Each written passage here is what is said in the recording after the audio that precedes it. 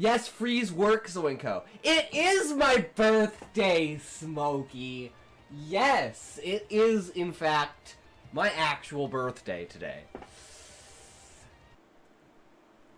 You ready? You guys ready?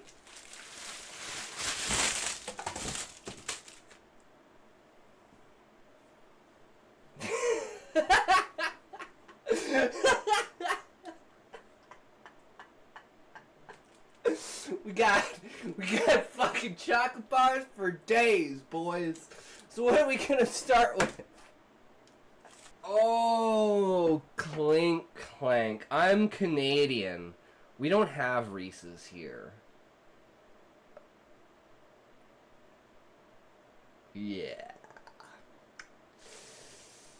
Canada sucks. I'm just fucking with you. I'm just fucking with you. Of course we have fucking Reese's. That would be a fucking crime if we didn't have Reese's. Give me a Space Marine Titus any day. That's what Husai is. Husai's that fucking older kind of manly fucking built as fuck fucking gonna fuck you up with a two-handed sword motherfucker.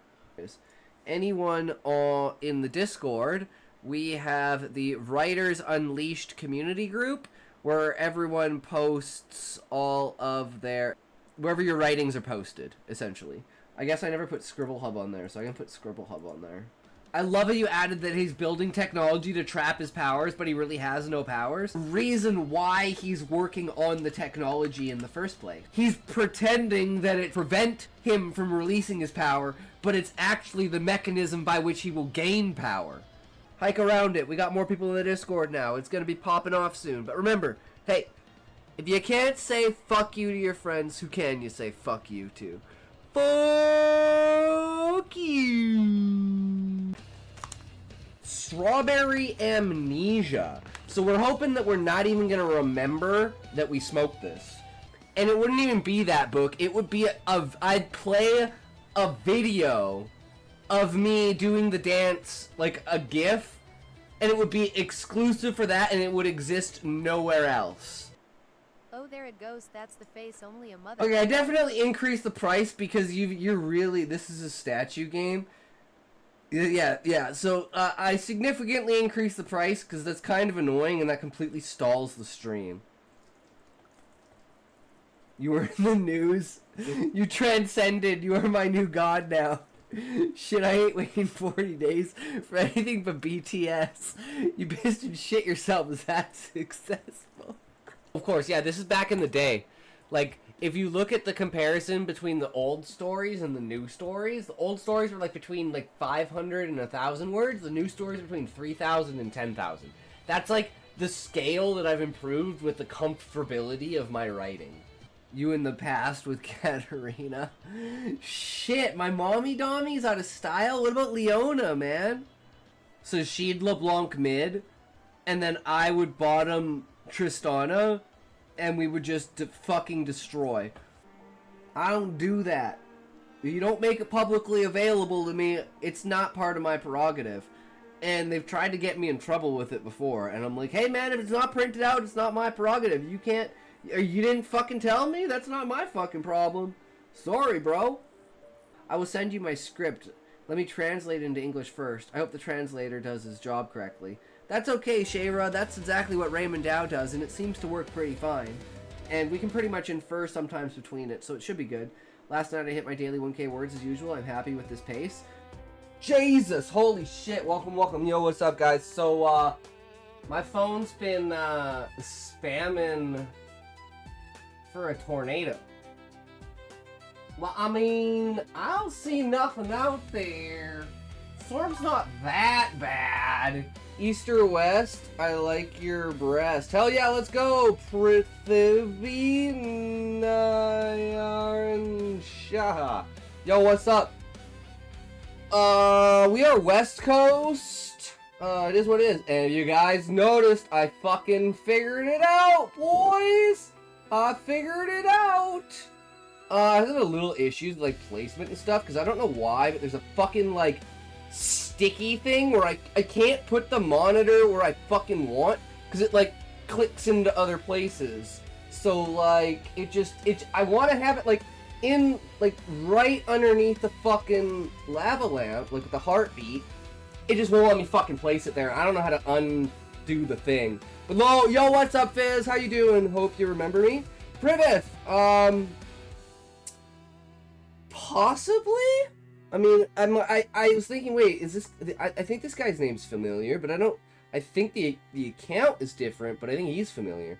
Just dropping in for today. If I get a chapter finished, I'll come back. I gotta figure a lot out with the story. Anyway, see ya. Alright, sounds good, Fizz. Bomb Dropper! Yo, Bomb Dropper, let's go, bro! What you up to? What you got? What you doing, my man? I'm going today! Oh man, we got some ideas today, guys. So, we've been thinking about, like, timeline, right? And, like, how everything is going down. I'm back, baby. Let's fucking go, Bomb Dropper. You got new stories for us, man? Oh, dude, we got some insane shit for Stoner Girl Evolution, dude. This shit is fucking crazy. Oh my god.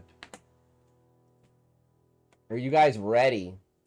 Are you guys fucking ready for this shit? I wish Cute Muffin was here, because I think of all of the people in my community, he is the only person that would know what I'm talking about. Because this is like one of the most common tropes in like fiction that I honestly don't think anyone who's not a rock climber would understand. So there's a thing, because he's also a femboy. I mean, sure, but no, it has to do with rock climbing. So there's this thing in rock climbing. I don't even know how to say this.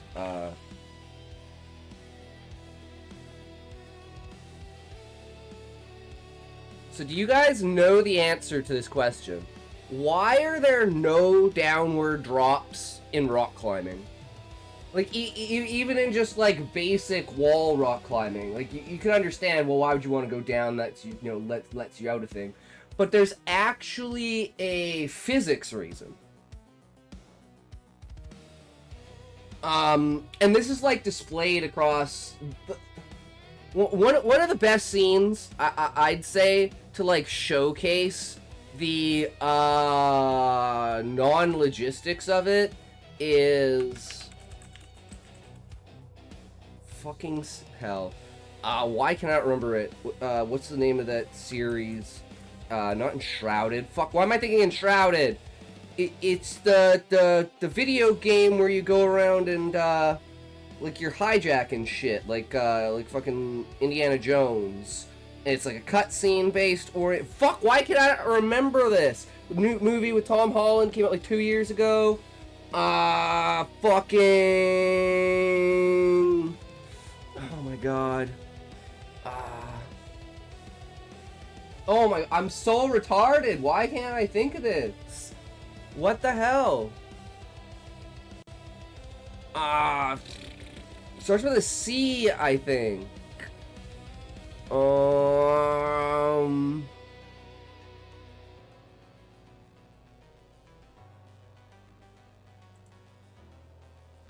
Fuck me. Okay, movie. Yeah, I don't know. Tom Holland. Adventure. Video game. I don't know what to call it. Uncharted! Jesus Christ, Uncharted.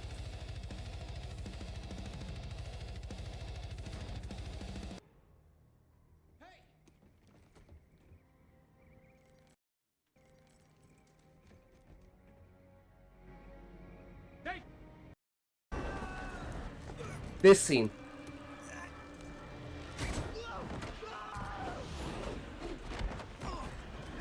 There. Now, if you know anything about physics, okay?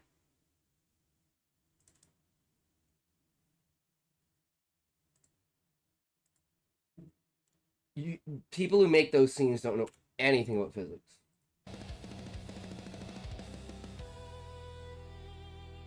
Downward drops or significant downward moves do exist in rock climbing, but they are uncommon on most routes and problems for practical safety and design reasons. Down climbing is a real skill, just not the main focus of it. Why downward moves drops are rare. Safety and risk. Dropping or dynoing downward is sketchy. You lose right. Okay, where's the main one? Physics and body mechanics. Climbing holds and moves are optimized for pulling and pushing upward and skyward. Downward moves are only rely on friction, balance, and cone tension, like heel boots or drop in first, which feel less intrusive and pump your form faster. Gravity helps on the way down, but controlling it is precisely. Okay, where is it gonna say the fucking okay,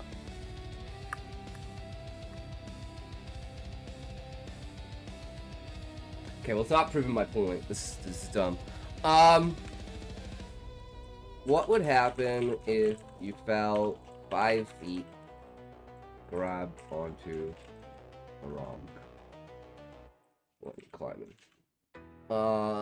I think it's 5 feet. I'm pretty sure it's actually 3 because of acceleration, but it's insane.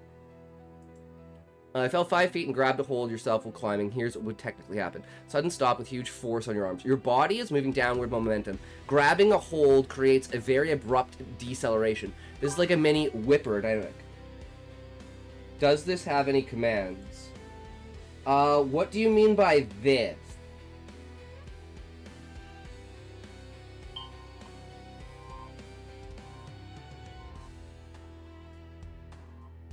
Trying to remember the fucking email. Oh my god. I mean, why does Stream Elements do a different dance than my fucking emote? Wait, what the fuck? Why is Stream Elements not doing my emote on the screen, but like on the chat, it did my emote? The fuck? Something broke. I don't know.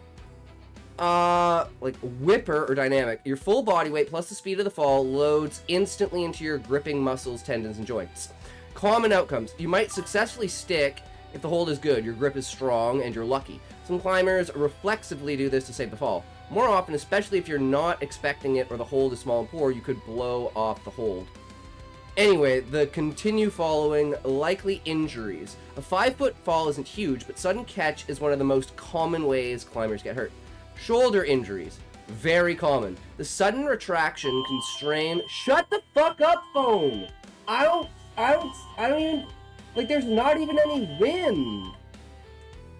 Like, seems fucking annoying. Like, I normally just turn it off, but like, you can't turn the sound off on these alerts. And I need the phone on for the fucking heartbeat thing. So annoying. Very common. Sudden retraction and strain or tear. The rotator cuff caused the slap lesson. Labrum tear. Or lead impingement instability. Maybe you'll report, I fell and grabbed a hold as the exact moment the shoulder popped or started hurting. Finger puller tears or tendon strains, elbow or wrist, if you partially catch. So,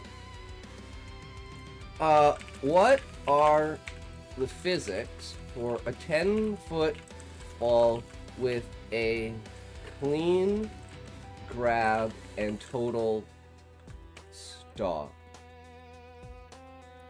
What would the... what would you call it?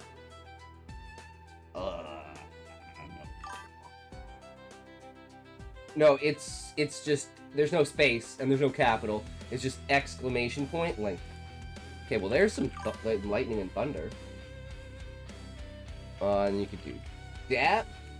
You can do 8-ball. You can do, I think sci-fi works. You can do fantasy. Ooh, what's another one? I mean, you can do the commands, and it shows you all the commands. There's like 40 or 50 commands. I don't even remember all of them. There's some people who put in and be like, holy shit, I totally forgot that was a command. Physics for a 10-foot fall, what would...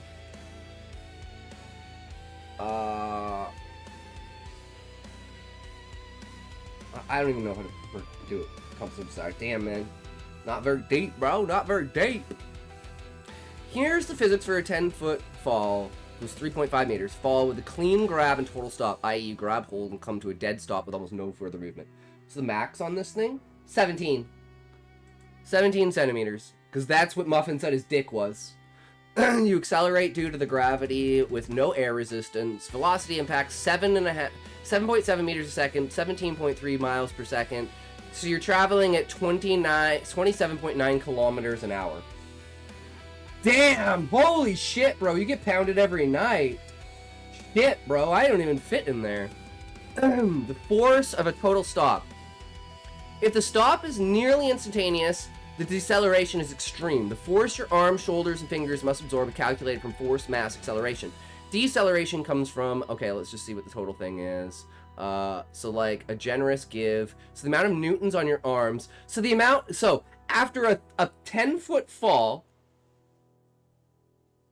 This is a 50 centimeter generous give.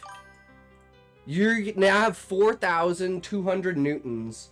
Holy shit, do you like, I mean, that doesn't technically work, but you know, you could try. Do you self do? You know what I mean? Climbing ropes are designed to keep peak forces under 12k, so it's 4 times the amount.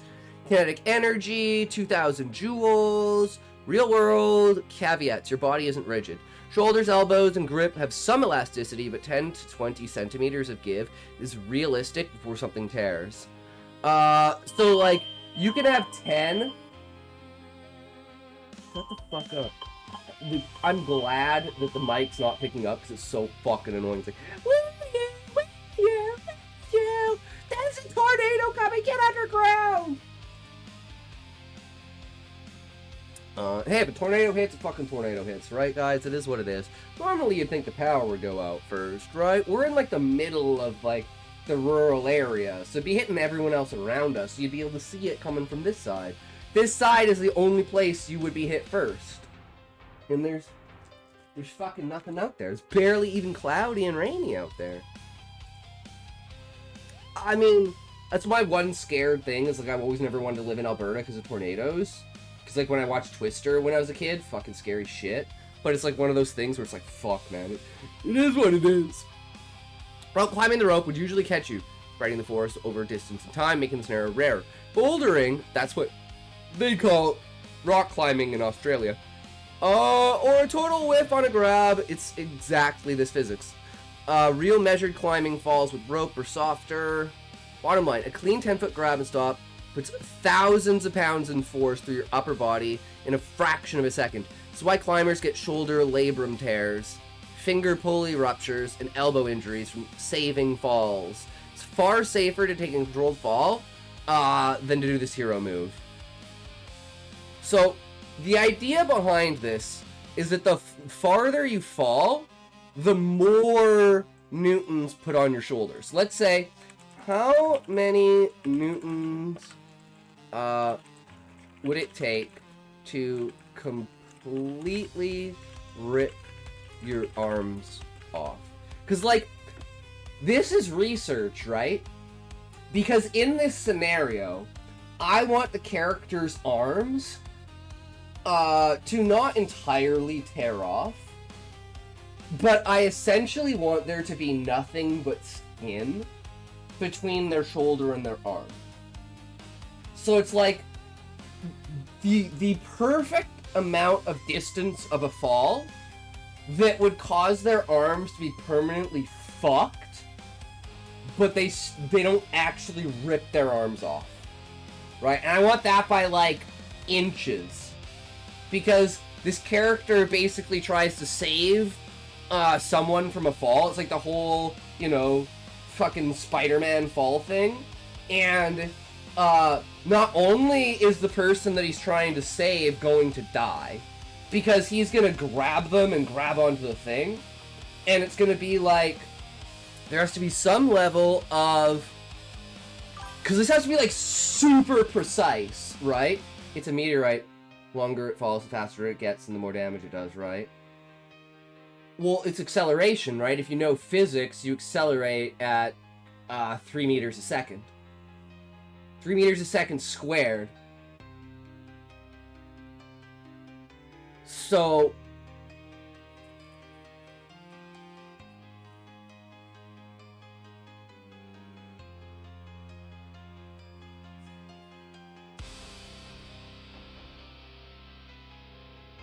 I guess a good example would be the rods of God, right? If you have a 10-foot tungsten rod that's 6 inches in diameter, it dropped from, I believe, like, low orbit, like, 3,000 kilometers, I think? Like, 2,500 or 3,000 kilometers? The impact that it has, is...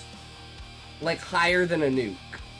Like, the explosive dynamite, like, ton ratio is higher than the Hiroshima and Nagasaki nukes. You want some writing tips? Absolutely. Absolutely, bomb dropper.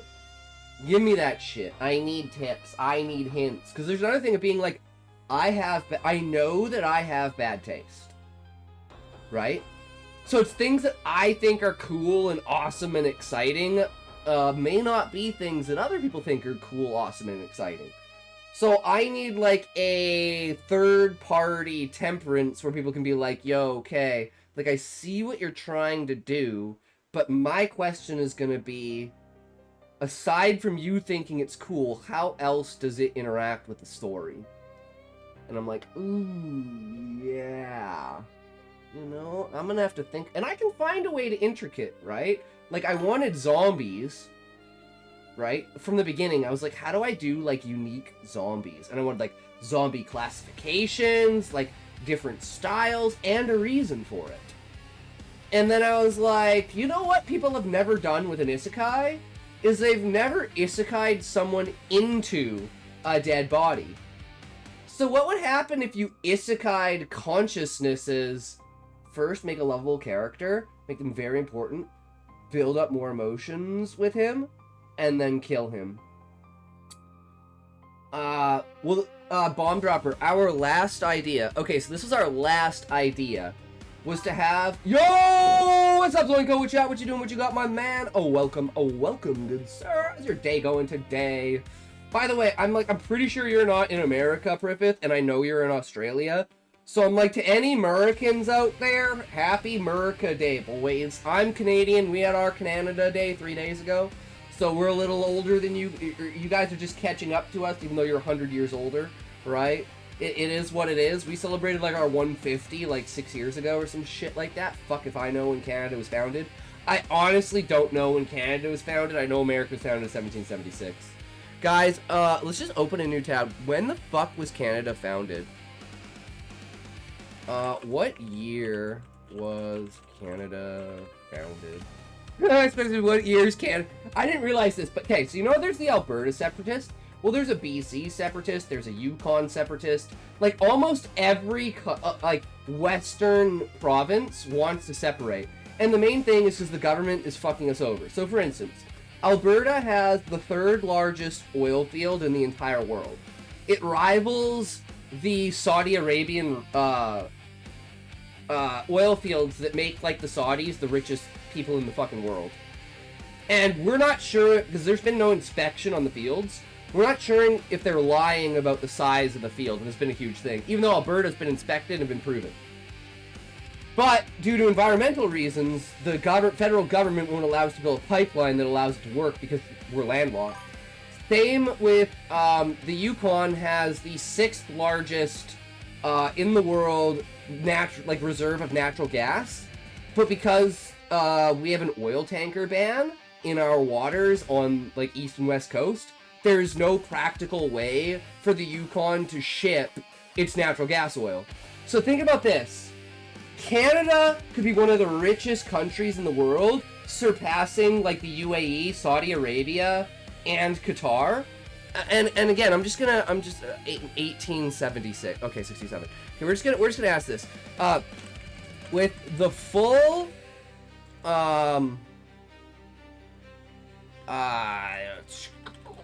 what would you call this? With the full,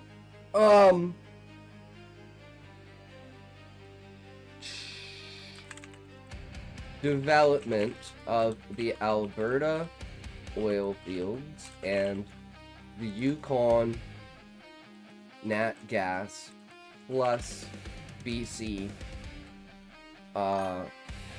forest industry with full infrastructure and oil tanker capabilities at max, what would the GDP of these three industries in Canada without restrictions be? So if we could just do whatever we wanted, I guess it'd be like 8 billion, right?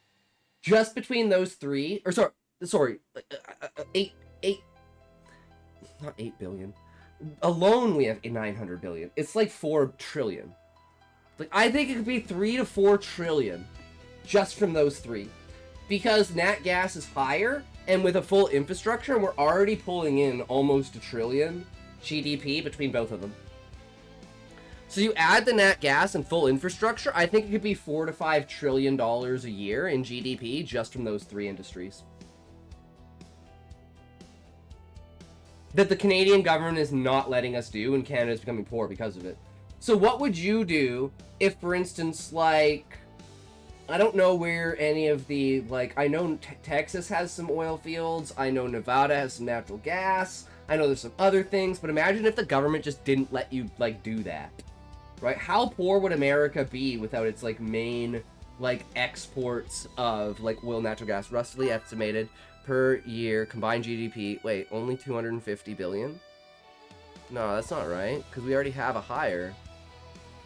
Okay, current baseline, normal, US 2.5 trillion, roughly Canadian 3.3 to 3.5 trillion, equivalent, oil and gas sector 88 billion, GDP, contribution naturally, forest sector 27 billion nationally. Alberta, mainly oil sands, 159 million barrels, fourth largest globally. Oh, it's fourth, not thirdest.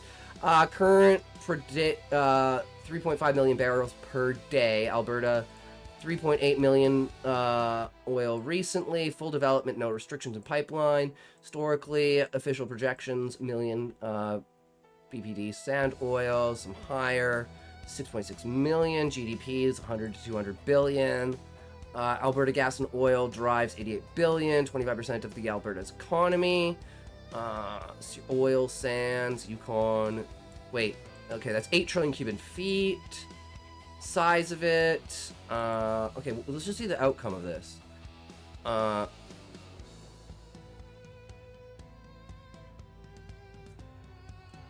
Wait. Okay, data source scaled from Alberta government studies, natural resources, BC, specific profits, older long-term projections, trillions over 25 years, support the order of magnitude. So if we fully developed and invested in these industries and used them to their full, what would their increased projection be for total GDP yearly of the country? I'd say it'd be like 38%. But I mean, you're projecting like like right now we're not able to do anything with it, and we're already 5% of the economy.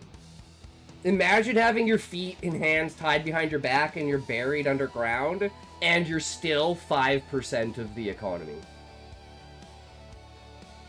Like, that's pretty fucked up. Additional annual contribution, breakdown, 70 to 80 billion, 120, 3 to 8 billion, near zero because they're not allowed to use it. They literally, so they would increase it by 3 to 8 billion by just opening up the Yukon. Canada current nominal GDP 3.3, roughly 2.5 to 2 annual combined contribution to these three sectors would rise today 115 to so it'd be like triple. Alberta oil is by far the biggest lever. Unrestricted pipelines, maximum tanker capacity, especially to Asia.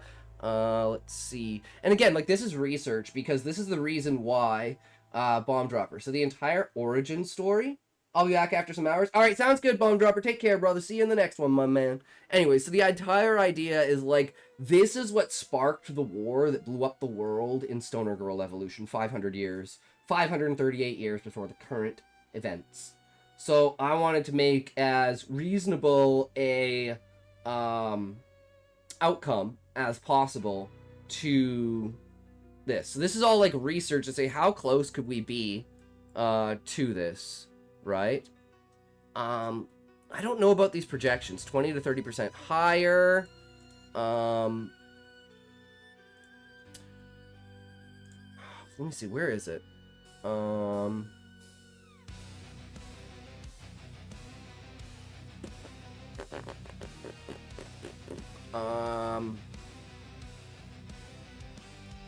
Is there GDP on here?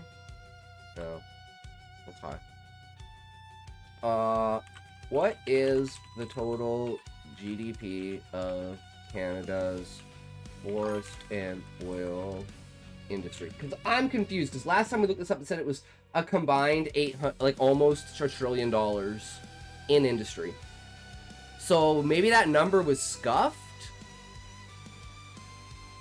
Forestry sector,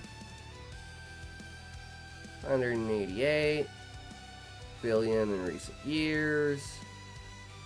Maybe it wasn't GDP we were talking about. I wish I could find that conversation, because now I'm confused. Because we had a conversation about the GDP, separatism, military IQ, hypothetical Agartha. Maybe it was on here. Yeah, combined GDP roughly 900 billion. Alberta 474 billion, and BC 429 billion GDP. Grab that pussy. True Ahab, what you doing? What you at? What you got, my man? We're way off topic here, but I was looking at the total GDP for these two nations. Okay, so I'm gonna take this, right, and we're gonna go here, and we're gonna say, okay, you estimated this for total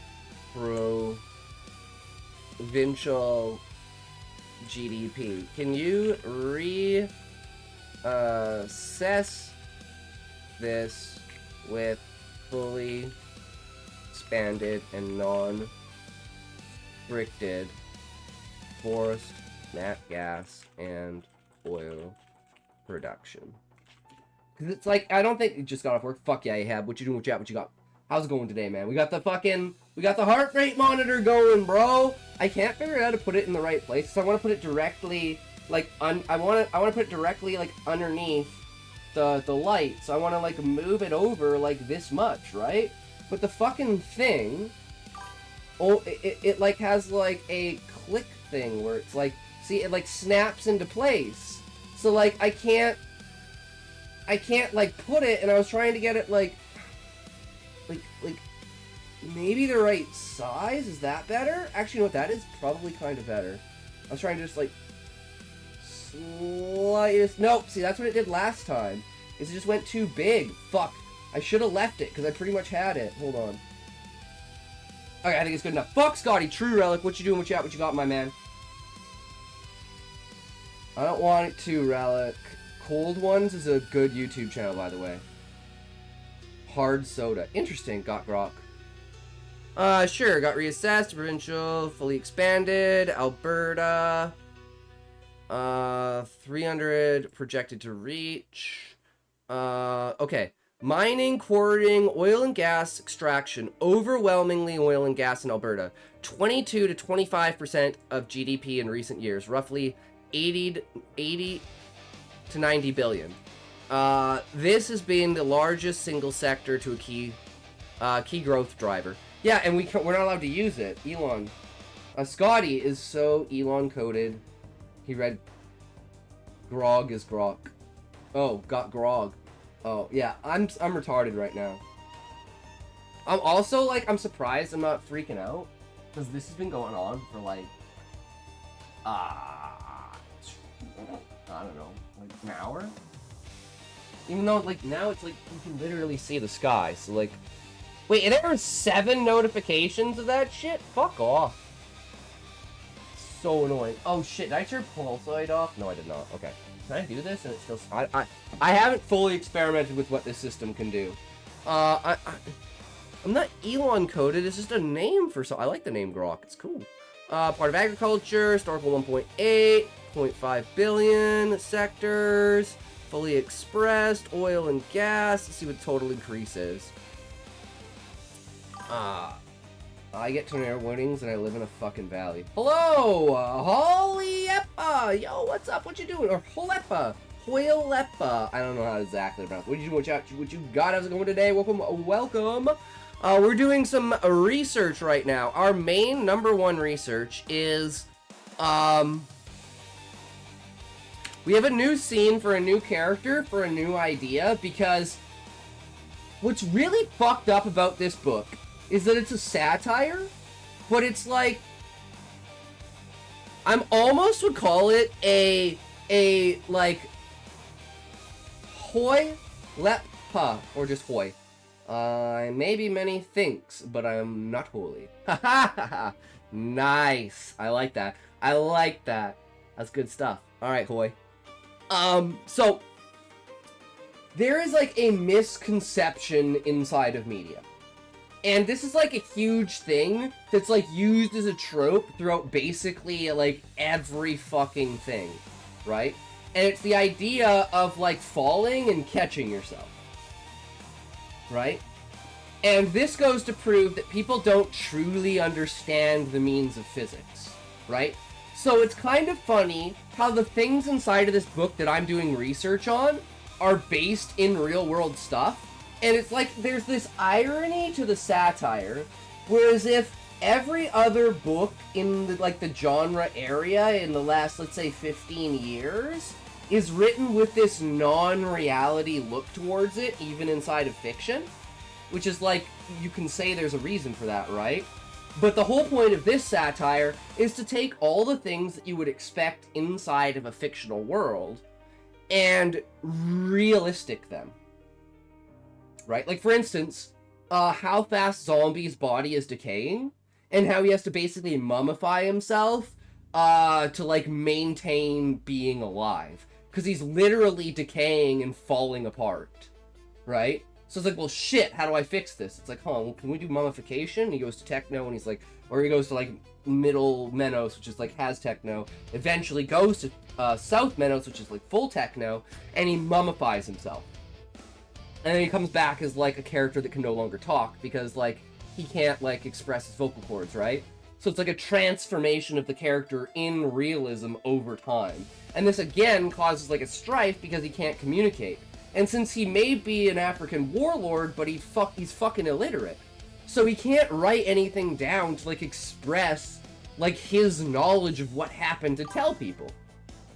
And then eventually he fully goes to Techno when he separates from Stoner in order to hide from the papacy.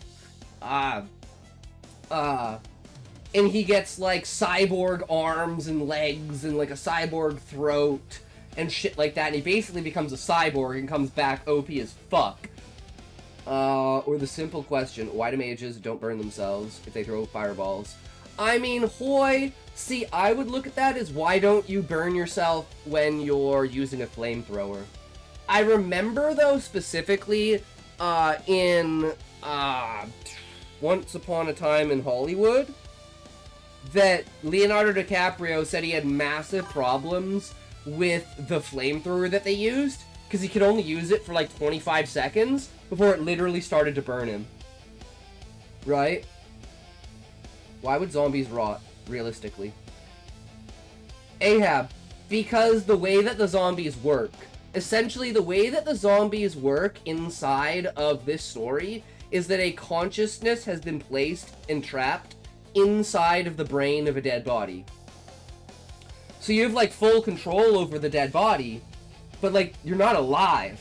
You're just, your consciousness is attached to, like, it as, like, a vessel, right?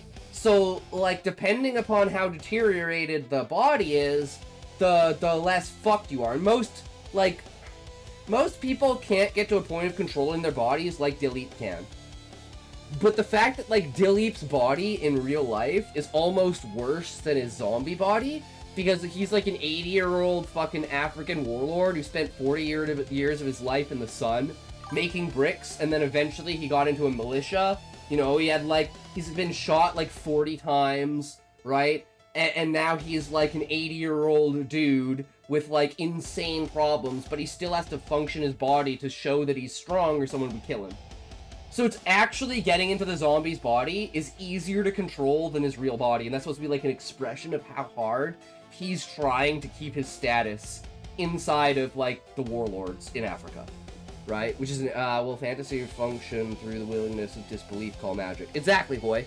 And that's why it's like this is a satire, right? So if you have a fantastical, above-board, magical world, but everything inside of that world functions with the exact same aspects of physics, down to like the amount of force something would exert, right? And that's kind of the satire element in one aspect, is that everything is so fucking realistic, even though it's a completely fictional, fantastical world, right?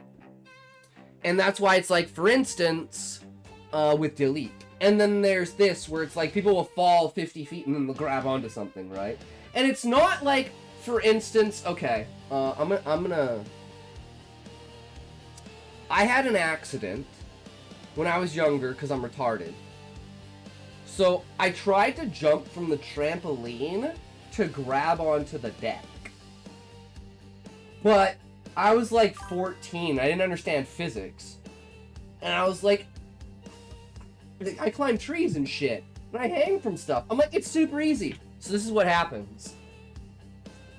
And it's like 10 feet away, right? So I jump, and as I grab on, my body launches forwards, and let's say this is the deck, right?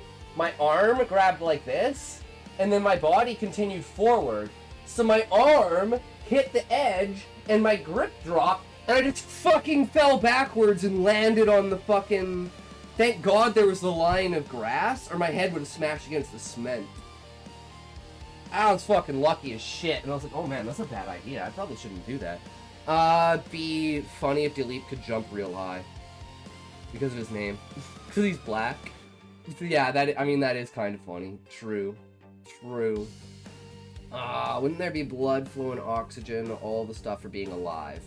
See, that's the difference, Ahab, that's the magical aspect, right? You're trapped inside a brain, and you have the ability to control the neurons inside of the brain that connect to the body. Whatever is, like, functionally connected, right? But functionally, you don't have blood flow, you don't have a heartbeat, and you're decaying over time, right? And it's like, as much realism as there can be inside of that, right? There's still the element of magic and overhype. So, this is what we're doing. How many newtons would it take to completely rip off your arms? What if there is a universe where you fell on your head and you're a nuclear engineer?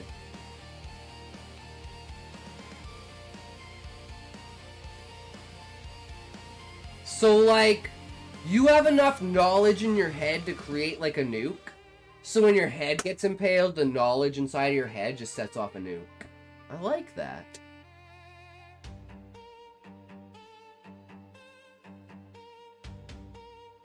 Oh, you mean you fell on your head and became a genius? Huh. Like you had like a blocker in your brain and like you fell and it's like, okay, it's like the idea of, so there's like the corpus callosum or whatever the fuck it's called. It's the thing that connects your two hemispheres, right? If you sever that, right?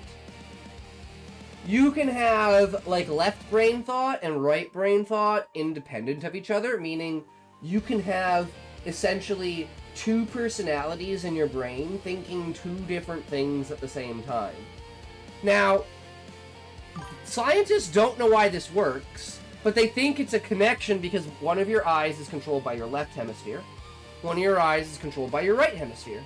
So if there's a severing of the corpus callosum between your two hemispheres, but your eyes naturally connect the two hemispheres because they're using both of them at the same time, your eyes can become a sub-information highway between the two hemispheres of your brain. Meaning, like, there is literal data and neuron information being transferred through the neurons attached to your eyes, subconsciously tying your brain together. Scientists don't quite understand how it works, but it's assumed to be because one lives, like, your eyes are controlled by separate hemispheres. But I don't think it's actually been proven that your eyes are controlled by separate hemispheres and it's like a connected thing, right? It's just that's their establishment. The biggest problem I see in fantasy is the lack of culture inside the story. Many writers forget that with what every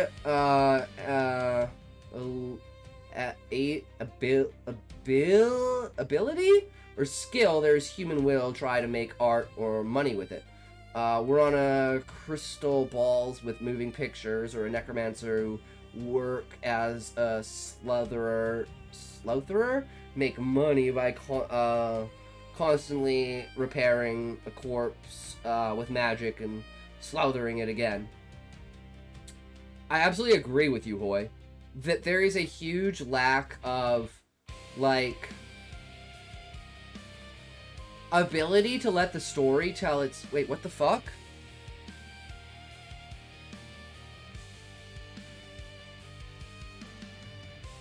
Why did it turn off? Yo, bro, what the fuck? Why'd you turn off? Oh, Pulsoid crashed.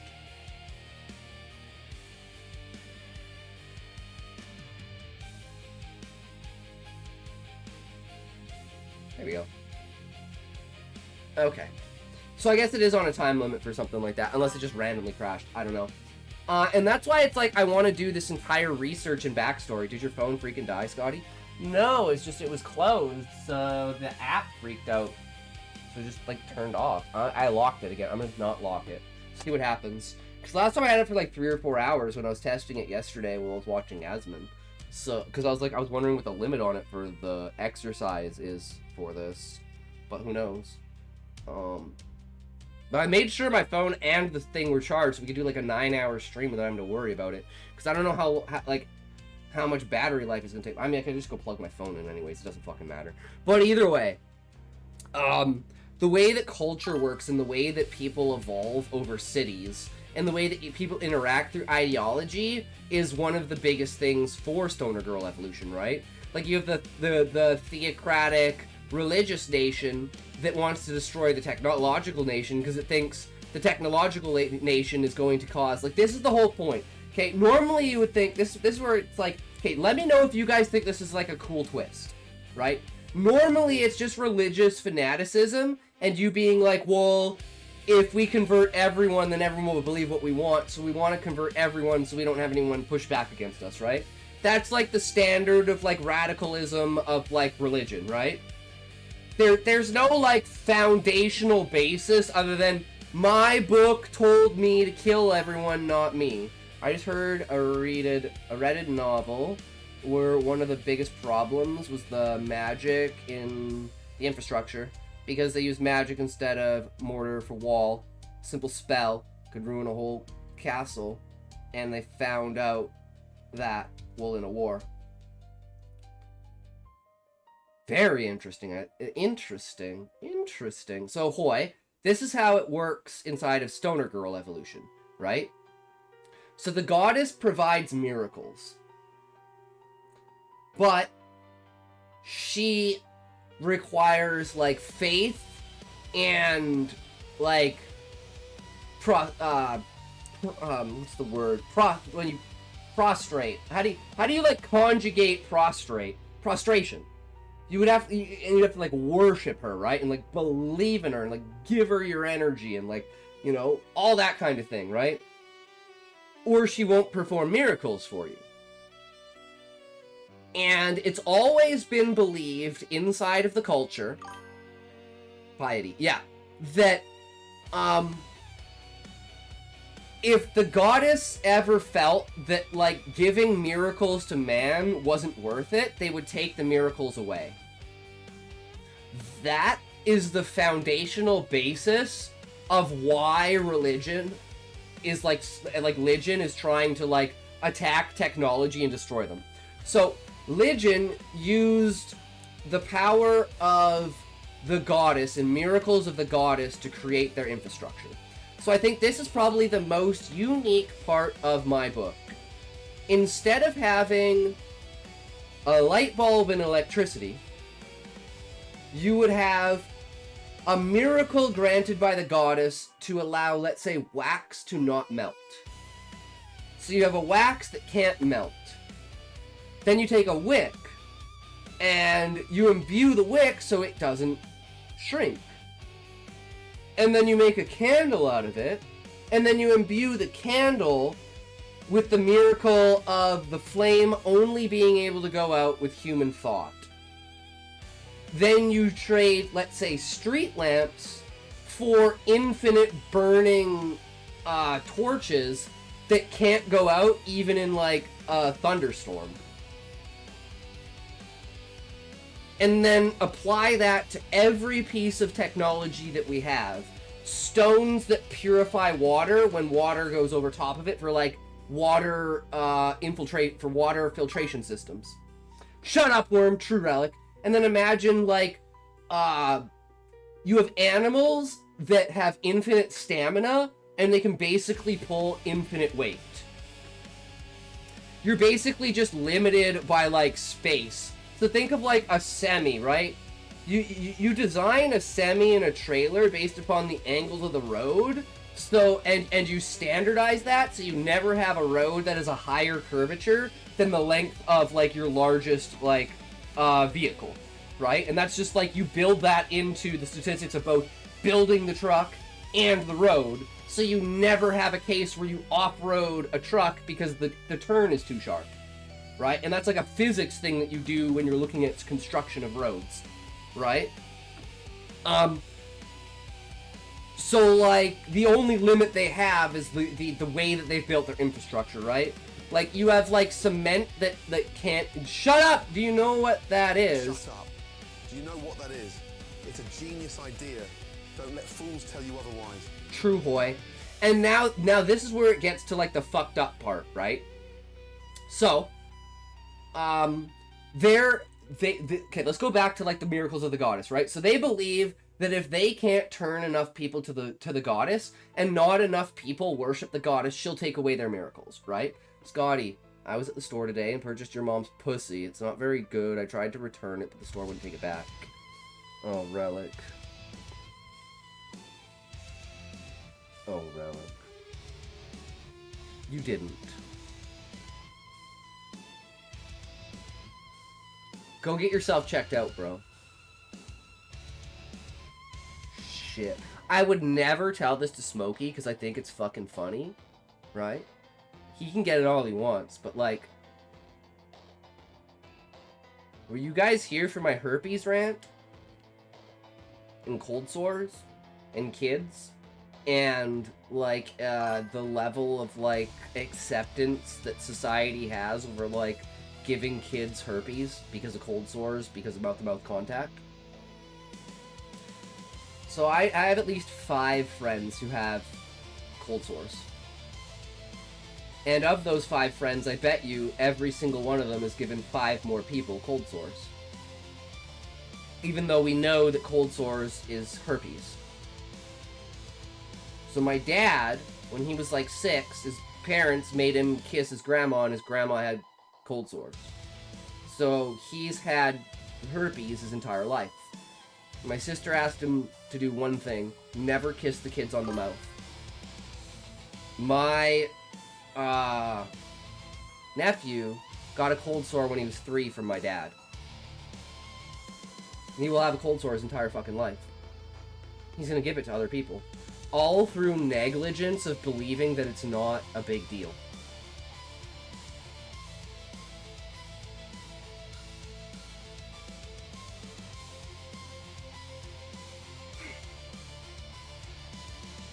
I don't think this heart rate monitor thing is working properly. I'm like, there's no way I'm sitting at fucking 70 talking about this. Like, this infuriates me and, like, boils my blood beyond fucking anything. I think this thing's broken, guys. Like, I feel this should be, like, 120 or 130 right now. I don't fucking know. It feels broken. Because, like, this shit, like, if people would just take responsibility, right? And like, you know, segregate themselves, we could remove this aspect. But it's like people won't because they don't consider it a big problem. God, how do we get into so many rants? I need to fucking center myself, okay? I don't remember what we're talking about because I got so distracted by that fucking concept. Oh, right, okay. So this is how the infrastructure works. Feels like suffocating. True retro. So, essentially, if people believe... Oh, the queue is never reset. True, it is what it is. Exactly, retro. If the nation believes that anyone else who doesn't believe in the goddess is going to make the miracles disappear, and like the entire infrastructure of their entire society is based on the miracles of the goddess, right? And we're talking like at this point, this is like pre-industrialization, like 1675, 1725, right? Like on the verge, the ideas are being created, but it hasn't been implemented yet. Shit's what it shits. True, Ahab. And you know what I shit? Solid. Because I eat a lot of fiber. And you know why? Because I love it. Because the food that I eat. And you know what it helps with? Sex. I mean, what? And enemas. I mean, what? Scotty, question. Why do you breathe? I think you should hold your breath for the rest of your life. I mean, technically, Relic, I could hold my breath for the rest of my life. The problem is it would only be about 3.5 minutes. Damn, Relic, hit you with the Voldemort. And then there's the question of, can you hold your breath long enough that you pass out, but you're gonna start breathing as soon as you pass out. So you gotta make sure that, like, when you pass out into, like, a pillow or something, so even if your body automatically starts breathing, you'll still suffocate because something is, like, blocking your mouth. Right? Damn, Relic, hit you with the Voldemort. True, solid is good, though. Yes. So, Legion has declared war on Techno, because Techno rejected the goddess's miracles, and they said, well, hey, hold on. If the goddess can take the miracles away from us at any point in time, shouldn't we find, like, a different way to, like, prepare society? And this is the fundamental difference in a conversation between two people. Right? And this is what splits Menos. Is these two people say, hold on. You know, this one guy says, I don't want to be adhered to of the miracle of the goddess. Why don't we just build our own infrastructure? And the other guy says, why would we build the other infrastructure when we have the miracles of the goddess? Let's just get everyone to worship the goddess. And it's this fundamental, difference in saying, only 3 more days till deity. I'm so excited, Relic. You have no idea what I've planned, Relic. You have no idea what I've planned. Okay? Because, like, you guys didn't think last time what I was doing was extreme. I was like, okay, we gotta up the ante. So, be prepared. Be prepared. Right. It is what it is. I plan to have a Star Destroyer land on you and obliterate your slut body. Fuck yeah. Be prepared. Are you Scar? No, I'm just gonna say this is what's gonna happen to me. Okay? This is what's gonna happen.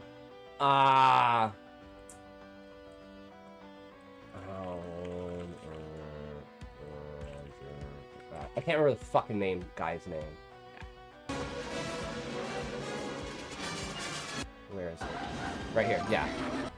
This is what's gonna happen to me.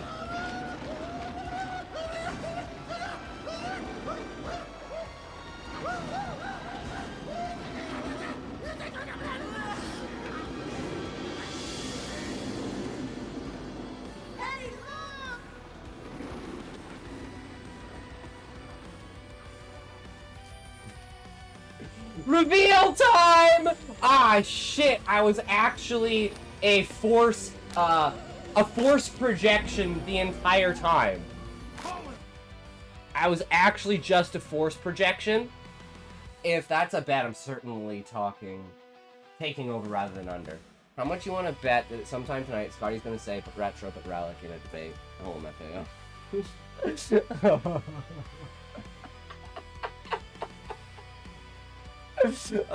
Okay. So, the two nations separate. One uses technology and creates industry and becomes a cyberpunk city, right? The other one is like, shit, these guys don't believe in the goddess and the goddess is going to get rid of our miracles, so we have to convert them, so they go and attack them. That's what starts the Great War, right?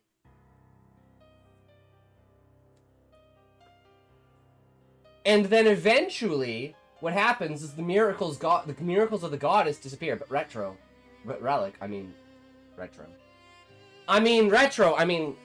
sorry. Fuck me, I didn't take this toke? No, I didn't.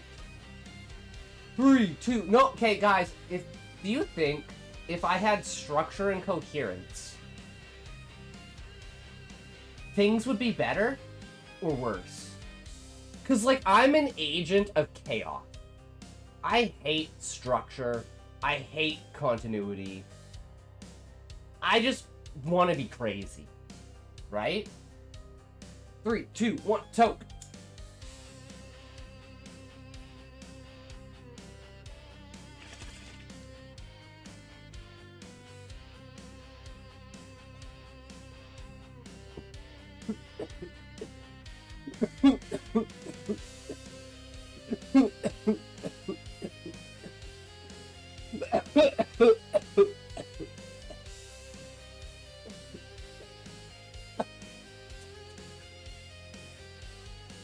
Boy, would it be a virtual chat room, or would it be telekinesis and like astral projection? Because, like, obviously force projection comes from the idea of astral projection, but like in the afterlife, right? Like, only dead people can force project.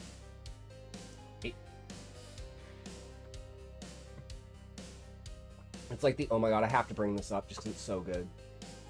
It's so good. This is what it's like. Shinzo Abe saved Trump. Yes. That's a little bit old, that chart. That chart's a couple.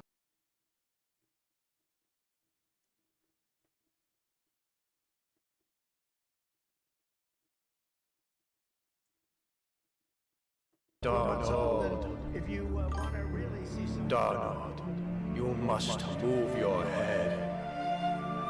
Shinzo, you died, and I'd never got the chance to say goodbye. Donald, I don't say goodbye. You need to remember your training. Move your head. I cannot explain. I must go. 3, 2, 1, go. Shinzo, if I never see you again, then good. And see you later, Space Cowboy. But you will see me again. Because there is one last thing that I must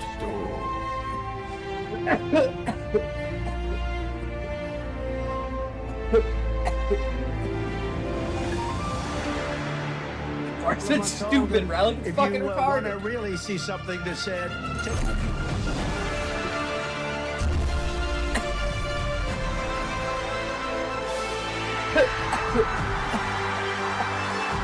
Thank you, Shinzo. I'll guard the roads and I'll guard the skies. But that's what makes it so fucking good. My true set of humor is ridiculous beyond ridiculous. I love shit that is just so stupidly ridiculous. It's just like, oh my fucking god. Oh my god. It's so dumb, but it's so fucking funny. Oh. And the other thing I love about it, Relic, is the people that will get pissed off at that shit. Only Scotty thinks this is funny. I don't know, Relic.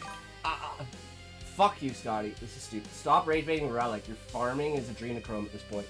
No, that was my tribute to fucking the two, like, by the way, happy birthday, America. Happy fucking birthday. You guys are amazing, okay? Never stop being you guys. We love America. America is great. Everything America stands for is great. I love America. Let's go.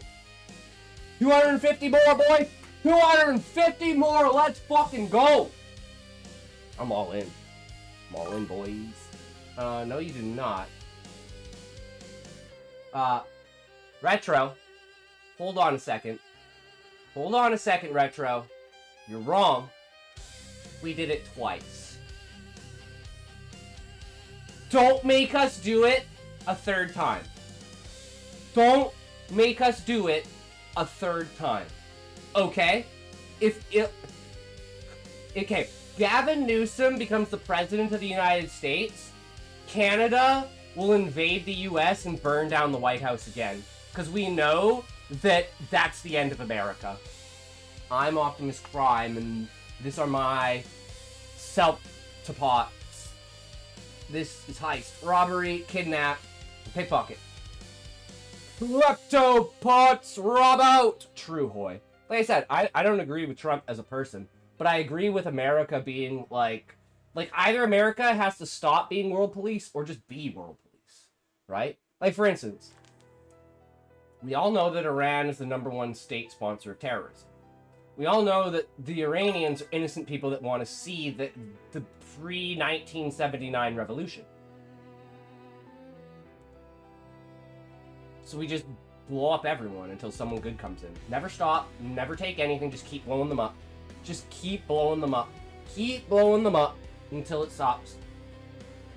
Well, that's the thing, Retro. I would agree with both. I would say stop being world police or be world... The problem with America isn't being world police. It's like half-assing it. You go in and you blow up a bunch of people, you get rid of their leadership, and then you leave. No. And Iraq was just like... Iraq and Afghanistan were just straight up mismanaged. Korea and Vietnam were purposeful. Right? That's what I think. Relic can join. You keep ignoring me. And again, like I said, wait. What did I... Damn, he really went for the LTG. Wait, what's the LTG? Oh, wait. Great birthday, President. Present would be to kill yourself. Oh, okay, sorry. Jeez, I keep telling you not to ignore me because it leads to misunderstandings. Why you keep treating me like Scotty? Relic, can I join? You keep ignoring me. I mean, it is what it is, right? Oh, let me have another choke. I need to get fucking stoned, guys. I'm fucking freaking out. I'm fucking freaking out. Anyways.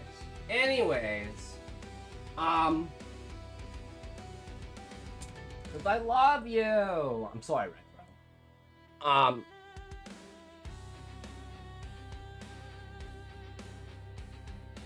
When you have a country that turns away from God and creates blasphemous things, right? And you are endowed with miracles from a goddess, would you be worried about those miracles disappearing, so thus you would go to war?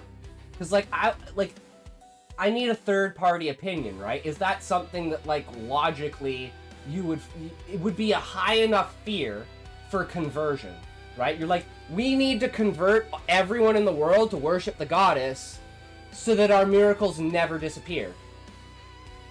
And then the question comes, what happens when your miracles do disappear? Chapter almost done. Fuck yeah, Fizz. Wait.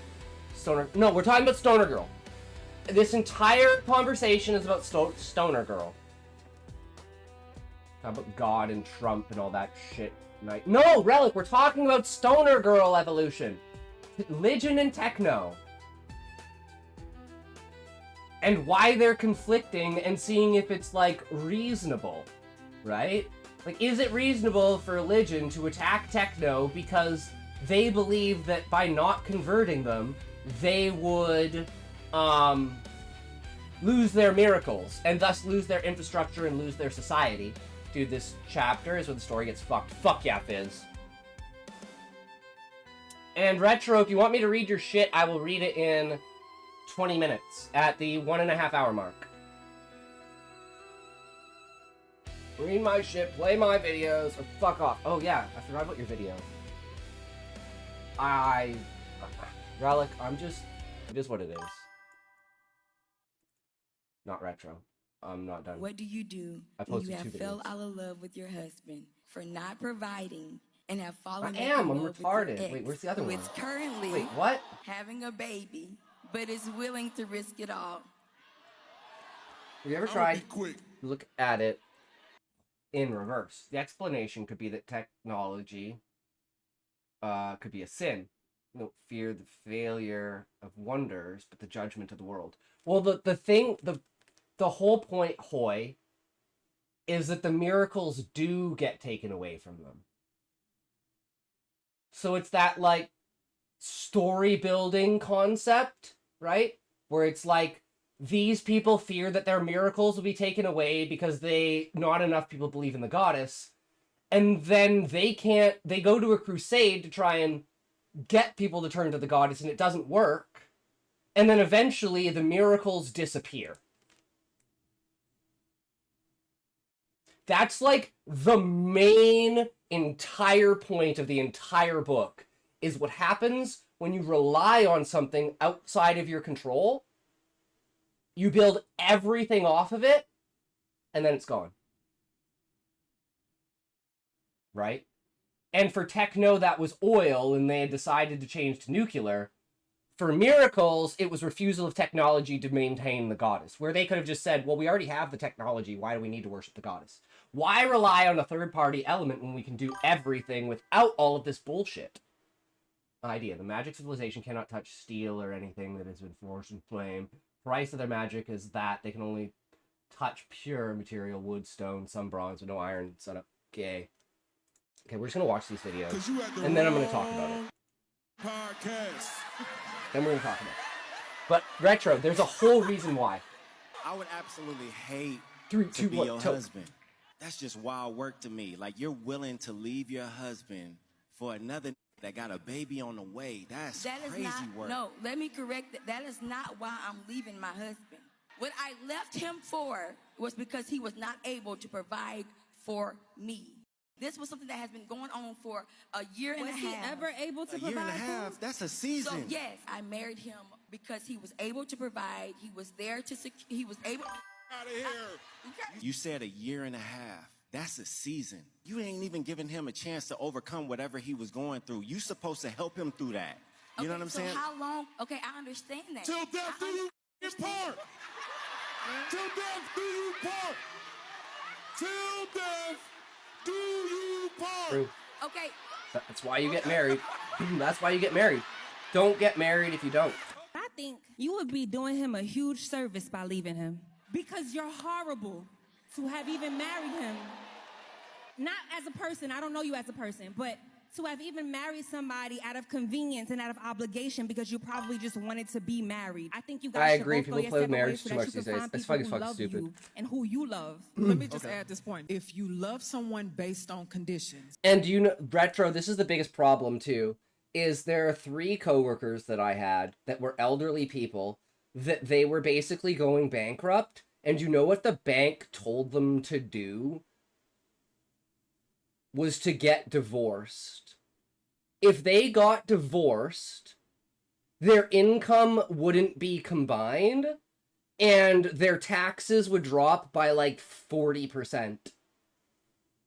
Because they'd have like their own individual things instead of them being combined. So when the bank tells you your most financially solid decision after 50 years of marriage is to get divorced, we've lost the plot. When they do And there's not 3 meet those people in one conditions, you are going to workplace try that to find a way they're out. falling apart. If God loved us At the year of like based on 70. conditions, That's fucked up, dude. About it. you have to make a decision to love someone. You may have moments to where you fall. Or like living with someone for 6 months and now you're common law marriage and then they move out and take half your stuff. The fuck are we doing? Gotta love, but you gotta make that decision every day. This is triggering me, We bro. talking I about don't think maybe this some heart situational stuff. monitor is What if she go working. through menopause? How and am then I you just not, say, like, I don't love raging? her no more, and I'm gonna deal with my ex and stuff like that. Common law is We'll so be fucking beating him retarded. down. So No, we're before people roommates. choose No, to you're get married, actually make sure common that law you're not a married because you're a man and a conditional woman, lover because it is and you've been doomed to living fail. That's the together wrong for a year and a foundation to half. create to begin with. What? So My she can biggest take half your concern shit when she moves out. It's not Well, what if necessarily I move her, out? Oh, you don't get anything. But it's that ripple effect that being in a relationship can make happen. Because if she decides to go back to the ex, she's affecting her husband. She's affecting her ex. She's affecting her ex's baby mom who was pregnant with this guy's kid, and she's affecting that child. Logic. So your poor decision making is going to affect 5 other lives. True. And that's just a start. That's just a start, man. Guys, I have nothing against women, okay? Men do this too, don't get me wrong. I'd say it's like a survivorship bias because men don't talk about it, but women do. Is that a fair assessment? I drank a beer. I drank another beer. 3 beers. 4 beers. Oh no. 5 beers. Oh no. 6 beers. Relic, can you explain to me your logic? Because, like, I can explain to you my logic, right? Like, why negative situations would come about with this. So the fact that, like, you can't explain it or won't explain it means that I'm not going to take your opinion seriously. Because I'm posting videos for fun, not debate. Fuck you. Well, how do all people say to me is that I'm wrong? Educate me. Tell me why I'm wrong. Exactly, Retro. 7 beers. 8 beers. 9 beers. And a Bloody Mary. What? I drank a beer. Wait. Wait, I know why. Guys, I know why. Do you know why he drank the Bloody Mary? I know why. Do you guys know why he drank the Bloody Mary? Hold on. Let's go through the logic of this. Sure, Retro. We're just having conversations. That's what the stream is. Tangents and bold. I mean, indeed, right, Relic. True, brother. Cause like I know exactly. So think about it. It's 8 beer, right? How far in are you with 8 beer? No, I was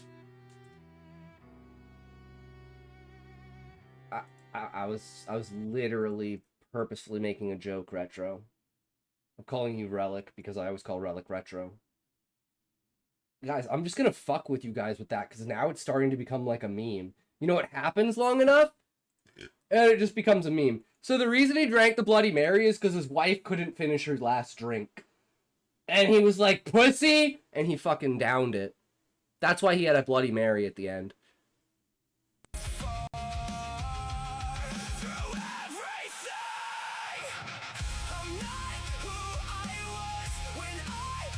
Relic is a big old white guy. I'm a thin black guy. How do you mix this both up? Come on now. Both your R's start with names.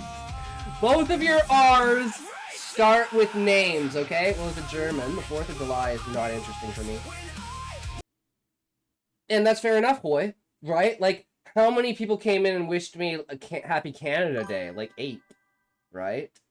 So it's like, the only reason why the 4th of July is even important to me in any way is because, I mean, America is a neighbor, and, you know, it's always good to celebrate other people's birthdays, too. Right? And they're the only other person's birthday I know. If I knew when Germany's birthday was, I'd celebrate Germany's birthday, too, right? Hell, I'd celebrate everyone's birthday. The problem is, I just don't know when their birthdays are. Ow! Work. You're not gonna bitch. You're not gonna moan. You're gonna listen to every motherfucking word that comes out of my mouth. You're not gonna blink without permission. Your world is mine, and I'm not your manager. I'm your fucking boss, bitch. True! You're the one who pays me. Fucking so true. Okay, so let's go back to the original comment I believe Hoy made. Was it Hoy? Understand that. World, don't understand. There are hundreds of people working 24/7 just so you have energy for your freezer or hot water. So the majority probably don't understand why the crusade really happened. They just call to their call fate and glory. And I want to respond to that because I saw the message, but I didn't get to say it because I was doing something else, right? I never understood the Salem witch trials right? I was like, there's no way. There's no way. There's no way, right? A mom is checking out her sparkling new garage just as a stranger walks up the driveway. She's oblivious as the dude with the bushy red hair gets closer. I don't understand. Closer. Then Oh, no, that's the reason why. Dramatic. That's the wrong word.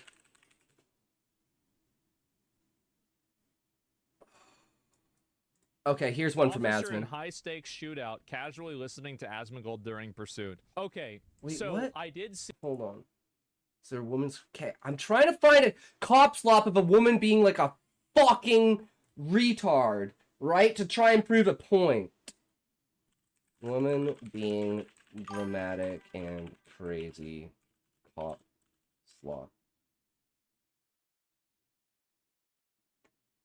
Where's one that's like crackhead scream? Okay, this looks like a crackhead screaming out of her head. It's finished. I want. I can't even do this. Why are you watching? Okay, I'm trying to prove a point. Here's the point. Chapter finished. Refining grammar right now. Fuck yeah, Fizz. All right, we got 9 more minutes of this, guys. Okay, 9 more minutes, and then we're reading relics, and then we're reading Fizzes. Okay. I just want to ramble for my hour and a half, okay? Just let me do my thing for a little bit.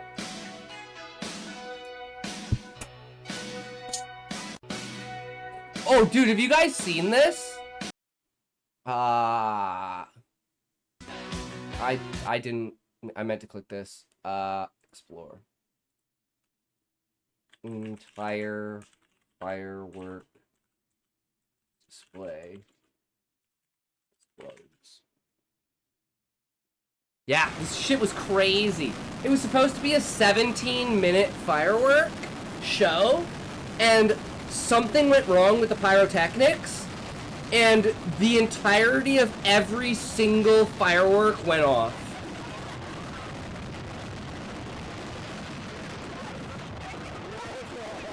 I know it's old, but I'm just saying, like, the idea of it, right? It's like, imagine this kind of shit, right? This firework tree. Yeah. Right? I think the biggest problem with the US is that people can make lawsuits out of being stupid. Well, there's also, like, the Denims Ethan.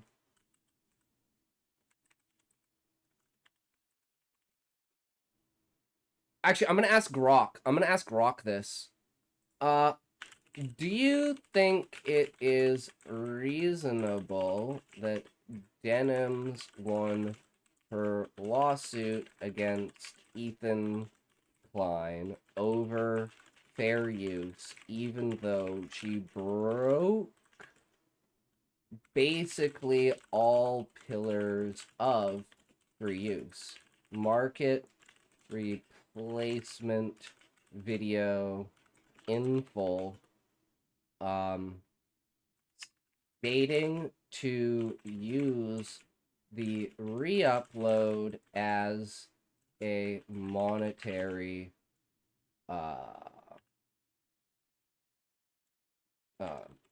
to reduce monetization on the original content. And what was the other one that she did? What was the other one that she did? Market replacement. There was nothing transformative about the content she re-uploaded. What do you think? Final Fear Chapter 7. Let's fucking go. Nice firework tree. Yeah. Imagine it doing what? Watching the video? I mean, guys, I'm just doing my thing, okay? It is what it is, right? I'm only human, guys. I'm only fucking human, okay? Okay? Okay?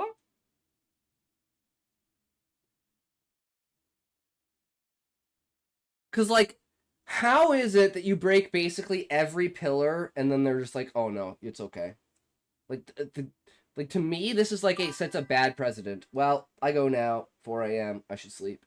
Alright, Hoy. Take care, good sir. Oh, wait, hold on. Hold on 1 second. I wanted to respond to your comment real quick. What the fuck was it? Don't understand our world. Many don't understand. Hundreds of people were 24/7. Just energy and freezer hot water. Majority probably don't understand what the Crusades really happened. Oh wait, no, never mind. I was talking about the Salem witch trials. Why would the Salem witch trials ever happen? And it's like, well, you see all these screaming crazy Karens freaking out and like throwing things. I'm like, how in like 1200, 1300, how could you not believe that this person was possessed by a demon? Right?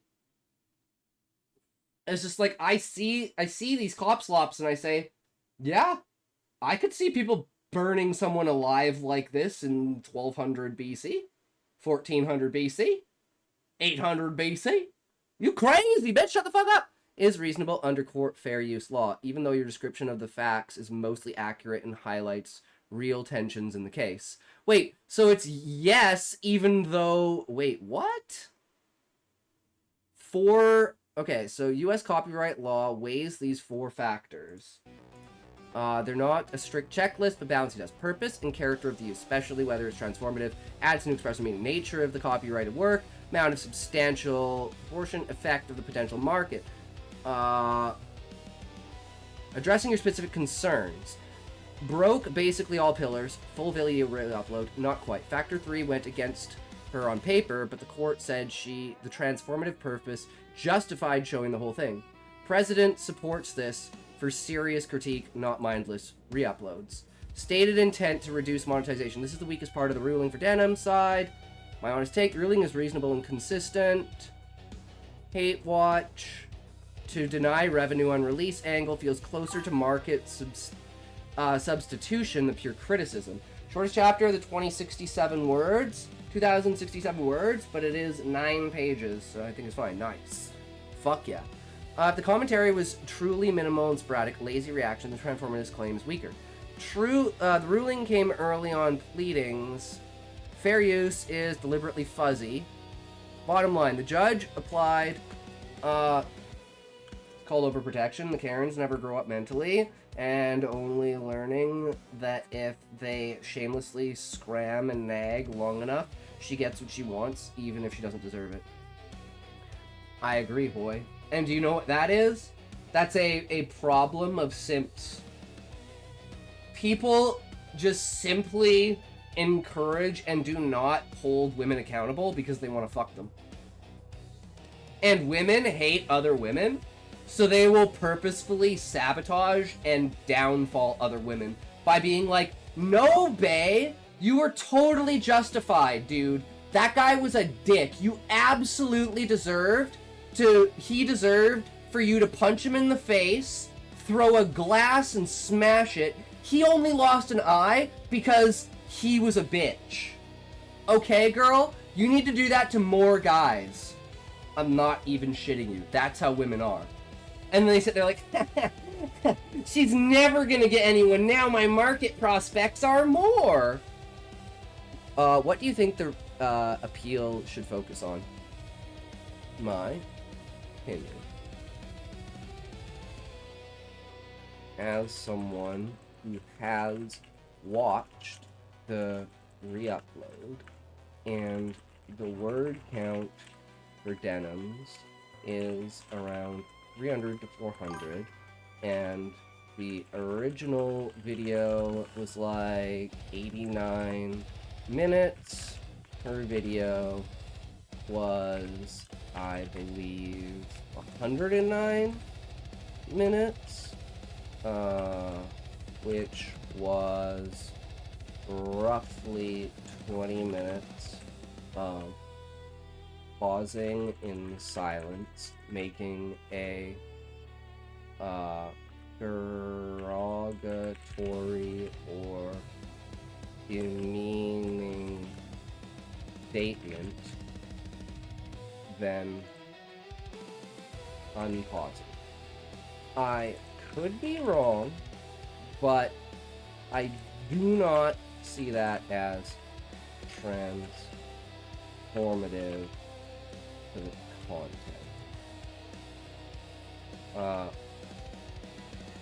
What do you think? And this is, again, a hypothetical, right? Also, if I have a website that I want to show, where would I put it? That's actually... Maybe we should make a new category here. In the writers section? No, stuff you made. Okay, I'm going to make a new category in stuff you made. And it's going to be called websites. There you go. And, promote or present any sites you want. Road, Scribble, Hub, and so on. Have fun. There you go. I created a new channel for that. Well, yeah, take care, Hoy. Have a good night, man. And true gender equality. If a woman slaps me, I slap back. Equal force, right? No extra protections, even though I would never... Like, I would allow a woman to kill me before fighting back, because I'm a little bitch-ass pussy. Literally. I'm just a bitch-ass pussy. I know I should, but I would just freeze and let it happen. I know I would. In my head, I'd be like, just fucking hit the bitch. Just fucking push her. And I'd just be like, and I'd just die. I mean, I think that's what would happen. It's not a lot now, but a good amount of stuff will be added. Fuck yeah, Fizz. It's like mine, right? Like, my chapters at this point are simply... what do you call it? Skeletons, right? Like, they're the bare bones skeletons of the idea of what needs to be transferred in the chapter, right? Like, for instance, in chapter 1, it's... The current thing that I have is 500 words. And it shows stoner girl smoking, getting high, and having a high-minded thought, as well as one of her friends having a low-minded thought, and then getting the helmet put on their head and called a retard. Even though the entirety of the scene is going to be like 6 different people, and it's going to foreshadow all the personalities of all of the main characters. So the actual chapter is going to be like 3,000 words and set everything up in this whole thing of like that 70s show stoner circle. Right?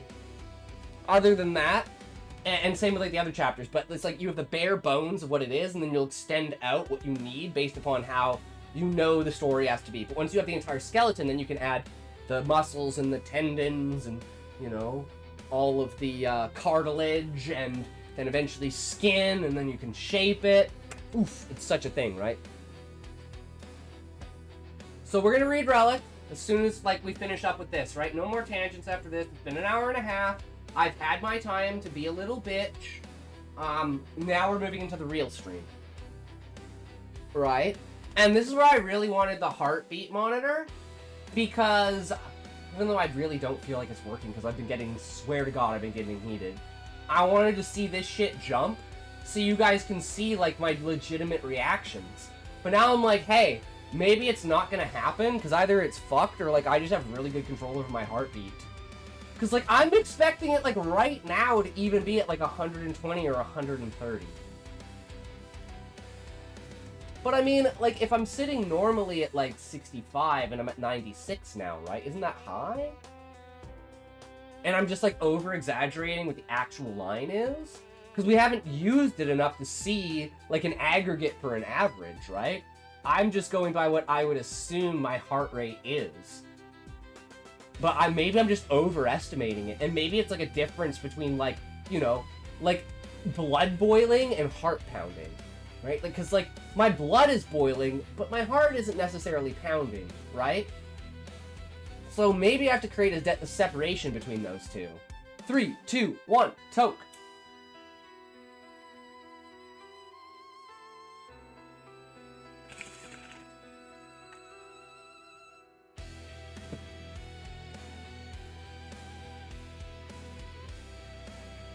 Think your description raises a legitimate point about the degree of transformativeness. Highlights one of the weaker spots in the court's ruling, at least tentative analysis became the win.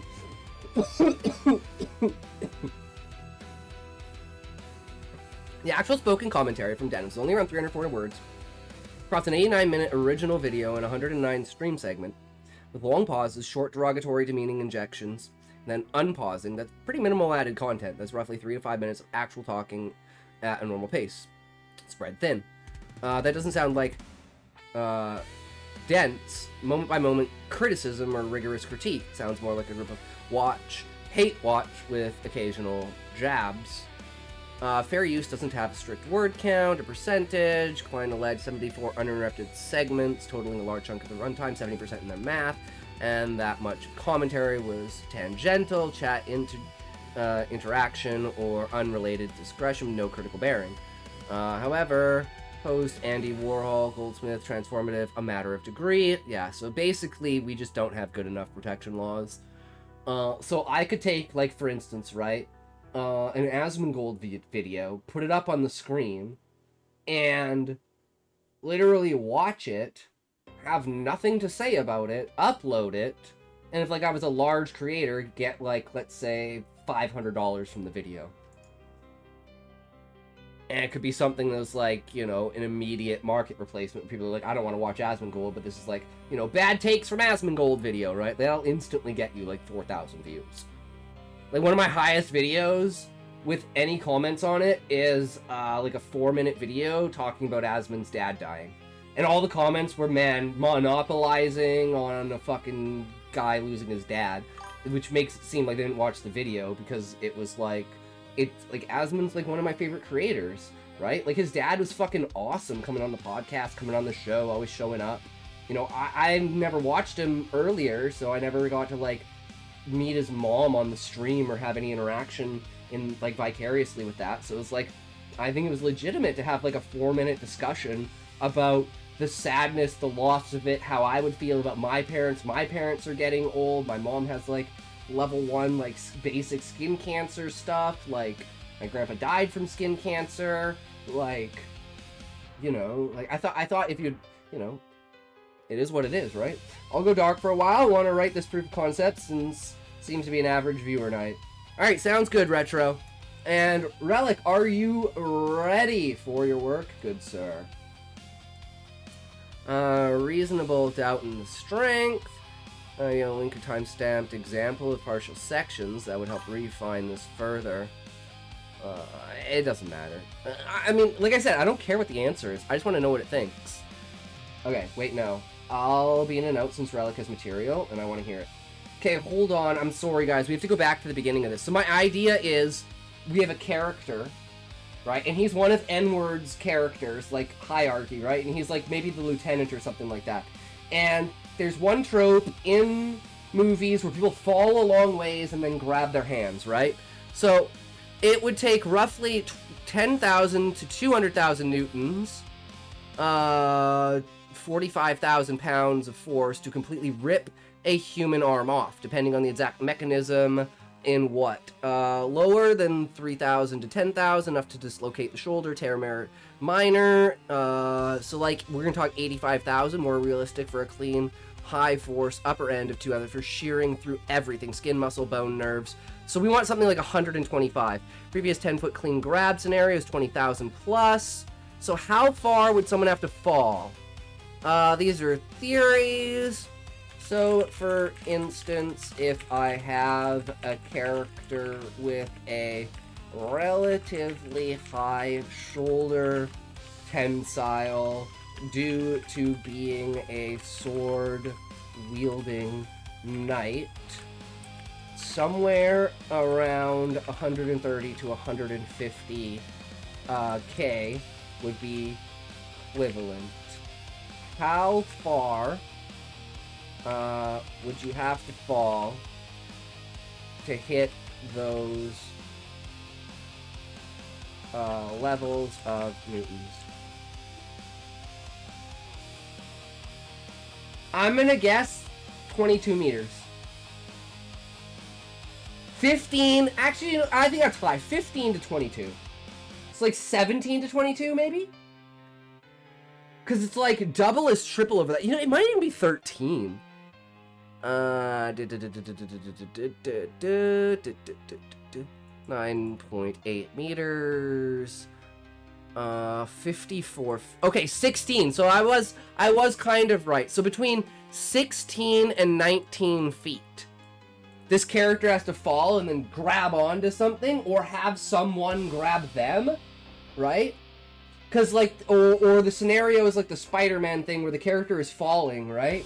And they're reaching out to grab onto a character. So they, like, grab onto the character, and then they, like, grab onto another thing, and it literally rips their arms out of their sockets to the point, like, the only thing it doesn't tear is the skin on the arms, right? It stretches it, but doesn't tear it.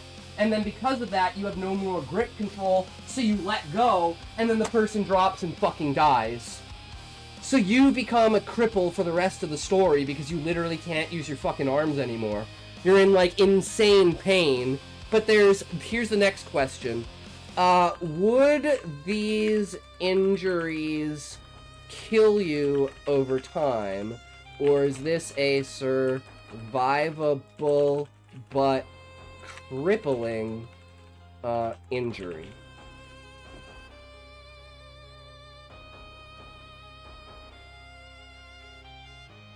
Like, would you die from loss of blood? Is there, like, tear of arteries? Like, what is the extent that you can do to the damage of your sockets versus, like, the actual, like, joints? Because I'm also guessing, like, your wrists are going to be disconnected, right? Your fingers are going to be disconnected, right? Like, your elbows are going to be disconnected. Like, you're going to be, like, a lanky fucking whatchamacallit on this. Kind of extreme forces. We're evaluating high tensile fantasy night grabbing during a big fall. This would be a survivable, severely crippling injury. Heal over time. Hemorrhage, shock, and blood loss. Major vessels, axillary artery tear, rapid internal bleeding, infection on open wounds, fat,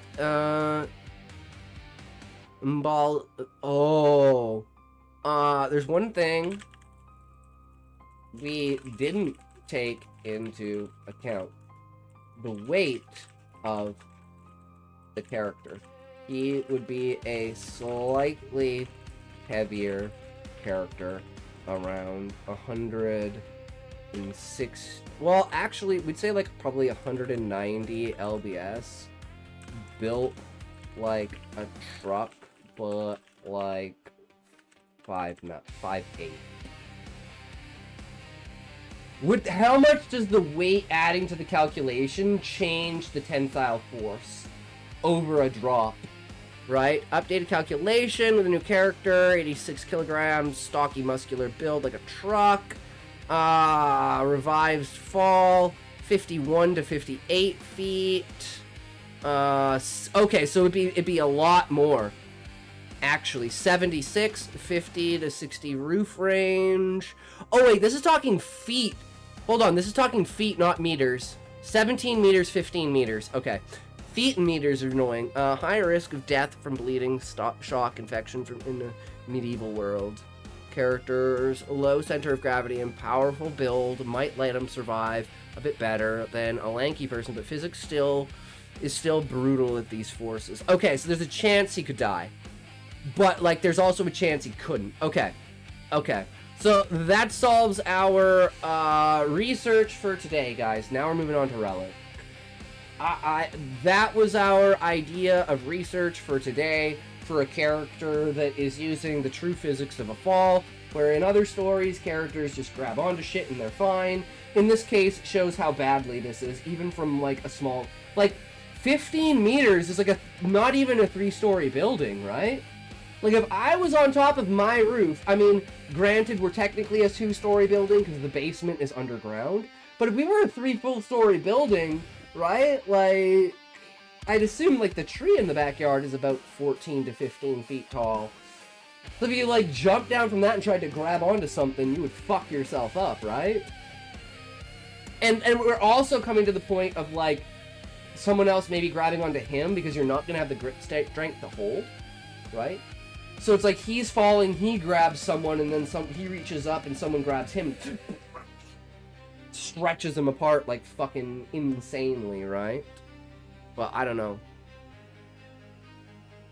Relic, where are you? You're up here, bro. You're like way, way up here. Way, way up here. Alright. Okay.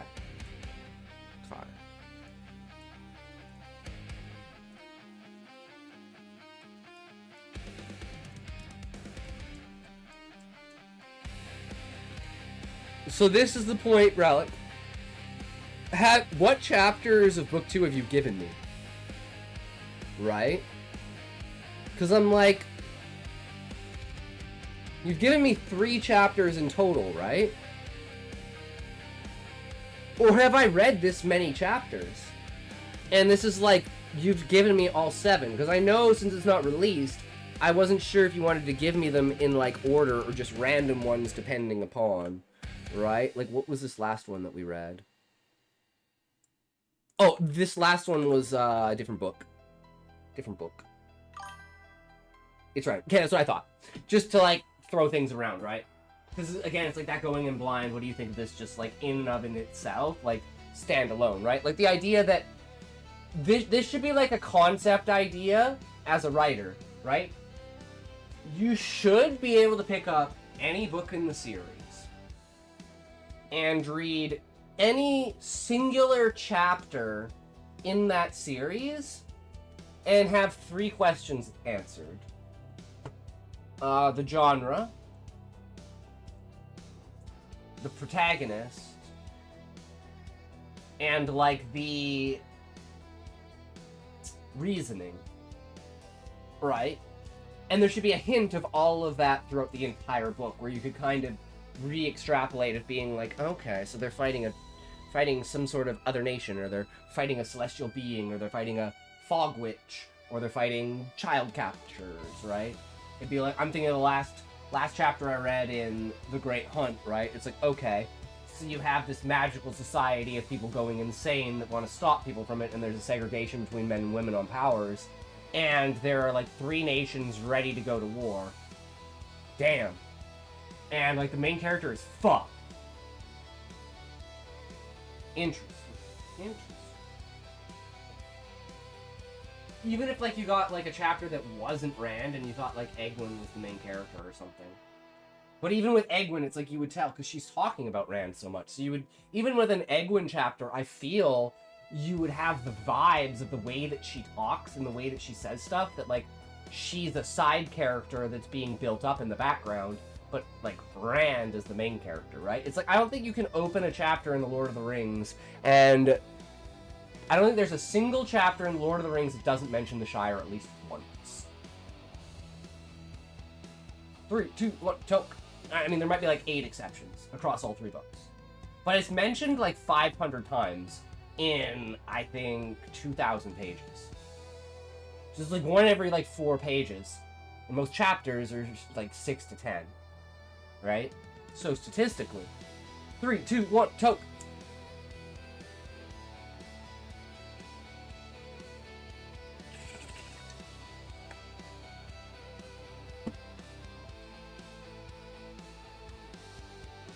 Alright, so we have Cinder, book 1 of the Lawrence Grimes novels.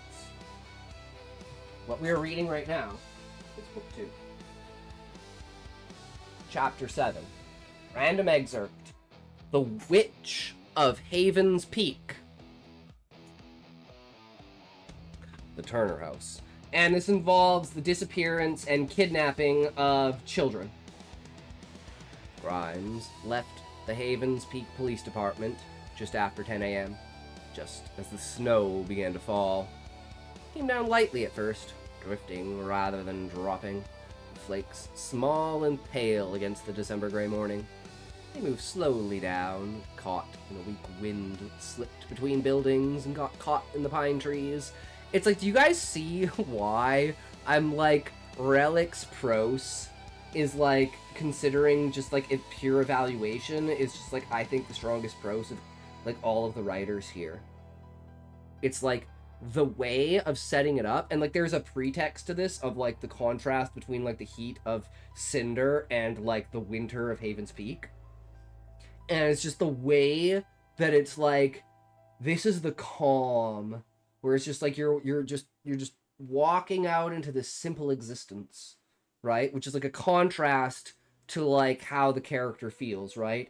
It's almost like this, you have to take a step back and be like, okay, I need to just reorient myself and take a breath. Enjoy the beauty of what's around me, right? Even though it's like through the perspective of what you're at, it's It's not truly beauty, it's despair, but it's presented in this prospect of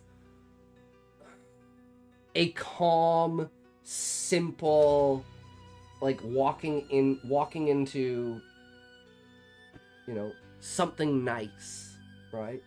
But if you know what happened and where it's at, especially for Grimes' mentality, this is something that's like a personality thing for the narration of being able to see how Grimes deals with like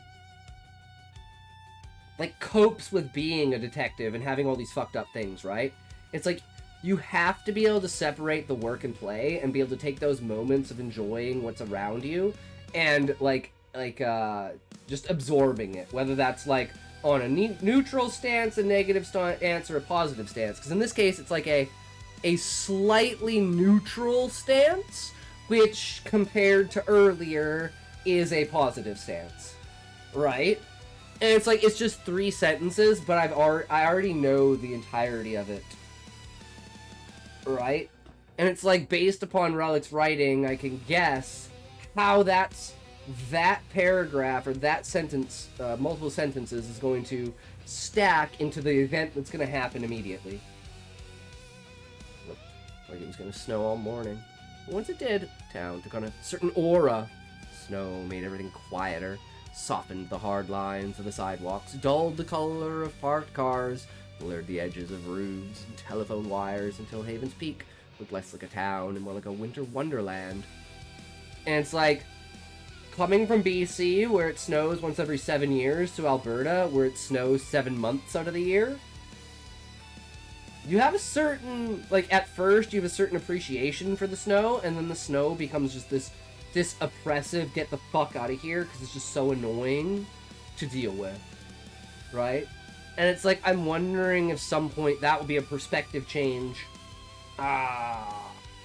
for Grimes, especially coming from somewhere where it's like, you never start off, let's say, with the heat in fucking Arizona or Nevada being like, oh man, I love seeing, looking across the desert and seeing the heat lines. No, that's not your perspective on it. But snow, on the other hand, snow is beautiful, right? So I like this, like, emphasized contrast of environment, right? And it gives you, like, this uplifting feeling for Grimes of being like, okay, man, just take this moment to know this is gonna be it. After this, everything's gonna be fucked, so come back and remember this one moment. Sky above, the low ceiling of white and bruised gray, pressed down so close it seemed to rest on the mountain ridges beyond the rooftops and pine trees. There's no sunlight behind it, no warmth trying to break through, just afloat. Countless weights spread from one end of the valley to the other. And it's like, in a vacuum in itself, you can say, I mean, do you really need to take this to say this? But it is a very important aspect of how the prose is presented, and the character views the world, right? So it's like, if you know the character, you can interpret this view to infer their state of mind, right? And to me, this is again, calm before the storm.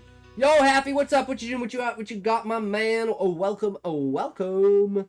So, there's something that the reader doesn't know, or something that happened in the chapter before, because I didn't read the chapter before, that we know that whatever Grimes is about to do is something, let's say, is not something he should do, right? This is going to be him being like, alright, the laws aren't working, right? They're not allowing me to do what I need, so I'm going to do, like, you know, what I have to do as being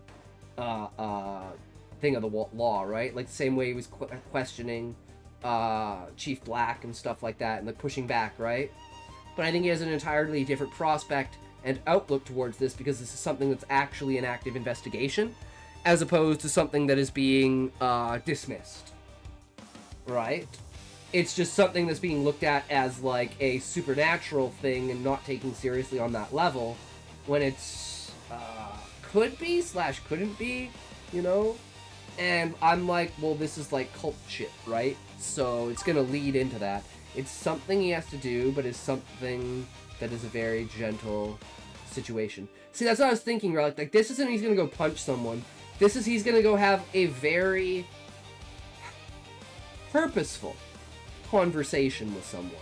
A very leading conversation with someone. A nonchalant, you know, just general conversation with a slight, oh, well, you know, I thought this and then I had that and I was wondering about your opinion about this, right? And then it's going to be like a reveal of either the character is lying, something about the character, something about the information. There's going to be some sort of thing there that's going to happen probably at the end of the chapter, right? Negative, but you'll see. Okay, all right. I'm glad that I'm not on the right track because I'm using predictable things. And if you're predictable, Relic, I don't want that. I want you to be unpredictable, right? Especially when I'm, like, literally at a blank slate. Because the problem is if I'm on a blank slate and I can still predict it, like, sure, I can say I'm as good as I want, but I think that might just be a too on-point idea, where there should be something that's a little bit deeper than it, right? That would be my outlook on it. But since I pretty much have no idea how this is going to go, and looking at how Grimes acted before, and thinking about how Grimes is like, okay, I may have caused a lot of shit last time. How do I do this in a subtler way? Right? Grimes paused beneath the narrow overhang outside the station doors and lifted his collar against the bite in the air. The police department behind him gave off its usual morning feel. Typewriter keys, men and women pretending paperwork was enough to keep the dark away. Out here, that noise vanished almost immediately. He took a cigarette from the pack in his coat pocket, set it between his lips, cupped a match against the wind. Happy, do you have any work for us today, bro? Any revisions? Any stories? Any ideas? I'd love to hear it. Bruin slowly, feeling the burn fill his chest. Smoke slipped from his mouth and disappeared into the cold. No? Alright.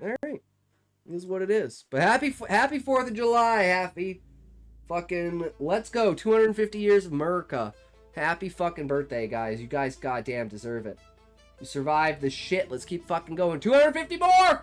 Then 500, then 1,000, then 2,000, then 5,000, then we're stronger than China. Small parking lot with 4 people. Dodge diplomats in a crooked line. 4 purple Dodge diplomats in a crooked line, 3 of which were already covered in a thin layer of snow. The yellow stripe running along each side was still visible, though the town's shield was starting to get bits of snow covering it. So those are like the police cars, right? Officer Davis Sinclair stood beside the 4th diplomat, clearing off the windshield. One hand tucked into the pocket of his uniform jacket. He was taller than Grimes by a few inches, built narrow but sturdy, with a face that might have been handsome. Had he ever learned how to relax? His hair was almost silver, cut close above the ears. His jaw held the faint blue shadow of a few days-old morning shave.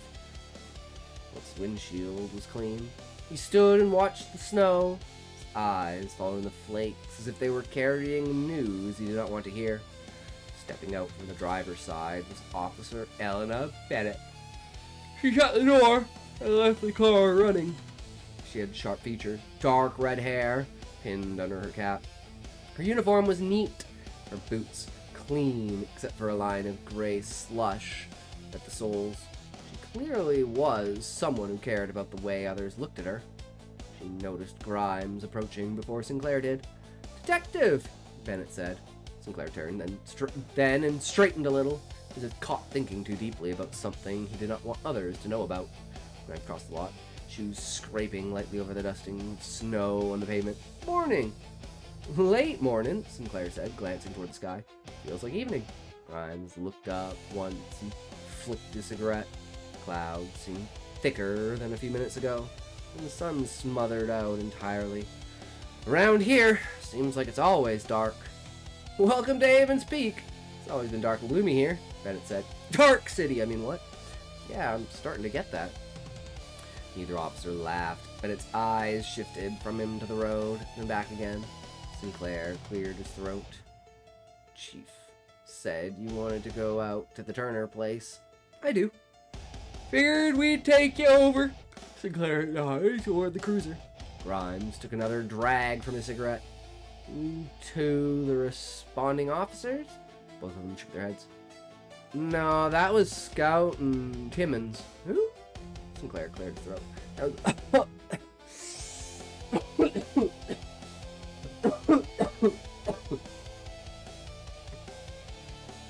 That was Officer Ford and Officer Kelly. I see why they called Scout and Timmons. Bennett chimed in. Ford thinks he's part of the Rangers team, even though his gut is too big to fit through a fire escape. And Kelly is a bit of an anxious one. Grimes studied both of them for a moment. Sinclair kept his face mostly blank, but his shoulders had tightened. Bennett's arms had crossed. One gloved hand gripped the opposite sleeve. Well, you gotta have one that's a probie, right? You gotta have a probie.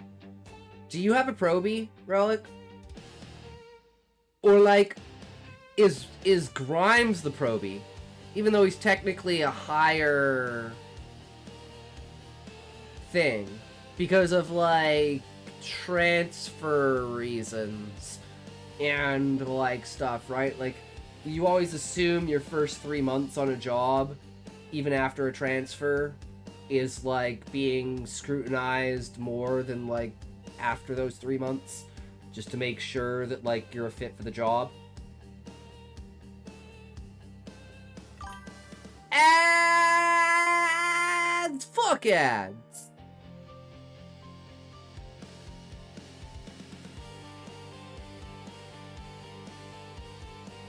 What are we gonna do with ads? What are we gonna take ads and do what with ads when we say ads do what? No, Proby. So, and that's another thing, that also says something. That means that, you know, the station is relatively competent, right? If they don't have any like new coming probation officers and everyone's like fully dedicated detectives or like at least some sort of status, right? Above just basic police.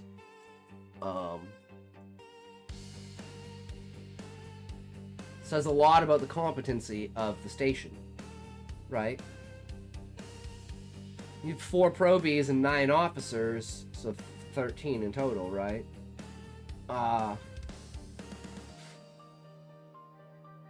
I'd actually be worried about those numbers of being like, dude, are you just gonna send all the probies on their own? It's like the meme of the guy in UK who calls the police because people break into his house, and they're like, sorry, we don't have any available officers, and then he hangs up and calls back and says, oh yeah, don't worry, I shot them all, and then 4 squad cars and like 8 cops show up at his house and arrest the perpetrators, and they look at the guy and they said, you said you shot them, and they're like, yeah, you also said you had no officers. Wink wink nudge nudge.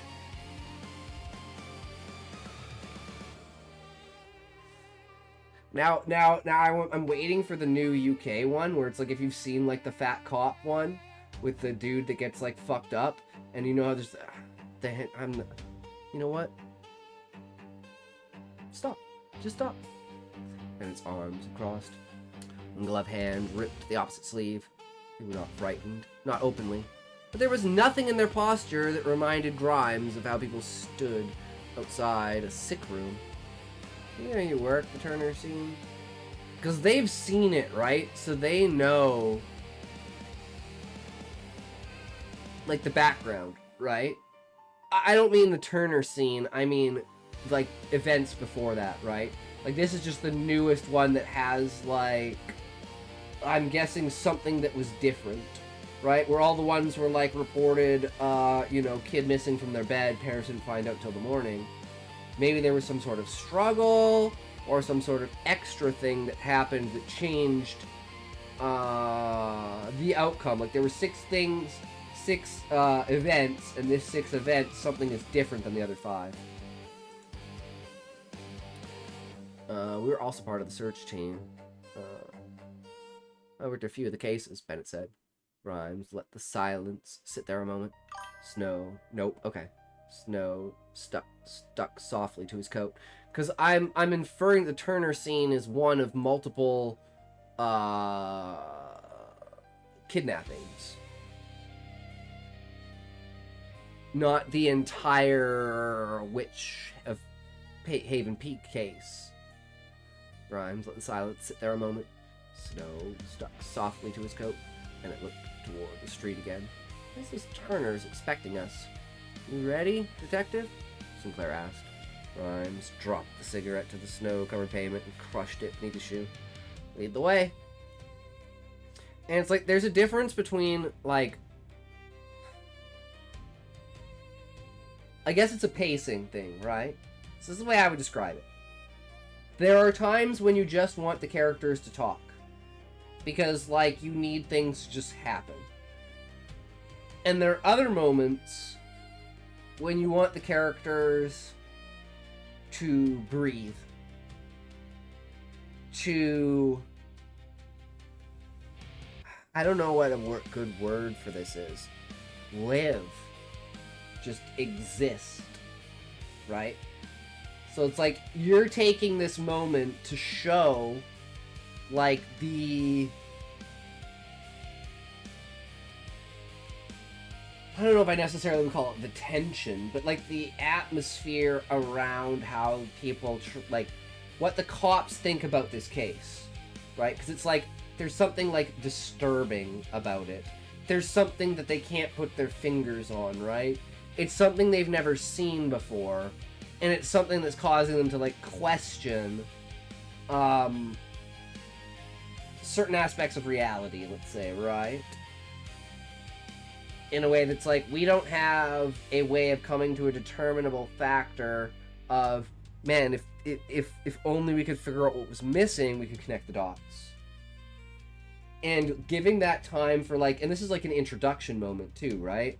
Like, I'm assuming before here, there has been maybe minor interactions with these characters, but this is like the first time Grimes is, like, officially meeting them. So it's like you're taking the step back to analyze their personalities, give them their moments to breathe, give Grimes his response, because he's also doing, I think, in his own head, right? Because just coming out of Cinder, right? I think subconsciously even, he would be doing, like, an evaluation of the station overall to see how he should approach it. As opposed to, like, in Cinder, where he was just like, okay, you guys are obviously fucked up and this is wrong. Here, he's like, maybe they're a little bit more subtle about it, but I kind of want to look and see if they're genuine. Right? That's, like, the vibe I'm getting of, like, this scene. Right? And it's like, okay, now we've taken this time to set the mood. Let's go fucking ruin it. Bennett opened the driver's door of the cruiser. Sinclair moved to the passenger side. Grimes walked to his own truck. Parker parked near the front of the lot. The hood dusted and white, and the windshield rimmed with frost in the corners. Inside smoked tobacco, paper, and old upholstery. Started the engine and waited while it turned over twice before catching. Heater coughed to life with a dry, rattling breath. Through the windshield, he watched the police cruiser roll out of the lot. Moved slowly over the snow-slick pavement. He followed. There were people out, but not many. A woman hurried across the street with a scarf pulled tight beneath her chin. Two boys stood outside a small grocery, staring at the passing patrol car until their mother tugged them inside by their sleeves. An older man in a fedora watched from under the roof of the service station, one hand wrapped around a mug, his expression unreadable. Predator mod alert! Predator mod alert! That was what Grimes began to notice about him speak. Fear. Fear gripped the town, people not knowing who or when the next abduction would take place.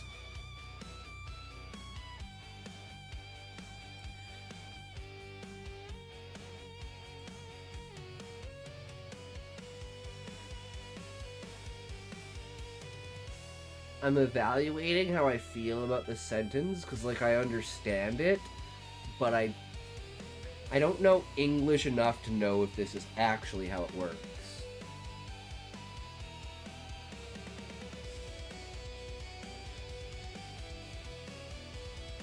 Can or be used as a swap of, like, I don't know what to call it.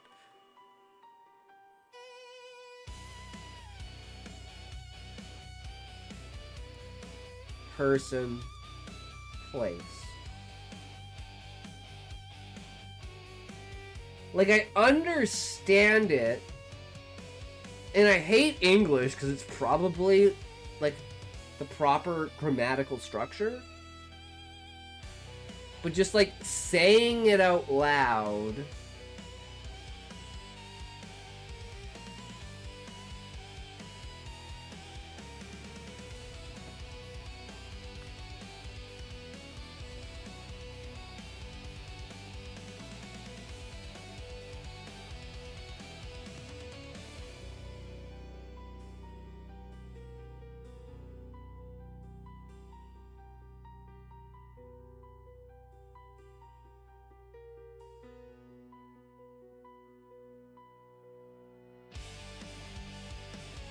I'm like, I don't want to just throw a bunch of extra words in. I want to be able to find a way to rewrite the sentence that doesn't do that.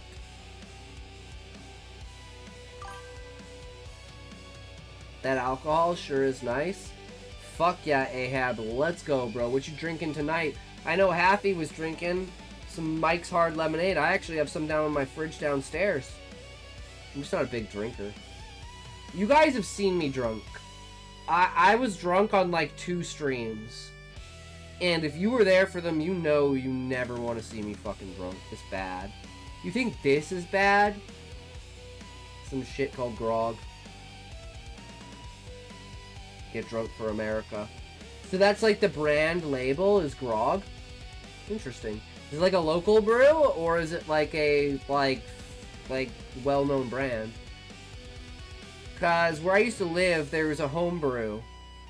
Like distillery in town, right? And it's like, it wasn't very good, but it was like the local town beer. No, it's YouTubers. Max Mofo. The hair cake guy. I have no idea I have. So it's a YouTuber's brand of alcohol? Interesting. I've never had a Mr. Beast bar. I've only heard that they're just basic and generic, right? I've never had a... What's the, like, the Lunchables things from Mr. Beast either. That's old school as fuck. See, that's probably the problem, Ahab. I was late to the internet. I didn't really start the internet until I was, like, 27. So, like, 2014?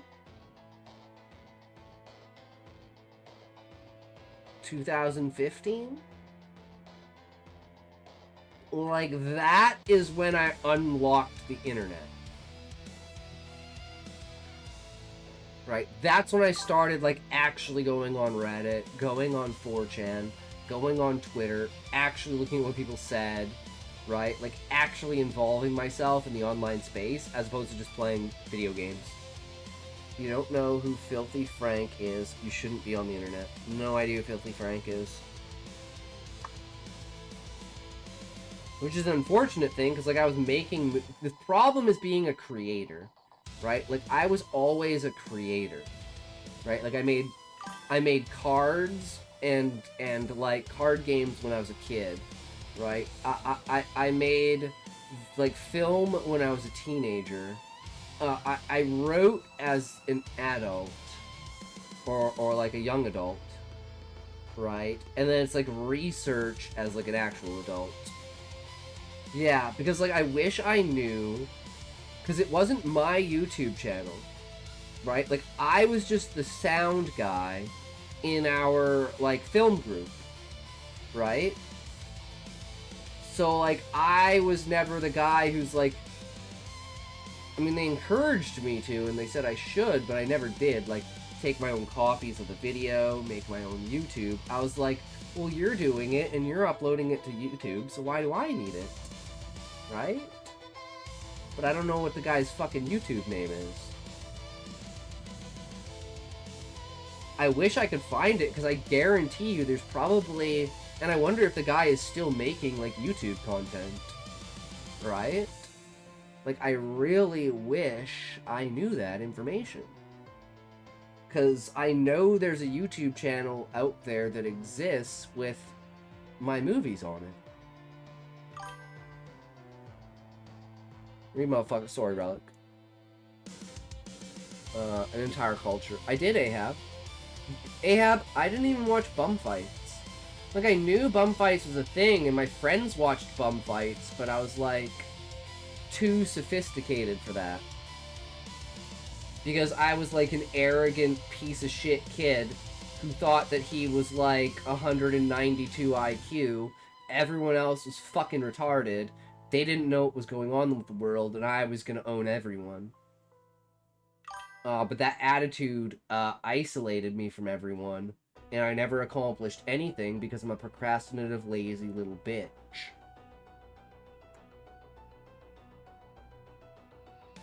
It's true, Ahab, but it's because I wouldn't accept the outer lines. I'm like high society royalty, unable to look at like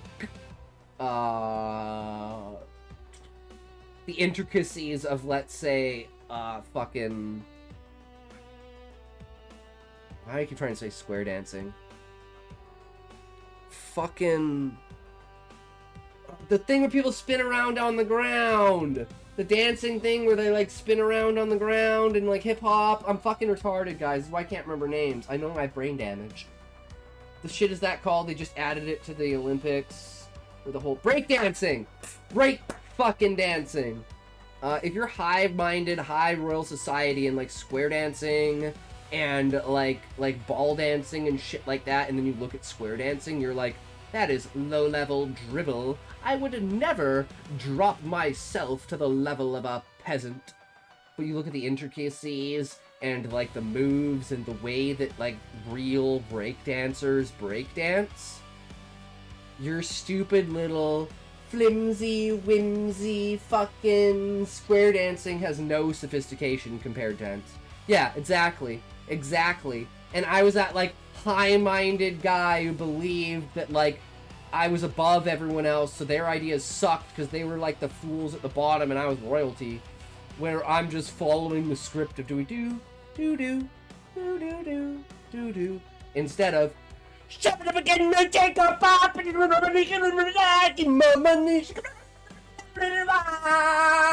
right? Like, which one's better? Which one has more, like, passion and oomph, right? And when I got older, I was like, I was a fucking idiot. How did I not see what was in front of me? So it's like, I totally understand what other people don't, because I didn't. Dancers who are also contortionists are my favorite. I'm sorry, I have to do this, Relic, but have you guys ever seen this? This shit is fucked. I'm really sorry, Relic. I'm really fucking sorry.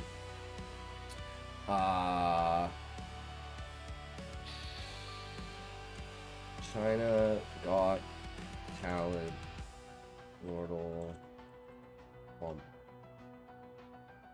Yes. Have you guys ever seen this?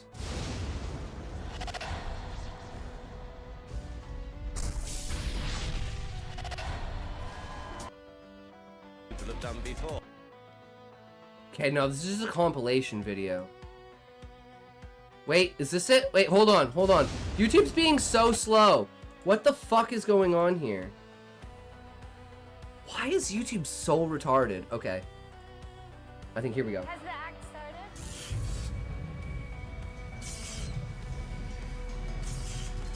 Like, this shit is crazy.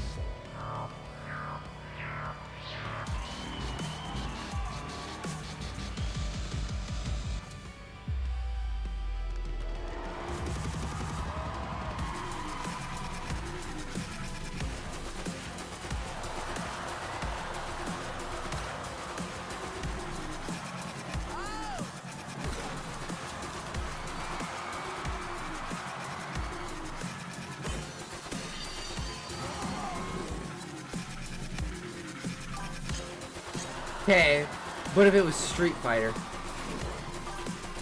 then I'd have a boner. Fair enough.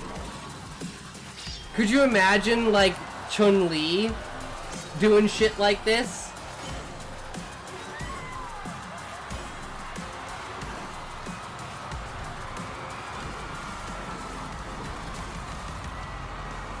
The one on the left is fake, by the way. You can tell because of the plate on the ground.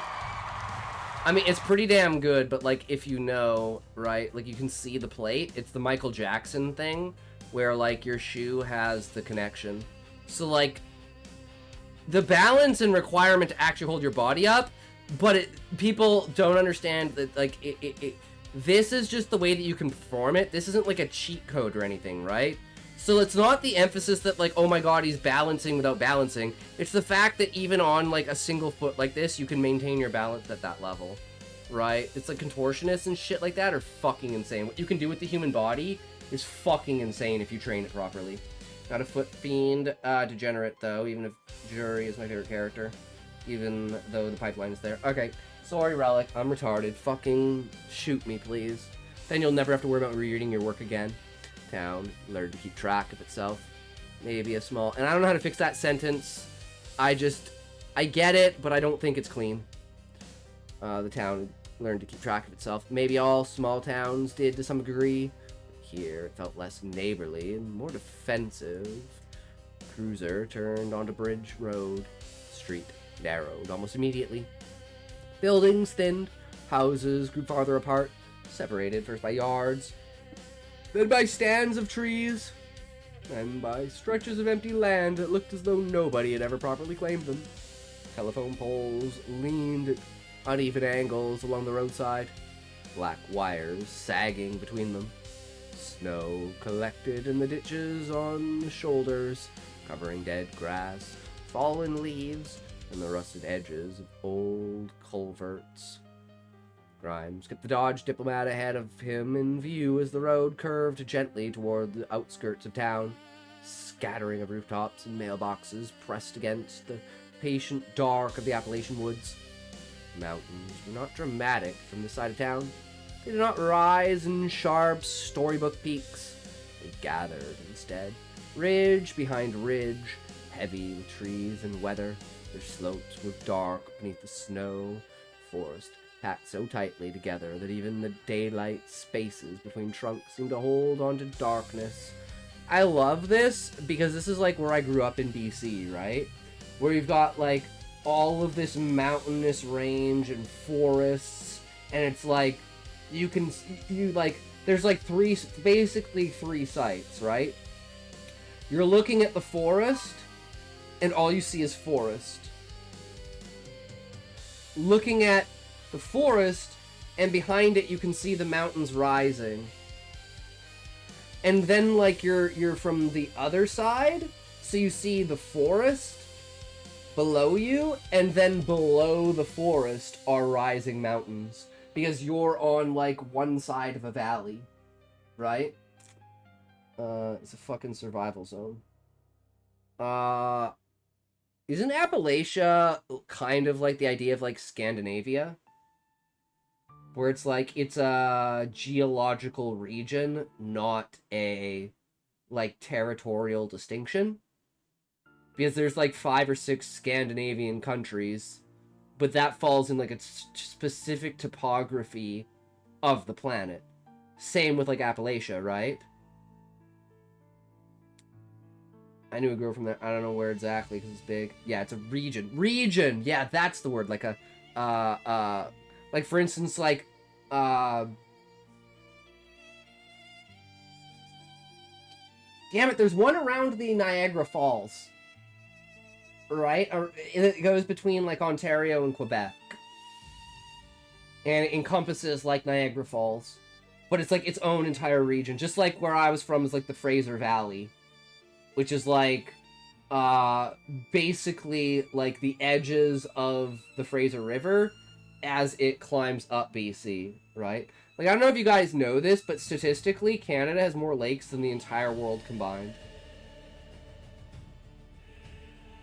Even, like, the Great Lakes, and like, square mileage as well.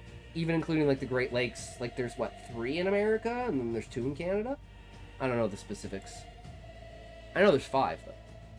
Slopes were dark beneath the snow, the forest packed so tightly together that even the daylight spaces between trunks seemed to hold into darkness. Canada's still gay. I mean, I don't mind Canada being gay. I mean, Canada sucks, yeah, but it's like I have nothing against being gay. You know what I have a problem against, Ahab? Here, I'll explain Canada in gay terms. Ontario's like, okay, guys, everyone has to be gay. And then everyone becomes gay. And then Ontario says, whoa, whoa, whoa, whoa, guys, why isn't anyone having any babies? And everyone looks at them and says, wait, you told us all to be gay. Gay people can't have babies? Baddie boy hour. Gay doesn't mean homosexual, Scotty. See, the problem with that is, Ahab, no one would ever say that Canada is happy. There you are, Fizz. Retro! Calling things gay is short for saying something sucks cock. Ignore Ahab. Grimes glanced at the dashboard clock. The hands had moved forward 20 minutes since they left the station, but the drive already felt longer than that. The Turner residence appeared after another bend, tucked back onto the modest hill behind a line of large hedges. The house sat at 834 Bridge Road, according to the black metal numbers beside the mailbox. See, this is where I'm like, guys, I would not function as a streamer with like 50 people in here. If I had like, let's say an average of a message every 15 seconds in chat, I would not be able to function as a streamer. Because I would just be trying to read everyone's chat instead of focusing on what the fuck I should do. Which is why I've already thought about this. I would have like 4 or 5 of you guys up as separate things, and I would only like respond to you guys and other random people at random times. So I'd never ignore you guys, but like, there's like some other random people in here. I'd read their messages often, but like I wouldn't read them every time. And Retro, I'm gonna break the fourth wall here. You're an experiment on that.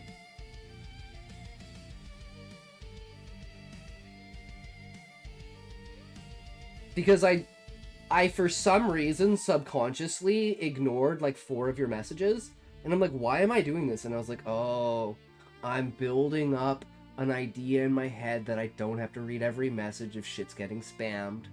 Oh man, I'm evolving.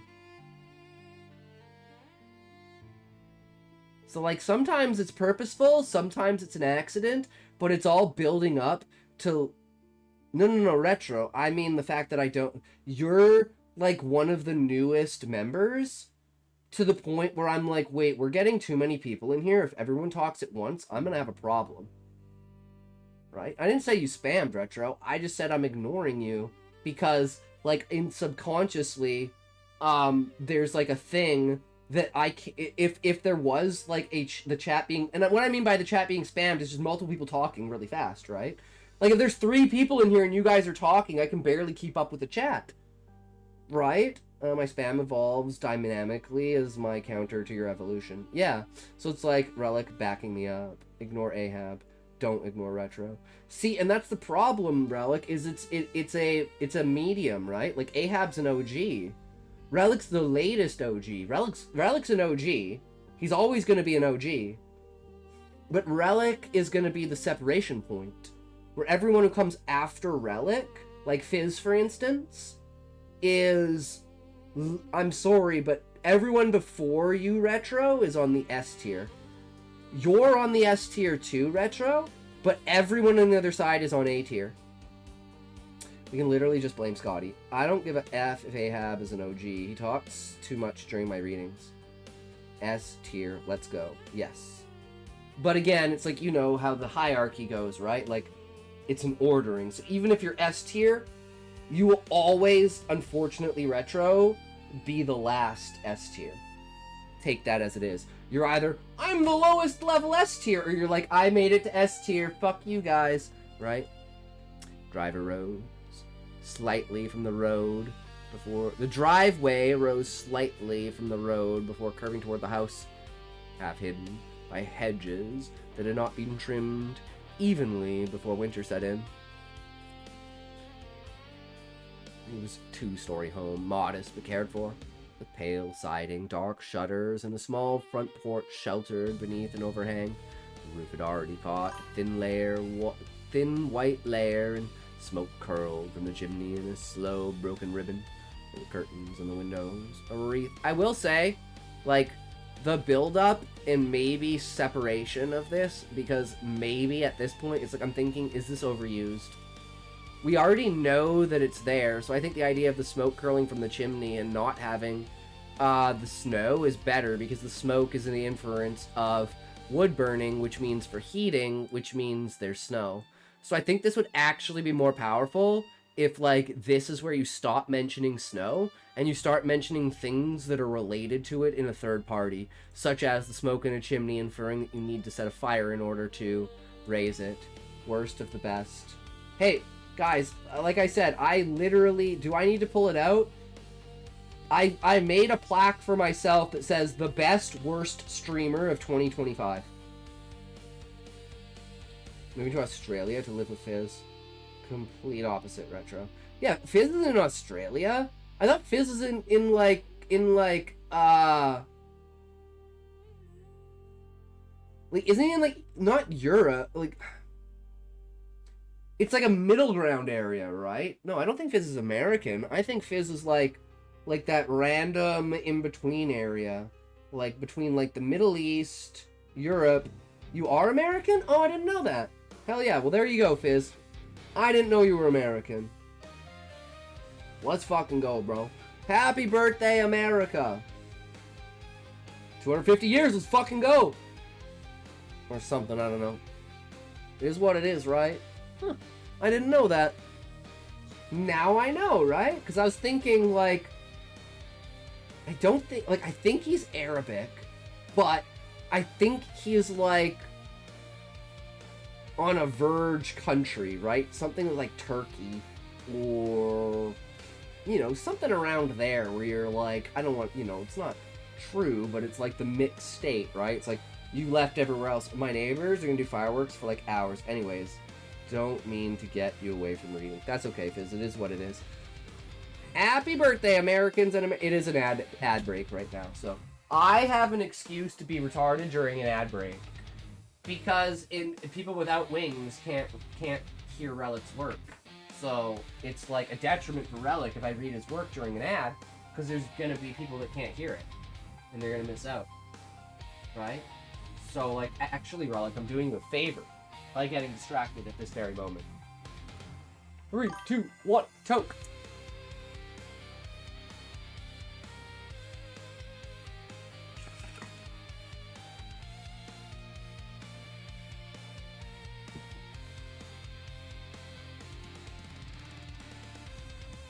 Well, Relic, you don't, because we're going to read about a third of it. It's 7,000 words, bro. I'm not reading 7,000 words.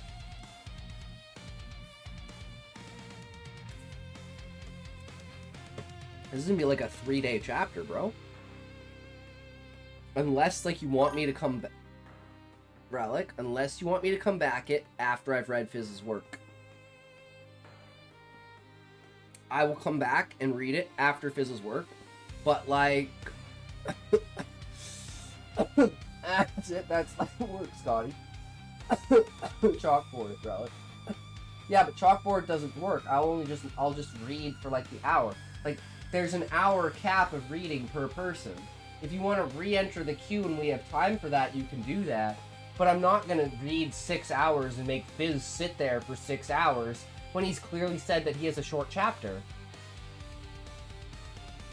Yeah, and Relic, if we were halfway through it and I hadn't talked to any chat, we'd have about 9 more minutes of reading and then we'd be in an hour of reading. Right now, we're at about 15 minutes of reading and 45 minutes of talking. Right? Hour cap. Yeah, but it's an hour of actually reading. Not, and like commentary, not ranting. right? So I've read, like, the amount of time I've spent reading is about 15 to 20 minutes overall, right? Even though it's been like an hour since I started reading. So it can take 4 hours if I get fucking distracted. My work is bare bones, I admit. So I'm not trying to say light work on Relic's part. It's on Scotty's reading part, in case some thought I was throwing shade. Actually, if we were being honest, Scotty changes the hour mark depending on what he's reading. It's never an hour. Well, Relic, it's never an hour, but that's like the average. Just like I say, like the first hour, hour and a half to 2 hours of the stream, right? It's not perfect, but it's how I feel the chat is like, you know, going. Like last time, we were invested in your work, Relic, and we read for what, 4 hours?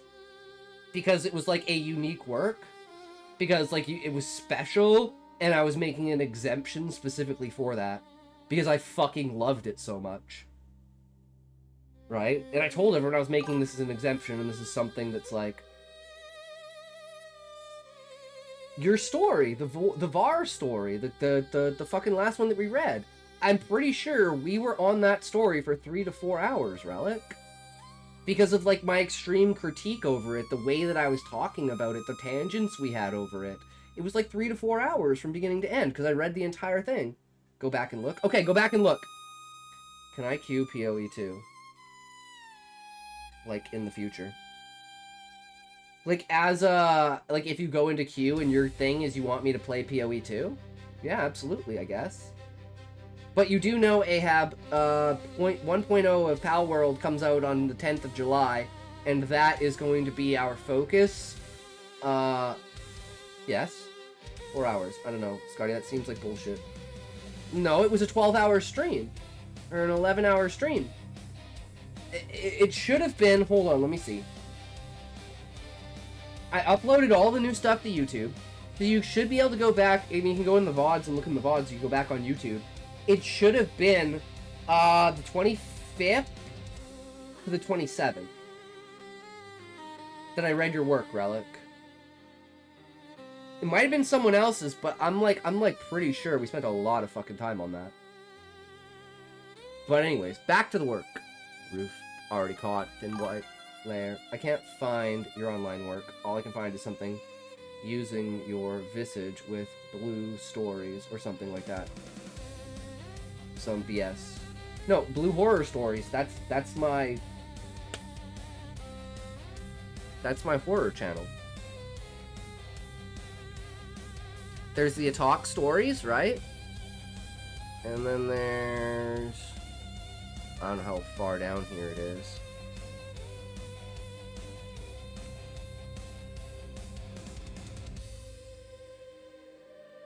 And this is my... Like, a few days back, you read What's Work for 4 hours. What's Work, not mine. How long did I read yours for? Relic, how long did I read... Okay, well... Huh. Well, there you go. It was What's Work, not yours, I guess. I don't know how long I spent on yours, then. I swear we spent at least 2 or 3 hours on yours, because I loved it so much. But thanks for calling me out, Relic. Totally. Like I was saying, might have been someone else's work. It was What's Work. Yeah, okay, I remember that. But I swear I still spent just as much time on yours. We've been already caught. In what? In lair. Chimney slow. Ribbon. There are curtains in the windows. A wreath hung on the front door. Not cheerful, exactly, but placed there by someone trying to maintain the shape of a normal December. So, what I'm thinking here, guys, I just had this entire, like, whole thing, is do we need to go back to the drawing board on how the stream works? Because I want you guys to be happy. Fuck me. I don't give a shit about me. I want you guys to be happy. Right? So, like, if there's just, like, a fundamental thing that needs to be changed about this, then... we can have a discussion about a fundamental change about this to make everyone happy. Right? Well, for starters, you can update the queue list, since I'm not sure where I fall into tonight's order. The queue list is Relic, Fizz, and then you. Retro. Because I'm absolutely willing to go back to... I don't like hard rules and stuff like that, but I want you guys to be happy. Right? I want you guys to want me to read your work. Right? But then there's also, like, well, I'm reading someone's work, I don't want to feel like I'm ignoring everyone else. Right? And it's like, I don't want you guys to feel like you can't talk during the stream because I'll read your work, which will distract me from reading. Right? So it's like there's this catch-22 with how the system works. So, my proposal would be, you guys propose what your guys' idea are for how you want me to read your work individually. And then we can remove the idea of the abuse of chalkboard if it's simply, alright, if we're reading Relic's work, we're just fucking ignoring chat. The problem I have with that is people are, like, taking sides, taking resentment towards someone for me reading their work, the whole Steve Relic thing, but, like, not someone outside of the stream.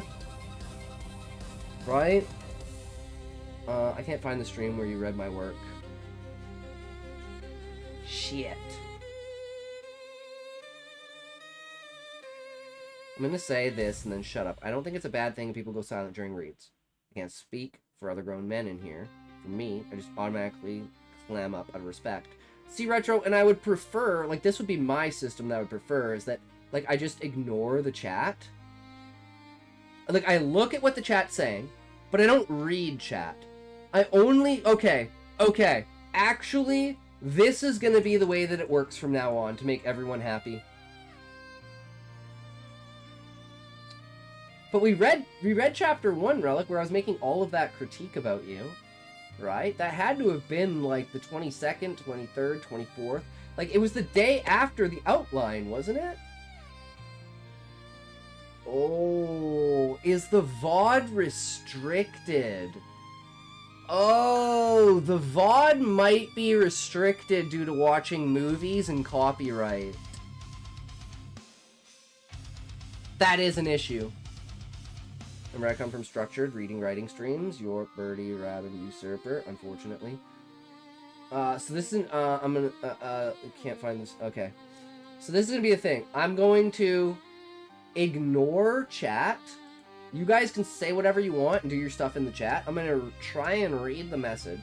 And if the message has nothing to do with the story, if it's not critique, if it's not an idea, if it has no relation, I'm not gonna talk, and we can go back to it when the reading is done. That's gonna be the new system. So talk all you want, and we'll come back to it after the reading is done. If you have critique or something to say specifically about the story, I would highly recommend using some sort of form of TTS to make it, like pop out. But that's gonna be the new system implemented now, and we can update people on how it goes. Edit it and upload it to YouTube. My vote is you finish reading whatever is put in the queue. The problem I have is I used to do that. I used to put everybody's beta read as an individual video, right? The problem is, when I had my seizure in March, because I'd been pressing myself too hard, I just literally stopped doing everything. And I just said, okay, we're just gonna upload them to YouTube so we have the streams as a record of existence. But I pushed myself too hard, I did too much, I gave myself a seizure, and now I'm even more worried because I stopped. I stopped everything, I pulled myself back, and then I had a seizure at the beginning of June. So I may have just overdone myself to the point I brought my seizures back. My vote is you finish reading whatever is put in the queue. Let's try that. I'll still shut the hell up, but let's try that. There's gonna make one ticket TTS if you do that. Back to the reading. Walk in. This was my first word that came to him. And he just liked it as soon as he said it. Cozy, belong to houses with warm kitchens, family photographs, worn rugs, and radios playing softly in the afternoon. I will say, okay, so put a 1 in chat if you want me to read Relic's story and put your story back. Put a 2 in chat if you want me to read a 3rd and then read your work and then come back to Relic's. I want a consensus from the chat. Supposedly belong to place. Because the chat doesn't mind, we can read all 7,000. I just don't want to read all 7,000 if chat feels like Fizz isn't going to get his story read today, right? It's like, I gotta go to bed, read my fucking story. It's short, right? At that point, I'd say length of story would be order of queue. Shorter stories go first. I don't want to do that. Cozy belonged to places where children ran downstairs in their socks and mother called them another room for them to slow down before they broke their necks. Grimes had seen too many rooms after violence had entered them. I think a good contrast found it. You read my story for 2 hours and 20 minutes, which means 1 hour and 40 minutes of actual reading. So I just was thinking of the wrong thing. And exaggerated. And that's pretty normal, I'm not gonna lie, Relic. 2 hours and 20 minutes of reading, that's pretty normal. Thanks for calling me out, bro. I'm a fucking retard. I don't know anything. That's why you guys are here. Fucking say. Grimes. Seen too many rooms after... Oh, I was gonna say. But you're our retard. I know, and I try to be. Right? That's why it's like, I don't want anything to change the authenticity, right? Like, again, my perfect example, real-world example, is Simon Whistler. And the fact that he changed his content to, like, read then debunk. And everyone's like, no, go back to ranting. We want you to be off-topic more on the video than reading the script. And I'm like, well, that's how I am on stream. Should I do a consensus with my viewers about how that goes? Never mind, way off topic. Something about the saying, when parents could say, if you break your neck, don't come running to me.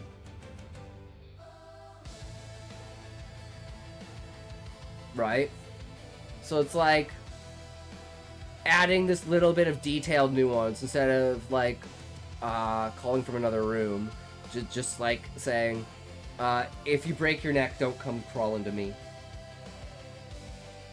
I don't know, that's a personal thing for me, because that's my thing my dad would always say, if you break your... Because on the trampoline, be like, you break your neck, don't come running to me, bro. So, I don't know, I think it's... The question I would have is, like, a mood lightener. Right? Do you want a mood lightener at this point, or is that, like, a falsity of the representation? I know this chapter is long, I need to cut it, but I don't know currently what needs to be cut. True, Relic. So let's find out. But I mean, at this point, right, I mean, like, we've had the chat consensus. Not voting is basically the opposite, right? Because I can't judge you based upon the vote, so I have to go with what I know. He knew a house could keep its shape after it lost its meaning. A bed could remain made, a toy could sit in the corner. A breakfast bowl could dry beside the sink. None of it mattered once fear had crossed the threshold. Police cruiser pulled into the driveway and parked near the porch. Grimes stopped along the street inside, just past the mailbox, leaving enough room for another car to pass if it came along. Okay. Speaking of cutting, this is the point, Relic. This, I'm gonna go back to talking about the roofs. Yes. So, the roof had already caught a thin white layer, right? Smoke curled from the chimney. Everything past this point is using the inference of knowledge on a first degree. We know that it's snowing, and you've described everything covered in snow. So now, let's shift to describing things as an outcome of that snow. Fire in a chimney, right? Maybe a sliding car on the road, right?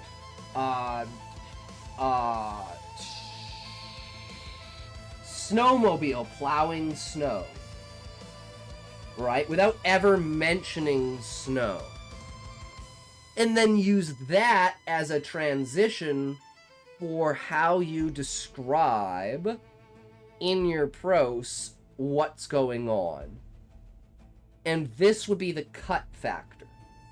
So anything past that top phrase about the smoke in the chimney, anything below that that is a direct reference to what's going on, the environment, or the person that hasn't already been established through the first 15%,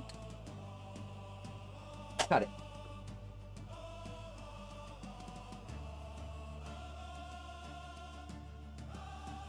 And Relic, all I can do is tell you what I think from my perspective, right? That's what I think, but you know, we'll keep going and say, well, I'm like I always say, right? Like, if my critique doesn't work with your story, don't take my critique, because my critique could ruin your story. And there is a point of your heavy-handedness style of the way that you do atmosphere, right? So there is that to take into consideration. I am just, from this point right now, saying your cutting point for anything is a direct presentation as opposed to a third one. That's my advice. I'll go back over and fix it. It will just take a bit. Oh, yeah. So I'm just saying, like, your basic level of cutting is, like, over-explanation. Right? There'll probably be 3 or 4 levels of cut that you can do. Then you can look at the story, and you can use this criteria in order to say, okay, what is being presented? Why do I need it? If it doesn't meet those criteria, cut it. Like, that's how I structure cuts. Right? But then there's things that are funny, interesting, and good that you just want to leave in. Right? Like a great example of this is how many Marvel cut scenes would have been one of the most iconic scenes in the movie, but they cut it. And my favorite one that I love is in Spider-Man 1, the blooper of J.K. Simmons dressed up in the Spider-Man suit pretending to be Spider-Man. Right? Like, that would have been one of the most iconic, epic scenes in the movie, but they removed it because it, like, didn't fit.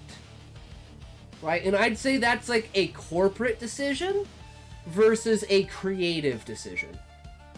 The creative decision would have been, this doesn't fit at all, but it's fucking hilarious and we're doing it anyways and people will love it. And it's kind of the same thing with, like, improvised lines by actors. Right? Some of the most iconic lines are improvised.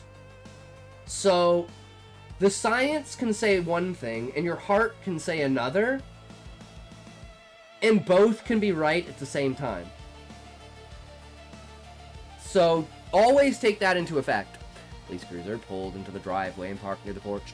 Grimes stopped along the street instead, just past the mailbox, leaving enough room for another car to pass if it came along. Sat for a second and listened to the heater wind down. Snow started to strike the windshield in light. Soundless dots accumulating on the edges. Looked back at the house. Ooh.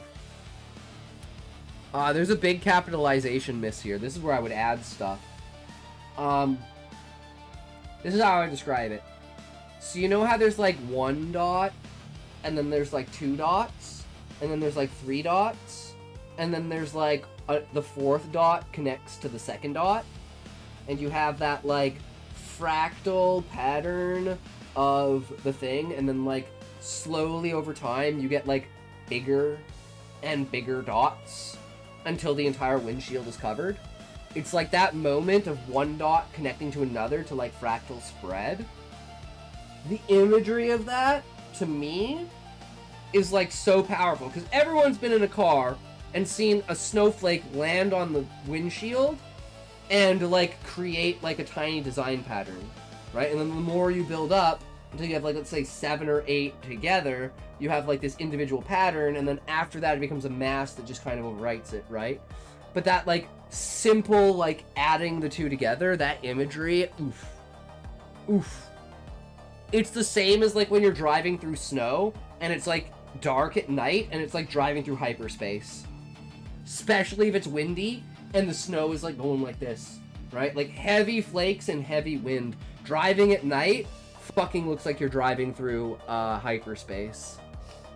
Look back at the house. There's nothing visibly wrong with it. No broken glass, no torn windows, no caution tape. No uniformed men moving in and out in notebooks. The official chaos had come and gone weeks ago, leaving only the family and the absence behind. That was the cruelest stage of any investigation. At first, people filled the space. Police, neighbors, searchers, reporters, volunteers carrying flashlights and thermoses. Then, they all went home. One by one, and the family was left with the silence everyone else had been helping to cover. As soon as Grimes stepped out of the truck, the cold hit him harder here than it had at the station. There was more open air around the property, more room for the wind to gather speed before cutting across the road. I actually cut a lot of the draft in this chapter. I had a whole other part that was cut because the chapter is so long. Well, Relic, if the chapter needs to be long, the chapter needs to be long. I wouldn't use a formulaic chapter structure to reduce the impact of the chapter just because of its length. Right? Especially if you have chapters separated by, like, specific events. You're gonna have chapters, like, for instance, in, like, Song of Ice and Fire, right? Chapters are perspectives. So you'll have a chapter that's 47 pages, and you'll have a chapter that's 2 sentences. Or 2 paragraphs. And you'll have a chapter that's 9 pages, then 7, 12, 13, and then another 47-page chapter. Right? And so there's the niceness of wanting to complete a chapter, but there is also the story that needs to be told within the chapter and the structure that you're using for them, right? Even if you want to say Chapter 9, Part 1. Or Chapter 7, Part 1. Chapter 7, Part 2. Right? I honestly would love to see something like that, and maybe I'll use something like that inside of Stoner Girl Evolution. Now that I'm thinking about it, I wonder if I could find a space for, like, a part of chapters. And I'd treat it like a second phase of a boss fight. True, but then there is also a standard that I have to follow for publication. Very true, Relic. That's why it's like, for me, I will never follow a standard of publication. I will just self-publish. Or I kind of have a cheat. I kind of have a hack. I don't ever want to use it because I think it's one of the worst double swords that you can have. My aunt owns a publishing company. I could basically get anything published. But how much would that degrade the quality, knowing that it's like, it's a publication through a family?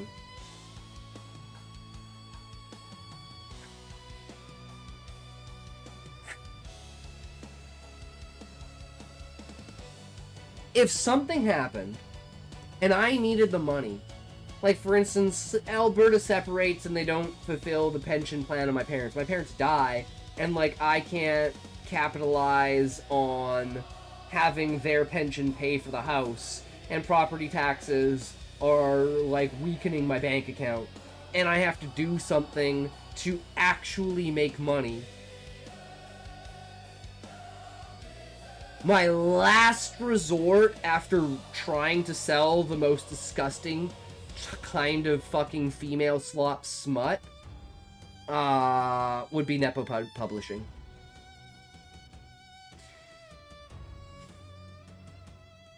Because simply for the fact that I do not require the monetary outcome, I would never sacrifice the quality of my name for a potential of revenue. Because I simply don't need to. Which is why I don't hold anyone else accountable for doing that, or say it's a negative that they do it. Because every writer, right, you're trying to make a career, you're trying to make money, and there are things that you have to do and adhere to in order to get that done, right? And even if that means telling a shittier story to a weaker audience who buys more books. That's the reality we live in. Detective horror genres of chapters that average 2,000, 4,000 words. Makes sense. And then it's like a critique or like a criteria they'll have for being like dismissing you, right? Especially as that. Totally understandable. He buttoned his coat and glanced toward the land surrounding the house. The nearest neighbor was visible only as a roof line through the bare trees. Down the road, beyond the backyard, the ground sloped toward a stretch of woods. Looked close enough to touch and too deep to measure. Sinclair and Bennett had already climbed out of their cruisers. Sinclair shut his door carefully, not wanting the sound to carry too sharply. It's like, I like this, because this kind of shows the attitude, right? Where it's like, you're in this, like, sacred, like, place, almost, where it's like, you don't want to disturb the peace, because it's like a reenactment of the horror that happened in that place kind of idea, right? So it shows, like, a mental mindset of respect towards, like, a crime scene. But it also is, like, a higher thing of being, like, how do you say this?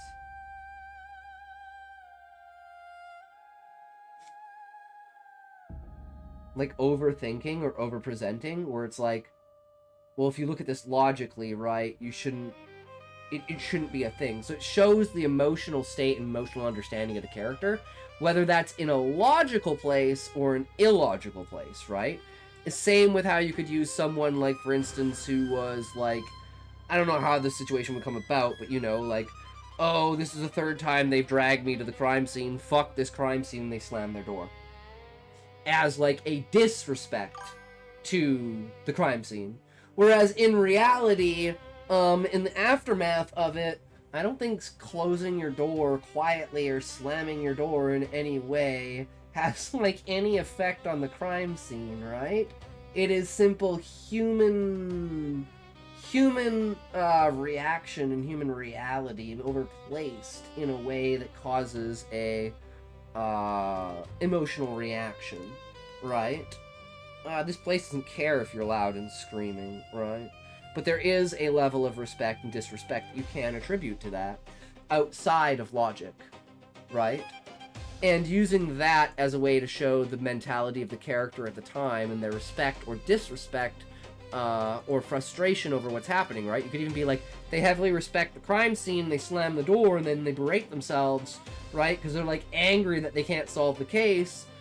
So they do an action that causes, like, a disrespect to, like, what they're doing, right? And then you can use that in multiple ways to show what spectrum inside and where the character is on that, as well as, like, contrast. You know, this character would originally slightly close their door, now they're slamming it. And that gives you a direct action event driven by the character's intentions in a situation that can be either show that the character has changed or that the character's situation and emotional state has changed due to the action. So it's either like, I went through a lot and now I'm not slamming, or I'm in the middle of going through a lot and now I'm slamming. So you can go from not slamming to not slamming, and that's like stages of arcs for the character, right? Anyway, I'm gonna take a toke, and then we're gonna read for probably another, till the next, like, probably till the next ad, okay? Honestly, let's just be real. So like another half an hour. And then, if Fizz is here, we'll read Fizz's work.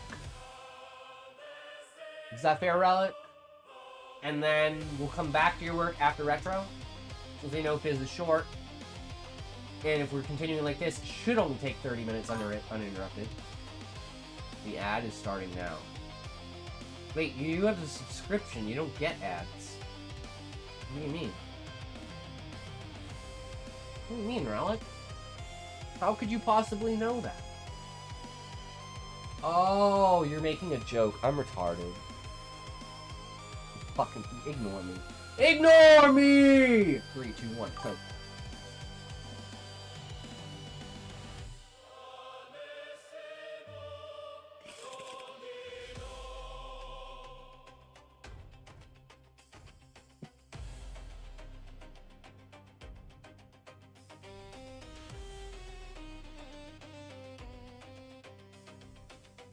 Yeah. I thought it was a personal response of being like, no, actually, the ad is starting now for me. It's where Retro will say, like, back from an ad. Right? Back from ads. Because, like, the time period that Twitch says ads are rolling, due to the delay of the stream, like, the differential of the ad, right? Some people will be in ads, other people won't. Because one person might get a 1.5-minute ad, another person might get a 30-second ad, right? And there's a whole aggregate system that goes into that. So that's why I try to, like, elongate it to make sure. Same with, like, before, right? There's the preempt to the ad, then there's the ad, then there's the aftermath. Okay, everyone's back? Alright, let's carry on. Sinclair and Bennett had already climbed out of the cruiser. Sinclair shut his door carefully, not wanting the sound to carry too sharply. Bennett looked up. The second floor of the house, her attention fixed on one window near the side. Grimes followed her gaze. His room? He asked. Bennett nodded once. Corner window. The glass was dark from where he stood, reflecting the gray, snowy sky and the shapes of bare branches. Curtains hung inside, closed now. Sinclair moved toward him, boots, crunching softly over the thin snow. Turners have been told you're coming. Mrs. Turner said she'd talk. Mr. Turner might not say much. Why's that? He hasn't said much to anyone since Gregory disappeared. Grimes watched the front door. He'll handle grief differently. Yeah. Sinclair rubbed his hands together against the cold. This ain't just grief, though. Bennett gave him a look. Sinclair stopped himself, and he nodded. There's something underlining here, too, right?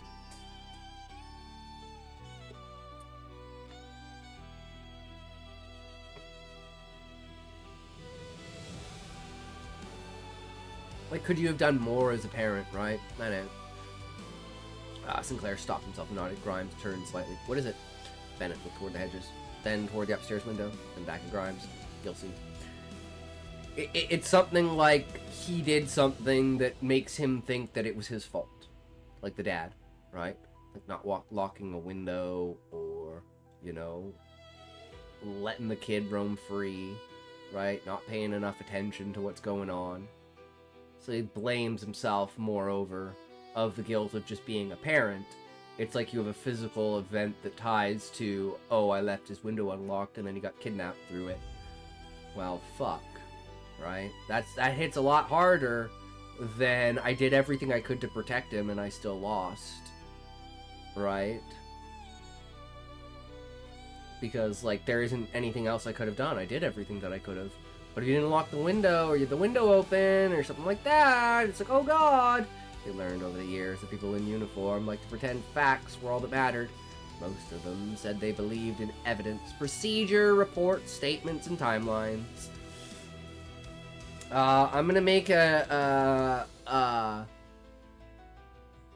reasonable offshoot tangent, such as, did you hear about the TikToker who faces firing squad in Dubai?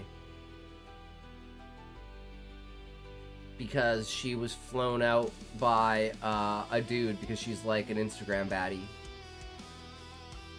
And she wound up killing the dude in self-defense. But evidence, procedure, report, statements, and timelines, sometimes they don't tell the reality, and sometimes that reality is ignored. What do you mean potty baddie? When I think potty baddie, I think of like, who was it? There was an influencer or an actor or something who got like detained over weed in the UK during a film in like, I think it was before 2010? I think it might have been Matthew McConaughey or something like that. I'll just cut right through and say it. They believed in them right up until something happened that did not fit clearly on paper. Then they started speaking in half sentences. They said things like, you'll see. They dragged when they meant, don't ask me. It's like a coping self-defense mechanism, right? Please don't make me describe this situation anymore, right? Or it's like, I'm not the one who deserves to describe it, right? It's not my story to tell, in a way.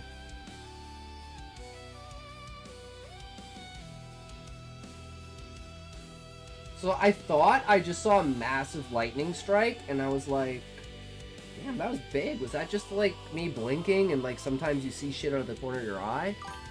And then, of course, there's the fucking thunder right after it, and I was like, nope. Because we had, like, 7 tornado warnings, which is funny, because the first warning came in the second I started the stream at 6:30. And, like, every 4.5 minutes, they sent out another response about a tornado warning. She's an Instagram model. She's flown to Dubai on someone else's dole. She's likely going to be used to satisfy the extreme sexual fetishes of the man or men flew her there, to include being urinated and defecated on, like a potty. Oh, because of the extremes of the fetishes? Okay, okay. I mean, if she wasn't strong enough to defend herself, I could see that, because she went out the first time, had a great time, and then she went out the second time, and the dude, it was only a one-way ticket. The dude took her passport, and, like, through all means of communication, everyone said that basically she was showing signs of abuse. And when she got arrested, apparently she had, like, bruises and, like, a black eye and a split lip. Right? I mean, you kill someone. Right? Self-defense on paper, but the problem is, this is where the story's fucked, right? The Dubai government is charging her for premeditated murder. And the only thing I can think of, because there's no evidence for it, is there are text messages that she specifically states, if he assaults me again, I'm going to kill him. So then brings in the question, is it self-defense or premeditated murder if you tell someone that if someone assaults you again, like a third party, that your intention is to kill that person? You stupid asses to Dubai. Let's start there. Oh, I agree, Retro. The 23-year-old fucking retard flown out to Dubai by a rich guy. What the fuck do you expect? Have you never watched Taken, Law-Abiding Citizen? Like, are you fucking kidding me? What? Anyways, then they started speaking in half sentences. They said things like, you'll see, shrugged when they meant don't ask. They looked away from places they had searched. Grimes took out his notebook, but did not open it yet. Across the road, the forest shifted in the wind. Snow fell through the upper branches and vanished below them. Yeah, it's like, at this point, Relic, I'm like, I think you could easily remove, I'm guessing, 4,000 words from this chapter just through these descriptions. It's not the forest they were going to visit later. Not exactly. This was just the edge of town. Just the woods behind a row of houses. Just winter trees standing where winter trees had always stood. Still, he felt his eyes drawn toward it. The trunks were pale and dark by turns, lined close together, their limbs tangled in a web of black veins against the sky. Somewhere beyond all that, a boy had vanished from his bed. Mrs. Turner must have been watching through the curtains as the front door opened before they reached the porch. A woman stood inside, one hand on the edge of the door, the other pressed flat against the frame as if she needed it to keep herself upright. Even from the walkway, Grimes could see the exhaustion on her face. She was small, a little over 5 feet, early 50s maybe, with brown hair showing gray at the roots. A warm light behind her touched the porch, but did not seem to reach beyond it. Sinclair removed his cap. "Morning, Mrs. Turner." She nodded to him, then to Bennett. Her eyes settled on Grimes. For a moment, nobody spoke. Snow fell between them in the narrow space. Grimes stepped forward, careful to keep his voice low. "Miss Turner,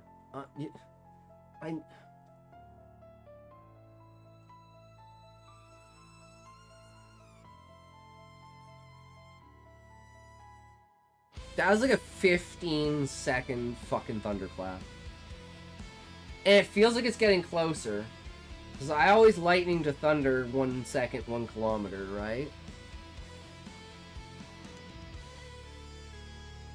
That's insane.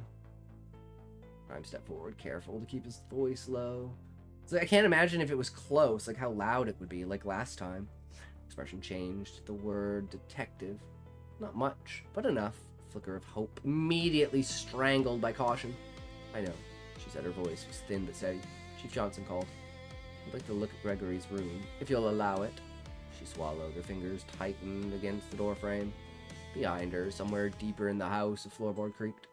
Grimes waited. Asking to enter a child's room after that child was gone was not a small request.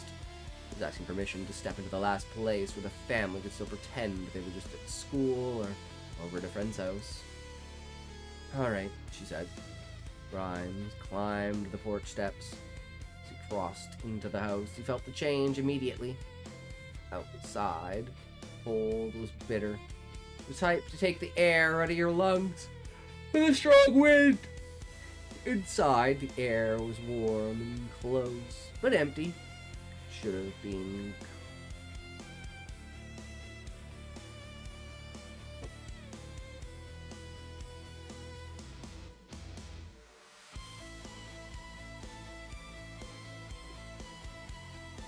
Okay, let's not get hail pieces bigger than that. They're like fucking like this big.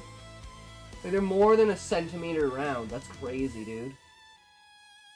Why is it snowing? No, it's actually hailing. So, is this whole time we've been in the eye of the storm that was coming over earlier? Because this would mean we are approaching back because the storm's moving closer towards us with the lightning and the thunder. And now hail is hitting. That means we're entering the edge of the eye of the storm. On the opposite side. Because usually there's one front that's cold and one front that's hot, right? And a hot and a cold front is connecting, and that's what creates the storm, right? That's why one side you go in with no hail, but you come out with hail. Grimes climbed the porch steps. As he crossed into the house, he felt the change immediately. Outside, the cold was bitter, type to take the air out of your lungs. A strong wind. Inside, the air was warm and close, but empty. It should have been comforting. Instead, held too still. He removed his hat. And now it's pouring rain. So yeah, we passed over the horizon. Oh, so they'll... Hopefully, you know, this side isn't bad. We were barely in the other one. But again, hey, you know, if I go offline, probably a power outage, I'll be back. Living room open to the left, large and carefully kept with a sofa facing the television set. A low table stacked with magazines, framed photographs arranged on a sideboard. To the right, stairs rose to the second floor, narrow and carpeted, with banister worn smooth from years of hands sliding along it.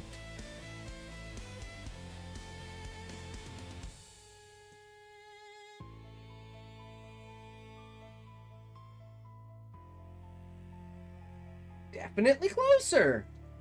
The mic, like, very slightly picked that up that time.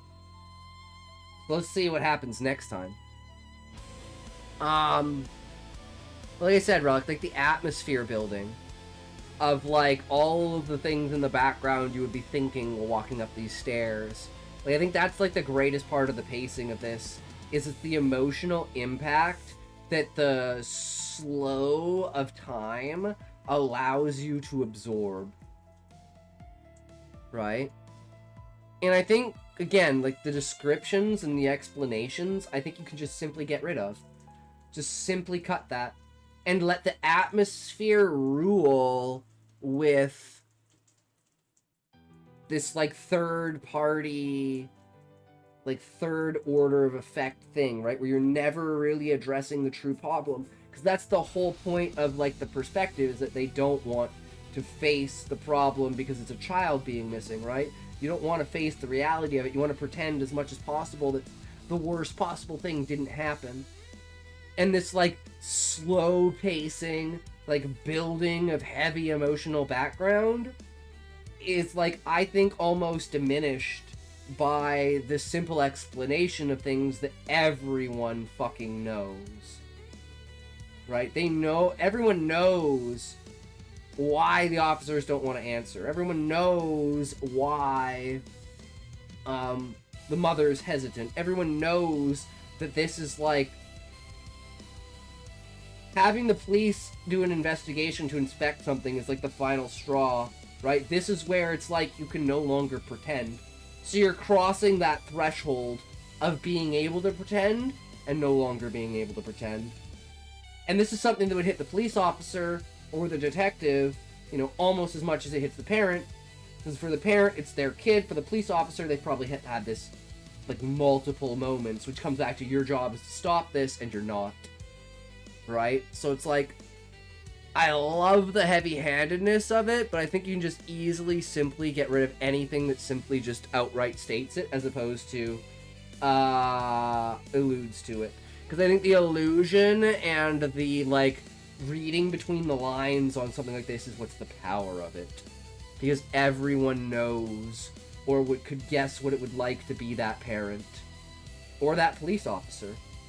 And then you have on the top of it, something that the father did that makes him believe that it was his fault. All of that put together creates this beautiful tapestry with the pacing of just a heavy weight with a sword of Damocles over your head. But I think it's diminished by pointing that out. Straight ahead, a hallway led toward the kitchen, where a light burned over the sink. Though the morning was not yet dark enough to require it. The man stood near the front of the stairs. Mr. Turner was taller than his wife and heavier through the shoulders. The grief had folded him inward.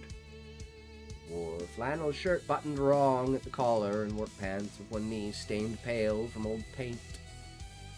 His eyes were red, not from crying recently, Grimes thought, but not from sleeping enough to keep them clear. Mr. Turner, Grimes said. Turner gave a slight nod, but nothing more. Mrs. Turner clasped her hands in front of her. Gregory's room's upstairs. Grimes looked from her to the staircase. I'll only take what time I need. Nobody said a word to that. He started up the stairs alone. The carpet muted his steps. Halfway up, he passed a family photograph hanging on the wall. And this is what I mean by, like, the emotional impact. Like, holy fuck. You know, it's like, now it's begun. Now you are on, like, the route of intrusion that you can never come back from. Right? Consequences of your actions have infinite snowballing and butterflying effects at this point, right? Like, anything that you disturb in that room is like an ill-placed memory for the family. But anything that you miss because of unwillingness to inspect is a lower percentage chance of bringing that child home. So where is the between of how invasive should I be? Turners stood in front of the house during some warmer seasons, the hedges green behind them, Mr. Turner squinting in the sun, Mrs. Turner smiling carefully, and Gregory between them with a grin too big for his face, 8 years old. Maybe a little small for his age. Hair combed flat in a way that had probably lasted only until the picture was taken. True! Grimes paused just long enough to look at him. I've had long hair my entire life, dude. Trying to pose for a fucking photo with long hair. I don't know how women fucking do it. It's bullshit. Well, they have specialties. I'm just, like, raw dogging it, right? And he continued upward. That classic family photo with, like, your face covered in hair. The top of the stairs, the hallways stretched left and right, closed doors along both sides. The house made the quiet sounds that houses made in winter. Pipes settling, wood shrinking, wind pressing against window glass. But underneath those noises was something else. Not a sound, a lack of one. Grimes found the room without being told. The room was brown-walled with a white ceiling exactly as the report had described. The bed sat against the far wall, its blankets left the way they had been found, twisted slightly near the middle and folded back on one side. That's what my bed looks like right now. Pillow laid dented at the center, case wrinkled where a child's head had last pressed into it. Small desk stood at the counter, beneath a shelf of books and loose papers. Drawings were stacked there, some colored in, some unfinished. Crayons sat in a coffee can. A chest of toys rested near the roof of the bed, its lid not fully closed. Plastic wheels and wooden blocks visible through the gap. Grimes stood in the doorway for several seconds without moving. There were memories in this room, he thought to himself, but he must be careful not to disturb anything. Okay, man, we must have really hit the cold front. It's dropped like 6 degrees in here. Like, I'm actually, like, fucking cold. Like, I'm actually, like, it's not like, oh my god, it's nice now. It's like, I'm actually cold. Like, I'm like, if this keeps going, I'm literally gonna fucking start shivering. Holy shit. The fuck? Had to have dropped by, like, 6 degrees in here. In the last, like, 4 minutes. 4 or 5 minutes. Holy shit. I'm like, oh, that's nice. I'm actually kind of cool now. And then I'm like, why are my feet shaking? And then I'm like, no, like, I'm getting goosebumps. I'm, like, actually fucking cold. Like, shit, bro. My room's never cold. My room never drops below, like, 24. I wonder if it's actually down to 18 now. Where's the thing?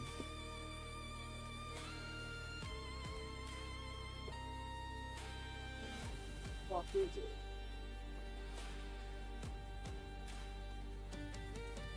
Oh, it's like way over there on the ground. I have a temperature gauge in here. I wonder what it says, but I don't care enough to go fucking look for it. I can see it on the ground there, but I gotta get up for it. Rhyme stepped inside and let the door remain open behind him. Did not touch anything at first. He just looked. Let the space speak before your hands started interrupting. The window was on the left wall, closed now. Dark curtains hung on either side. The latch looked intact from where he stood. A large tree stood outside of its branches, looking like they would scrape the side of the house with a strong wind. Walking towards the window, feeling the floorboards beneath the carpet, given small, uneven places. The carpet give. Wait. Walking towards the window, feeling the floorboards beneath the carpet.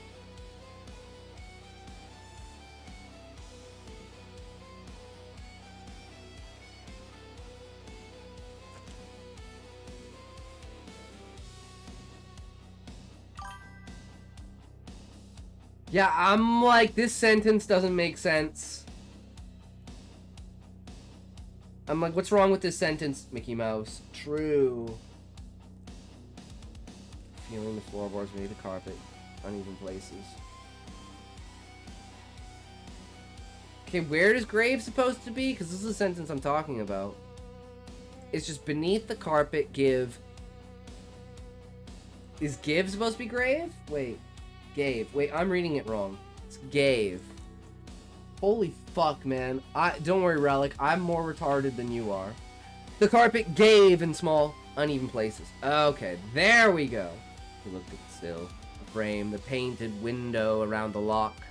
No splintering. Relic, not interrupt. Do you use the CMOS? CMOS? Splintering, no tool marks, visible at a glance, no broken glass, no scrape where someone might have forced it upward from outside. Beyond the pane, snow drifted in a steady pace. What's CMOS?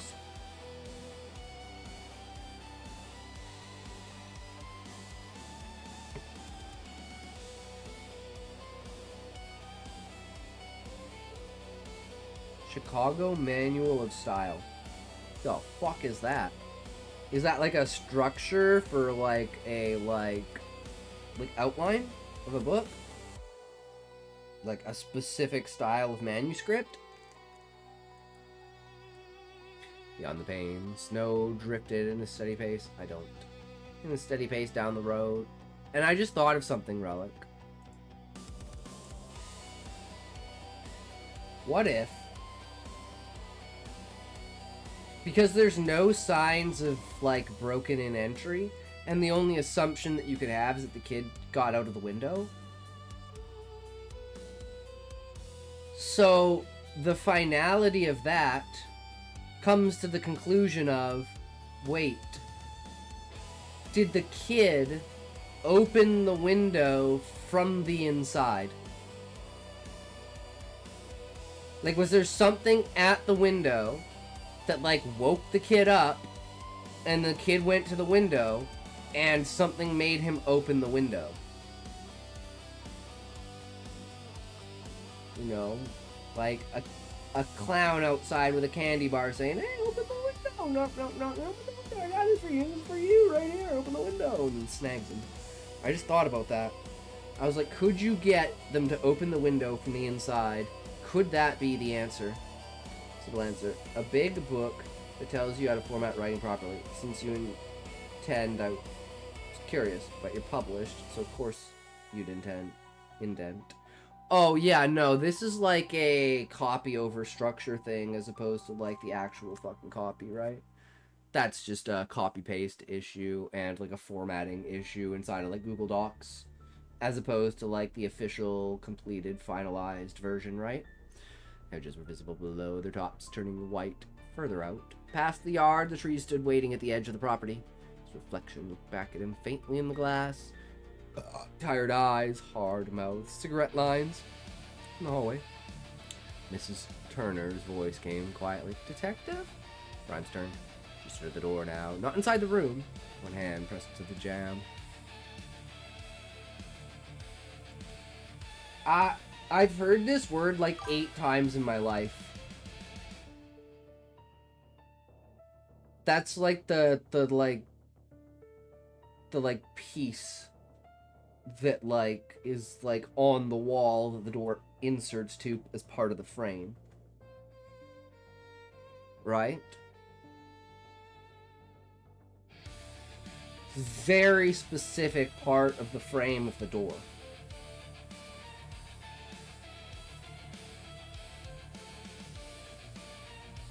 And she did not cross the threshold. So would this be a good place to stop? Because I'll read for another, like, couple of paragraphs, but I'm like, the mom entering the room and confronting him, I feel like this is a good point to stop. I wanted to stop before he got into the room. Yeah, okay. So, let's take everything from here, and let's get rid of that, and we will continue on with the rest of it afterwards. Because I feel like we read... Like, yeah, we read, like, a good 3,000 words. 3,097, so not quite half, but enough. Right? That's a good average. Alright, Fizz! 'Tis be at what be your turn, bros. You hear, my man? You hersin be at what we got, broskies? Doies, what got? Be at stories, see when go what?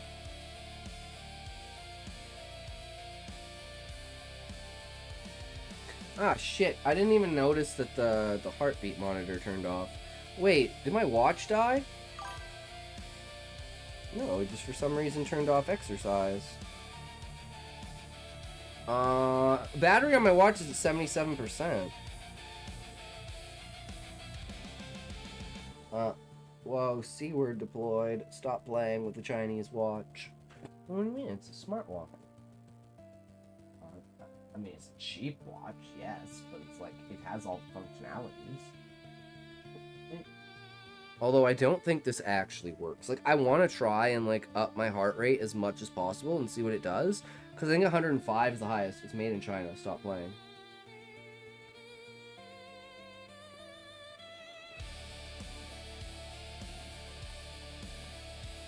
What, actually? Yep, made in China. Of course it's made in China. Even the brand name stuff is made in China. Oh, make sure you check out the website before you reach out to set up. Read now. I don't know if it'll show it. It says, where is it? Fuck, where is it? There we go.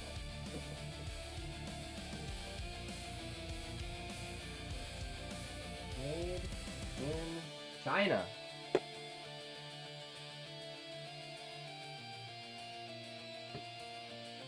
Okay, let's check out the website.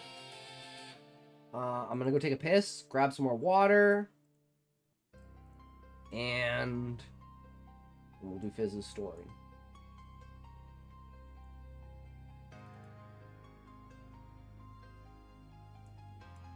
So, like, so far, this is it.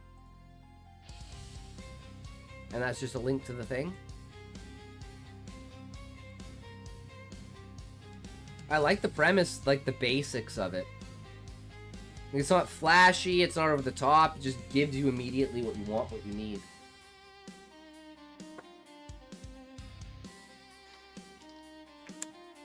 I'll be right back.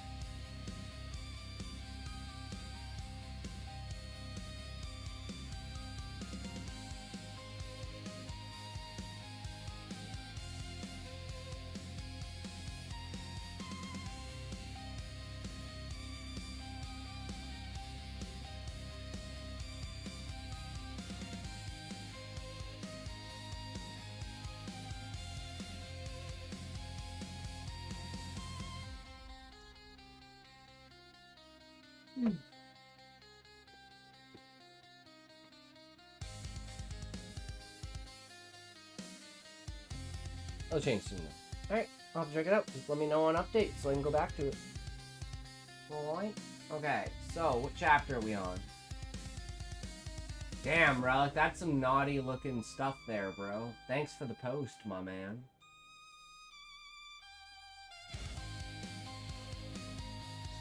Is that like a chick in the UK trying to survive without AC? It's like, I know that character from something, but I don't know what from. Wait, is that a Cyberpunk character? But that's a Cyberpunk character, right?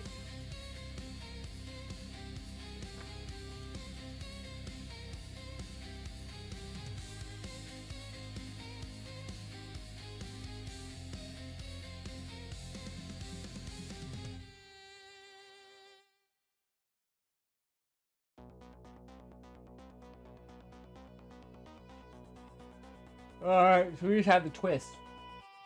Sam is alive. Oh god, okay. Alright, OB, OD, OA, OA, OC, OA, OE, OB, OE. Fuck. Yup, here we go. You guys fuck. I'm excited. Let's go. Let's go. Are you guys ready? 3, 2, 1, toe.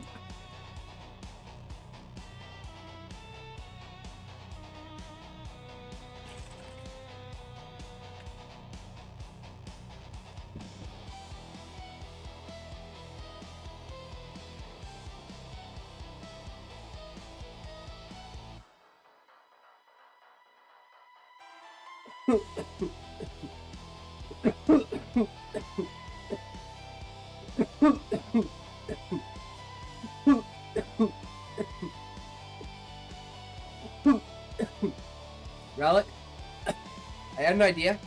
Again, throw it out as need be, but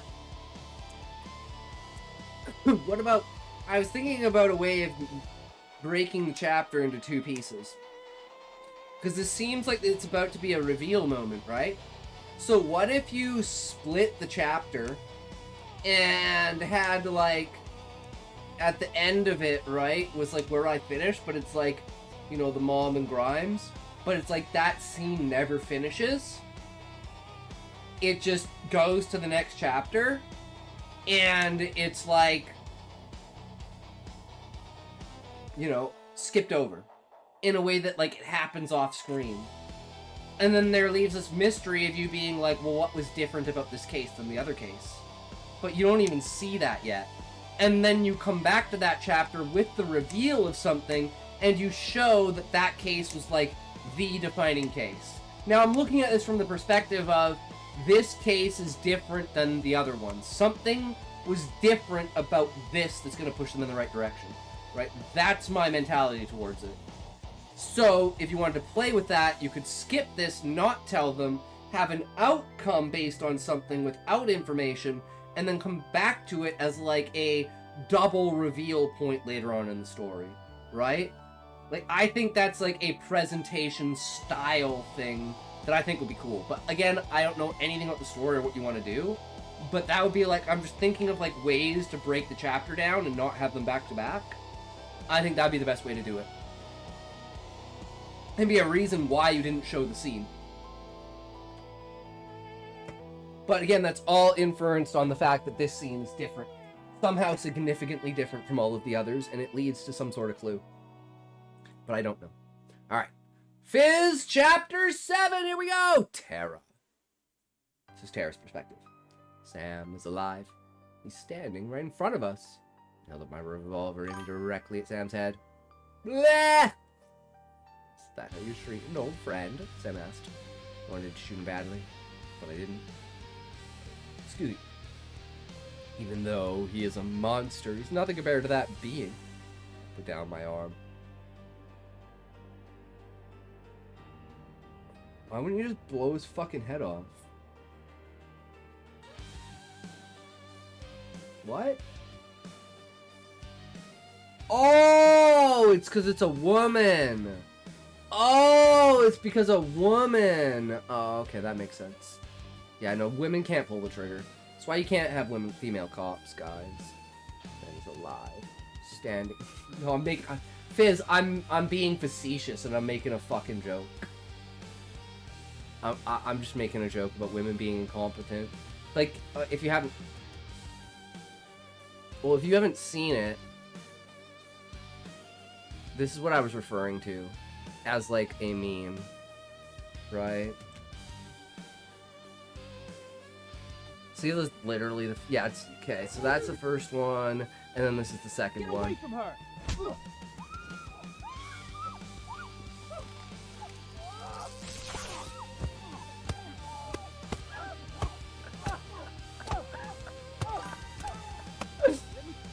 Absolutely fucking wild, but I think it's fucking hilarious, because it's like, it's your guys' own fault, you do it to yourself, so I'm gonna laugh at you. It's like stepping in shit when you're like for instance, for me, it's like, you warn me not to step in that shit, and then like 2 minutes later, you wind up stepping in it, and I'm like, dude, you told me not to step in it, how the fuck did you step in it? That's how I feel the UK is right now. Sam said. In reality, it shows that Tara still has a sense of humanity, even through everything. And I like that, Fizz. Because she's, like, looking for redemption for Sam, right? She's like, could he change based upon the state of the world, right? I'm willing to take a chance on that. Step closer to us. You need to explain yourself. How in the world are you alive? I asked. Fine, I understand. Originally, I did have plans to kill you. Use you until I could survive by myself. Alex, you just had to ruin it, didn't you? Sam said. Alex didn't ruin anything. He was trying to survive. Ruin it? I didn't do anything, Alex said. It would weaken the trust you all had in me if I didn't save you. But that's when I realized why I let the being out to begin with. This world is dying. The only thing that could save this planet is the beings. And none of you have realized that yet. Ooh. Ooh. Okay, well, I look at this as two aspects, right? They're saving the planet because they annihilated humanity. They're saving the planet because they actually, like, do something.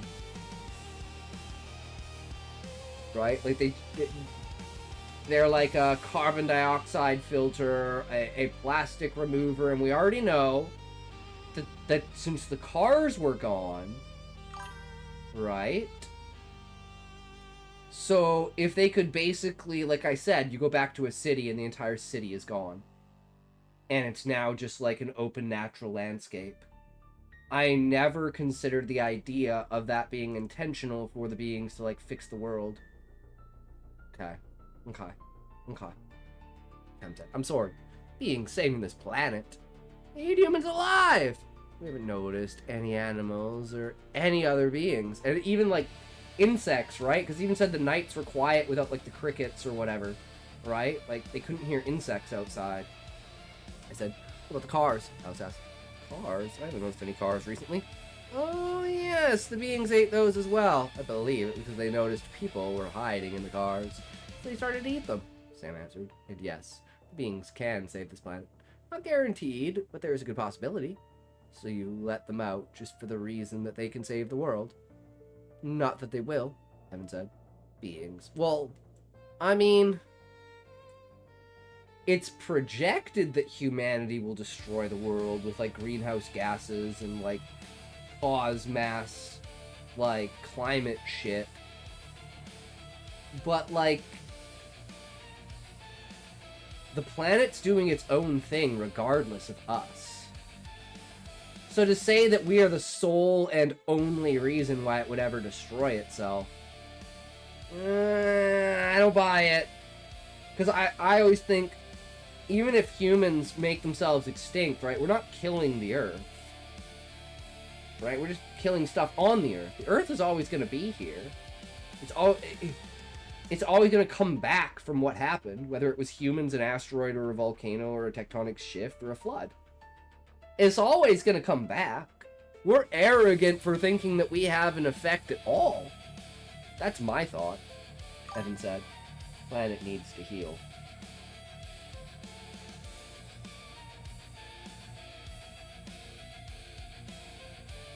Okay, so this, not to interrupt, Retro, this would be like my thing for that. What does the planet have to heal? There are more trees on the planet than there are stars in the observable universe. There are more species of insect than there are entirety of entire species on the planet. There are fungi and, like, other type of, like, weird style life that have existed for millions of years on the planet. Like,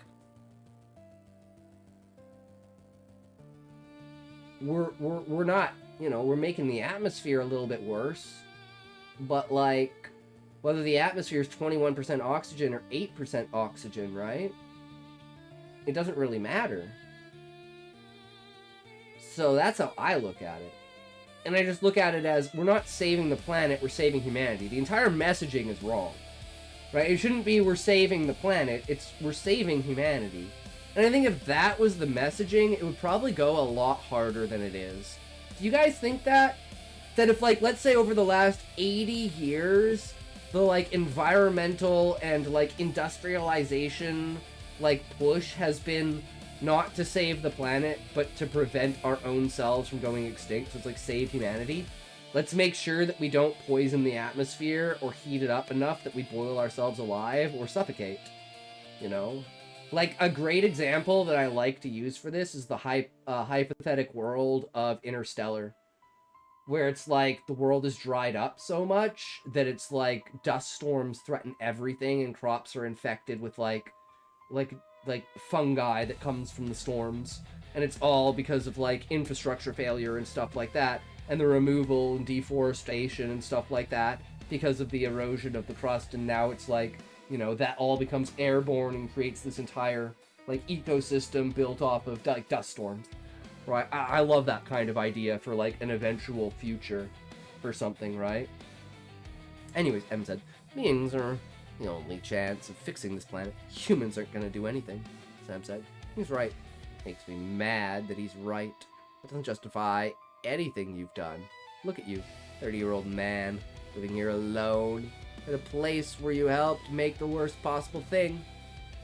I said, please, I can give you valuable information. More than Henry ever could, Sam replied. Please, sit. We all sit down on the floor. I held a revolver tightly, prepared for anything Sam might have pulled. What do you want from us? I asked. Sam wouldn't be telling us information if he didn't want anything. I don't want anything. My plan has already been set out. Although I sadly won't have the satisfaction of killing you all. The being will take care of that, Sam said. He doesn't really mind that, does he? The being is strong, yes. We can fight back. Alrighty. Alright, how about a little explanation of how the beings work? You know, sound distracts them, but how are they able to know if we are near them? Even if we don't make any sound, Alex asked. Made a good point. Beings can sense human eyes if they are laid upon them. Oh, that's cool. Like, you know you're being watched. We use echolocation. So using annoying sounds to disorient them is an important tactic to use, Sam said. We've already been using that tactic. Seems to work pretty well, but not as well as the first time. We've already been doing that, I said. It works. We came across some more beings when we were walking here. It didn't work as well as this last time. I don't remember if I made a comment about this, but this, like, stylistic, like, thinking before talking, right? I don't know if I gave an opinion on it, because I don't know how I feel about it, right? I have very mixed feelings about it.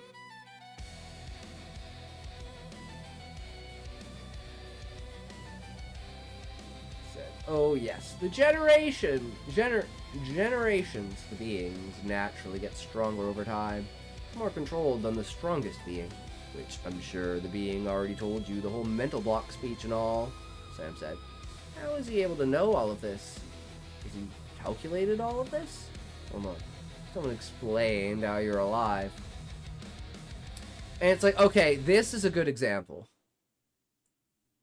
What he thinks in his head is like the topic in alignment with what he says, but it's not a one-for-one, right? So I would say any instance where there's a one-for-one, such as the previous one, right? It's, seems to work pretty well, not as well as the first time. We've already been doing that. It works, but we came across some more beings when we walked here. Didn't work as well this time. Right? It's like the thought has a connection, but not a one-to-one. Whereas... Where's the explanation one? Fuck. We've already been using that as a tactic. It seemed to work pretty well, but not as well as the first time. We've already been doing that. So it's like on point versus like abstract. Right? Like, how is he able to know all of this? Calculated all this? Hold on, you're still you have still explained how you're alive. Right? So it's like a thought of an expression, but it's not a one-to-one. Right? It's like, he asked, how are you alive? Instead of saying, how do you know this? Right? And you can keep this, like, thought brain function one or two steps behind or ahead of what they say, right? Or having, like, one person thinking it and then another character saying it out loud, because all the characters are saying the same thing, right? And that's a great way to, like, show that all the characters are on the same page. And you could do the same thing with the one guy who's not on the same page. You have a thought, and then the guy asks something that's, like, the complete opposite, or makes a statement about something that's completely opposite. And then you can use that dynamic to show how the group, like, individual is versus the overall. Daisy said, when the being tried to kill me. Took out a syringe and temporarily put the being to sleep. Doesn't increase their strength or anything like that. screamed as if the being had killed me. That is when I realized this plan had to be followed through with. So he just faked his death. I left my journal and gun. I made sure I jammed the gun before I left and made my way here, Sam explained. Sam was able to hide a lot of stuff from us. Right, and what have you been eating? Alex asked. Beans. They're edible. Oh, you wouldn't know that, Sam said. What? I asked. You can eat them, see? Sam said, pointing at a handful of dead beings behind him. That's how he is surviving. It's disgusting. Anything else important we need to know? Okay, so that idea is awesome, but the execution, I think, was dull.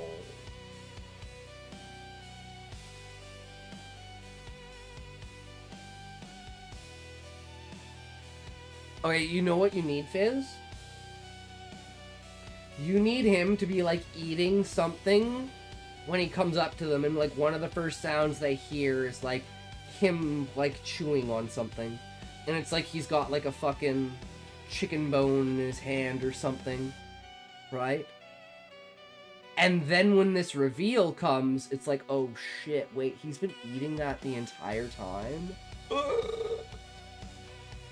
I think the delivery is really poor on this. I love the idea, but it's like you're shooting so much stuff at us, and it doesn't feel like there's any preempt to it that would, like, pull you away, right? Like, you're trying to absorb all of this information, and you need, like, a third-party aspect to pull you in, which would be him, like, you're thinking the entire conversation, well, what the fuck is he eating? And then he's like, oh, well, look at this. It's fucking drum leg from those beings over there. Oh. And all of a sudden, it's like nothing else in the conversation becomes important.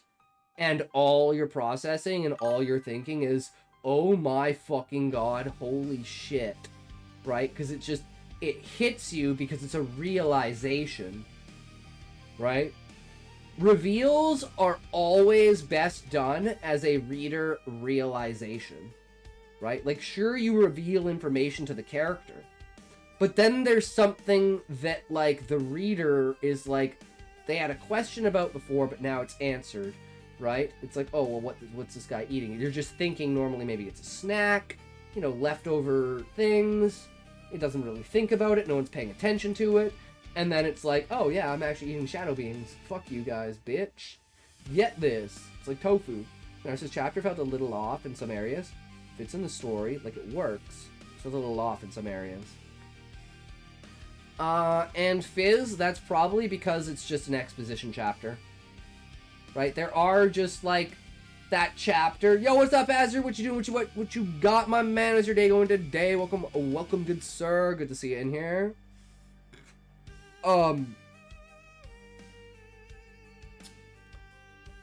It's like a setup thing, right? Where, by the way, it's Oozer.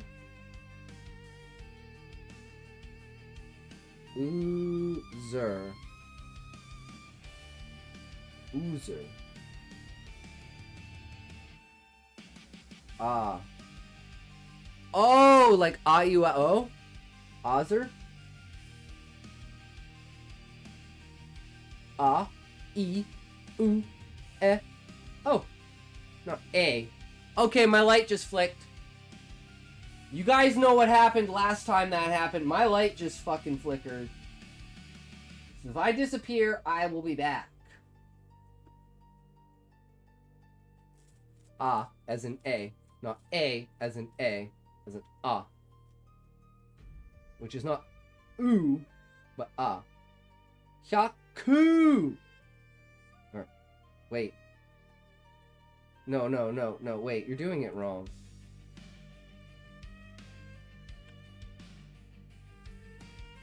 It's Hayaku.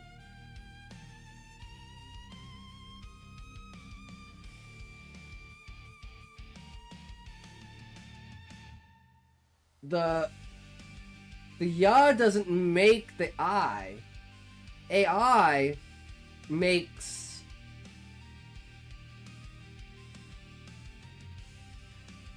unless you're saying something completely different, like I don't know. Hyaku. Oh. Wait, Hyaku. Hayai. Hayai with a tense. Because hayai means speed. Hayaku means fast. Because ku is like a conjugation. And I believe hayai is an e adjective. And e adjectives are like a very specific adjective where you can take the e at the end and replace it with an easy conjugation. Whereas, what's the other one called? I don't remember what the other one is. But it's the other styles of conjugations. E adjectives are the simplest conjugation in Japanese. And it simply takes a word like fast and changes it to the speed based upon context. Right? So you can have fast, speed, hurry,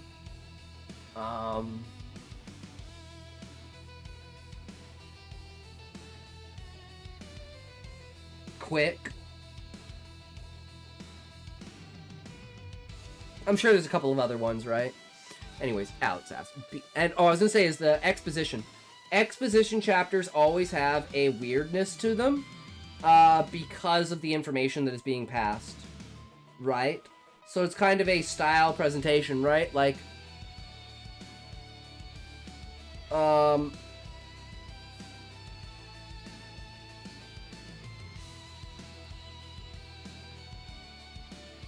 I guess it's a way of being done.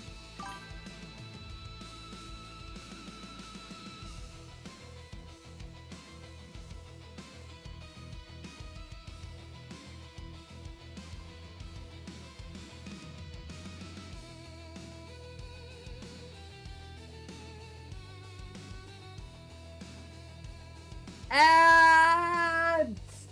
Fuck ads!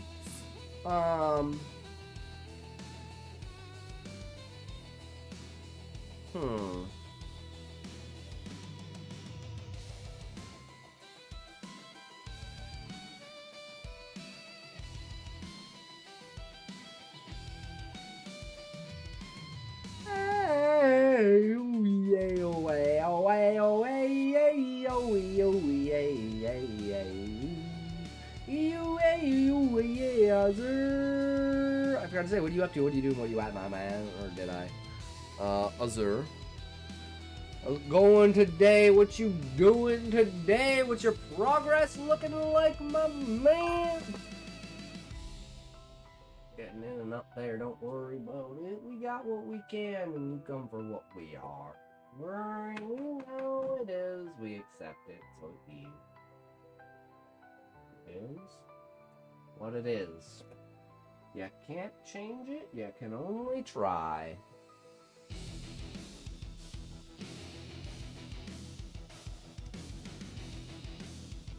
Three, two, one, two.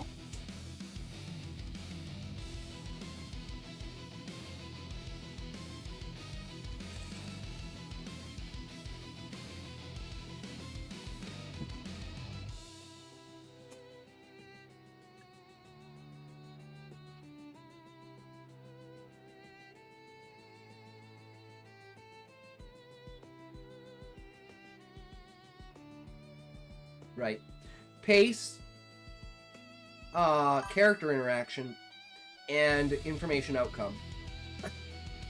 For an exposition chapter.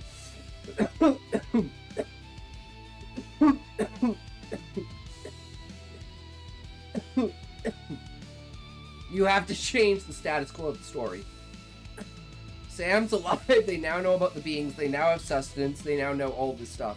But how does that change how they interact with the world, right? How does that change their plans, right? How does that modify what they're going to do based upon what you've told us they were going to do before? So, if the entire chapter isn't upending, make it upending. But just from the ideas I've already seen, it definitely feels like an upending chapter.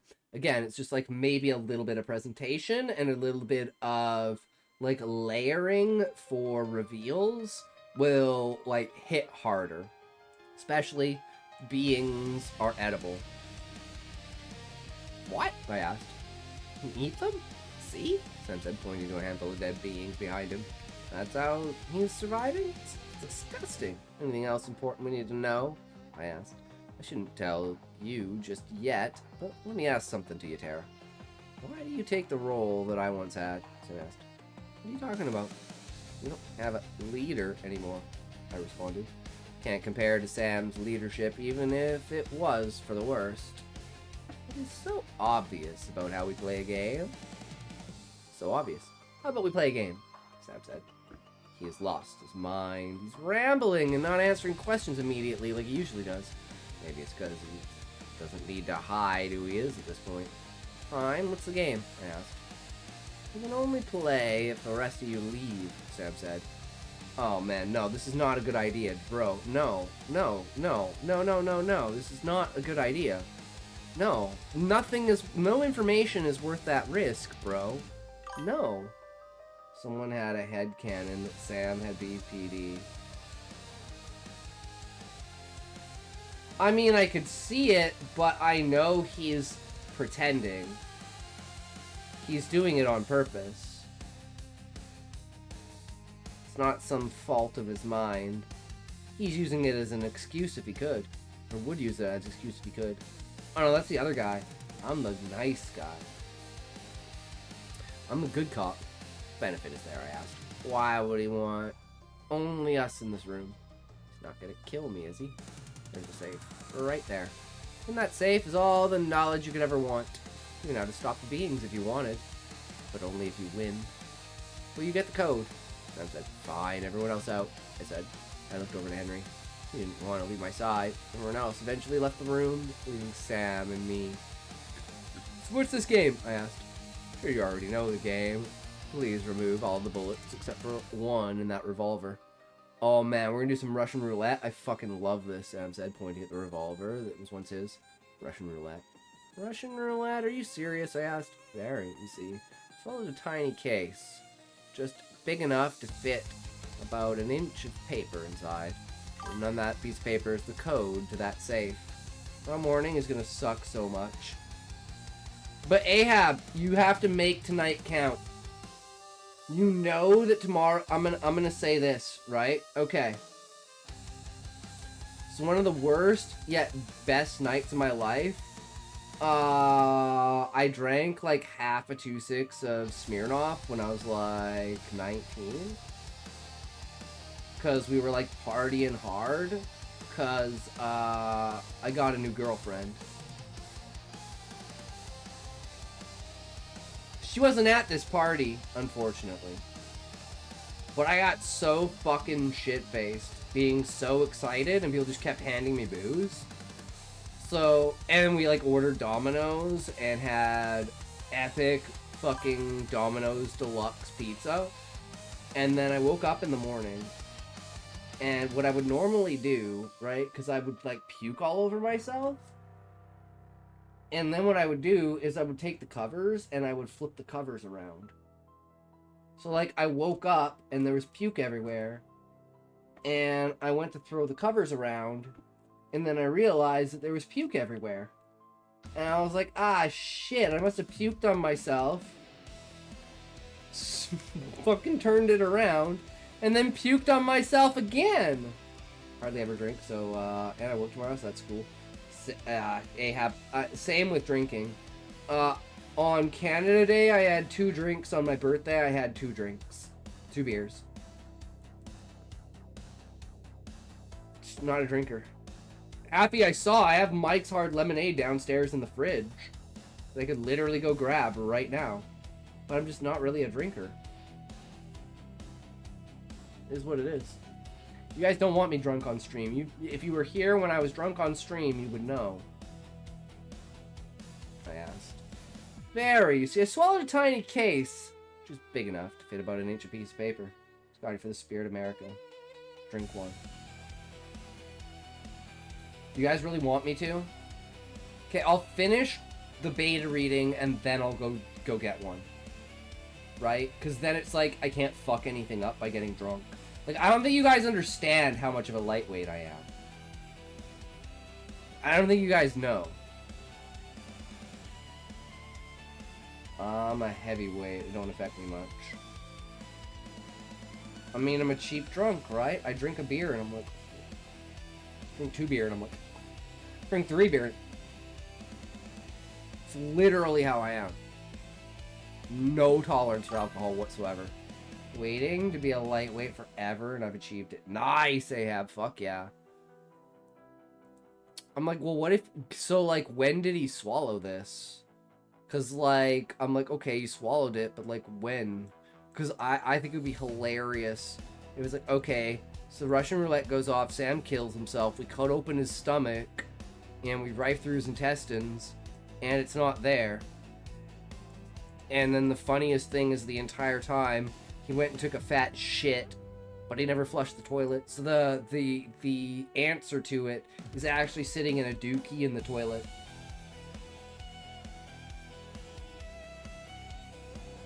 Say after I cleared a whole box. Disgusting.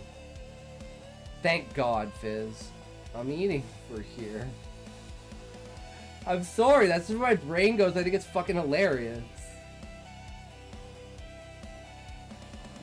I don't actually think that would be it, but I think that if I was writing this story, that's what I would do.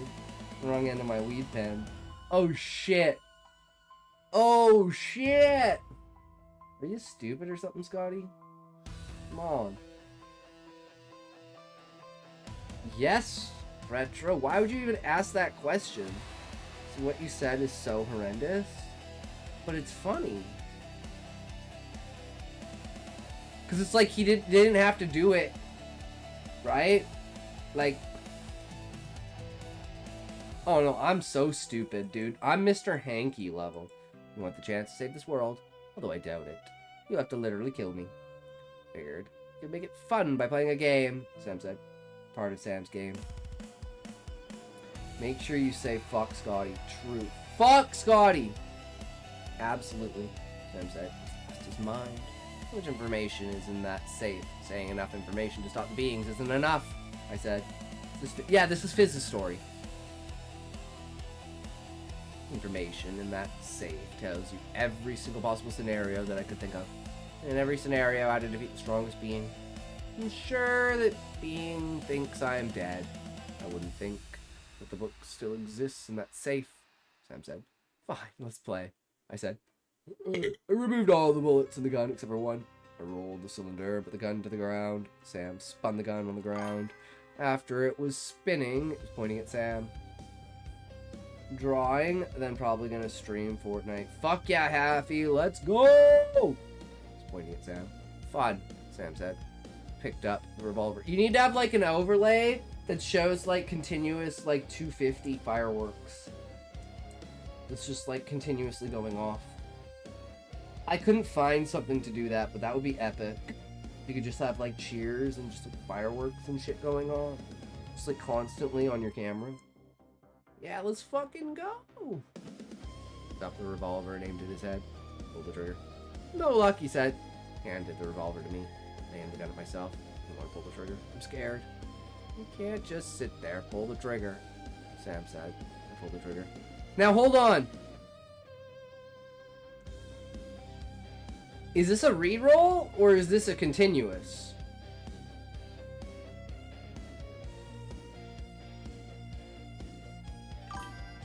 Honestly, I don't get BPD from Sam. I get action protagonist down for a good time from Sam. Continue, no reroll. Okay. Not overwrite Fizz's intentions for the character. I mean, you can have your own headcanon, right? That just shows the depth of the character, right? As long as it aligns with the story and you have a completely different idea of what that character is, but it still works. I'd say that's a good depth of character. That you could look at them from two different perspectives and still have the same outcome. But then it's like if your headcanon is like, well, why is this character doing this? Because you don't understand what the actual character is, right? Then that's a problem on writer for presenting the character. So it kind of all comes down to perception of, the person said they had that headcanon because Sam believed he was a god, he made beings, he can kill them, the beings can't kill him. Ah. Interesting. Interesting. I mean, retro. Like, does this look like I'm worried? Right? You can call me third eye blind, because I'll understand. Wait, you haven't opened your pineal gland? Retro? Wait, what? That's like the first thing you do. Wait, what? Cuck. Cock. Tardo. Cat. Fuck. Read, worm. True retro. I was for a split second gonna call you Relic because you said worm, but I was like, no, because he said worm, it would be weird to call it Relic. I'll do it another time. Because I think it's cool that you're using the word worm and it's retro. It's evolving, Relic. It's evolving. This guy doesn't know fucking anything about pop culture. No, I don't. I'm Canadian, Ahab. I'm Canadian. I'm a fucking loner Canadian retard. I don't know shit about shit fuck when it comes to culture. Especially internet culture. It was done spinning, it's pointing at Sam. Canadian. You have Avril Lavigne and Nickelback. Look at this photograph. Buddy Zach is Canadian, understands things. Well, Ahab, he was probably on the internet before me. Like I said, I was late to the party. And I thought of myself as more mature than retarded memes. Right? And we had a discussion earlier in the stream about how I'm, like, my prospect towards that and how I fucked that up as a kid. Because I was an arrogant little fuck piece who thought he was better than everyone else, so I never... Same reason why I never watched, like, SpongeBob, and this is a fucking kid's show. I'm not fucking watching this. I'm watching Stargate. I'm watching X-Files, man. Fuck this. I'm watching Andromeda. Picked up the revolver and aimed it at his head and pulled the trigger. No luck, he said. Handed the revolver to me. I aimed the gun at myself. I didn't want to pull the trigger. I'm scared. You can't just sit there, pull the trigger, Sam said. I pulled the trigger. Nothing. What a shame, Sam said. Can you shut up? I said.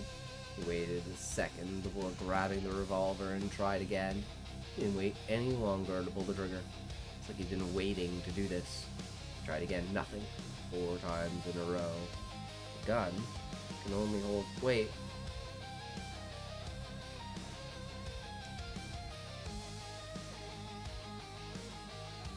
There are 7-shooter revolvers?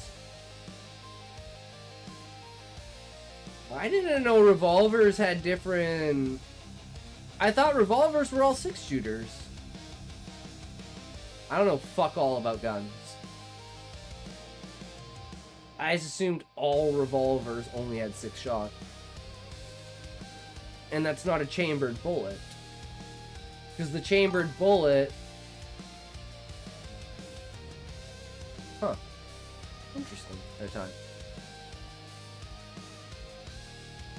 5 if they're big as fuck. I would just assume that you would think that there was 7 with 6 rounds because one was loaded or like chambered. But in a revolver, I know there's a specific name for it. Fuck, I can't remember the name. But the spinny thing is the chamber. It's an instant mechanical connection. So there's no 7th bullet loaded. Whereas, like, a handgun, right? Like, you have one loaded in the chamber, and then you have the rest in the clip. But you can't fire the gun if you haven't loaded one in the chamber. More info, ask revolver, ocelot. I was, when I saw the 7, I was just making an explanation for, like, as a basic person who doesn't know anything about revolvers, like, unless there's a specific reason for being 7, I would change it back to 6. Because, like, on an average person, everyone knows there's 6 shots in a revolver. Of course I played Metal Gear Solid, you idiot. Of course I did. I didn't understand the politics behind it because I'm a fiction writer. And I use real-world events in my writing, and even at 14, the entire premise of the basis of my book was a celestial alignment that weakened the realms between, like, realities that caused crossover, that opened a gate that allowed the enemy out, and everyone knew that, like, this was a thing of a bridge that everyone built, but no one knew of an actual, like, 25,000 year celestial rotation that allowed for the gates to open themselves, which is how they originally knew how to build the gates. Right? It's my story, I can do whatever I want, blah. Oh no, I'm just saying, this is just my feedback to you, right? As someone who knows nothing about guns, I look at this and I say, I think the person who wrote this is dumb because I think they're thinking about a loaded chamber inside of a revolver. That's my critique. Right? So I think easily changing that from 7 to 6, because you're going to get people that say, well, you're dumb. Revolvers have 6 shots. You're just thinking about one in the chamber for a handgun. You know. There's no problem. Fuck Scotty. No, I'm just saying, like, that's my first thought about it, is this author doesn't understand how a revolver works. Simple Google search will allay their confusion. The revolver was specifically designed. And I can see that. Again, like, I'm not necessarily saying this as you should change the story. I'm just saying this is my raw, uneducated take. And I think, like, that's something that, like, someone who's intelligent but uneducated would assume that it was a mistake about an understanding of a gun. Right? I mean, you don't have to care as an author. I'm just saying, like, this is a place where you have you can have a misunderstanding. And the easiest way to fix it is just make it 6 instead of 7. That's all I'm saying. Oh, he's Canadian. He's never seen a gun before. Ahab, I've never seen a gun in real life. Not even a hunting rifle. Nothing. I've never seen a gun in real life. They can't Google 7-shot revolvers using a device they spend all day on. No, retro. All I'm saying is, as an uneducated retard, I look at this and I say, haha, the writer doesn't know what guns are. That's all I'm saying.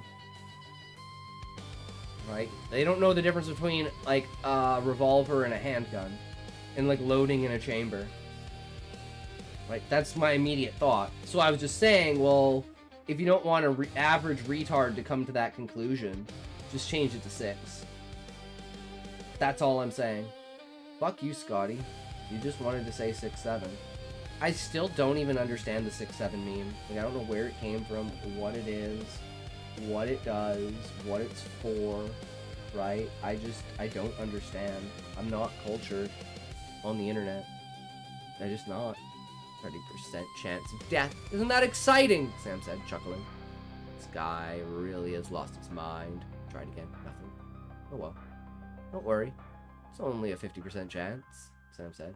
Took the gun. Started breathing heavily. It's on the verge of tears. Don't cry, you idiot. We're here for a reason. Pull the damn trigger already. Nothing. Wait. That means... I trailed off without thinking for another second. I aimed the gun at Sam and shot him. Can't believe what I've done. The door opened. So, like, the entire time, she just winds up shooting him? Because she's like, well, there's no way that it's on the last bullet, and he's gonna purposefully shoot himself. So if I give him the gun, he's obviously gonna shoot me. Then he's gonna put the rest of the bullets back in and go shoot everyone else. And this was just a sadistic, you activated my trap card. He wouldn't shoot himself. Yeah, Fizz, I wouldn't trust it. I wouldn't trust him to shoot himself either. You know what I would have done? You know what I would have done? I would have just pointed at him and just kept firing until the bullet went off. Wouldn't even have put it to my fucking head. I would have just said, fuck you, bitch! And just like rapid fire that fucking thing. Like, fuck that! So I am glad she fucking shot him, because I'm like, I'm thinking, my God, does she really give him the gun? There's no way she really hands him the gun after all of this, right? How long ago since Rand had friends? Rand and friends? Wait, do you mean since I've read The Great Hunt? I don't think I've read The Great Hunt in June or July. I think it's been over a month since we have read a chapter of The Great Hunt. Simply being, you know, streams have gone on longer. We've had more content to do. More people have been presenting their stories. You know, it is what it is. I mean, do you want me to read more of it? Because, like, I mean, at this point, we're already 4.5 hours into the stream, right? We still have retros to read, then the rest of relics to read. That's going to be, like, 7.5 hours into the stream. Then it's going to be, like, I'm probably going to want to talk about more things. And Stoner... It's because Stoner Girl is taken over. Before, it was like I was just cooking and brainstorming in the back of my head. But it's like, we are so close to being done. You had to separate relics. I left.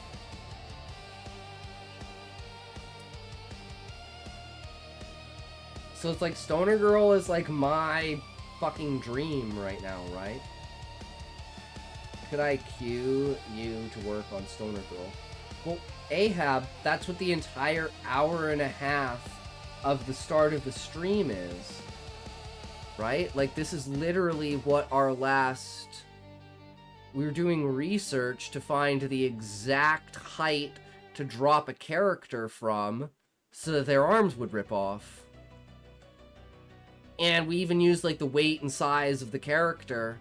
Or so that it was close enough that their arms didn't quite rip off. I didn't ask what the start of the stream is.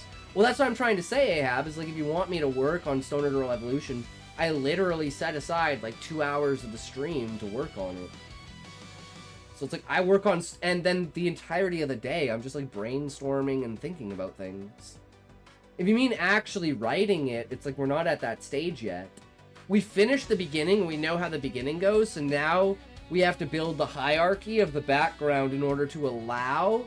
Because the next 2 chapters are, like, interaction and exposition, right? So, like, I need to come up with what is the bard going to do and how are they going to intricate it, right? How is Dilip going to go around and grab enough knowledge that he needs? Those are details that I don't I know the characters are going to do this, but I don't know the information or the details of what they're going to do.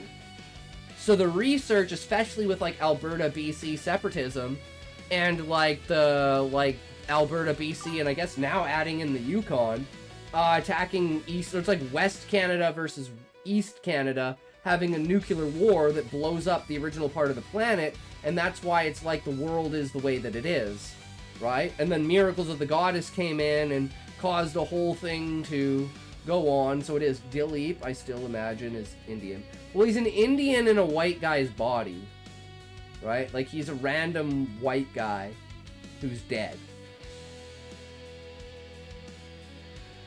And Dilip is, like, Indian, but he's also, like, an African warlord. Right?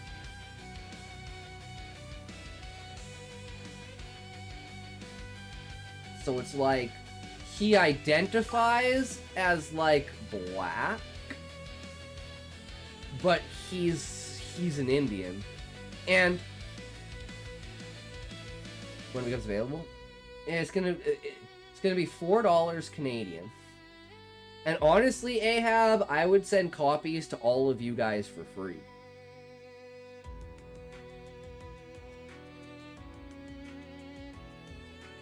From you behind a Tim Hortons. true. I'll take an e-version. I have a reader. Well, retro, because most likely it's going to be on Amazon and on Kindle on Royal Road. Right? So it's like, you won't even have to buy it. You can just buy it if you want, like, the physical copy to actually have it. But I'm going to put it basically everywhere I can. Scotty is bass, and I want his handwriting. No, you don't. Look at this shit. Dude, you don't want this. Can you read that? Tell me if you can read that.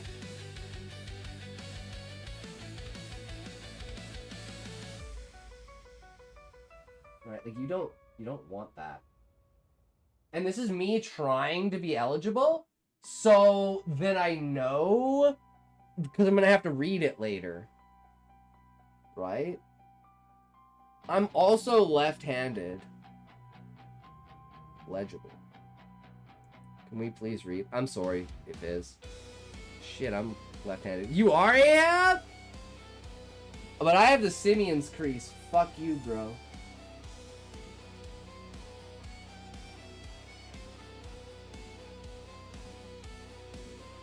Right? Like the top part of this hand here doesn't have a crease. Whereas this one does. Notice, right? Like it has that upper crease, this one doesn't.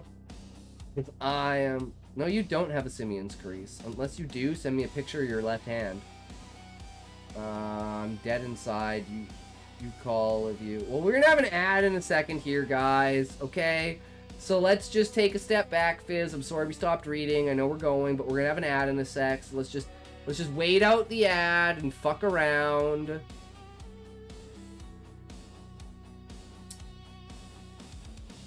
Same on monkey. Nice. Okay, I'm lying. Quit gatekeeping, brotherhood, you fucking woman. Hey, man. I'm only gatekeeping people that believe that I'm gatekeeping, right? Like, if you're gullible enough to believe me and think that I'm a gatekeeper, that's who I'm gatekeeping. I'm gatekeeping other retards. Scotty, in that crease just means you might be predisposed to having certain traits or conditions. I mean, you have Down syndrome without really having it, or whatever you said. Oh, no, retro. The specific thing is, people with Down syndrome have the Simeon's crease, but there's like 1 to 2% of the population that doesn't have Down syndrome that has the Simeon's crease. The whole thing behind it is the idea that it's the 7th of a 7th son, right? Like if you take two people that don't have Down syndrome that have a Simeon's crease and you mate them, and then you take another group, separate group, of two people that have the Simeon's crease but don't have Down syndrome, you mate them. Then you have to get kids that both those kids both don't have Down syndrome and they both have the Simeon's crease. Then you mate those kids and you do the operation again for 7th of a 7th son. And the 7th of the 7th son of a pure, both families, non-Down syndrome Simeon's crease will create a new species. That will create a triple helix DNA sequence that is the next evolution of humanity. Hey, Cygation in chat. Yo, what's up, Abolia? You doing with chat? What you got? Scotty's stream is really good if you're drunk. I believe it, Ahab. It's so funny. Yeah, because it's retarded and ridiculous, right? But retro. Sorry, Relic. Sorry, Relic. Are you taking the piss? No. No, I'm not. It's a legitimate theory. I'll go up on Grok. I'll go after we finish reading Fizz's shit. Retro, I'll bring it up on Grok. Okay? It's not a scientific theory, it's a conspiracy theory.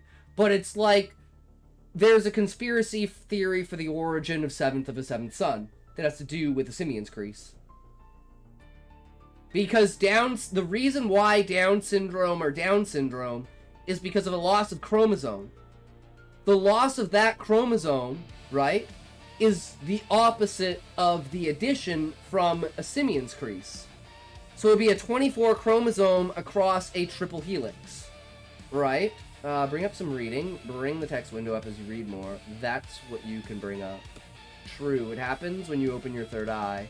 Exactly, Scotty is losing chromosomes. No, I only have 2 chromosomes. Retard and idiot. Wait, that means I trailed off without thinking for another second. Loss? I thought they have 1 extra. Oh, wait. Oh, maybe I'm getting it backwards, Ebola. I'm retarded. Maybe you're right. They have 24 instead of 23. Read a book. Down syndrome is an extra chromosome, not missing one.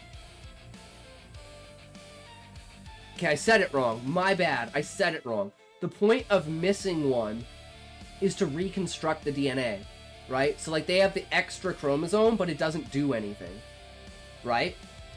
But the extra chromosome on a triple helix DNA solves the problem of... That's where the conspiracy comes from, that the extra chromosome is an in-between a double and triple helix DNA sequence, right? So an addition of the chromosome allows for an opening of it. So if you could take that chromosome and unlock it, it would morph your DNA into a triple helix 24 chromosome thing, right? Which would basically, like, evolve you from, like, if you have, like, monkey to human, you go, like, human to, like, alien, basically. Anyways, I'm just gonna finish Fizz's work here, guys, okay? I can't believe what I've done. The door opened. What? Evan asked. Everyone was shocked. Sam said he swallowed the case with a paper in it. Code to the safe, over there, I said, pointing at the safe. So, how are we supposed to get to it? Evan asked. Behind where Sam was sitting was an axe. We need to use the axe, I said. I got up to get the axe, but Henry got it before me. Henry, what are you... Chopped Sam in half. Found the case and opened it. Okay, this is a miscapitalization. Or, miscapitalization. I'm retarded. Scotty would be a good main character of a comedy movie. I think of myself as literally Ernest. Ahab. I'm pretty sure I would be Ernest. Like, that's where my personality leans. Right? Like, you're humble, you're honest, but the world fucks with you, and you just try to be the best that you can, but the world just keeps putting you down, so you just keep trying to get up. And it's like you're just put in all these weird situations, but it's always like you're coming out on top because you're being who you are. Right? It's like a superpower of being you. That's Ernest. Okay, I'll look at this in a second. I don't know what this is. Retro, but I will look at it in a second. Whoops. Henry, what are you... Okay, yeah. Miscapitalization. This should be an elongated scene. This should be like them grabbing him and pulling at him and being like, no, and pushing them off, and then just walking over to it, and it should be like gruesome, it should be over the top, it should be nasty, and it's like this is Henry's willpower, right? Like he's searching through these cut up pieces of a body. Right? Like this needs to be like its own fucking detailed scene, I think. Glazing over this brutality, I think is especially with Henry, right? Like, I'm trying to think, like, who would be more vicious with it? Alex or Henry? It's like, Alex would probably be more vicious, but Henry is like, he knows what he needs to do. Right? So, I don't know. I feel like this is just bypassed too fast, where it could be so good. And you're anticipating it too, right? And it's just like, wait, what? Well, that was boring. Went over to the safe and opened it. Henry said, it's acting weird. It's not like this. Something is wrong. Grabbed the book and gave it to me. I opened the book. Nothing. The sick guy. Yeah, nothing. What does it say? Alex said. Of course there's nothing in it. I feel bad for not reading Pearl's book, but my phone fucking broke, so I needed to replace it. I mean, can't read everyone's stuff, right? I should be able to get it now, though. I mean, The Last Councilman, fucking amazing name. Then The Sage's Son. It's like, it changes and upholds the transition between book 1 and book 2 through the naming of the titles. Because the first one is, like, political, and then the second one is, like, revenge. It's so good. I don't want to think about what just happened. Left town and eventually made it back to the farmhouse. So now what? Alice asked. Henry wasn't by my side. Went to our room. Rereading anyone's work, man. Sun Eater series has been soaking up my time. Totally fair, eh, Hope? Totally fair. And, like, we've read both of Pearl's books over the last, like, what, 4 months? 3 months? Right? So, hello, Chad! I've awoken early and ordered myself shrimp roll tempura. Oh my god, Ozzy, you're making me jealous. Holy fuck. Mid. It was. Wait, the shrimp tempura was mid? What? That sucked. Give me delivery time. Oh. Yeah, sushi, honestly, I would never get sushi delivered. Probably pre-cooked. I bet you overpaid too. Yeah. Like, I'll order Chinese food, but I won't order, like, delivery. I won't order sushi for delivery. I only sit in, eat sushi, unless I'm getting, like, a beef bowl. If I'm just getting, like, a rice beef bowl with vegetables, I'll get that delivered. But, like, that's not really sushi. That's just Japanese cuisine, right? Around 6 America currency. For, let me guess, 4 rolls? And the rolls are, like, you know. So actually, that's really not that bad.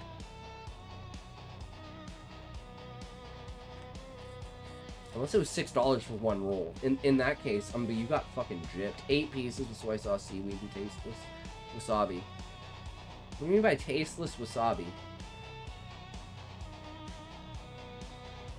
Wait. Tasteless wasabi? What the fuck is that?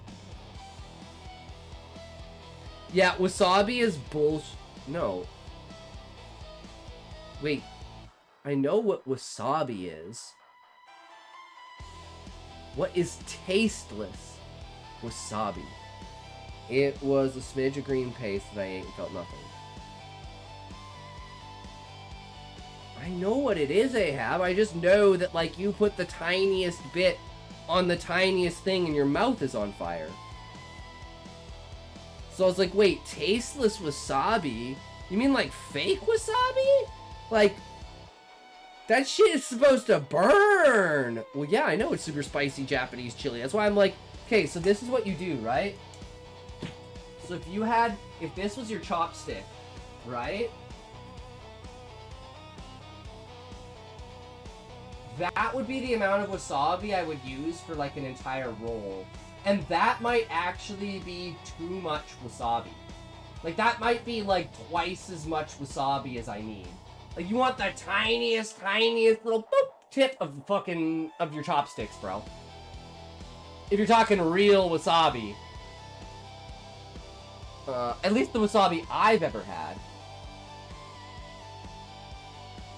Well, I mean, I am a pussy. But I love spicy food.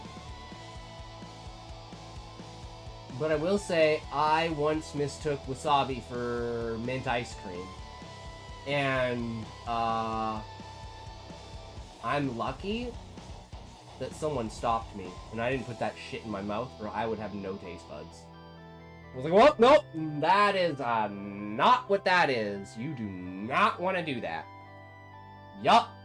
Nope. Thank you. I doubt I would have taste buds after that. I fucking probably would have died of suffocation from fucking hyperventilating over the fucking... I mean, at what point can you just not feel it because you just burn it out of your mouth? I don't know. Anyways. asked. He shook his head, sat down on the bed. I just need to ask, what's going on? I asked. I used to fry with 4 Thai chili peppers. Damn. Why did you do that to Sam without second guessing yourself? He doesn't like you, I said. It was hellish but delicious. Yeah, it's like when you order heavy medium from an Indian place. Yeah, don't order heavy medium, guys.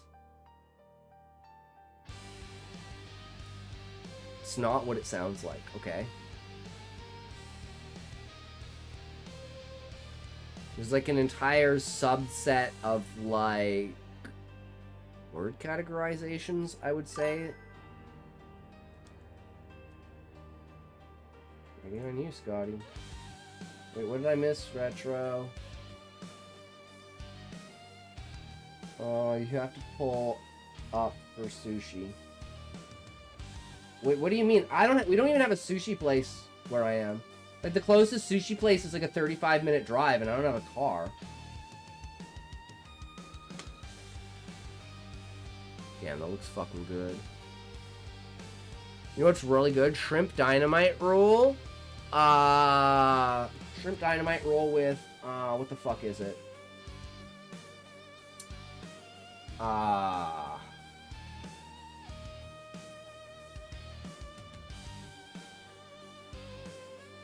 Fuck.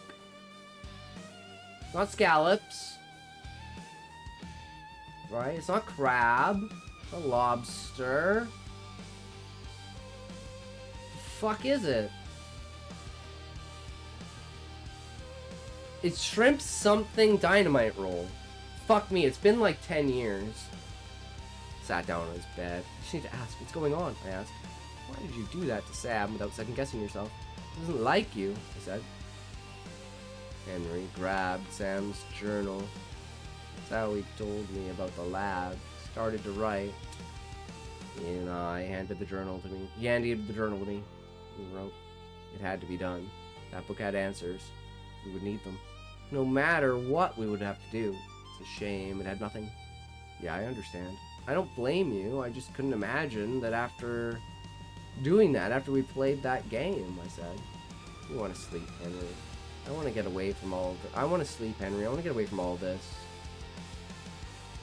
There we go. So you're already in the queue because we never reset it, Ozzy, but you're after Retro, but before Relic. So we're doing Retro immediately after Fizz. No taste other than the soy sauce I dipped it into. The reason it was mid is because I only tasted a bit of the crunch from the batter and the liquidity taste of the rice. There's no other taste before I continue. That sucks, bro. That really sucks. What a shit fucking experience, man. Just makes the next time when it's gonna be really good, because you're gonna walk in. Bye-bye $6. Two rags gone skis. Diddly diddly diddly boo. It's fugazi, it's fugazi, it's fairy dust. Next, garlic naan and butter chicken. Fuck yeah, RZ. Fuck yeah, let's go. Heavy medium! And make sure to add on the pilaf rice as well. Heavy medium. So they put like the extra, the spice, whatever the fuck it's called, in the rice as well. Oh my god. That's tomorrow's breakfast. Dude, you get butter chicken and that'll last you like 4 days.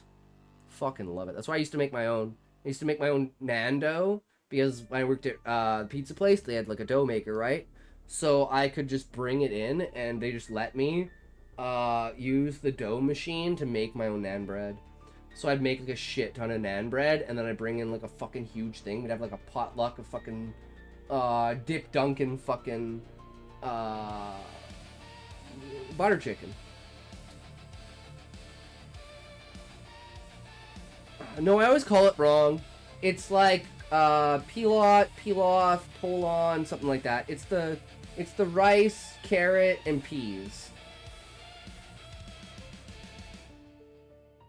And then there's like something you can add for it, which is a spice that like fucks you up. Pulao. Hulao rice. Okay, yeah. For some reason, I was thinking Pilaf, which is like the Dragon Ball Z character, right? But the other thing is I make my own curry, and I have the tomato, onion base. Oh, did you know this, guys? I didn't know this until I figured out what butter chicken is. Did you know that all dressed chips are actually butter chicken flavored? Because butter chicken is just onion and tomatoes. And all dressed chips are onion and tomatoes. Emperor Pilaf. True. For a good few hours, I woke. Henry wasn't with me. Henry? I asked, rubbing my eyes. Where's Henry? I left the room and walked into Evan and Daisy's room. Have you seen Henry? I was sleeping with him, and I just woke up. It's not in our room, I said. I don't want to lose Henry. I can't lose Henry. Went outside, I'm pretty sure, Daisy said. I left the room, ran downstairs, and went to the back porch. Henry was sitting on the porch, freeing his mind. You live in Canadian Fallujah. Wait, what is Fallujah? No, I had my neighbor, who is like, his grandma made like the best fucking curry ever, taught me how to make curry.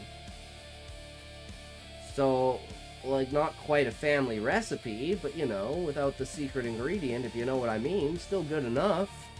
Get that process done, right? I learned the legit way. I'd bring that shit into work at the mill, and all the Indian guys, because I was the only white guy who worked on the chain, right? Every other person who worked on the chain was Indian. And there's a guy named Bob, right? And he would just come by and he would just sweep a nan and he'd just suck it all up and he'd just be like... Be like, oh, where'd you get that? And I'm like, my neighbor, it's not quite his grandma's recipe, but it's as close as he could give me. And they're like, oh my god. And I was like, I put my own unique taste on it, right? They love that fucking curry. Live by a river. I have no idea. What's Fallujah is crazy. I have no idea. I'm not cultured, Ahab. I don't know words. Man, I live in my own bubble, okay? Educate me. Henry, gosh, you scared me, I said as I sat down. Taking in the fresh air? I asked. He nodded.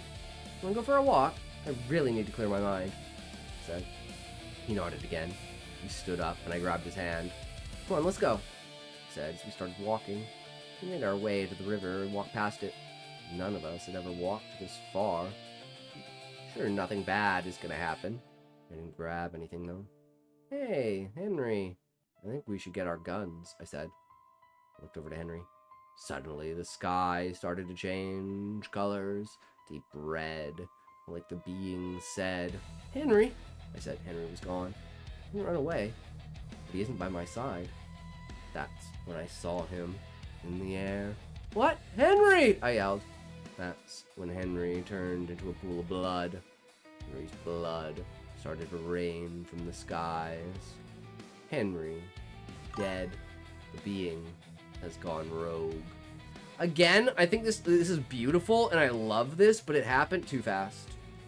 First salary is traveling Iraq. Want to explore the Abbasid Caliphate? City of Iraq by the river Euphrates. I changed my mind. You'll recommend my breakfast tomorrow. Exclude pork. What's left of it after the U.S. blew it to smithereens? So what I don't understand is, like, aren't there places in Iraq that are better than America? Aren't there places in Afghanistan that are better than America?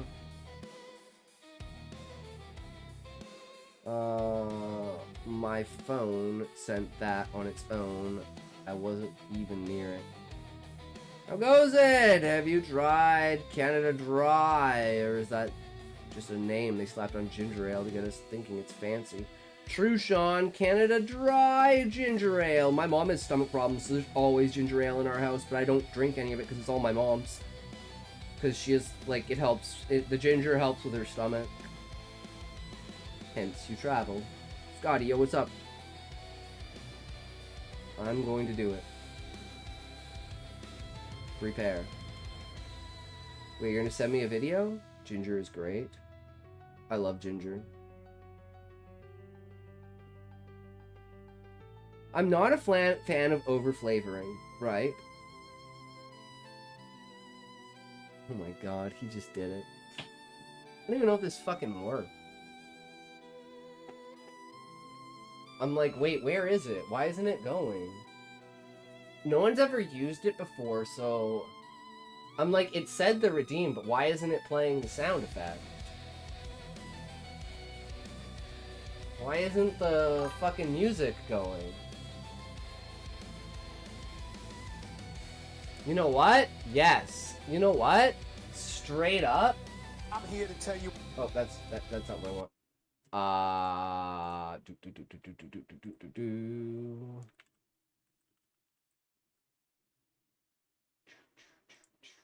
Okay, hold on. Let me set this up. Can I do this?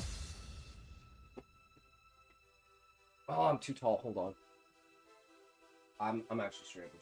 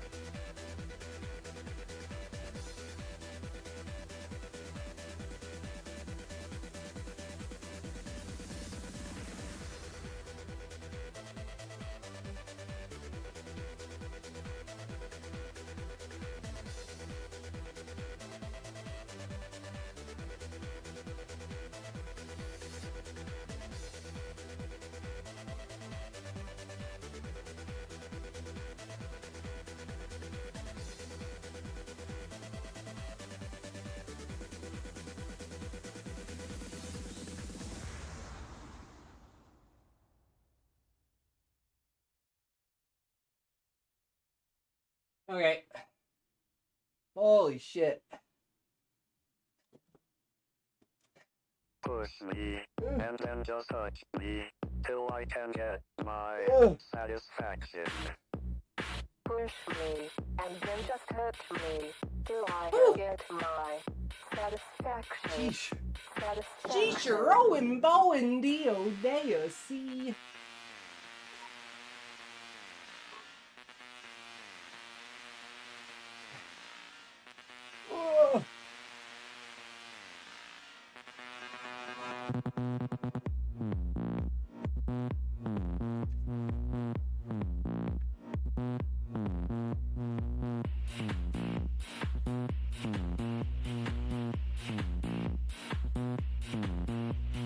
Push me, and then just touch me, till I can get my satisfaction. Oh, okay, you got your dance in there. It's not actually infinite. If you read the rules, it's a facetious title, and it is simply only 5 minutes of dancing. But I will give you that I did more than that. And that was a blast. And still my heart beats only at 94. Holy shit! Spent 75k. Go forever, work. Scotty is room is likely smelling funky at this moment in time. Well, you know what's the great thing about that? You know there's like Febreze that covers up smells? Weed covers up basically any smell. Alright?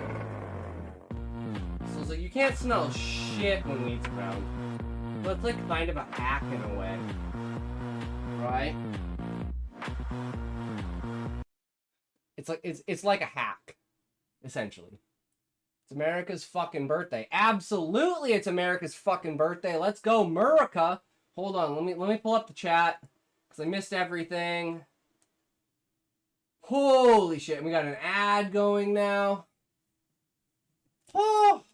No, I'm like, my legs are tired, bro. Like, oof, yeah, not so much. I'm 35. I'm an old man now, guys. I don't have the energy of a 17-year-old to dance for 4 hours straight. Like, I don't have the stamina. I used to play DDR, dude. I used to have from the trampoline, just general exercise and DDR. Dude, I was a fucking tank when I was like 21. Now I'm 35 and like, I stand up to go to the bathroom and I get winded.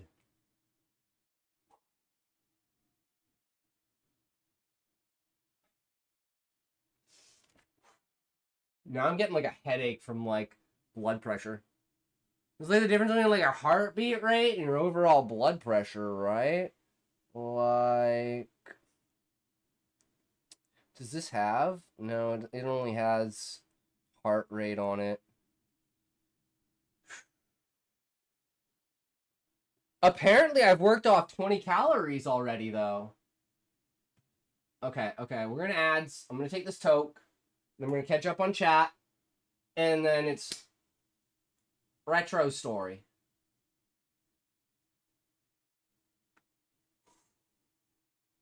Someone redeem another dance.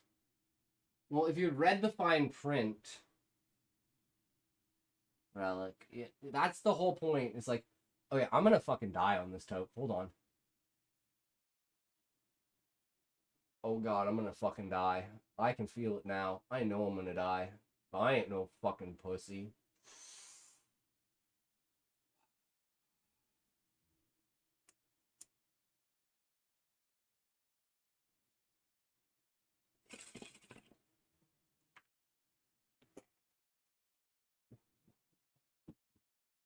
Do not drink water. Do not leave your seat. Do not move your feet. Do not stretch. Do not go to the bathroom. Have another toke.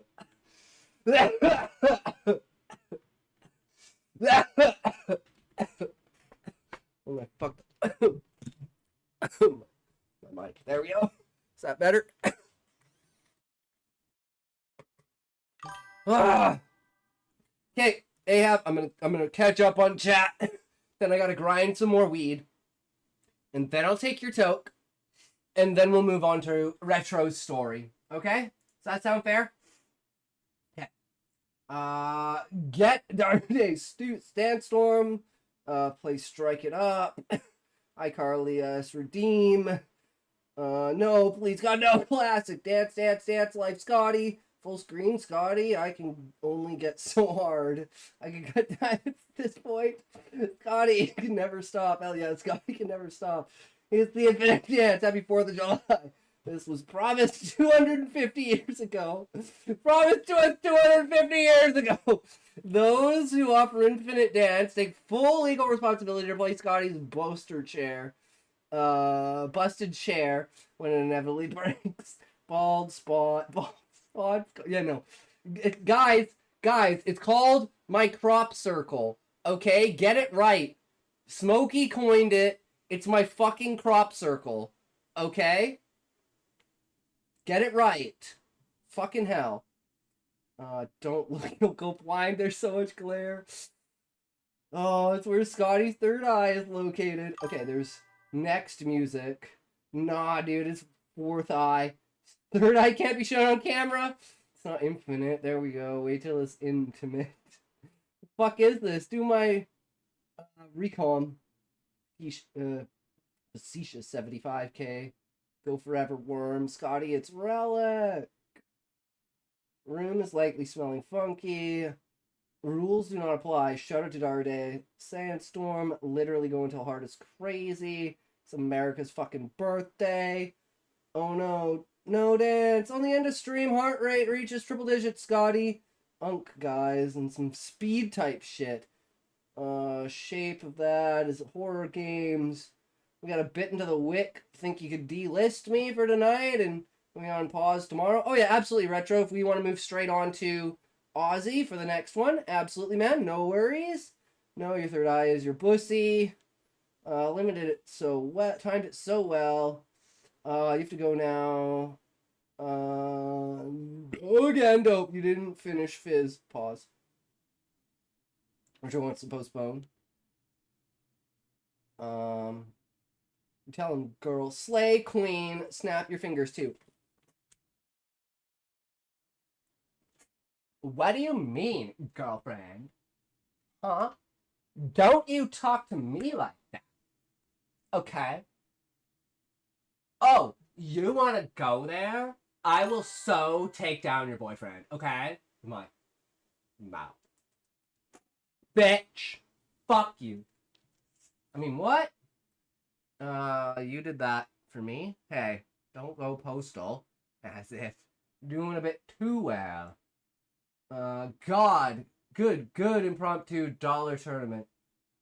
Plus, I didn't know if Fizz was finished, so I'm playing it safe. I'll just get the read first thing tomorrow. No worries, Retro. I'm done with Fizzes. That's why we did the dance.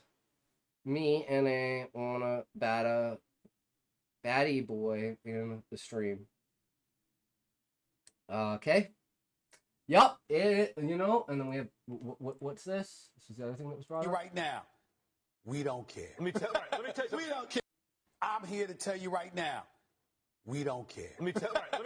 We don't care. Fuck it. We don't give a shit.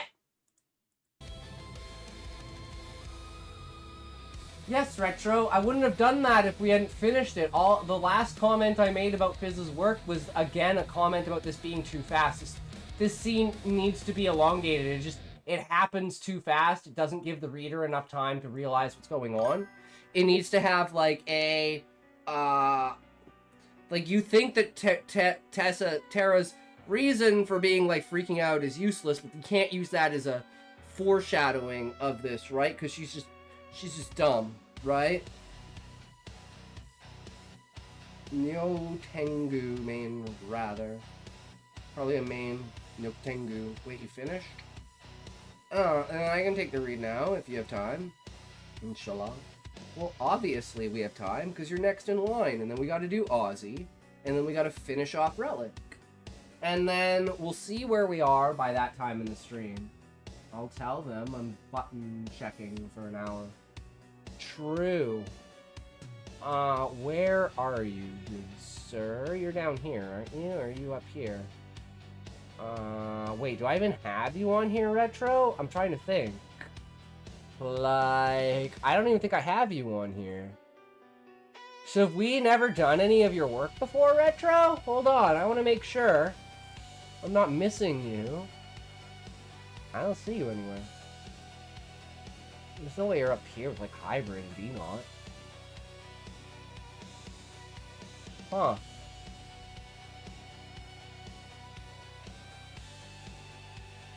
Nah, don't finish me off. You know what DOA is. Wait. DOA? Like Dead on Arrival? Well, join Discord and VA the dialogue. I just said in Discord. No. Retro. I mean, on my list in Scrivener. Like, you've never been on here. I just want to make sure that I'm not just, like, adding a random group on here for you because we've said your stuff before. Right?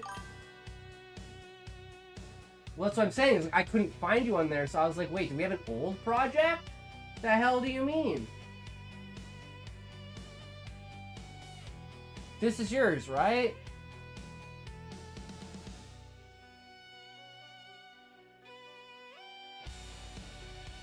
Because I copy it over. That's the process that I do. I don't know how to search that part of it. It'll just search the tongue. I don't know how to search titles. I don't know how it works. This is yours, right?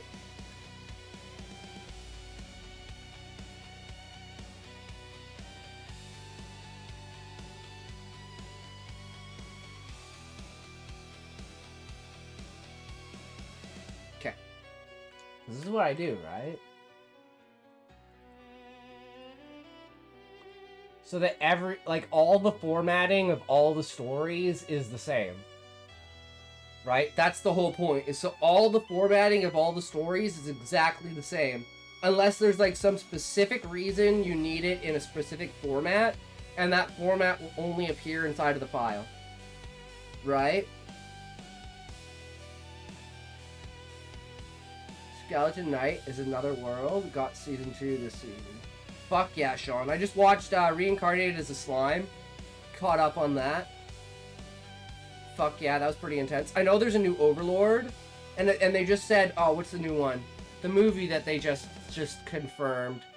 Fuck, they just confirmed Solo Leveling movie. Is that what it was? Scotty copies into a document, steals your ideas, and puts them into a mother computer. At the end of every stream, he shoves a tube up his ass and takes in all the words, hopes he can become a better AI writing god. But really, it's just making him more special and evolve into a big bad Down syndrome loser. Too late. Isn't the movie just the first 2 seasons? See, I haven't seen any confirmation for that, Ozzy. That was my first thought, that it'll most likely just be an encompassing of the first 2 seasons, right? Like Berserk, for instance, right? Like the Golden Age Berserk was the first 1 and 2 seasons, but it's like a 2-hour movie. Right, with like all the filler and extra and everything in between it. Right? No different series. Guy gets pulled into another world as his game avatar, on which he had put a skin mod to appear like a skeleton, but it's just an illusion. Interesting. It's nice to deal with like looking like a skeleton. Okay, Ahab. I gotta grind the weed, and then we'll have that toke, and then we'll carry on with the reading. But yeah, what are you up to? What's your day going like today, Sean? Glad to have you here, my broski.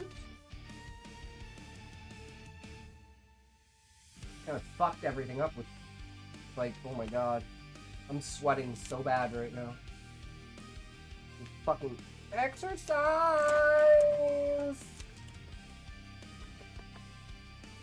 I don't like to exercise. I don't like it. I'm an old man. Just let me lie down. Can't sit up. It's my own fault. Just let me rot and die, motherfuckers.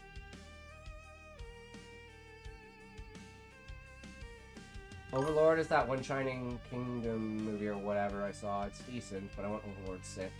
Well, they're getting Overlord 4 now, right?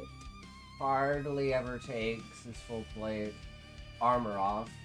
Though there's a spring Where the water will temporarily reverse the effect. Which one he finds it, he can take bottles of water from situations where he has to remove his helmet. Wait, I'm confused. Are you talking about Overlord, or are you talking about the skeleton one?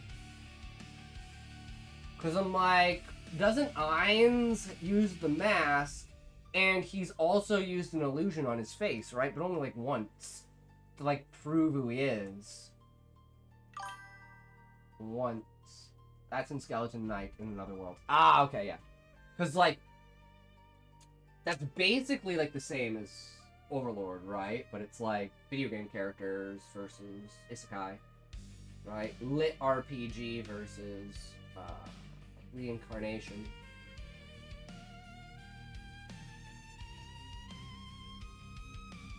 Again, I'm like, I like Isekai, but I'm like, guys, can we just come up with like a fantasy world that's just a fantasy world and you don't need to rely on, oh my god, this guy came from Earth? Can we just have things that are more interesting, right? Can we just have baseline Berserk worlds, right? Trying to permanently remove the effect.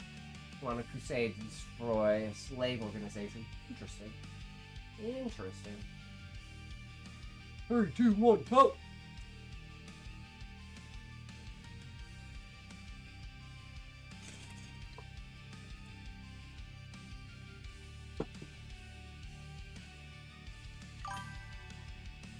This guy, which I believe is interesting. If you're tired of seeing Brad and Scythe doing things. My first ever novel. I mean, I would love to, Ozzy, but, you know, let's save that for when you're on downtime. You know what I mean? Like, if you got the cases for us, and you're working on that now, since that's what you're working on for critique, because it's something that's already finished and it's not going to be updated, right? I'd love to read it, but it's like reading it for reading it and beta reading for critique are like two different things, right? Because it's like when I'm reading it, I'm just going to get engrossed in the story. Whereas I try not to do that when I'm beta reading, because then I'll just get lost in the story and then forget to fucking say, like, out loud what I'm thinking. So guy's a genre, or someone goes to another world, so no, but we could and should have actual stories. And not fan service slop repeat of everyone else's work.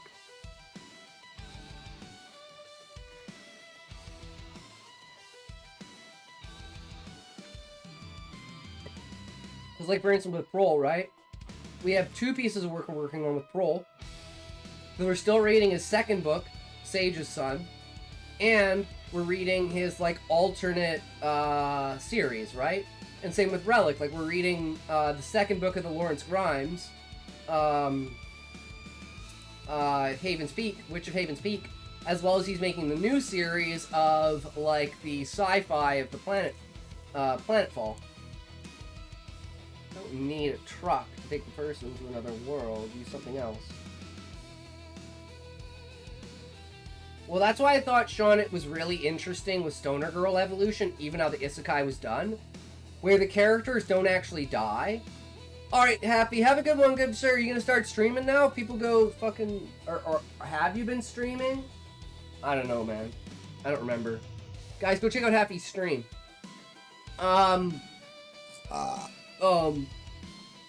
Fuck, what are they saying? Relic and his two sides, another side with me, about to hit live. Fuck yeah, let's go. Let's go, boys. So you know what I was thinking, Happy? So this is what I was thinking.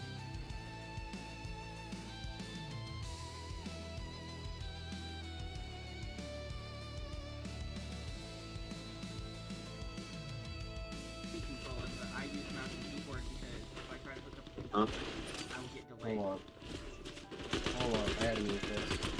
I had to wait for you to go live, but I can put this in the background. I can replace Asmon with you, Happy. That's the plan. Like, I did the bridge, then choking on VR cables, random attempt to steal trees, pulls the treehouse to another world twice. It's the fact that the person doesn't have to die. right? Like, Dilip didn't die. His consciousness was just transferred, right? Like, the only reason why Stoner Girl died was because she choked on the seed. But then she came back to life, right? So it's just that tiny period of time where she was dead, where the goddess got pulled into her body instead of the body underneath her where the machine was. So technically, she didn't die. She was isekai'd and then died mid-isekai, gained the goddess, spat out the seed, and came back to life.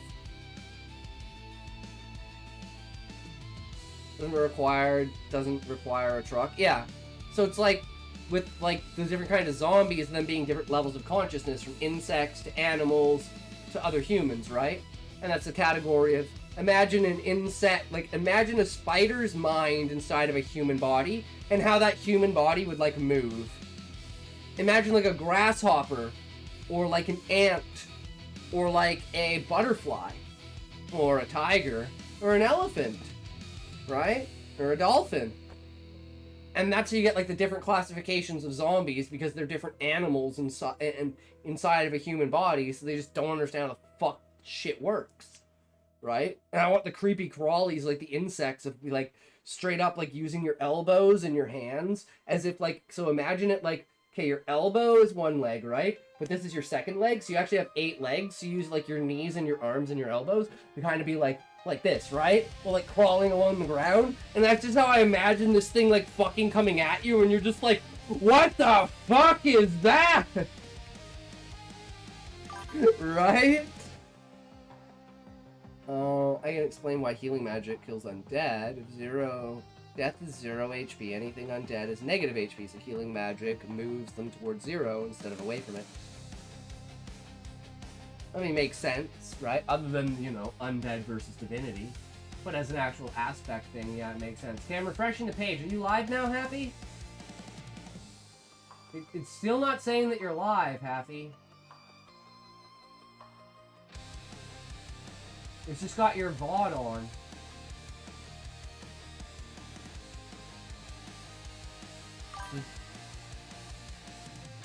Okay, just let me know when, and then I can swap it over.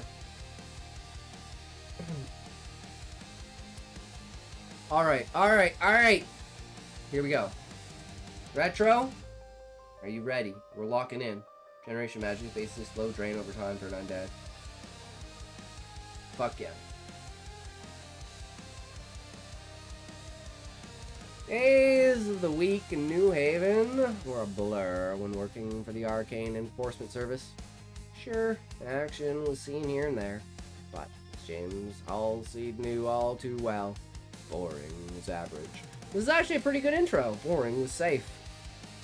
You know, it's like you got where you are, how the character feels, what they're doing, and their name, and like this is a damn good intro. Sets the mood, gets you into it, and says, okay, but where are things gonna go wrong? James made sure his white uniform was prim and proper, and wasting no further time in the mirror, began his walk to the chapel before his morning duties. As he arrived, his colleagues were finding pews with empty spots and having idle chatter before the minister made his way to the podium. He spotted his best friend and fellow enforcer, waving him over to a spot. So yeah, like, all this gives you a ton of information about the character, a little bit of information about the setting. You know, we've got like a little bit of like religiousness. Oh, he's an enforcer. Is he like an actual cop, or is he like a part of the papacy? You know, like there's so much information packed into this. I love it, and it all directly relates to like the character's perspective, where it's like they're not quite going to pick a fight, but they're not going to run from it because that's what they're kind of looking for. So that's probably a reason why they became this, is they were looking for a fight. Brad! James said with a nod. James! Brad returned a nod with one of his own. Got us a spot closer to the back of the chapel, I see. Brad sighed. Yeah, we still haven't finished that conversation from yesterday. And this can't wait until we're on patrol. Hey, homie, yo, what's up, Hugo? What you doing? What you got, my man? How's your day going today, good sir? Welcome, welcome. We are currently reading Retro's work. Brad. Yeah, the name. Indeed, Ozzy, the name. It hit me. What are you doing in there? True, he's cheating on you, Ozzy, and he went to someone else's book, unfortunately. Oof. That's actually kind of harsh, you know, and then finding out through like a third party? Ooh, man, he wouldn't even tell you himself? Sometimes characters are assholes, man. It's like a separation thing of not taking the Final Fantasy characters and putting them in Stoner Girl Evolution. Because I don't want duplicated characters, and I already have advanced to known characters for Final Fantasy with personality stature, and I don't want to just drop that into Stoner Girl. Not gonna tell on Sharon. Oh, man. See, I want to know also is, like, how does the rest of the family feel about Brad because of everything? Right? They're just like, he abandoned us? So, like, I never thought about that aspect of them looking at it from the other way, of being like, maybe he... So, like, now that creates another tension there, where it's like, he thinks they abandoned them, they think he abandoned them, nobody knows anything, and it's fucked. Brad's face was stoic as always, betraying no emotion. No. That's all he said. Scene case 2. Let's fucking go. Few moments. Awkward silence passed. Tension so thick the two men would almost swear they could see it, feel it. This was not a conversation enforcers had. Right? James rubbed the back of his head.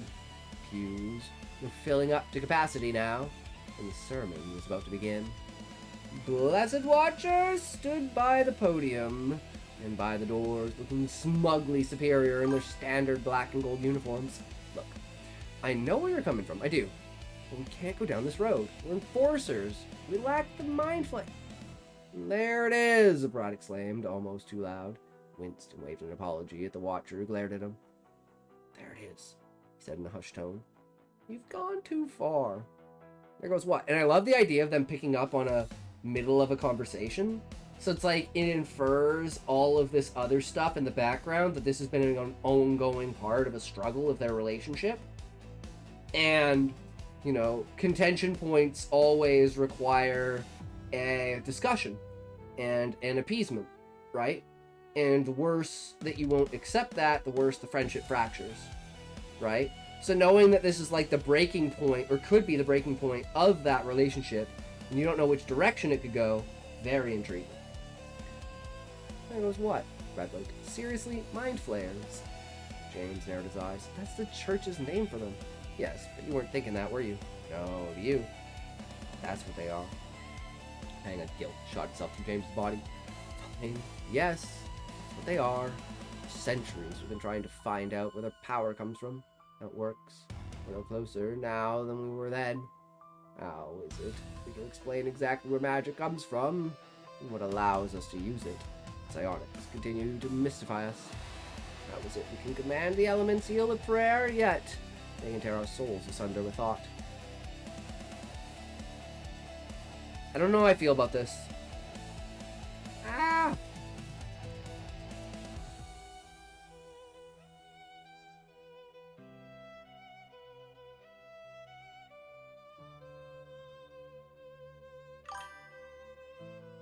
I'm live? Alright, let's put Happy in the background while my brain figures out exactly how to do this.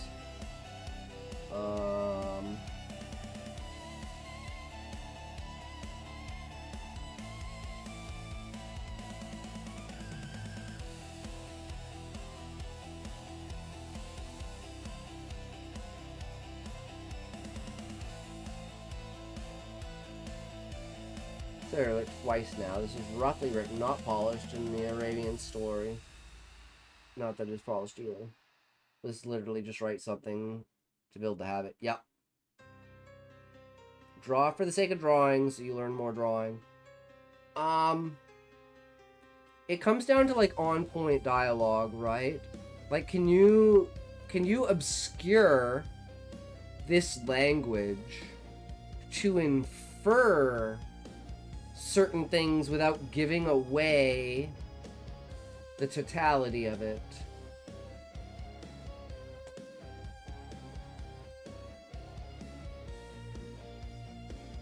Speak as if the characters know what you're talking about, but not the reader. Wait, what is this? Randomly popped in my head. So I shared. You know what we haven't found in a while? Buddy, where's the spatula? Okay, kids, let's go. There's just one place to go for all your spatula needs. Spatula City! Spatula City! A giant warehouse of spatulas for every occasion. Thousands to choose from in every shape, size, and color. And because we eliminate the middleman, we can sell all our spatulas factory direct to you. Where do you go when you want to buy name brand spatulas at a fraction of retail cost? Spatula City! Spatula City! And this weekend only, take advantage of our special liquidation sale. Buy 9 spatulas, get the 10th one for just 1 penny. That's Magic Don't and Science forget, in the they setting. make great Christmas presents. And what better way to say I love you than with the gift of a spatula? Spatula City! Spatula City! Hello, this So many is people. Cy Greenbloom, president of Spatula City. I like their spatulas so much, I bought the company. Spatula City, 7 locations. And We're we in the get yellow that pages under for spatulas. advertisement. My, where did you get that lovely spatula? Spatula City, we sell spatulas, and that's all. Alright. I had this idea. What if Magic and Psionics exist in the same time? All you need to know is that they're both very separate. Until 1950 segregation, Richard Nixon, swimming pool, and the colored swimming pool. Magic and Psionics in this setting. Other than that, I won't make any further addendums until we're at the end, so not confess the reader. Sidebar comments.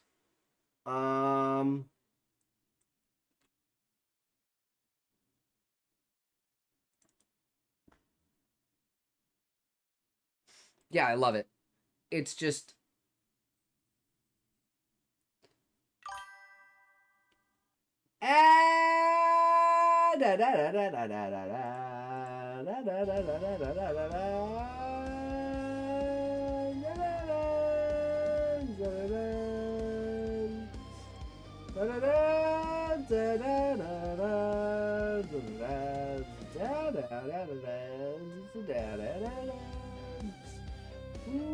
And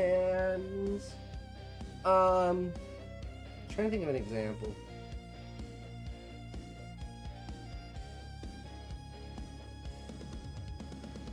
For instance, how is it we can explain exactly why these two systems can't interact, right? And then it's like you're slowly giving us the information, but you're not saying that it's magic, you're not saying it's psionics, you're leaving it mystifying to us, right? You just know that there are two competing factions of ideology, right? And then you slowly gain more. So it's like an on-point thing where it's like, you want more ambiguity instead of directly saying this. Because inside of this conversation, both of these characters know that the conversation is about magic and psionics, right? So the way that they would talk, because they understand that each other knows about the subject, is completely different than someone who's just asking questions about a late subject, right? That's why I feel it's off, because it's like, everything before this is fine, but once you get to this point, it becomes a... Finally, true. Fuck ads.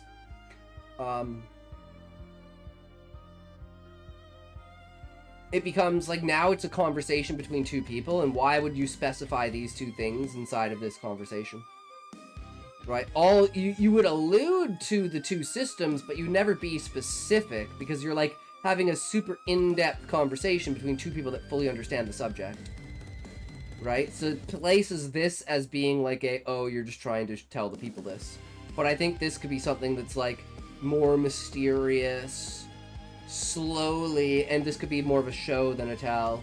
Raishiwi, yo, what's up? How's it going? What you doing? Thank you for the subscription, my bro. Holy shit. Welcome, bro. Love it.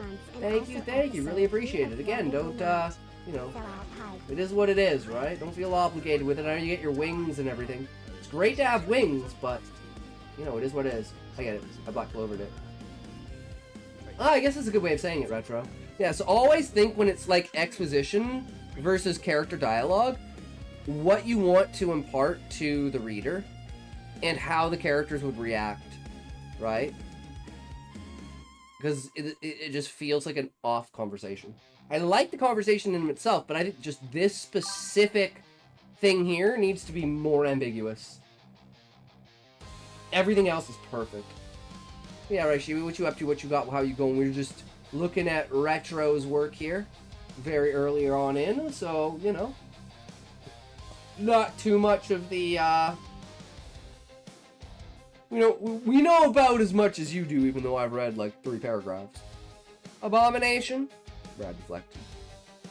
A mocking tone. I suppose your next words are, these unholy beings are unsightly before the elementals. Before the all-source. Am I right? Yeah, James. See, I like this, because this is like a snarky personality way of, like, interacting with the person, right? So using, like, this kind of style of dialogue to have, like, you know, almost a sarcastic, like, oh, were you even thinking about this?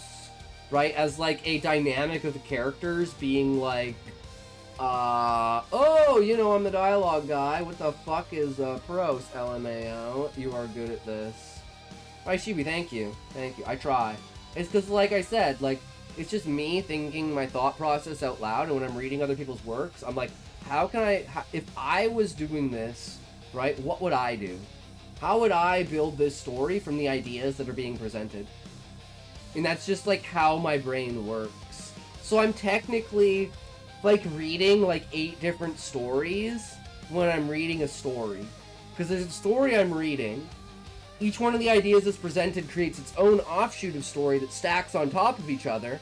And then there's, like, paths of, like, infinite dimensions in the back of my head of where the story could go and how you could place it, as if you were, like, talking acts and spaces and, like, building an outline.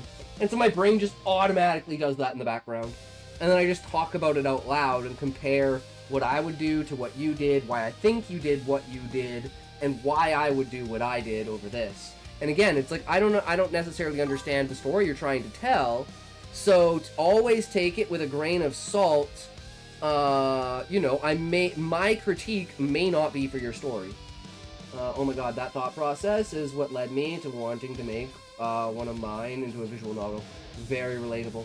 Well, like Raishiwi, my ultimate idea has always been, so I make the Final Fantasy book, right? And the Final Fantasy book is, like, in English in its own thing, right?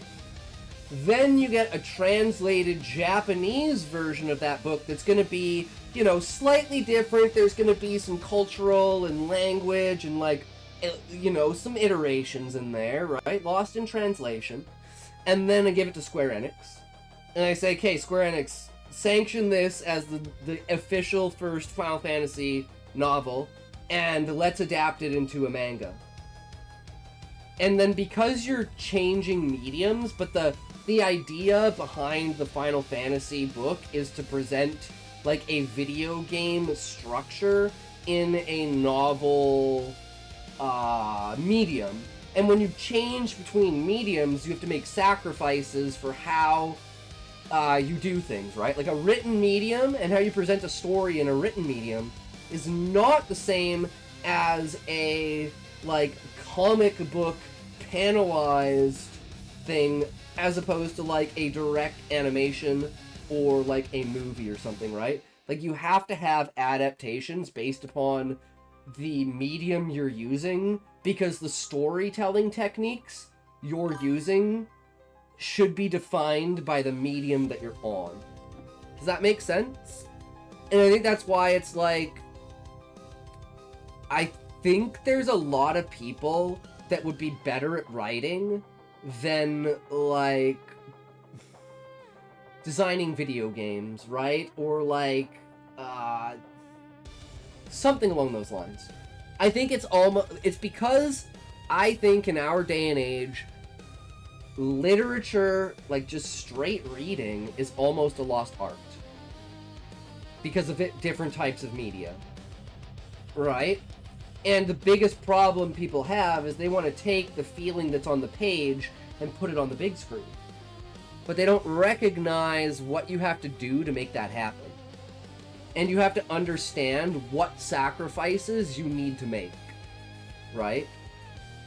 Like, the best thing about literature is your ability to stop time. You can have 500 words that is 2 seconds. Or you can have 500 words that is 3 years. It's really hard to do that in different mediums. Booms are making it impossible to vibe later on. Oh, from the... Yeah, makes sense, Sean. Take care, good sir. Have a good one. Have a good night. Happy 250 to y'all Americans, brewskis! Let's go! Anyways, back to the story. Am I right? Yeah, James. We can't figure everything out. You think that we're on the right side of this because we can explain it? See, I would replace magic with it.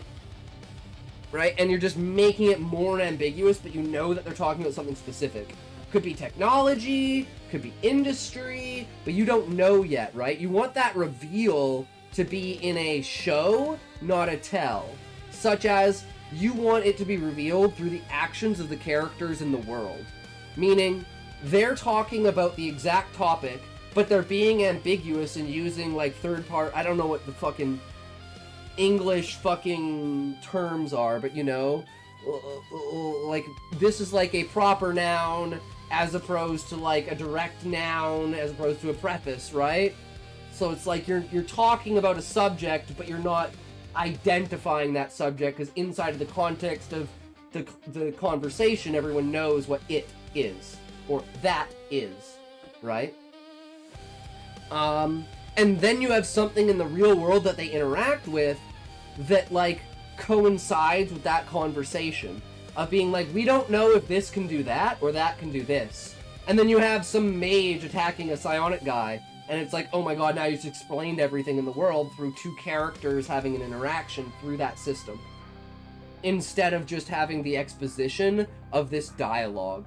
The dialogue should lead you in a direction and make you curious, and then the actions in the world should reveal what that dialogue was hiding. Does that make sense? Because dialogue is one of the, I think, most underrated tools in the ability to, like, artistically represent yourself. And I think a perfect example of this is, like, character designs inside of, like, manga and anime. Where it's like you have the most ridiculous, off-the-top, like, oddball, fucked up kind of, like, models for characters, right? And it's like that allows you to express your artistic vision, right? You don't have to be like, oh, they're humans, they all look the same. Nah, humans don't look the fucking same, you kidding me? And then they just go crazy with it, right? And I love that. I think that is what you can do with dialogue with your characters in literature, right? So, like, how a character looks in an anime and what a character says in literature are, like, the two best ways of expressing, like, extreme creativity. And that's, like, personality in a presence on literature and in visual on animation, right? Like, you see this weird-looking guy and it gives you a vibe about their personality. Same with, like, the way that a person speaks, right? And that would be, like, an example of knowing how to change between mediums, right? You would, or, like, if I was taking a character from literature to like, a show, I would take every style and aspect about their dialogue, and I would mold the character's view around that, and then I would change the character's dialogue to like be more normal. And then you have the emphasis of it because of the character, because I think it's just a stronger way to present the individuality of a character. And it's easier to get across to people, right? And then you don't need someone who has, like, over-the-top, retarded dialogue, right? Like, I would say, like, what's a good example in an anime of a character who's... Oh, Griffith. The way that Griffith talks, like, before and after the eclipse. Right? And that's, like, defined by his transformation. Right? So that's kind of like an easy medium between the two, where you already have this over-the-top character, and then you just go crazy with that, right? That would be, like, probably one of my, like, off-the-top best examples. Wake the fuck up, man, James hissed. We're in chapel. We're wearing enforcer uniforms. We patrol the streets of New Haven. All this talk about scions and what we understand, what we know. Here's what I understand, Brad. These people can shut your magic off by making eye contact. They can induce hallucinations. Yeah, so, like, see how, like, you're explaining it through the dialogue? Make this super ambiguous, and then show it. Because right now you're just telling us, and it doesn't have that strength of impact. But if you're, like, setting it up in a foreshadowing of being like, dude, didn't you know that they can do this? Right? Like they can, like, stop you, right? And it's like, you just have to think of the way that inside of a conversation you would be using this language. And the example I'm trying to think of right now is, like, how would you use a third party? I'm trying to think of, like, a robbery. And, like, the difference between, like, using your fist, using a gun, and using a knife. Right? Without ever actually saying those. Because if a robbery is happening, right? Then as a normal person, well, you would assume there would be some sort of weapon involved with it, or a dynamic over, like, you know, a big dude over a small woman, so he doesn't need a weapon, he can just use his fists. Right? And then having, like, a discussion about that without actually ever mentioning the robbery. And then a robbery happens. And it's like, oh, see, it puts what the characters are saying completely into context while leaving that vibe. It is finished! Yo, what's up, Cheeseburger? What you at? What you doing? What you at? What you got? Welcome. How's your day going today, good sir? And I'm guessing another piece of work completely done. High-level ones can learn every thought you've ever had in your life. I've seen some of the files. Did you hear about Blue Team's raid last week? They walked into a place they had no business being to enforce laws they had no business enforcing. Can't legislate scions out of existence, James. Don't be stupid. James could only shake his head in response. This is unbelievable. You're skating a line that sees you taking a dive, using your career to break your fall. Savvy. Sweaty, well-fed, and slightly deafened. Well, I mean, we had that earlier. We had an infinite dance from Sean, and I'm guessing you mean from the 250 fireworks, right? Happy 250, bro. Hopefully another 250, then 500, then 1,000, then 2,000. Yeah. Motherfucker, that's right. Happy fucking birthday, Murica. We got you, man. You know, you may be older than us, but our birthday is before you, so we do have you on that. Because ours is July 1st. So even though we're only 1867...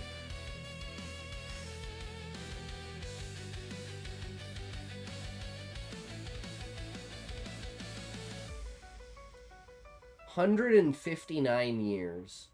I can do math, guys. Someone check that for me, but if Canada was established in 1867, then 2026 would be its 159th year. What comes first? New Year's or Christmas? Hugo, this depends on what type of calendar you're on, right?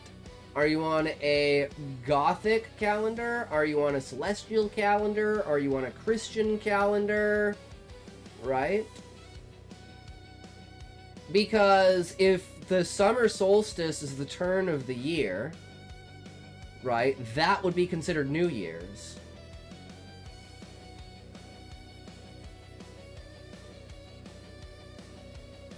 So...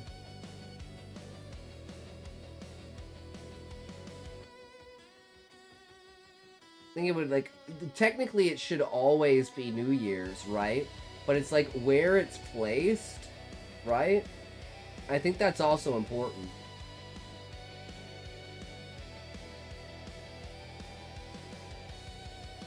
Our town went all out this year. Hundreds of fireworks, 21 mounted gun salutes, and non-stop partying. Fuck yeah, cheeseburger. If you ain't gonna do like a 50-year, like, you know, increment celebration that doesn't go fucking hard, what's the point? What's the point? Right? This is a big day. Okay, on the Gregorian calendar, which English holiday comes first? Ooh, okay, hold on, let me think about this for a second.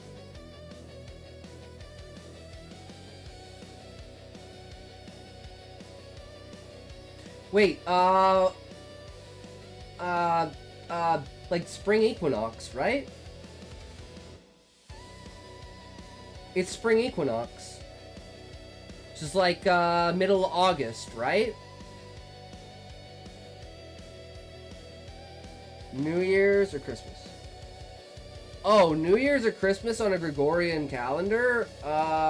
Christmas. But yes, like you said, New Year's first, then you have to wait 12 months for Christmas. Yeah, but if you're starting at a different point and you're not calling that, right? Like a different calendar, it would be Christmas, right?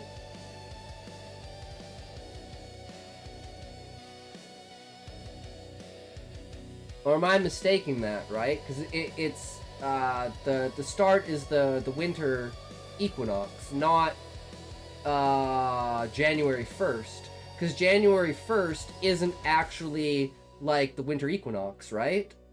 So it would be like December 13th to 15th or something like that. So then Christmas would come first because you would be, you know, at that point. So the only time would ever be if January 1st was the turn of the new year, which is one of the most retarded things if you look at like all of history, all of science, and all of like calendars. To make New Year's on January is just unfathomably dumb. Way too buzzed to do math.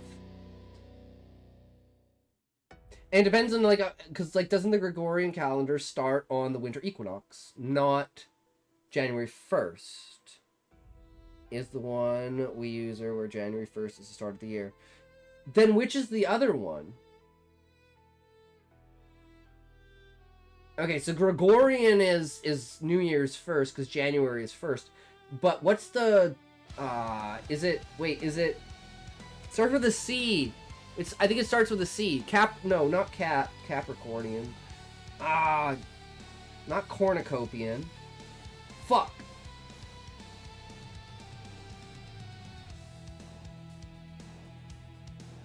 Because the Gregorian calendar is based on King George, right? That's why I'm like, wait, if like the turn of the year used to be before that, when did the Gregorian calendar actually come into play? Like 1600? Ooh, this is some good history right here, guys. I have no fucking idea. I'm just gonna throw random guesses out. I'm not up to date on calendar history.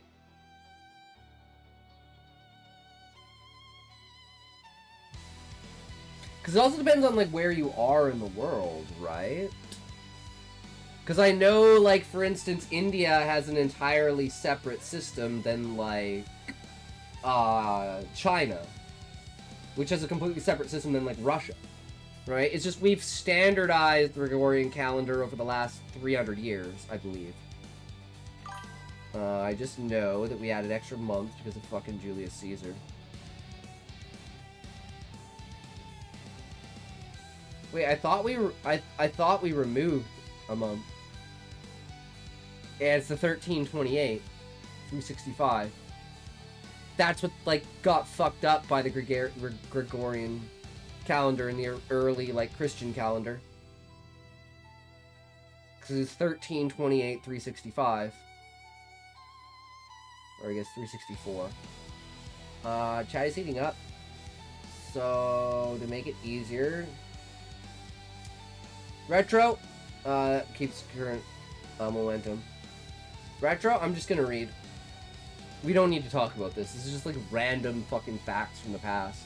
We don't need to specifically go into this. Let's keep reading. We can talk about it after. You're my best friend. I'm not sure how else to make you see this clearly. I don't care about this dumb job. I care about making sure my best friend finds himself on the right side of history. You did say you value conversation more than the reads, so I'm trying to stick to that. Yeah, but we're in the middle of your read, and I don't want to disrespect anyone, and I think that's ridiculous to say. So you say that, I think it's ridiculous, and I say, Scott, shut the fuck up and read. That's what I mean by calling me out, Retro. Brad, do you hear yourself? Right side of history. What? That's when it hit him. Brad had been suffering from nosebleeds for the past few months. Headaches for 2 weeks. On top of that, his magic signature had shrunk into a level that saw him resign to field support. Last James knew, Brad had just enough aether to be a tech mage, but there was no telling if even that much was still true, given that he just realized. Okay, this is what I'm gonna say, Retro. So this is what I do in a, like, rough draft. Yeah, Oct is 10th, no, the entire system is swapped. Right? Like, the names of the months and where they are is, like, one of the conspiracy theories for the obfuscation of frequency of reality to make people so, literally physically out of tune with reality that they can't perceive what actual reality is. Right? Like, that's the conspiracy theory.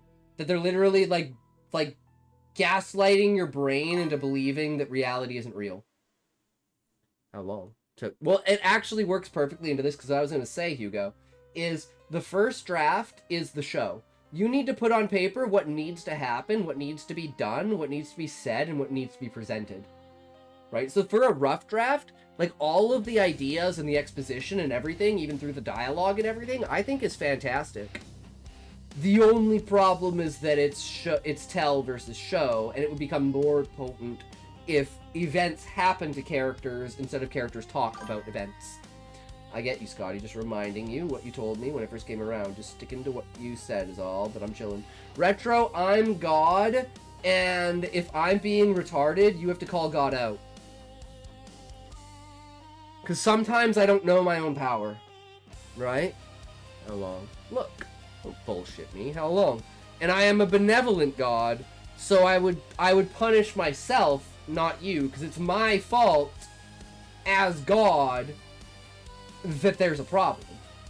First draft isn't the show, it's the tell. You're telling... Sorry, that's what I meant to say, Hugo. I get them retardedly mixed up. Yes, you tell what's going on in the first draft, and then you find the points in the story that change what the tell to the show. You still want, like, a 20% tell, but you want to change that tell into a show. Yes, I said it backwards. I'm retarded. Don't ever listen to anything I say, right? Also, I like humiliation. Well, that's another thing, True Retro, is that, like, you, like, making fun of me and that shit just gets my dick hard. So it's like, well, what do you want to do about it, right? Watcher, who had glared at Brad earlier, now glared at James, nodded towards the door behind him, and the two men got up and walked through it. A third outburst from this pair would certainly see some kind of punishment. James still cared about his career, even if his colleague did not. Brad's back faced his best friend. He was leaning against a wall with his arms folded. I got my first nosebleed 4 months ago. We were in the Crystal District. For a bad place for enforcement to go, I know. They had just assigned me to Green Team, and I was hungry for some kind of action after being put on VIP duty for 6 months. I don't like making fun of anyone. Where'd you get that idea? Can't wait. We're at the end. Well, at the end of the day, Retro, this is entertainment. This is a show. This is TV. Right? Like, this is... You know... I want you guys to have a good experience and have a value of it. So feedback, I think, is like super important, right? Especially with a super small community. Because people are just not going to say anything, right? And then the content's going to change, and then they're just going to leave. Right? That's like generally how it works. It's a silent majority, right? Like, I don't even log into my account on my other PC. I don't really watch Twitch on my account. I watch Twitch on my alt account on my other PC. But, like, it's not a verified account, and most people don't even let me type. So it's like a way of not being able to interact, because you know me, when I'm in a stream, I have to talk. And I hate talking in big streams, so it's just talking into the void. So, like, I created this mentality of, like, just being a lurker in a stream that is, let's say, more than 150 people. Right? And not being logged into my main account and not having access to chat, like, has solidified that. It's extremely important. I was going to sidebar again, but I said I'll shut up. Well, Retro, when it comes to actual critique, that is the sidebar, right? Thing is silence. Picking up something for my PFP. Have been since my silence. We'll share in Discord when it's ready. Fuck yeah, Aussie. Right? So when it comes to, like coming back to, like, the idea of the story, right, and presentation, that's where it becomes something that you're the person telling the story. You have to dictate that. You're the director, right? And if you don't do that, you wind up with a dissonance between, like, what you're trying to present to the reader and what the reader's picking up on. Because there'll be times and points when things will just, like, shift. And there won't be any indication of the shift. The reader will be like, wait, what? Huh? Right? And specifically for having, like, chapter 1, like an opening or something like that, right? That allows you to present the world in a very scarce but Far Vista way. Ads! Fuck ads!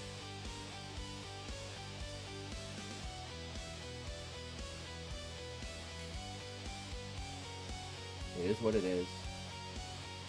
I'll find your ads and you can tell me where they are, but I don't see them, so that's why it's not what it is. But you can tell me, oh, I know for sure that's definitely something that you can find. But knowing or willingness across the ads of what it would cost to cross that line, something I'm not willing to sacrifice. You know, the ads are what they are, and it is my choice by which it is done, but that shall be to ever be seen something that someone else could tell me. If I can't see my own way, how is the light supposed to shine upon the road that's not before me? Why, your hands are so important, as the ads would say, to express yourself in every way. I don't know why I seek while you hide. The ads are not of the forsaken. They are only pressed upon you by those who you allow.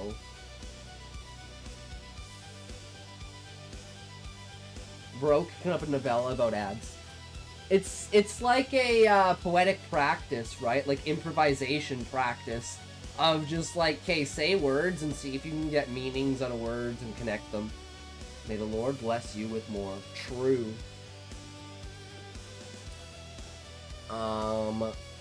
Basically what I was saying is hierarchy of tie-off vistas and stuff. Like, you've presented in the first chapter this amazing prospect of a world, right? I want to see that world and feel that world. And, like, that's why I think, like, Relics Prose is so strong, right? Like, you add Relics Prose to this, you enhance this, and you bring it to its final conclusion, and it's like, oh my god, the imagery, the creation, the inevitability, the storytelling, the conflict, the back and forth, right? The finality of the reveal of what it is. And it's just like, I'm literally just imagining, so they walk in, they have their conversation, and then all hell breaks loose, right? Why not? Why the fuck not? Raids, typical. Standard blue-rated Scion with over anti-mage sentiments. Long story short, part of a strike squad is going to capture this guy. Team lead says, we kill and verify. I'm on point. We blow down doors, tech mages trailing. Took out 2 of them. The team lead got about 3 or 4, can't remember. But in seconds, I'm face to face with the big cheese. And some kind of crystal in his fist. I got my wand, pointed at him, and he says, you strike me down now, I'll become more powerful than you could ever imagine. Balls on this fucker. I love Easter eggs like this. I don't care if people think they're cringe or whatever. I think they're powerful, right? That's why I use so many Easter egg references and stuff like that, but I try to use obscure ones, not...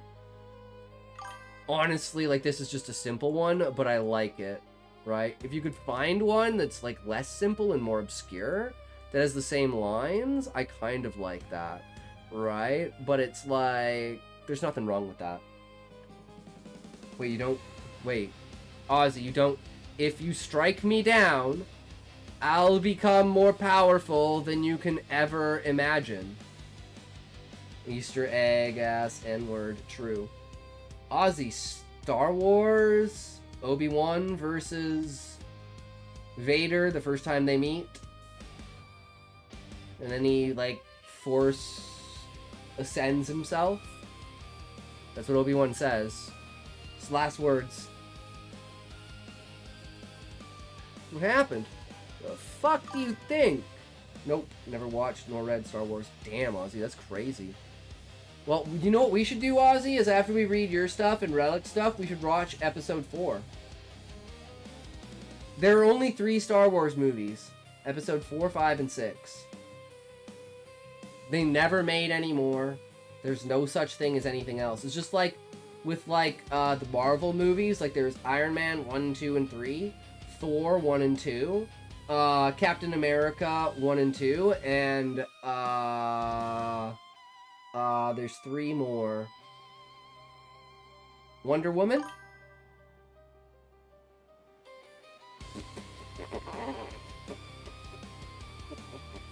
Oh, Endgame and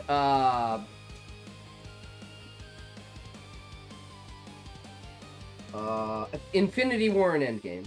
Those are the only DC movies ever made. Sorry, brother, I have places to be, things to do. I mean, it's all good, Ozzy. We're actually, like, probably gonna end the stream, like, before we watch a movie. The movies we're gonna watch are either V for Vendetta or Machete. But since we're already 6 hours in and we still got 2 more people to read, I doubt we'll get to that point. If you ever do get the time, though, it is highly worth it for, like, the studying of storytelling. Why is Captain America Civil War a better sequel to Avengers than Avengers Age of Ultron?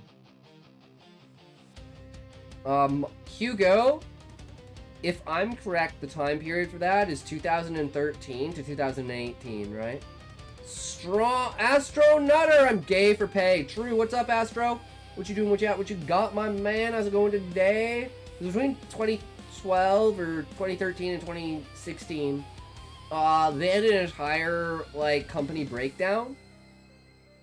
And, like, reconstructing.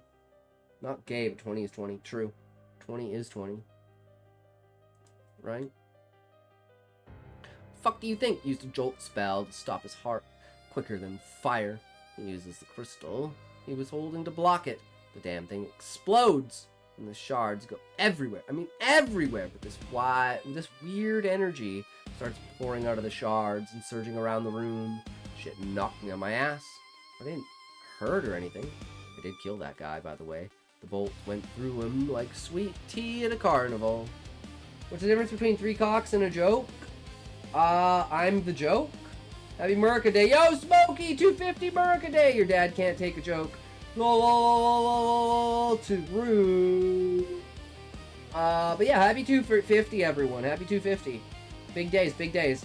And yeah, Hugo, I think it was a reconstruction of the, like, film industry between 2012 and 2016 that exasperated to, like, 2019, 2022.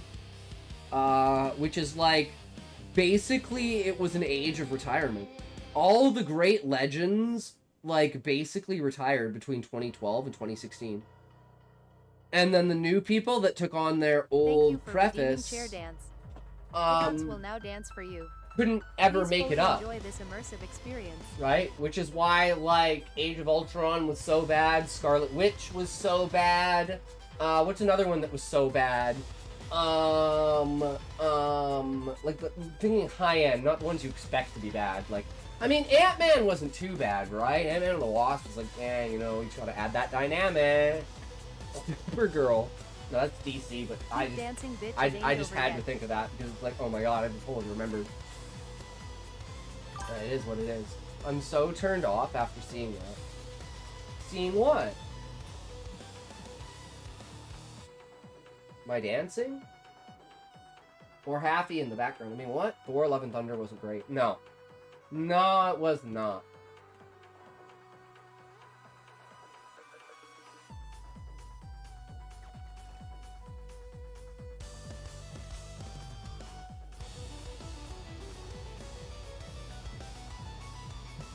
You did good, you can rest now, babe.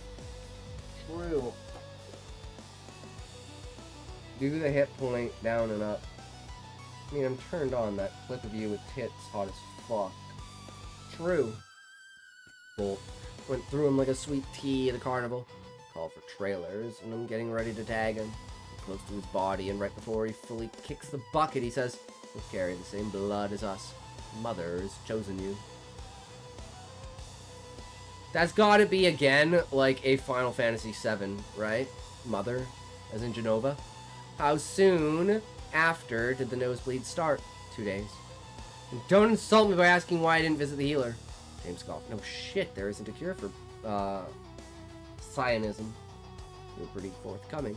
It makes you think I won't turn you into the Confessor. I don't know if this is purposeful, but this is a sort of truth reference. Only time I get a nosebleed is after I get pegged. See, Astro, my thing is before, because, like, I see a really hot chick, and I'm like, do you want to pound me? And my nose starts to bleed, and then the next thing I know, I'm tied up, hanging from the ceiling with 4 cocks in my ass. Right? It's just the way it goes. Not a reference. Well, if you do know, Confessors are a huge part of this sort of truth series. One of the main characters is a Confessor. Confessor and a War Wizard. Female Confessor, Kaylin. That's when James... Sounds like a party. Oh, it is. It absolutely is. It's when James feel the answer to his question. Slight presence at the back of his skull. Like a parent looking over a child's shoulder to see who they're texting. He nodded, and a knowing smirk grew on his face. When did you learn to do that? Last week. I've been seeing this group. They've been helping me. So, James replied with a sigh. You sure you want to go down this path? You know I cannot follow. I'm out. Gonna go beat my meat with my feet and then hit the sheets. Fuck yeah. You know what that means? Okay. Right? You use that as, like, the experience, right? So then you can use a controller with your feet. It's like a training thing for, like, precision. Right? And it's also, like, a flexibility thing, too. So it's super smart to do that. Sure you want to go down this path? You know I can't follow. I'm not sure. I just know I can't walk down this one anymore. This group, they'll keep telling me I have great power. The power to save everyone in the city. I don't know if I can. Or if I even want to. I have a fleshlight that is feet. That's amazing, Astro. Fuck yeah, dude. That is a reference. Wait, what?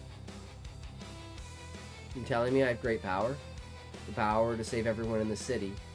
But I don't know if I can. Or if I even want to. Don't know what that's from. Don't know what that's from. I can't place it. I'll probably get it as soon as you say it. and it'll pop into my head. The Infamous trailer. Wait, Infamous? No way. That's from Infamous? Dude, I loved Infamous. Dude, the storyline, the fucking, oh my god, the betrayal with Zeke. Oh my fucking god. Infamous was fucking so good, bro. Holy shit. How it's just been so long. I didn't play it, I watched my brother play it. So, like, I don't know the whole thing, but, like, I know a lot, right? My advice. Just take it a day at a time, old friend. James. We're to be enemies from this moment on. Tell me, why do you wear that uniform? What are you fighting for? James turned to face his friend. Smirk. Changing into a full smile. I see you again. But they're in the city. When we make it through whatever is to come, I'll tell you. Before Brad could reply, James returned to chapel and closed the large oak door behind him. So, like, Brad is infected with psionics, which, like, crosses him over a line so he can't be a mage anymore? Or is he just gonna fucking die? And he's gonna do something drastic before he kicks the bucket. This last part to me is slightly confusing.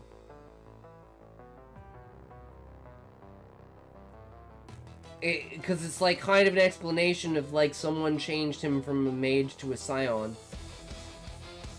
And now he's gonna be rejected. As if he like infected. No, he won't die, but he did. See where I said magic and psi are separate. Can't have both. Yeah, so like one would overtake the other, right? So someone kind of gave him psionic powers, so now his magic is dwindling? Or it's like, is he like a special case of having magic be dominant, and then it's like, let's say adolescence and like pre-age or like middle age sets in, and it like swaps over to being psionic? Is there something induced from him, or something that is internal? They're different on a fundamental level. It's like comparing to Epstein. It just can't be done. We'll always be two different people. Wait, what? Hey, you lost me. You fucking lost me, Retro. No, when he was kicked down doors, the crystal that exploded. Oh, the crystal embedded into him, and that's what gave him psionics. So now he has like a physical resonance that's overriding his magic. Is that how it works?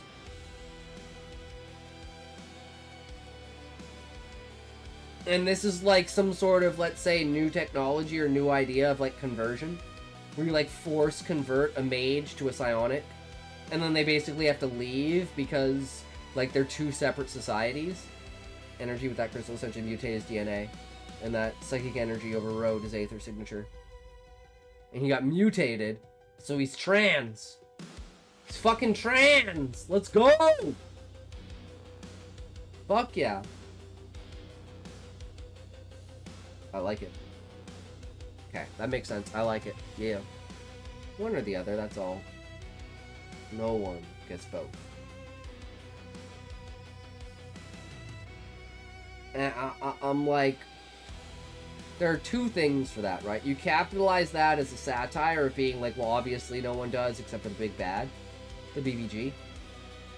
Or you literally mean it, where it's like, it's literally a fundamental foundation of the world where there are no characters in the entirety of anything that have both. Because it simply cannot exist. Second one, it's a law of physics. Like the law of like thermodynamics or something like that. Of like conservation of energy. Yeah. You cannot accelerate. Actually, a great one is like quantum mechanics, right? You cannot know where a particle is and how fast it's moving. You can either know how fast it's moving or where it is. You cannot know both.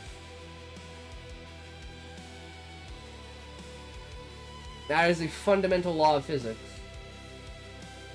which is why quantum mechanics is so fucked, because it's the idea that every particle is connected to every other particle, so you can never track any particle individually on a reality scale with mathematics, because it doesn't actually exist. Like the idea that there's one photon in all of existence, and it's in all places of light of all times. Laters. Alright, Hugo, have a good one, good sir. Take care, my man. Enjoy the rest of your night. Thanks for popping in, and happy 250, brother. Either you to get gift from the elements or potential of the mind. I love it. I love it. And what I love about this retro is people that do research to try and find it, to try and analyze and create something that's like E equals MC squared, to prove to people that it can't be done, giving more to the stream. Fuck yeah, I love it. This idea is epic, retro. I see so much potential with this. Like, just in this first chapter, I could see, like, the potential for, like, 3 fight scenes, right? Where there's, like, an over-the-top exaggerated, like, I would say, like, he's too loud in church, and the guy just, like, sends, like, a thing that, like, zips his mouth shut. It's like, dude, I'm tired of you talking during my sermons, right? And then it's like, you have, like, kind of this conflict between, well, you have, like, the flashback of, like, the actual fight of what happens that explains everything inside of it. So the character is describing and dialoguing their story of the background, but it's actually prose of that scene. And then the third conflict at the end is the reveal of what that secondary conflict caused the character to cause the characters to go 2 different ways.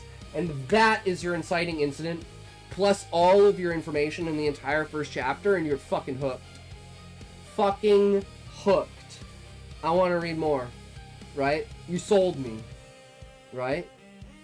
And there will be more surprises too, so stay tuned. Weeknights, 6, 7 Central, only on Negro Writing Network. I love it. I love it, retro. The throwbacks. It's so retarded, because it do, like, Pacific, Central, and Eastern. But for some reason, Central is off by half an hour. So it'd be like 6 Pacific, 6:30 Central, 9 o'clock Eastern. It's like, wait, what? Why would you include that half point in there? What? Canadians are fucking retarded. Well, you're solid. PS1, Disc 1, after the Sniper Wolf fight. Also, that last line, if we make it through this, I'll teach you. I'll tell you.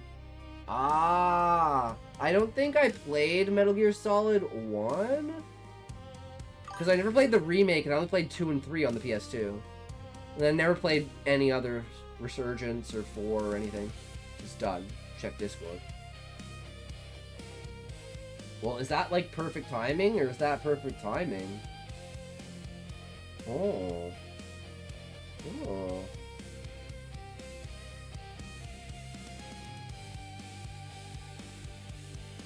There is a bit of a, like, bridge of the nose / eye. Is he winking, or is that his nose? I'm pretty sure he's winking, right? Like, his eyes closed. Because otherwise, I'd say, like, you need, like, if this is the nose, you need it, like, there. Right? Because, like, looking at the side here, you have, like, this on this side, right? So it depends on the angle, and it's, like, it's slightly like this. So it's like the bridge of the nose is slightly over to this side, right? That would be my critique on it, because I can't tell whether it's the bridge of his nose. Oh, updated version. A bridge of his nose or his eye winking. I appreciate the read. Alright, Retro, have a good night. No worries. And with that, if you have nothing left for me, I bid you adieu. Alright, yeah, sounds good, Retro. We'll see you in the next one. Thanks for sharing, man. Thoroughly fucking... I'm gonna think about that shit, because I love the idea of magic versus mind. Element versus mind. Physics versus spirit, in a way. And the fact that you said you're incorporating, like, unholy, undead, and shit like that sounds epic. I don't know what to do more. Anything I do makes it terrible. If that is an eye winking, Just remove it and just have both of his eyes open. If it is his nose, just move it over 2 more. That's my suggestion. I'm not an artistic person. I don't know.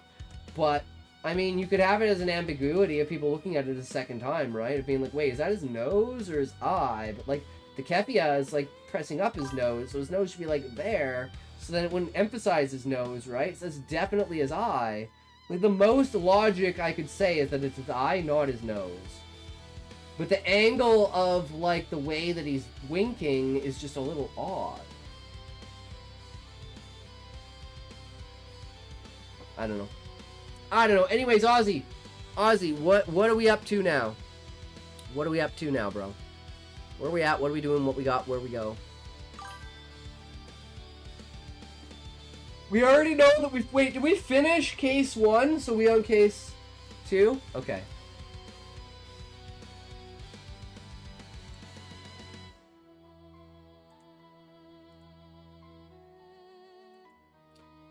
Do you want it in the PDF? Or...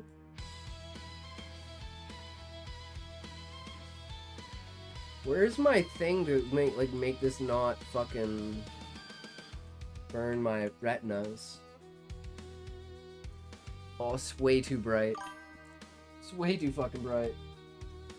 Can you give me a dark PDF? Yeah, there's no way I can... That's just gonna burn my fucking retinas. It's so retarded. So again, the #1 reason why I also use this is easier with the gray background. My eyes are so sensitive. I just can't stare at like a white screen. I can do it for like 5 or 10 minutes. But like reading something off of a white screen for an extended period of time, for like an hour, my fucking eyes are gonna burn by the end of that. And I'm gonna be like seeing stars and like shifting shit. My eyes are so weak. I have like the shittiest eyes ever. Take another one darker. Okay.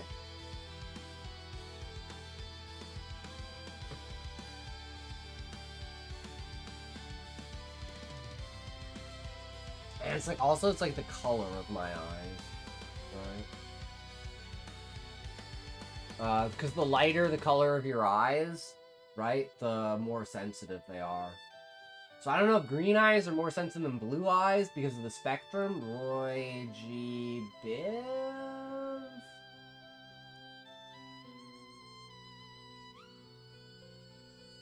Because I don't know which side of the spectrum... Wait.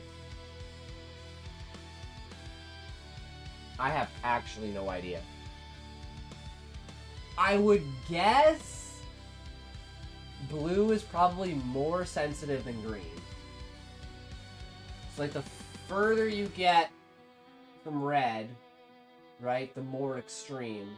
And red would be like brown or like hazel or something like that, right? A much darker color. And that just allows your eyes to like, well, it's just like more light bounces off it, right? Because it's a darker color. Whereas lighter color absorbs more light.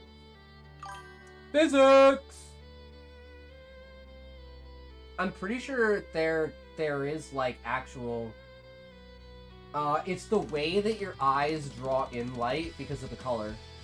I mean, I'm not 100% sure, but like I'm pretty sure there is research that supports like on average the color of your eyes and the sensitivity because of like the angle and prospect of the light going into your eyes. Because with brown eyes it deflects more. It's just like it's not how much you take in through your eye, it's just like the physics of how light hits your eye. Again, I could be completely wrong. 3, 2, 1, toke.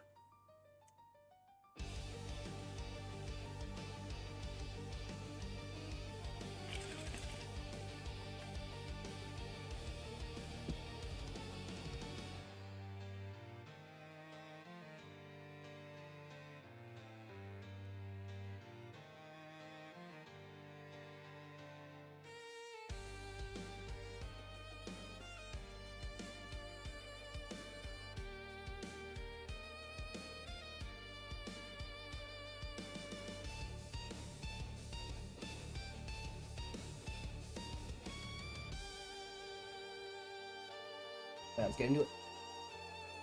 Case 2. Lost in the Fun. Qualification Commission of the Chamber of Advocates, General Administrative District. 5 years after arriving in Russia. Under the tapestry of clouds. Snow-blanketed sidewalk and roads. Fluffing the cars, roofs white. Giving them Russian fur hats. Wait, isn't there a specific name for that? Didn't you have that in there last time?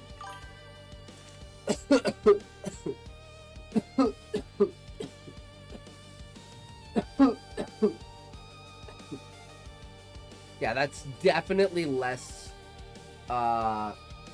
it's weird, right? But it's less, like, confusing. Like, you see what you're trying to do here.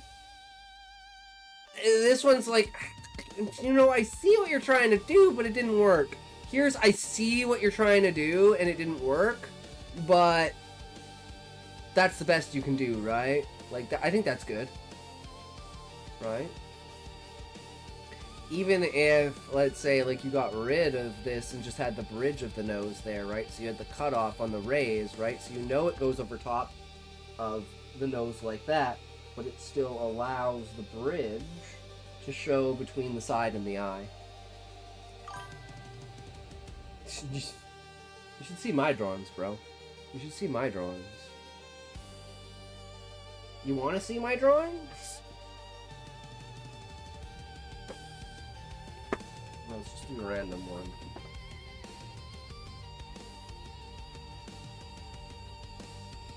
That's not a drawing. I think this is a bad book. This is probably the best one. It's like, UFO.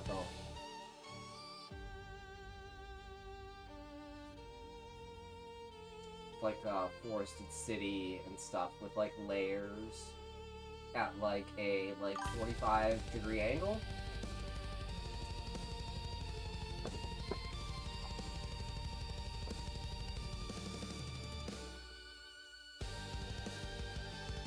Right, these are all anatomy drawings. Like,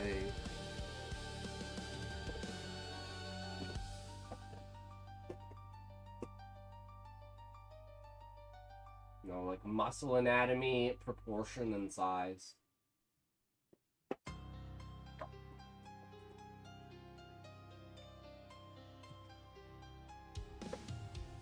Ooh.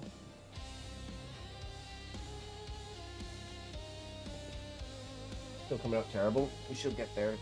My problem is I can't do like horizontal lines, right? So for instance, like imagine a picture of a bar and the character's sitting at the bar and you see the bottom of like the counter, right? So you expect the like angle of the counter to be in a certain way as opposed to the rest of the background to impose that it is facing down as opposed to the counter is going across. I can never line that up, and I always making it look like it's going in the wrong direction. I fucking hate it.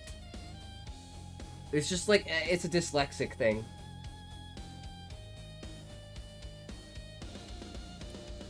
Under the tapestry of clouds. Right, Russian fur hats.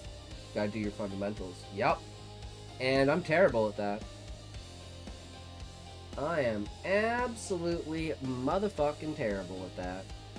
Is what it is. And it's like, it's one of those things where it's like, well, I could spend time on reading, or I could spend time on drawing, but like, the more time I spend on drawing, the less time I spend on, like, writing. So it's like, at least get your fucking books written before you start worrying about drawing. Right? Get them written, then work on drawing, and then maybe you can do something. But there's no point in, I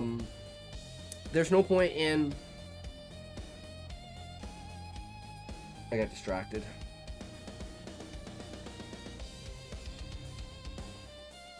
My bad. Fuck it, I'm retarded, I don't care. We're already 6.5 hours into the stream, right? My brain's fucked. Brad, along with 2 advocates, his new friends, and other candidates exited the large double doors. They all doubled over, as if hiking a huge mountain standing atop its peak. Some heaved a long sigh of relief. Others collapsed on their knees, praying or prostrating. His friend, towering the 2, possessing broad shoulders and a rectangular face, was Medvedev. Bare in the Russian word, and in the physical sense, wore a brown shirt over a cream dress. Shirt. I don't know why I ignored that last word. Subconscious. Freudian slip! The other friend, Nikita, a nerd, former keyboard warrior, making his permanently body hunched over. Making his body permanently hunched over. Those words are backwards. He was a scrawny with a large nose where his glasses sat on top. He donned a crisp black suit with matching tie. It's all good, you know, English is a fucking annoying goddamn language. Oh, thank Jesus, we're done, Brad said, bent over and holding his knees. Inclining to agree, replied Nikita, his voice nasally. Studying past papers from 1700s until the 20th century hadn't helped at all. Brad looked at him with a raised eyebrow. In all of that, you didn't think the laws would change, and other Proctor things to prevent sham advocates from arising. That was my first thought. Past papers were thought number 1000. Nerd. Brad turned to Medvedev, craning his neck upward. What about you? Was it difficult? Yes, he replied, tersely in a low pitch. Nikita. Okay, so it did turn off. I wasn't sure what was going on because I was like, well, why is it like doing this on here, but it's not like doing it on there?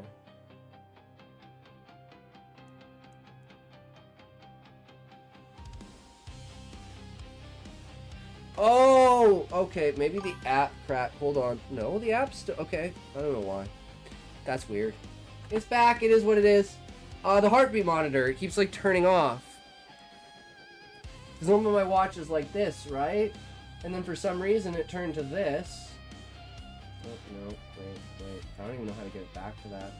I don't even know how to get back to like what screen it was at. That's why I was confused. I was like, wait, doesn't that mean the whole thing stopped? Because they showed me like the watch screen instead of like the actual like exercise screen. But the heartbeat monitor was still going. And then it immediately turned off. So it was just a delay. Yes, he replied tersely and low-pitched. Nikita removed his glasses and wiped the fog from winter. Oh my god. Wearing glasses in winter is the biggest bullshit. It is the biggest fucking bullshit.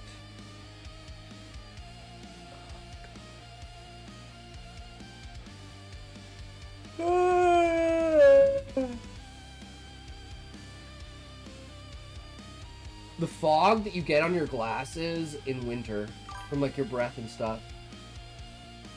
Yeah. Fucking hate wearing glasses, but my eyes are way too sensitive for contacts. I've tried like 8 times. Like trained my fucking eyes and shit. I just fucking can't do it. Now that we're advocates, everyone is a protagonist in their own life. Well, that's the truth. You're the main hero of your own story, right? That's why the greatest villains are the heroes of their own stories. Through their own eyes, they're the ones that are doing the right thing. He removed glasses and wiped the fog of winter. Now that we are advocates, the paths shall we take? Starting with you, he gestured his spectacle wipes at Medvedev. See, this is a thing that's like, I'm Canadian, right? So I have no say in it. But I wish Trump would just embrace being the villain. And just, like, not give a fuck. And just, like, live out the rest of his term just fucking everything. And then he basically fixes the world because he don't give a fuck about listening to anyone else. So you guys are just fucking retarded. I'm gonna do whatever I want. And you'll see in 5 years it'll be the right thing to do. Now that we are advocates. But it's not legal! You can't do that! Well, you know, if we can't fix it through illegal means, well, hey, you know, it is what it is. I don't advocate for vigilantism, but hey. At what point is the line in the sand where the government has already told you that you've lost? That's the line between the freedom fighter and vigilante. Path shall we take? When I see Trump do stuff, always the opposite happens. What's that about?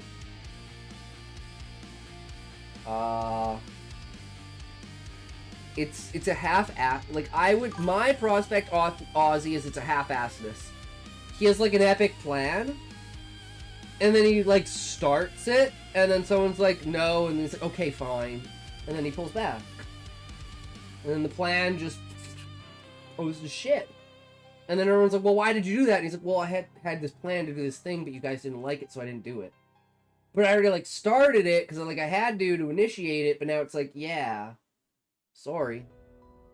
Because, like, if you just, like, laughed at everyone and basically just blew the fuck out of Iran, right? And then he's like, alright, where's the paper trail? Lebanon? Alright, yeah, we're fucking them. Hezbollah, gone. Hamas, gone.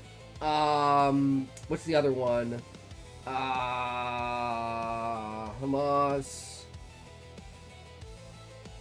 Hezbollah, I guess the IRGC, right? Like, I think if he just hadn't been a pussy and hadn't stopped, the world would be a better place. That's just me, though. That's just me. Now we are advocates. The path shall we take? Starting with you. Gestured. And, like, literally like, if Trump had just literally reinstated the Shah as the leader of Iran and totally backed him, and if anyone went against him, he just fucking killed them. I think in 2 years from now, Iran would be back to what it was in the pre-1979. And the people want the Shah back, right? Who cares how he gets instilled into power? It's what the people want. At least that's what that's from the information that I have. I could be absolutely wrong and misinformed and retarded. But from, like, the information, not really, but who cares? I mean, fair enough, right? Like, if he's sympathetic to you and you instill him into power, that's the Persians' business. Yeah. Not ours. Yeah. But, like, being a friend, and, like, for instance, I think about it, like, let's say Iran is this pretty little girl, like my sister, and, like, the terrorists are, like, and the government are, like, these bad people that are, like, trying to, like, rape her, right? Am I gonna be like, you just gotta be on your own? No, I'm gonna go in there and I'm gonna fucking kill those guys and save my sister. Right? I think that's just logical.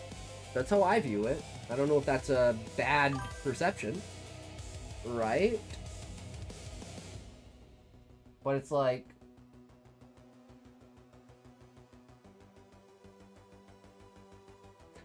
but see, Ozzy, I don't agree with that. Because I would have, like, guilt for, like, not helping. Calling another country's a sister doesn't make you walk up in there, boots on the ground. Well, that would be the thing, Ozzy, is that there would never be boots on the ground. I think boots on the ground is dumb. The only reason they needed boots on the ground, or had any boots on the ground, is because they didn't follow through with the instatement of the Shah. Right? Like, the only boots on the ground you would want would be a supporting bodyguard thing that protected the Shah from, like, terrorists. So you'd have, like, 40 people there, right? But those would be, like, not American soldiers. Those would be, like instigated militia of, like, the Shah. We would just be there to be like, hey, we're gonna take everyone in power out, you go in. If anyone says anything, we just fucking kill them. Right? And then you can do whatever you want. Because I'm like, at the end of the day, Ozzy, I want the world to be a better place. And I think doing that will make the world a better place. So I understand where you're coming from of, like, not interfering, and I don't think that, like, I'm necessarily right. And there's no right or wrong. It's just a way to do things, right? Brother, you're interfering with a country and their system. It's like me coming to the president or prime minister because we didn't like our prime minister to be in power.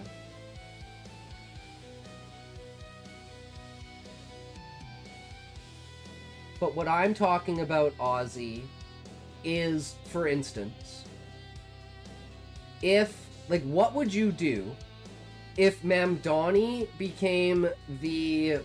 I don't know how the fucking system in America works, but, like, he's the mayor of New York, right?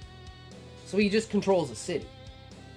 But, like, what would happen if Mamdani became the governor of New York State? Right? And then, because of the support inside of the state, he instigated Sharia law. And basically said, you are going to get federally, criminally charged if you expose yourself as a woman without a burqa. Because it was voted in by the people democratically to be a thing. Like, would you just accept that? Because to me, I wouldn't accept that. I'd say, that's where you step in. But Aussie, at this point, they would be enforcing in everyone who lived in the New York State through fear and, like, force of action and, like, not criminally prosecuting people to basically fearmonger them into converting. Is that fair to say? For others, it's a protection tax. Like, again, this is an extreme, and I don't think it'll ever happen, but I'm talking about, how would you stop it if it did? There is no fearmongering into conversion. Okay, but so... I'm gonna break that down, Aussie. So you have, let's say, a 60% you have to learn what Sharia law actually is. Okay, Aussie. I may have a misunderstanding of what Sharia law is, but as far as I know, there are 3 components. At least there's 3 components I know about Sharia law. Not the watered down and hosed down version you heard from the news. As far as I know, there are 3 components, which is the religious slaughter of animals, right? As like a sacrifice to Allah. The prevention of the degradation of women through like covering, right? And like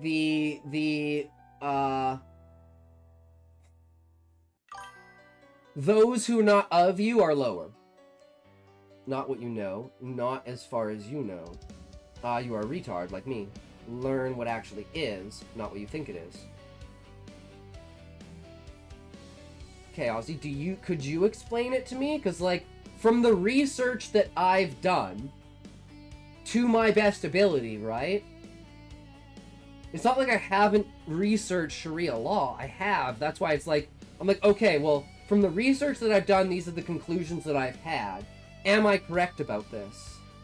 Because if not, I'll go back to the drawing board and figure it out, right? Because I wouldn't want to, like, I don't say I'm an expert on Sharia law, but, like, I've spent some time. Law is expensive, and I don't got the writing speed to explain my thoughts, which is running faster. But, I mean, Ozzy, the three pillars that I stated, are those not the 3 pillars of Sharia law? And Sharia is, like, religious, right? So it's like, the entire idea is the instigation of religious law. That's what I understand it as. If that's, like, not what it is, please, like, explain it. Like, as far as you know it.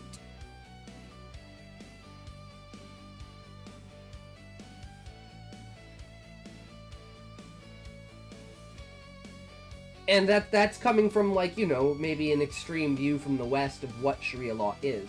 Which is why I looked into it. Which is why I tried to figure it out. And that was my conclusion from the research that I did. Let's start with what Sharia means. Is Sharia not a form of a word that is, like, spiritual, religious, or, like, greater than yourself? Sharia is a divine religious law of Islam, derived from the Quran and the Sunnah traditions of the Prophet Muhammad. serving as a comprehensive moral and legal framework for Muslims. Unlike fiqh, which is a human scholarly interpretation of these principles, Sharia itself is considered the immutable perfect path to God, encompassing worship, ethics, family life, finance, and social conduct. Yeah. So it's a religious application of a law through a religious text. Whether that's a comprehensive or not comprehensive, so I'm right.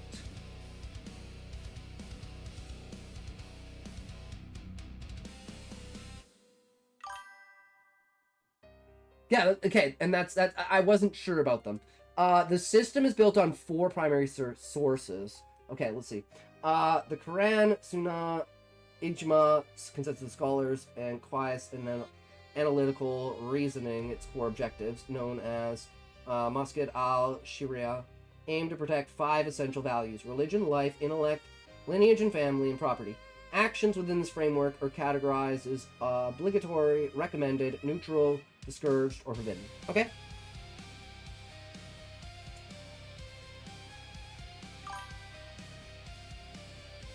Masjid al-Sharia, Sharia law. Okay. So within those 4 pillar sources, right? What are the fundamental foundations, right? Like I'll give you an example. Christianity, right, is fundamentally based upon the 10 Commandments. Right? That is what true, like, Christianity is, like, based on. Or it's, sorry, you could say Abrahamic religions. Right? Because, like, some stuff came later, the New Testament changed stuff with Jesus and everything. Right? So there is, like, a arc change in the middle of it. Right?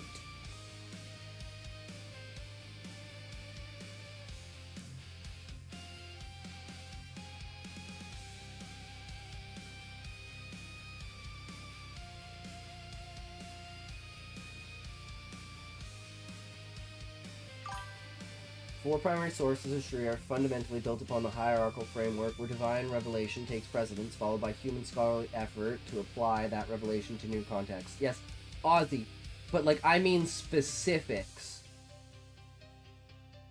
Like, for instance, in Christianity, you can't lie.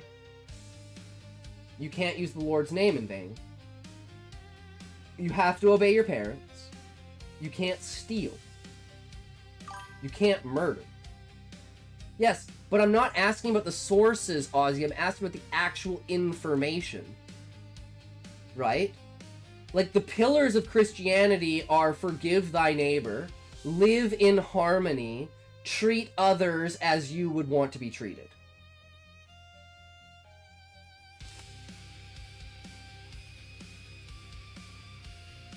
Right? Like, that would be my foundational understanding of Christianity. Being raised as a Christian. Going to church until I was like 14. Right? Well, no, see, just give me a primary of like 3 or 4. 3 of the 4 most important. Which I would say are the ritualistic slaughter, because that is your progression. Right? Your, oh, fuck, what was the other one?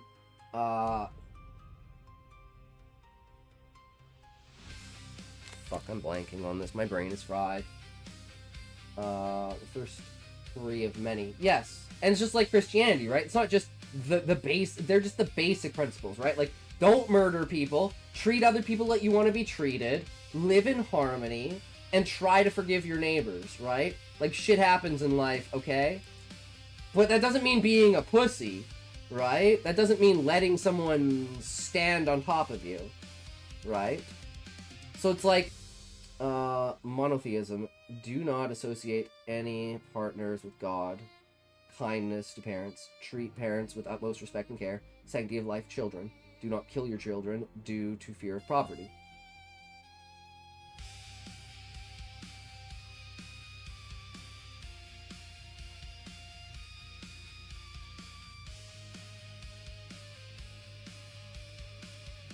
I'm confused. So a fundamental... Okay, this is what I'm confused. Ozzy, I think this is where you have like a misunderstanding of what I'm trying to say, right? Okay, so let's look at everything across the board without religion. Let's just take a step back and let's get into the context of what we're actually talking about, right? Take away all of the idea of religion and say, would it be beneficial for me to murder my neighbor? Right? The answer to that is no, because then someone's going to come and kill you, and that's going to create a blood feud. Right? That's a fair assessment of, okay, so that's why you need to respect your neighbor, right? You don't want to have that kind of shit. Right? So it's kind of the same thing, like that applies to everything. That's your family, your children. No, Ozzy, that's my interpretation of Christian, like, morals.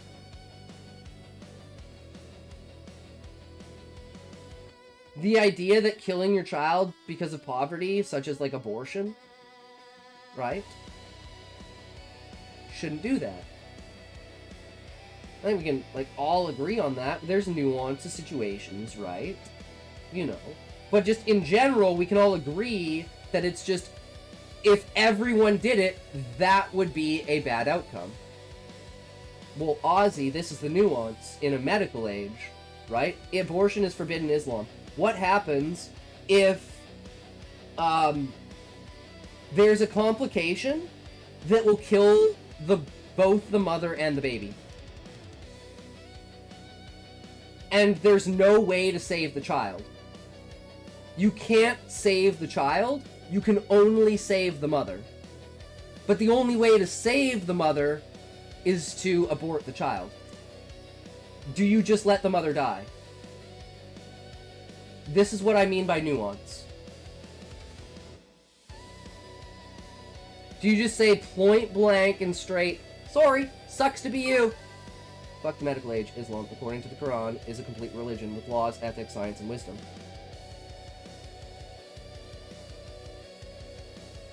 Okay. So, Ozzy, again, this isn't a right or wrong answer. What would Islam say in that? Would Islam say, you should just let the mother die because you can't abort the baby, and having the baby born naturally will cause complications and the mother will bleed out, and both the baby and the mother will die? Right? I don't want to condemn anyone for having this opinion. This is just simply an opinion, right? About how you should treat something based upon principles. And how willing you are to stick to those principles. Then that is a natural process of death. Okay. And that's completely, like, acceptable to say, right? I mean, I don't agree with you, and I would never put that forward. And do you know why? Because at that point, Ozzy, like, this is the problem I have, right? So if you're Islamic and you actually follow these principles, right? This is how I view it. You can't use cell phones. You can't use computers. You can't use the internet. You can't use any kind of modern technology such as cars for transportation. You basically have to be Amish. Right? So this is the problem I have. You can say all of this you want about Islam, right? But Amish people are the actual people that follow it to the words. So Ozzy,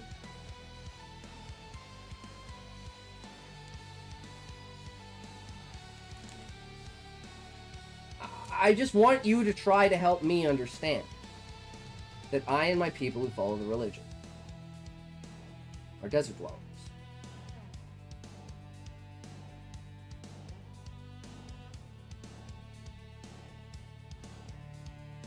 And live under tents.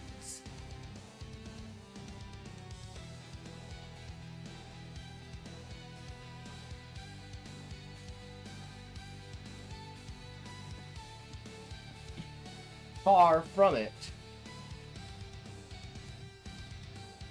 Wait.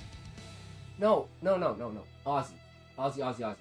You're fundamentally misunderstanding what I'm saying. Okay. I'm just gonna bring this up. So, Islam says you can't do this, right? Person does it, still calls themselves Muslim.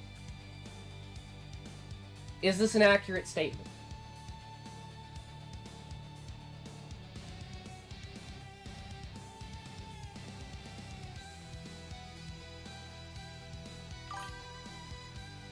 Okay, so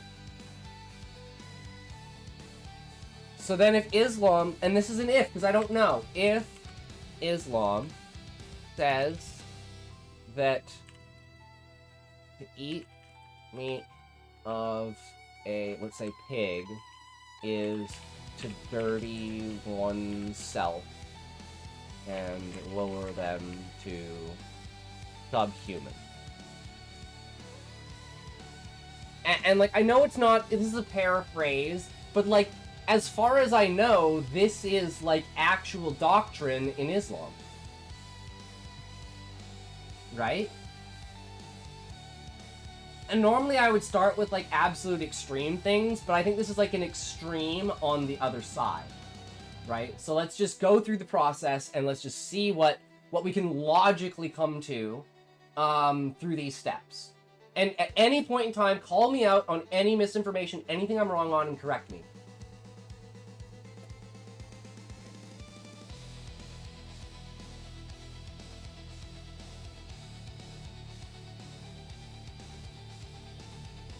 Three, two, one, go!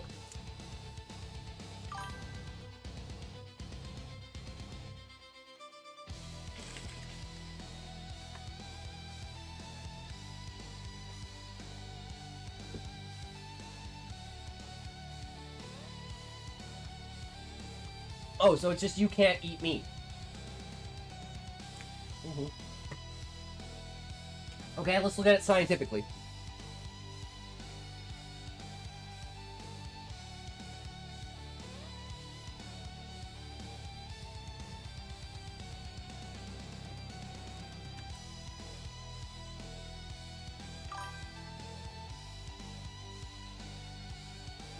Concerns regarding pork consumption generally fall into three categories: parasitic infection, bacterial contamination, and chronic disease risks associated with its nutritional profile.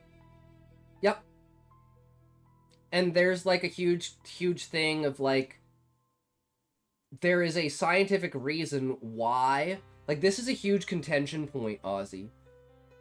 Because I believe that for every law there is in every religion, there is a scientific reason at that day for that law existing.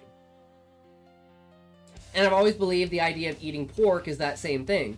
They didn't know how to cook pork properly, so it was dangerous, and they didn't want people to get hurt, so they outlawed it.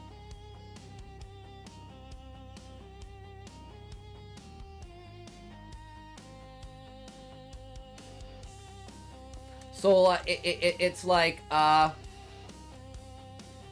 eat pig meat, people die.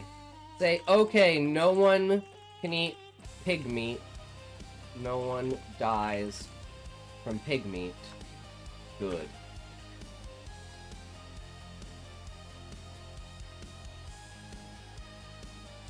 Right? This is like the scientific method, right? Okay, we know what caused it. We know what happened, but we don't know how to fix it, so we're just gonna ban it. Is that fair to say?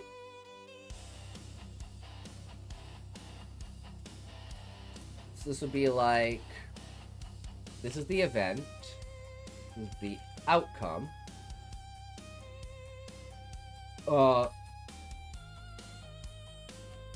And then there would be like an intermediate here that would be like, unable to discover why pig meat kills and can't fix it.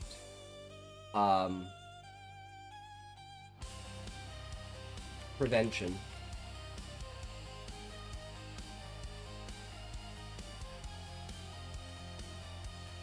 life-sustaining. Yes, God placed it by creating the pig this way is to be impure, and hence barred it from its consumption.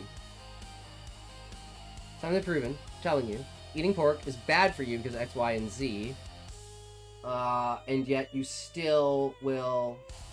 So this debate falls flat right here. Well, okay, well then let's look it up on Grok, right? Okay, so what are the negatives to eating pork? Right?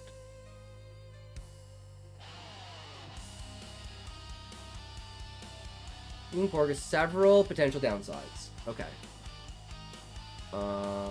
Mainly related to health, especially for processed varieties and undercooked meat. So, like how you cook it.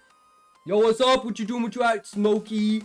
Environment and animal welfare. Pork isn't inherently bad in moderation, as lean cuts provide protein, B vitamins, iron, and zinc. Frequently or heavy consumption carries risks. Well, that's with every food, right? Like, if you eat enough bacon, you're gonna die. I eat 4 pieces of bacon a day, every single fucking day, and I do absolutely no exercise. Look at my fucking heart rate. And, like, I eat ribs, like, 3 times a week. Like, brother, pigs aren't the only source of meat. Cold turkey on pork, you aren't gonna die. Bacon of a cow is the same. No, but, like... This is where, again, Ozzy, I'm like, I think you fundamentally misunderstand the argument. Right? So, I'm gonna start with this. Name one food that humans consume that has, like, no negatives, no downsides, and it's perfect. Because, like, this is how I want to destroy your logic. Right?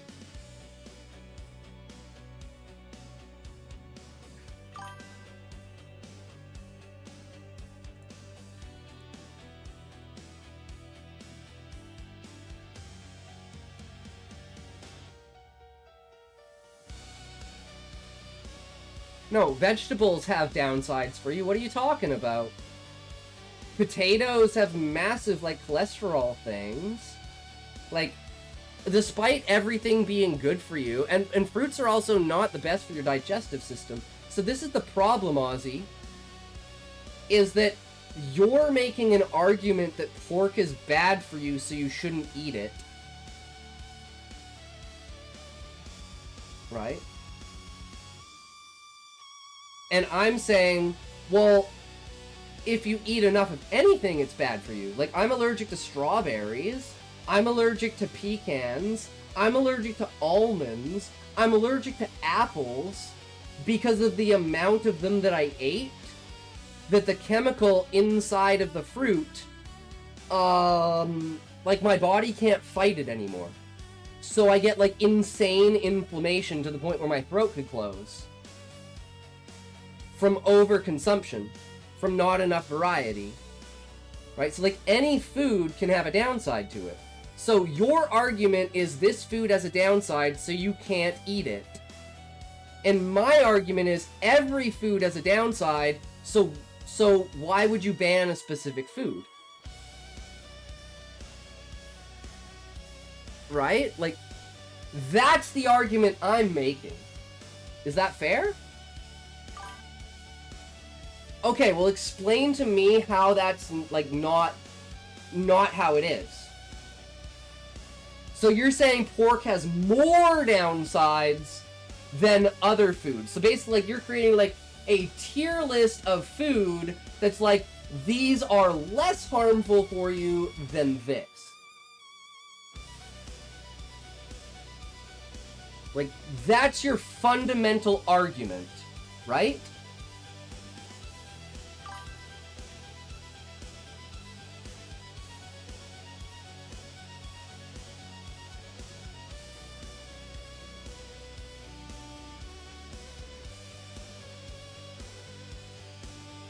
And sorry for going so off topic, but like I need to have this conversation with you.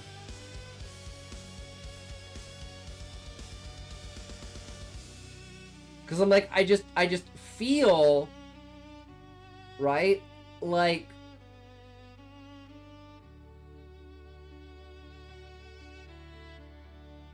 I mean, I don't want to say it, but I feel like it's just a cop-out.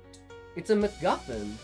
It's a, you just stating this because that's what the religious book says.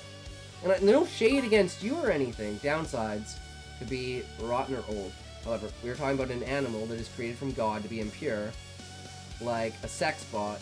And if something impure by nature, why consume something that has been given all these downsides?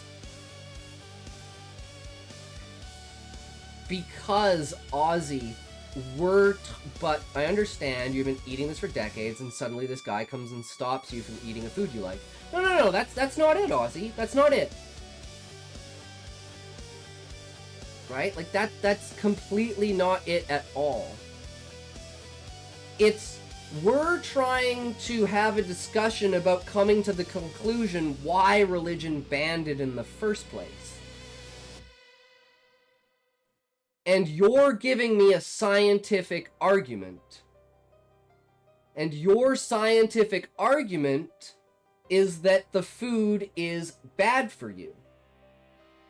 And my counter argument is, when, like at the time, right, this was something that, again, this happened, so they had an outcome. Right? So, like, your argument is this, right? But like I said, like, this is the point. Unable to discover why pig meat kills and can't fix. Tell me something. If you created something like a robot, would you know about it better than some random Joe Schmo off the street? See, and Ozzy, this is where you're getting into like a fundamentally different argument. Your argument is that God made pigs, and God told you pigs are bad. That's your argument, is it not? And then here you're saying, how would you know more about God because God created pigs? See, this is why I think we have like a fundamental misunderstanding of like what's going on here. Right?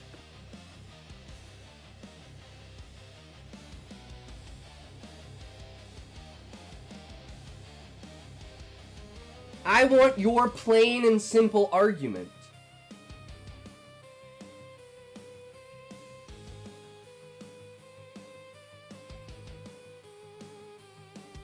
Because my argument is, we didn't know how to cook it, so it killed people. Now we know how to cook it, so it's okay. My argument is, God created pigs with impurities, such as these diseases and parasites I mentioned. So, Ozzy, your argument is that God created pigs and told you that they're unclean. That's your argument. I'm trying to dismantle your argument of God created pigs to have diseases. Because that's your argument. Your argument is that God created pigs with diseases, so we shouldn't eat it. He knows it's impure because he created the bloody pig. And Ozzy, what I'm saying is,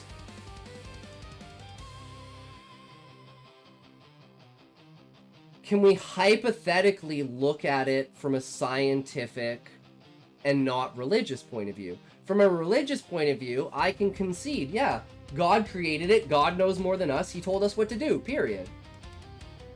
Right? But I'm not going to base my decisions on God said so.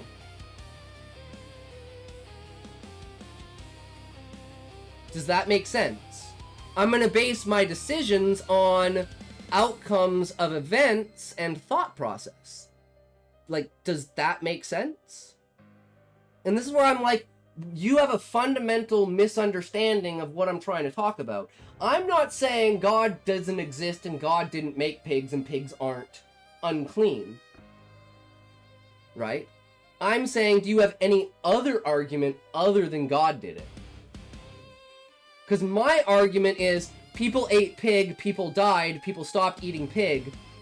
We learned how to cook pig, now we eat pig. Like, I fundamentally don't see where there's even a crossroads of anything here, right? Like, if I don't believe in God, and I don't believe that God, then this is going nowhere, because despite my giving the source of why it's bad to eat parasites, you still eat it.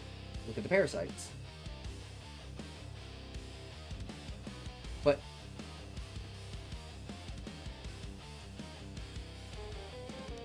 properly cooked pork, does it contain more or less parasites or other things than other types of meat? This is the point I'm trying to make, Ozzy, is that every animal is the same.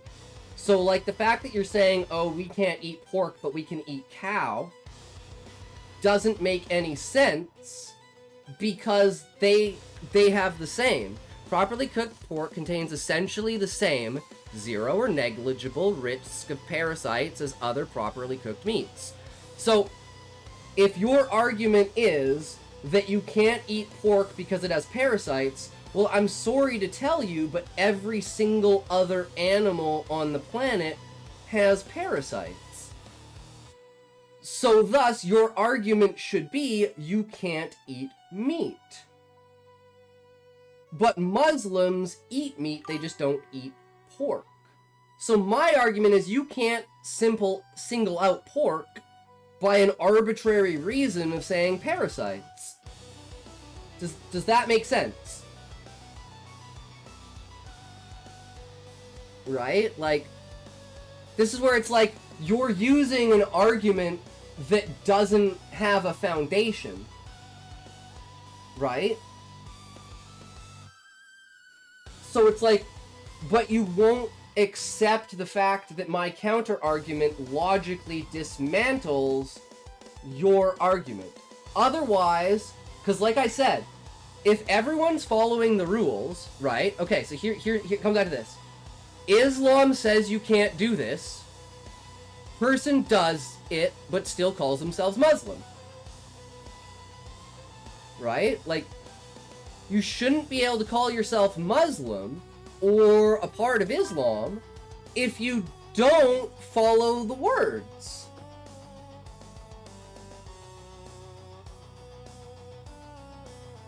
They got a sin from it. Minus point.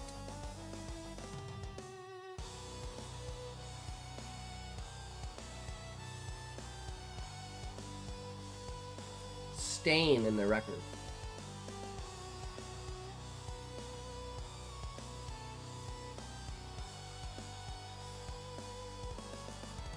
Okay, Ozzy.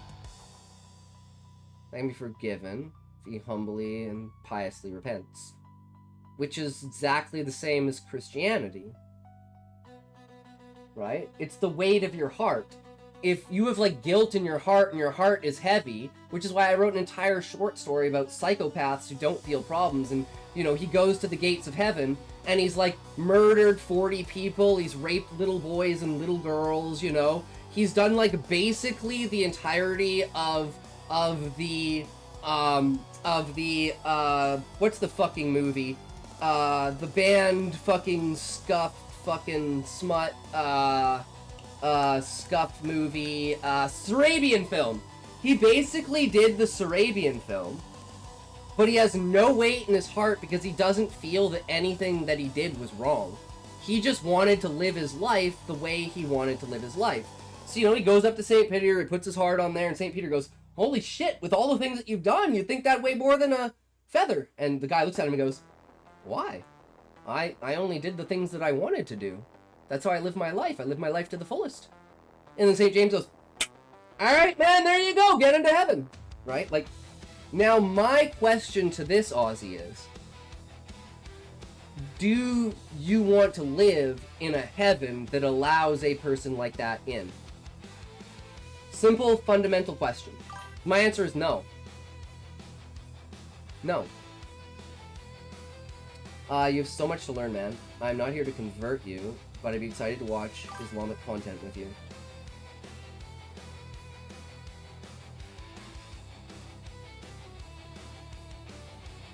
Okay, but like you do understand, Ozzy, that through this entire conversation, you have not offered me a single argument other than God did it. And I can counter God did it with God did it. Oh, you say God doesn't allow you to eat it. Well, I say God does allow you to eat it. And actually, I say God demands that you eat it. So actually, if you don't eat pork, then there's a stain on your soul. So you should go and eat pork right now to make sure that you get into heaven. Because you don't want to have that stain on your soul. In fact, you should actually go out into the middle of the street. Is that... No, Ozzy. Ozzy. You're fundamentally misunderstanding the point.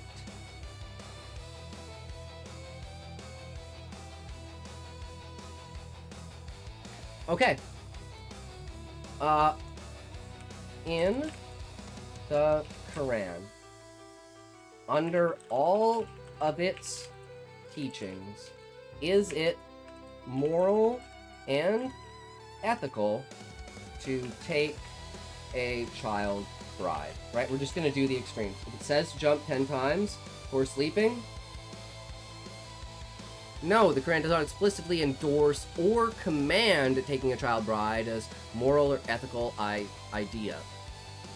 It provides no specific minimum marriage age and does not prescribe child marriage as a religious duty or virtue. However, classical Islamic jurisprudence derived from certain verses and Prophet Muhammad's example has historically permitted contracting of marriage between prepubescent girls. And those who no longer expect menstruation among your women, if you doubt, then their period is 3 months.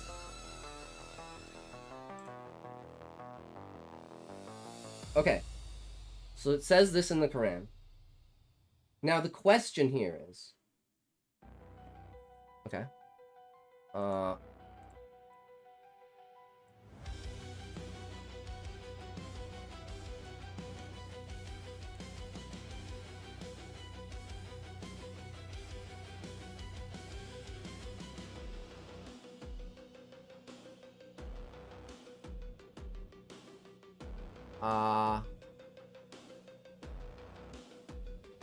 who has fed them against hunger and made them secure against fear. Oh.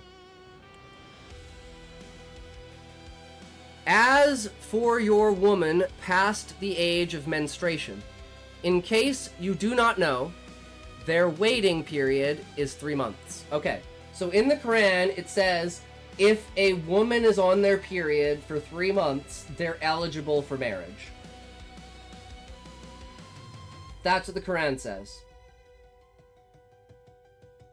Now, let's just take a step back, Ozzy. Right? And those who have not menstruated as well. Wait, and those who have not menstruated as well. For those who are pregnant, their waiting period ends with delivery, and whoever is mindful of Allah, He will make their matters easy for them. Okay, read the whole thing. So the whole thing says that they don't even need to be on their period? Wait, so this is like checking for pregnancy.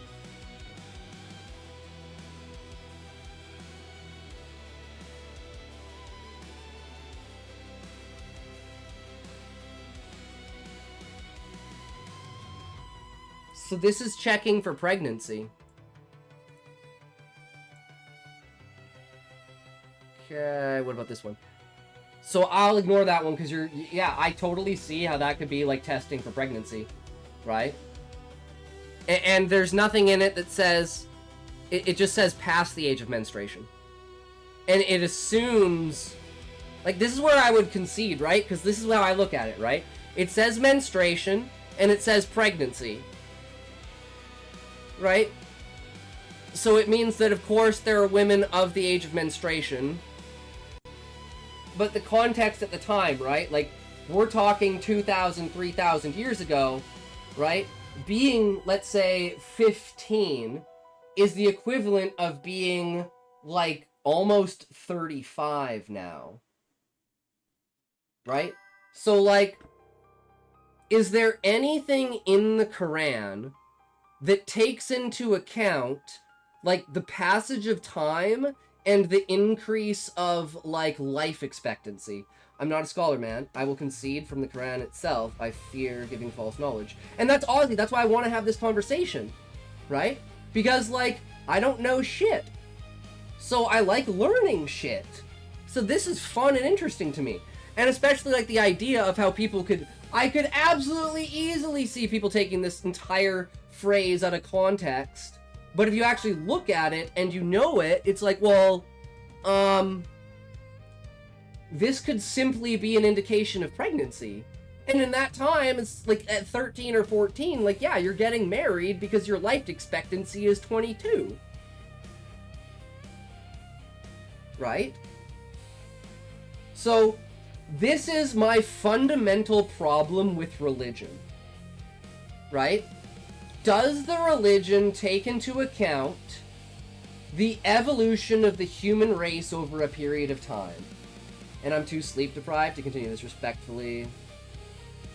Oh, no worries, Ozzy. If you want to stop, dude, and you want to either go back to the reading or you want to do something else, I'm totally cool with that, bro. We can just instantly stop the conversation. I'm completely satisfied with the conversation that we've had, right? I know it kind of jumped into the reading and everything, but it's one of those things... Go back to the reading. All right. It's one of those things where it's like... Well, it's not even... It's not even that. Like, I feel like I lost. So when we both feel like we lost, I think there's something wrong, Ozzy. Right? Because, like, someone told me about Corinthians and the Corinthians passage, and I was like, I don't believe you. So I pulled up my Bible, and sure as shit, it said, women should veil their faces and not cut their hair, because it's respectful. Stupid and ignorant. Girl, oh my God! I don't think we'll get far. My problem, Ozzy, I'll just say this as like my closing statement. My problem is the world is a changing place. And if your faith doesn't allow for the like eventuality of change, there will eventually become a point when your ideology becomes obsolete.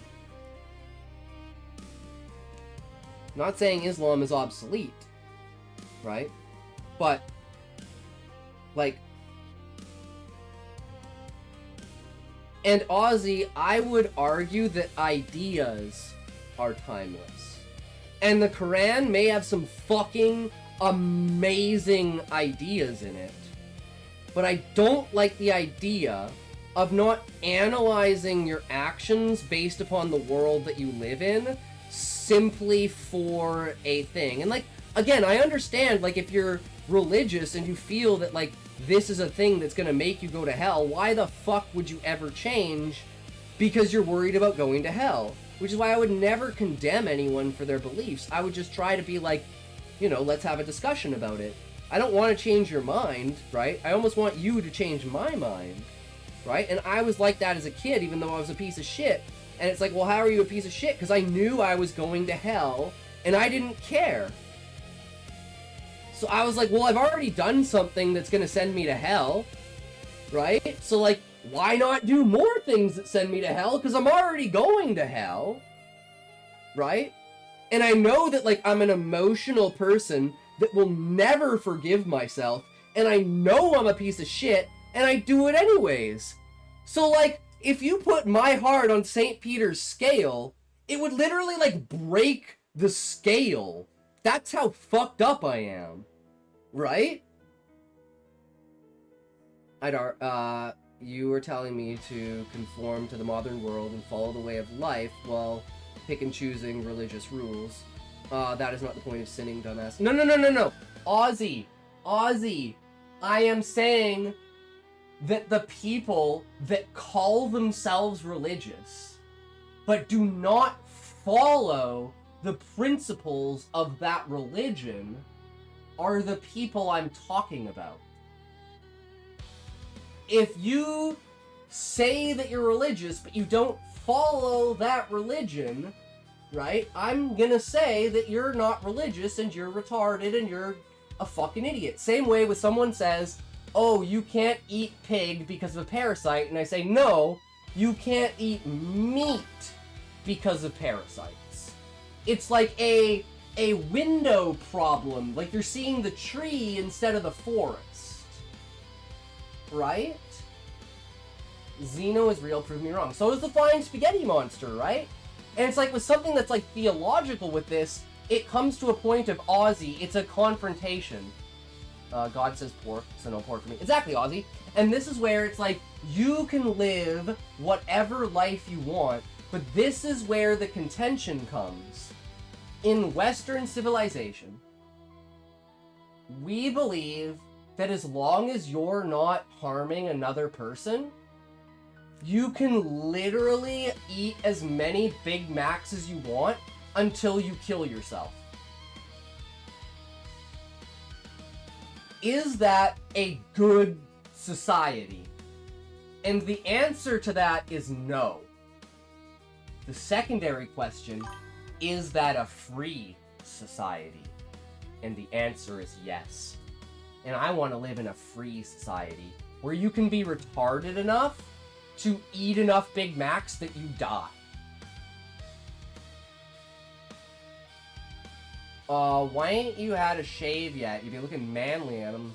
Don't like... Well, Smokey, 24-hour makeup stream, July 7th, fucking 2-year stream, anniversary. I decided not to do a makeup stream on the full moon because it'd just be too much work with everything else going on. Yes, 24-hour stream on July 7th.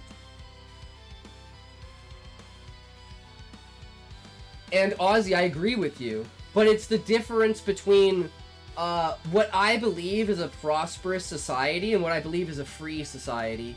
They are two completely different things. Despite I want a prosperous and free society, which means everyone in the society is smart enough to know that if they eat enough Big Macs, they're gonna die, and they can control themselves so they don't eat enough Big Macs to die. Right? Like, that would be, to me, the definition of heaven. Right? So this is where it comes down, you have to have the idea of conflict with the rest of the world. Right? You can do whatever you want, just don't impose it on other people. Which is why I don't impose my beliefs on other people. I don't want other people to be able to change. I don't want other people to change their beliefs unless, like I convinced them in some way. In the story, you can skip it here. With that, Save and Brad walk together back to the office.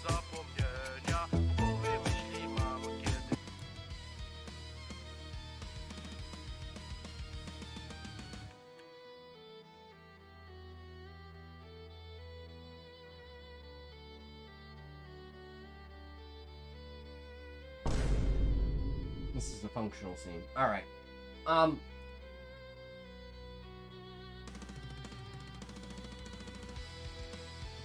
But Ozzy, I'm gonna take a toke and we're gonna wrap this up. But it's like, do you see why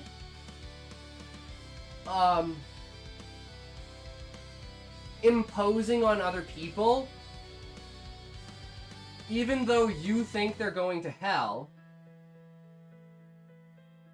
is,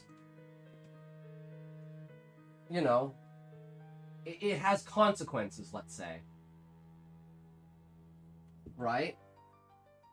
And in a world of compromise, I never said you're going to hell. No, Ozzy, we're talking like abstract. No, we're talking abstract.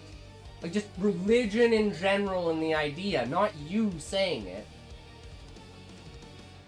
Oh, I mean, I'm going to hell. I know I'm going to hell because I'm a terrible person. But I don't, Ozzy, because I'm not a Christian. Right? Like, I believe in consciousness. I would say I'm like a Kantian. Or something like that, right? Like, everyone would take conscious and connotate that to religion. Like, I just simply believe that consciousness is God. Your experience and your reality is all that matters. And yes, there are ways to make that reality better, right? You're a crackhead living on the street versus like fucking Elon Musk, right? Like there's a tier list of reality and actions. And that encompasses your lived reality that determines your heaven or hell. Grown, now I'm sad, my book will be getting less time. True. Run it. 3, 2, 1, toke.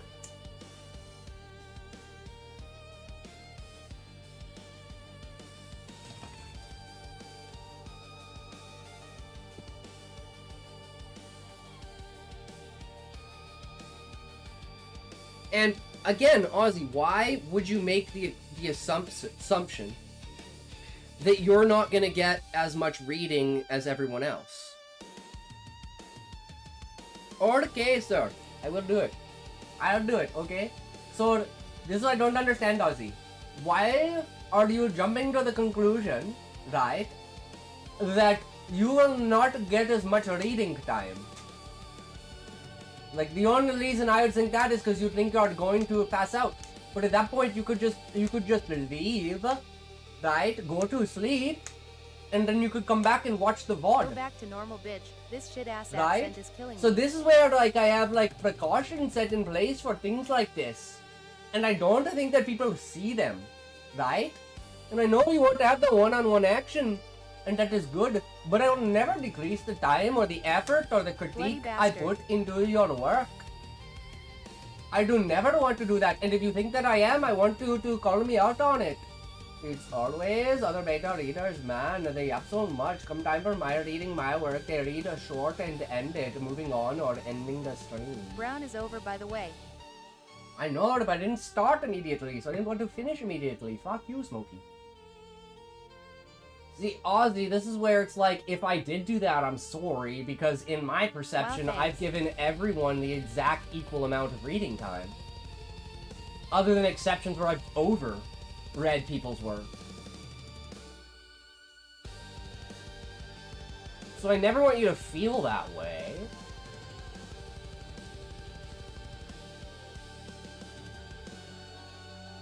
Right? Does that make sense? Normalize coercion and continue reading. Again, I want you guys to be happy. Right? And you guys gotta tell me what to do. Because whatever you tell me to do, that's what I'm gonna do. I give him my writing, and he says it's like hieroglyphic. No, that's because it's not. It's like this.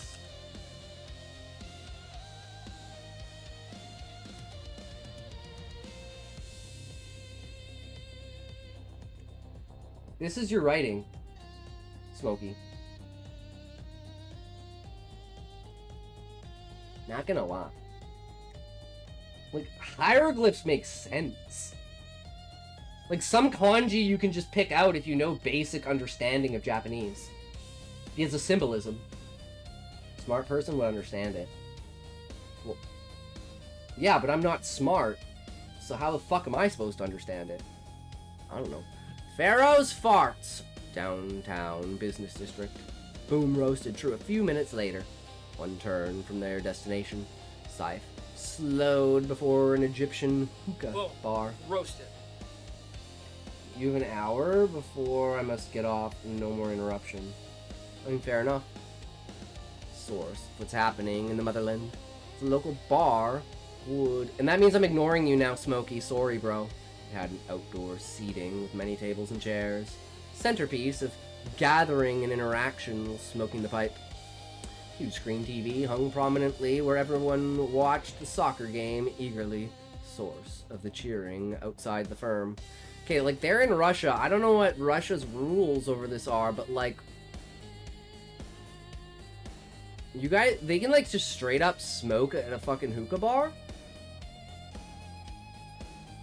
Like, that's fucking legal, just, like, on the side of the street?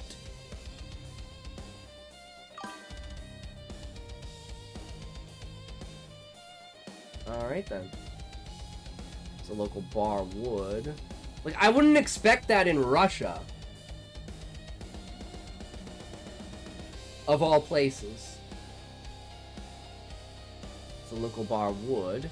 It had an outdoor seating with many tables and chairs, a centerpiece of gathering and interaction with smoking the pipe.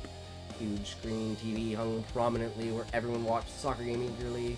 Source of the cheering outside the firm. Like, I know Russia's, like, big on, well, that is how perceive Russia and thus what you think of the country.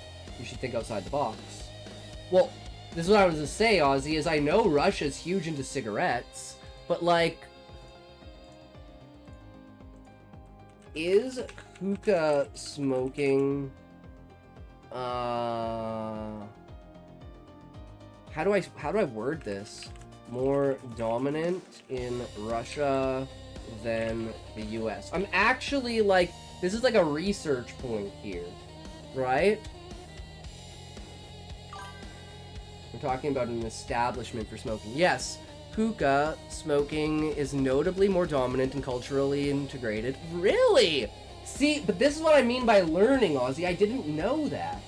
Because I know they're huge on cigars, and they're huge on cigarettes, and they're huge on, like, the coolness of smoking, but I didn't know that, like, hookah bars were, like, actually a real thing. Vanish the heretic! Well, like I said, it wasn't that I was like, I just didn't expect that, right? Like, I'd expect, like, a smoke shop, yeah, but not a hookah shop. Right? So it's like, you say, like, I mean, yeah, but this is my problem, Ozzy. Where it seems like my lack of knowledge, right, to you is like an insult. Or like a, how do you say this? Like an affirmation of my belief system. Does that make sense? I know, I just want to make sure, Ozzy, that, like, you know. Yeah, I just want to make sure that, like, I'm not being retarded. Or that I am being retarded, right? You're more or less knowledgeable than I am on a topic. Well, yeah, because it's like, how would you expect me to know anything about hookahs in Russia? Right? I think that's fascinating. Right? I know. So it's like, when I'm like, oh, an Egyptian hookah bar, I didn't know that was popular. Is that actually really a thing? I never would have thought that. Holy shit. Well, you learn something new every day, right? Holy shit. Because I'm like, I know it's fucking huge in, like, the Middle East. And, like, I know there's some bits of, like, Mongolia and China, and that's all along the border of Russia. So it's like, you know, influence is influence, right? So. And to be fair, I had a hookah named Candy. So it's not like we don't have hookahs here. It's just that, like, you know, you go to Vancouver, and there's hookah bars, there's pot shops, and there's bars. Right? I will go there to see the soccer game with them. I love their energy. I could see it. It's just one of those things, right? And the same thing with, like, not for smoking, though. I smoke oxygen. Well, it's like, it's an environment. It's a third-party space, right? It's a place to go to socialize and interact. The things that you can do there are supplementary to provide that interaction. right? That's what I think people misunderstand a lot of the time, right? And it's understandable how you can come to that conclusion, right? And that's why, again, I always try to estimate the best I can, and if I'm wrong, I look it up. I'd be like, holy shit, okay, well, let's reevaluate how we look at it, right? And my biggest problem is people that won't do that. And I'm like, okay, well, you know, I am turning myself into a fucking pretzel for you, and you're trying to stand at salute as much as possible, and it just makes it feel like it's not a two-way street, right? And that's where I start to, like, lose interest in people's conversations. Unless it's a point of, like, I'm trying to prove a point that they're just... like, they don't actually have an argument, they have a worldview. Right? Like, I don't think people can separate the idea of an argument from a worldview. It's the same as people can't separate discussion from endorsement. Right? Just because you're talking about it and discussing it doesn't mean that it's a good thing and that you want it to happen. It simply means it's like a preparation thing, right? That's like saying you shouldn't have any plan B's, C's, or D's because you're thinking bad. It's like, no, you should have up to plan every possible outcome of every single individual, of every single other person's, for everything should be always evaluated into your actions, because everything is always changing. And that's like my number one problem with religion, is the fact that it is static, it does not move. So as the world moves around you, you eventually get to a point where you're at war with the world because you haven't adapted. Right? Which is, again, why it's like, I don't hold anyone to, like, not following the word of the fucking Bible or the Quran as the word of fucking law, right? Especially if, like, you're living in a country that has a certain law, right? Like, for instance, if you went to North Korea and they said, if you don't eat pork a day, we're gonna kill you. Like, would you choose death to maintain your religion? Right?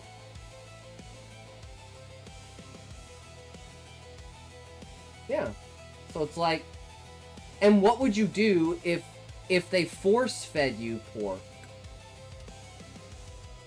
Right? And it's like, so they force-feed you pork so it stains you, and then they kill you so you can't repent.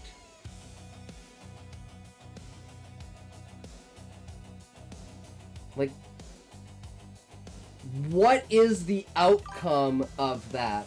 Then they force-fed me. I didn't consent. But you're still tainted. You're still stained because you didn't stop them, right?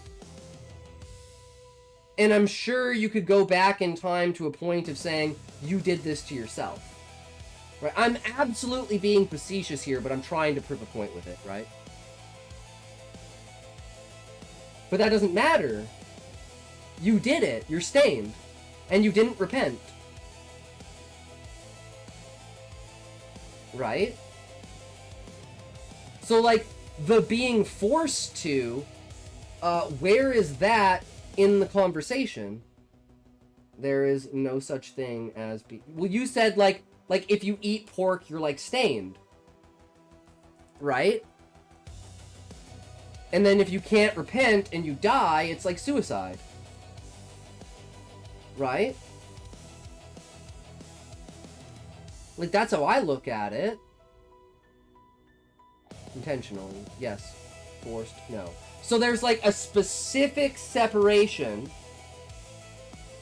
that states that specifically. Like, intent. Not, like, arbitrarily. There is literally no technicality here. Clear and concise.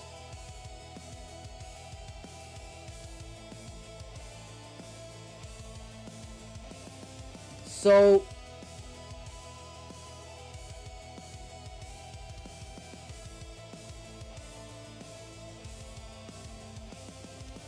okay. I mean...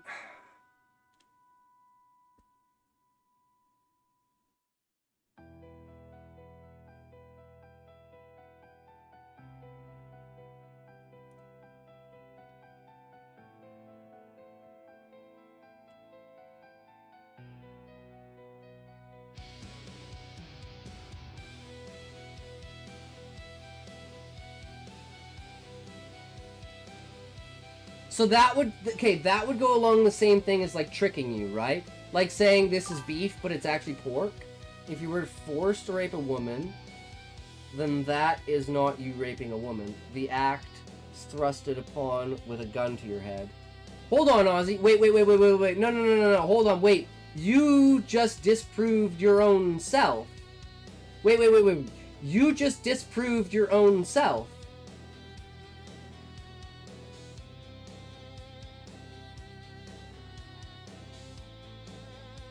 You would die. You wouldn't rape the woman, you would die. You would allow yourself to be shot as opposed to breaking the law. Right? If you had a gun to your head and they said rape her, you would just let them pull the trigger. Right?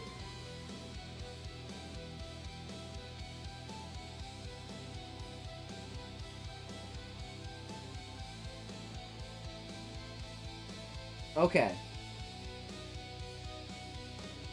So, I guess this comes to the conclusion of, Ozzy, the final question. I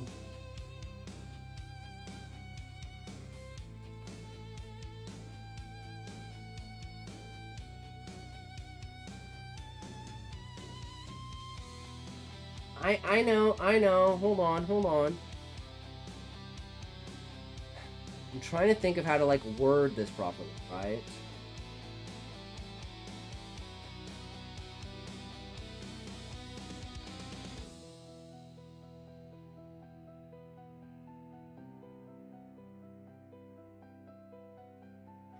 Okay, so if you knew that a person was doing something bad, and you had the authority by the government to do something for it, such as murder, is that covered?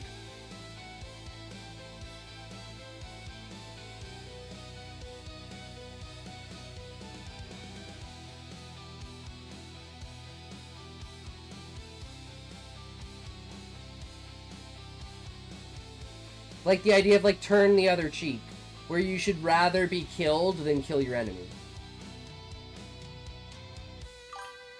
Depends on the bad, what level of action I will take. Well, it can't be a hierarchy, Ozzy. It has to be a yes or no question. Because we're not talking about nuance, we're talking about, like, reality. Right? But there's not a hierarchy. Like, that's what I've been trying to say, is that there's not a hierarchy. A child stealing a candy is different from gold being stolen from someone's house, or money. But it's not, because it's stealing. Theft is theft. Same as murder is murder. See, this is where it's like, I'm trying to prove a point of the breakdown of the logic. And the logic breakdown is, oh, I say it's true, so it's true. There's no argument, there's no nothing. I just say, oh no, this is different from this.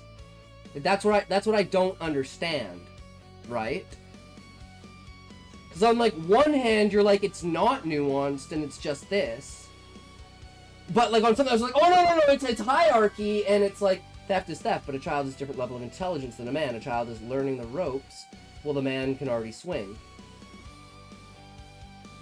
So, like, because this leads me to the ultimate one. Inside of, like, the Quran, there is, like, an intelligence hierarchy of age. You want me to cut a child's hand because he stole candy? Yes, Ozzy, because he's a thief.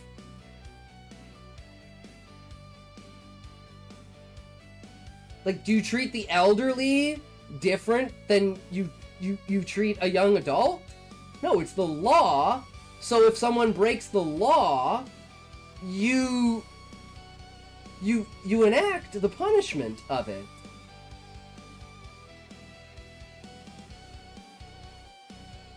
Right? So it's like, Whenever it's convenient for a nuance, you say that there's a nuance, and whenever it's convenient to not have a nuance, you say there's no nuance. The law is created in such a way as prevention. Would you steal knowing your hand will be cut off? No, Ozzy. That's why you would cut a child's hand off, because it would teach other children not to steal. If you don't cut the child's hand off, then every other child knows that they can steal because they're not going to get their hand cut off.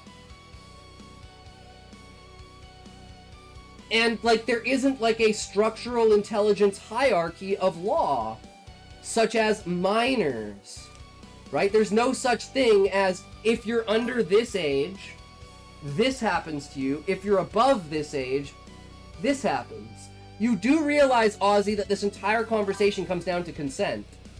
Act of a slap on the wrist, action, or on the face. Why, though? Why, Ozzy? Why is it different? Like, explain to me why it's different. Because to me, it's different because you say it's different because it's a child. Ozzy, but like, so if a child doesn't know anything, how can they be reprimanded? If they can't be reprimanded, how can they be trained? This is what I don't understand.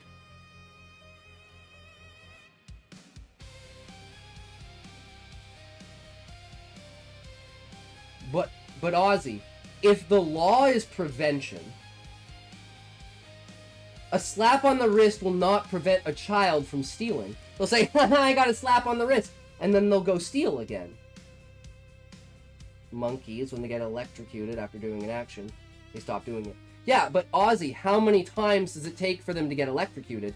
It takes 10 to 15 times for them to associate the cause and effect.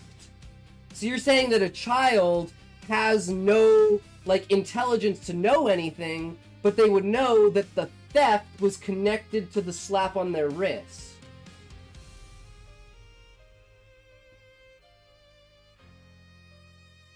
And when the parents sharply stop them from doing something. But I'm saying, Ozzy, like, a child doesn't know anything. So a child doesn't understand why you're hitting them. They don't understand what theft is. Right? Yeah, but like, if you're a 6-year-old, right?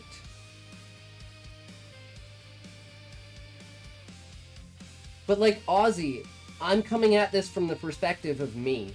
My parents raised me Christian. They raised me to follow the laws. I didn't do that.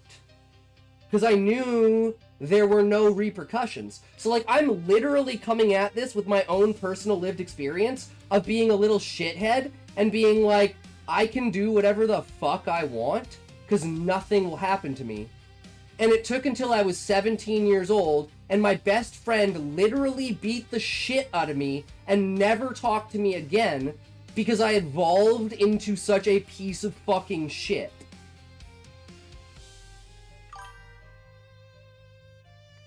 But like, Ozzy, I was doing this since I was like 4. As soon as I realized I could cry and get my way, I started to cry. Yes, so what I'm saying, Ozzy, is yours doesn't align with reality, but mine does. So if yours doesn't align with reality, then why do you believe it? So, I'm going to give you an example, Ozzy. A child steals a chocolate bar. Their parents say, no, that's bad, and they slap them on the wrist. And the child goes, but I still get to eat the chocolate bar, right? And they're like, yeah. So he eats the chocolate bar. And the next time they go to the store, he steals 2 chocolate bars. And he's like, you know what? Like, that kind of hurt. But I still get the chocolate bars, right? And they're like, no, you don't get them this time. And it's like, all right, well, maybe next time, you know? Maybe I'll steal one and put one in my pocket. And then they'll take that one and not know that I stole the other one. Uh-huh. But how am I cherry picking, Ozzy? right? Like, okay. What are the statistics on re-offending when there is no consequence, right? Like, I just don't understand. No, you're the one who's creating a perfect scenario. You're the one who's saying any child that instantly gets slapped on the wrist will never steal anything again.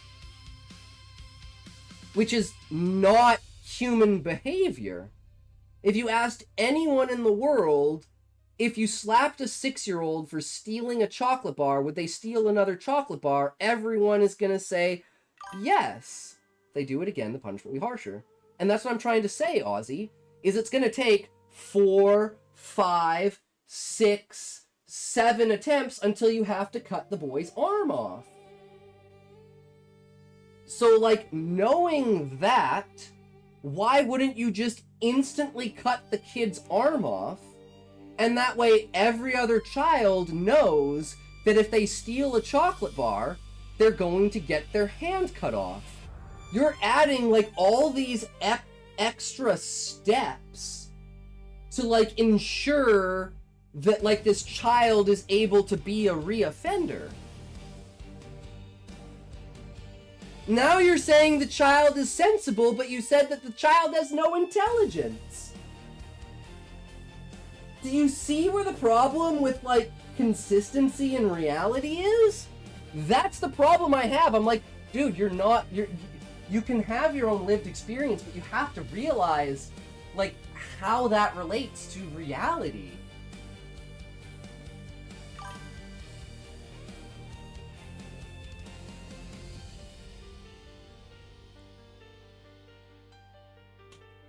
Sensible in the sense that he puts... No, Ozzy, a 6-year-old can't put 2 and 2 together. No. That's the whole reason why you said you're not reprimanding them, because they can't put 2 and 2 together. It's not about the guy who stole, it's about the guy who sees him and says, well, what happened to your hand? And he's like, oh, I stole a chocolate bar. And they're like, oh, shit, man, I ain't stealing a chocolate bar. That's the reality, right? So, again, I'm like, your logic is 2 plus 2 equals 14. Because of all this nuance and algebra that adds asterisks to fucking, like, we didn't include the power. Do you see why this is, like, nuances to support our theories? But I'm not Ozzy. I'm stating, like, okay, let's just say this. What are chances of a 6-year-old who stole a chocolate bar, then got spanked, to re-steal another chocolate bar, right? I'd say it's, like, probably 42%. And when I counter, you bring further nuances and extra steps to counter me.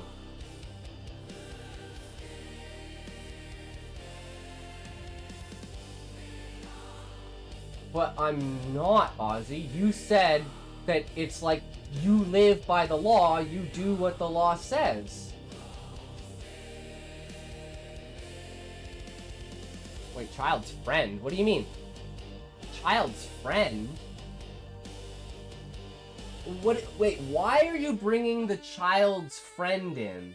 What do you mean by that? Spanking a 6-year-old does not meaningfully lower the chances of them stealing another one. So, like, all perceived reality says that you're wrong. I'm not adding extra nuance and steps. I'm telling you how the world works. I stole his chocolate bar. I got slapped. Oh. That was just to add to the scenario. Like, the fact that they get... and to, like, say to you, like, that outcome shouldn't matter. That was the whole point, Ozzy. Whether they get the chocolate bar or don't get the chocolate bar doesn't matter.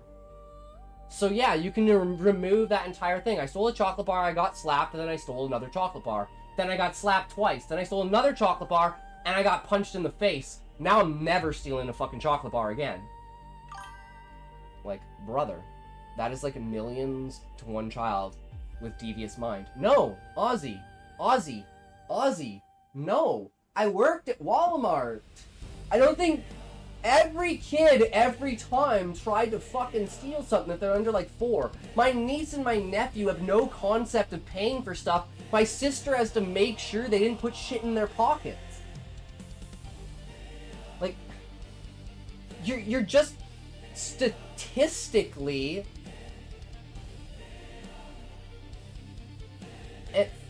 and Ozzy, that's what I'm telling you, is a slap on the wrist isn't enough for a child to stop. But you said yes it is.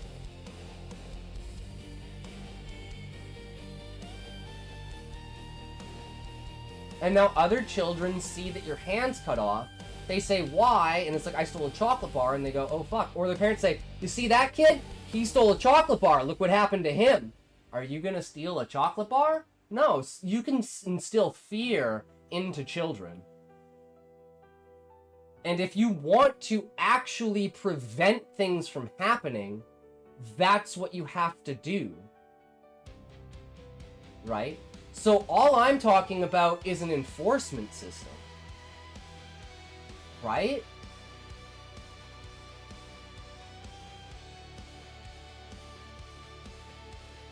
So, but it isn't, Ozzy. It isn't. You said that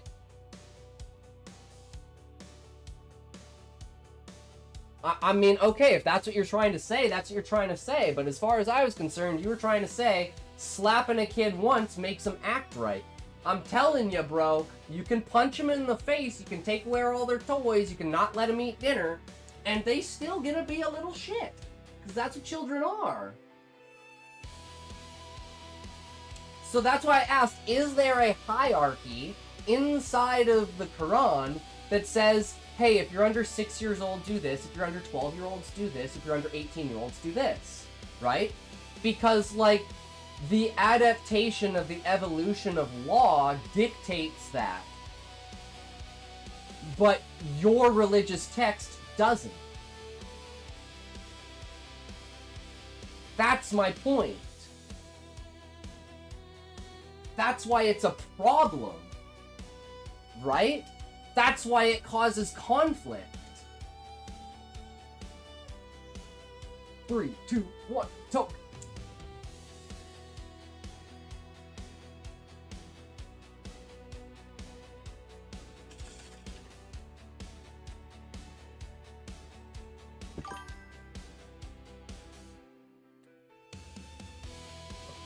Continuation joke. I wish I came in early. I wish I wasn't such a fucking piece of shit. But I can't help it.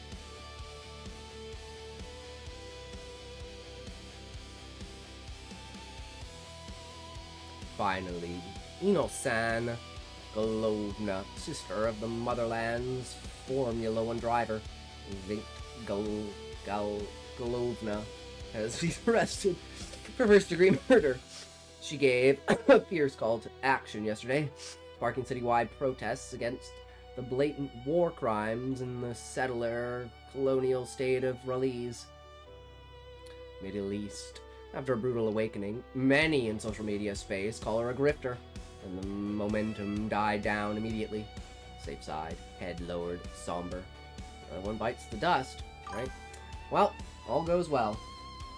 To answer your question, okay.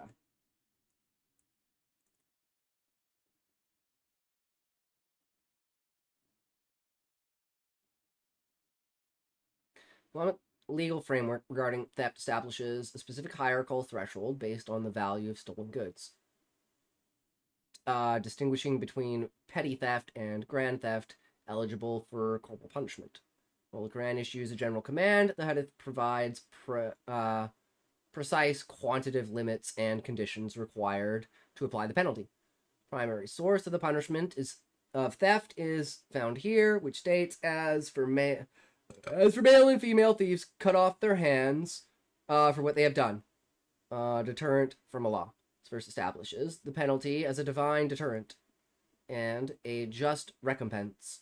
However, the verse itself does not specifically specify the minimum value of goods required to trigger this punishment, leaving the definition of theft eligible for amputation to be clarified by the prophetic tradition.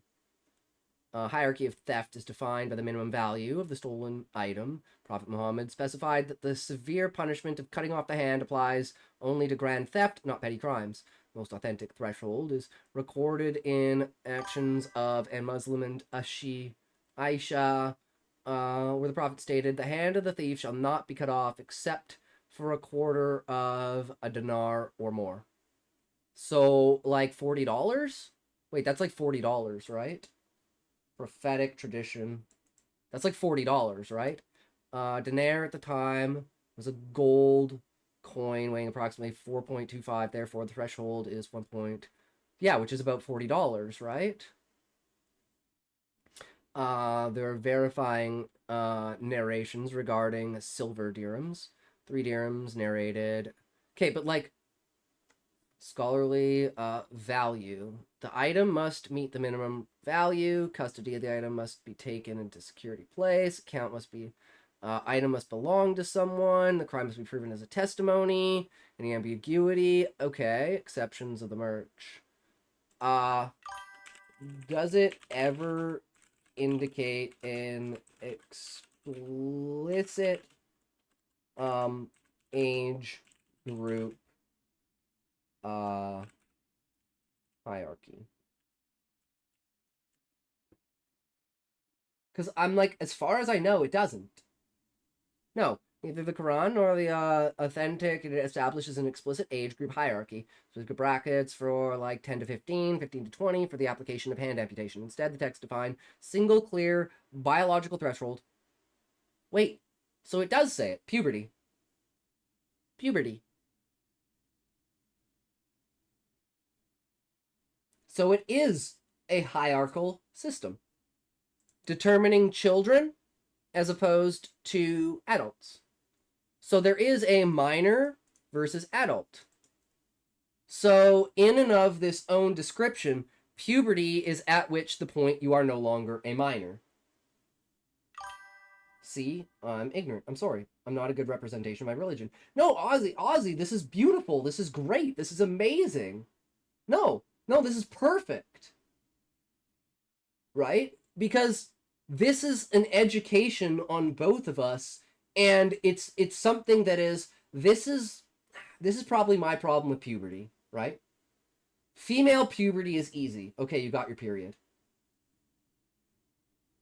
And you can get your period literally between like 9 and 14.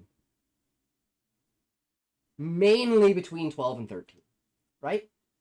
Extreme cases, extreme things, right? My friend didn't get her period till she was 15.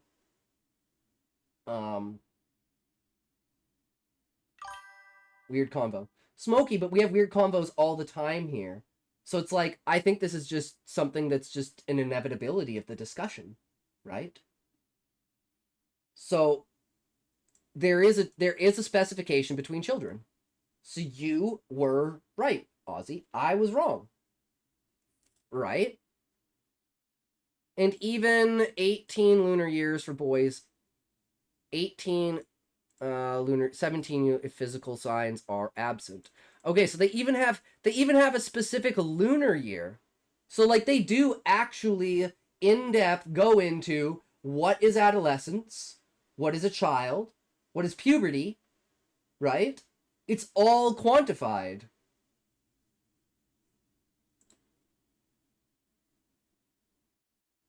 So, see, this is my problem, Ozzy, is misinformation.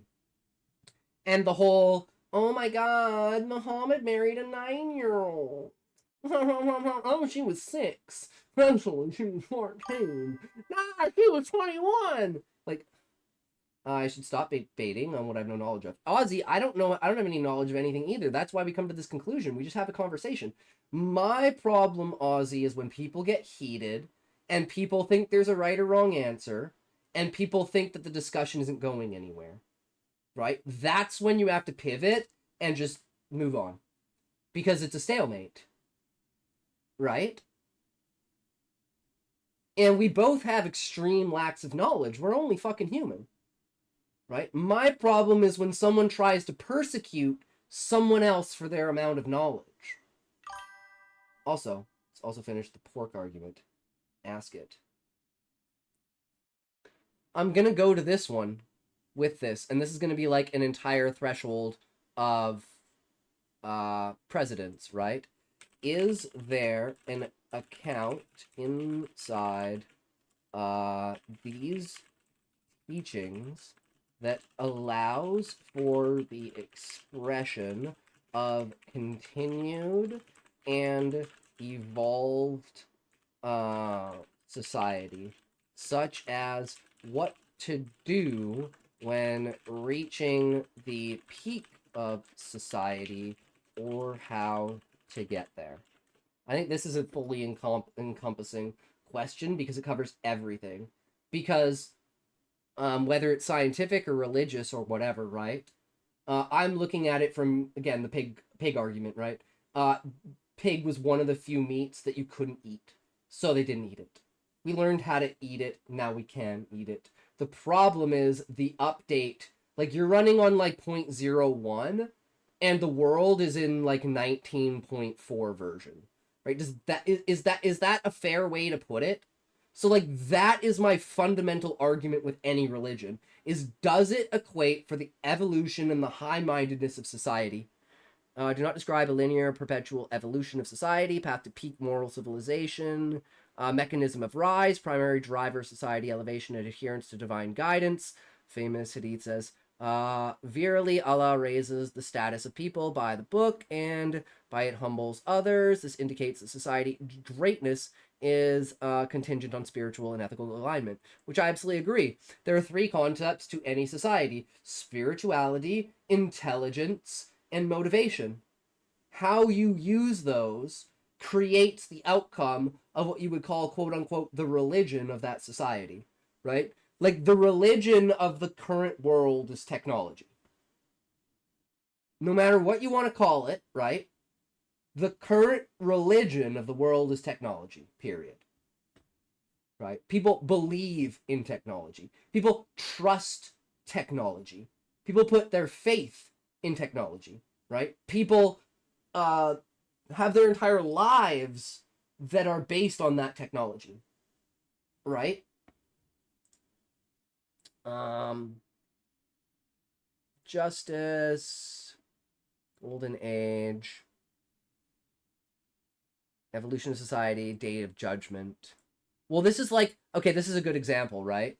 Like Sodom and Gomorrah, right? Eventually the world will get so fucking bad that God just blows it up, right? Like every religion has this like ending,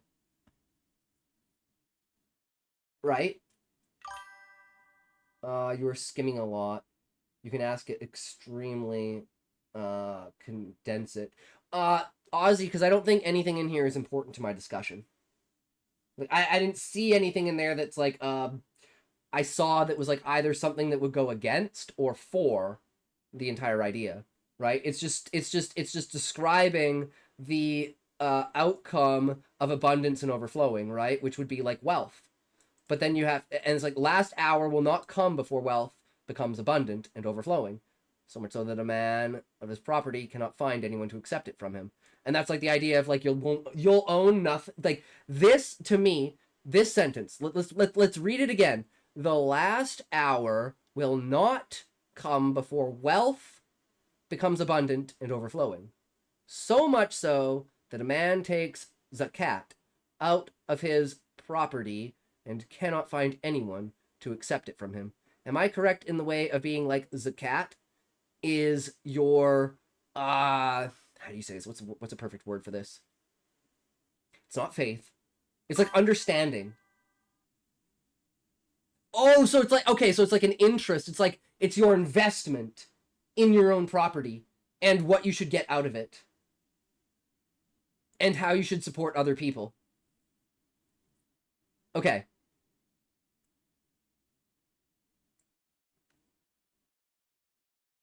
This is you will own nothing and you will be happy. Because I'm not saying zakat. I'm saying this sentence. Because in this sentence, it means that your zakat isn't worth anything anymore. There's no one left to take your zakat. Right? And it's like, again, this is like, it's a very confusing sentence, because let's break it down.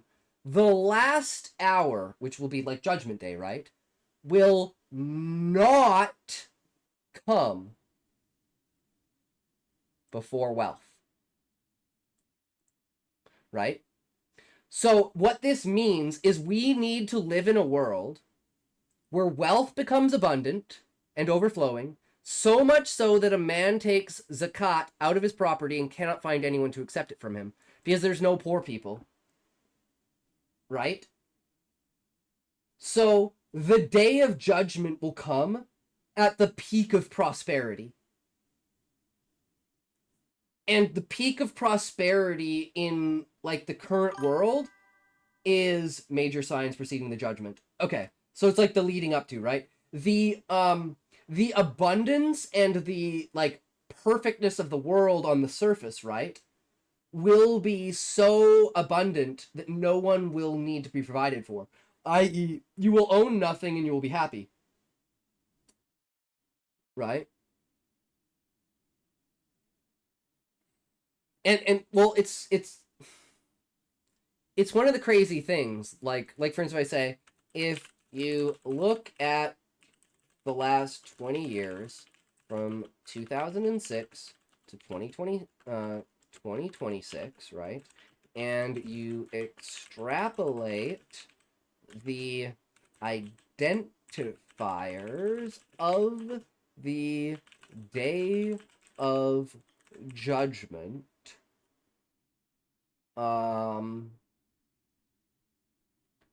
re-evaluated and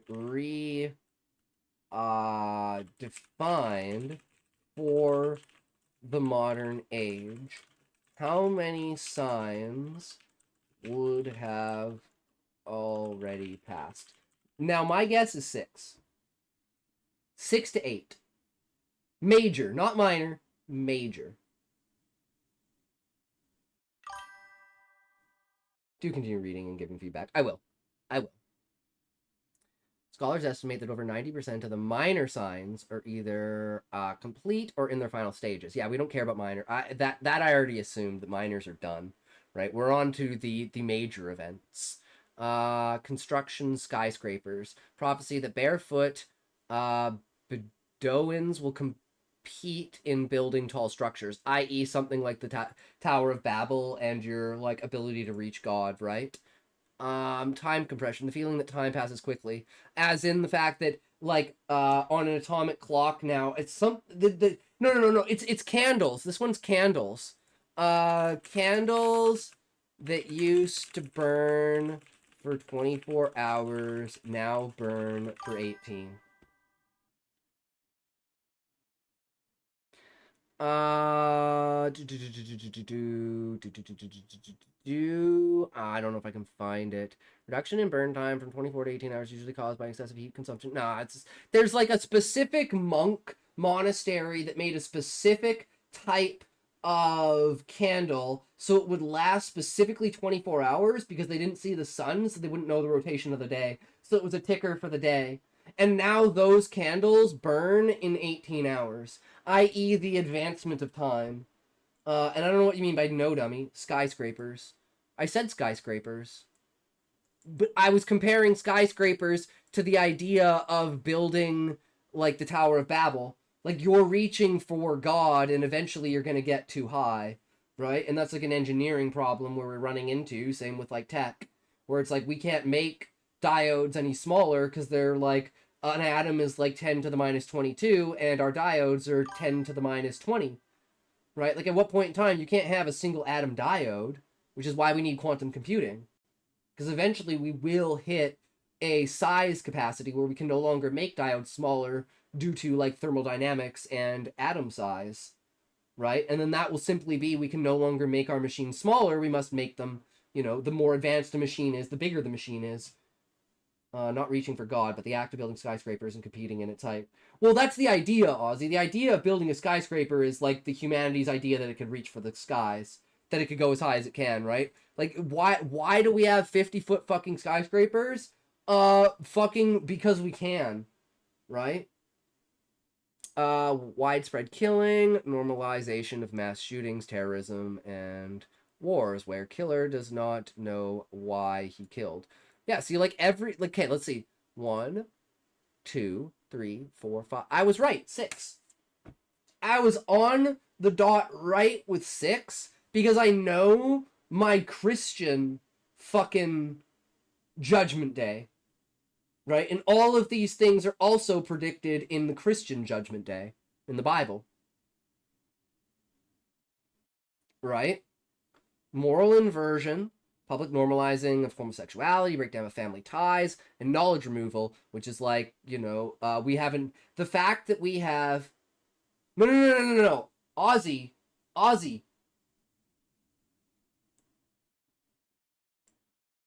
We're not even getting started on that, right? So,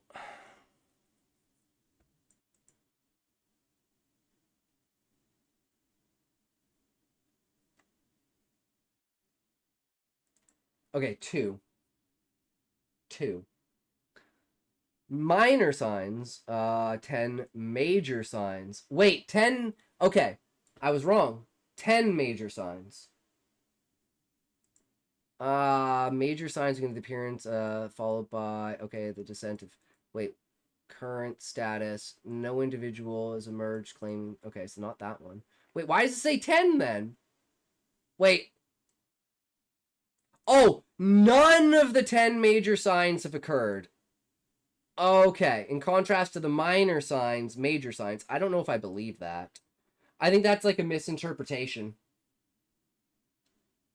I could be wrong. Right? I don't know. I thought the descent of the Antichrist is like the midway point. Like, you will know that the Antichrist is coming because of the signs before him.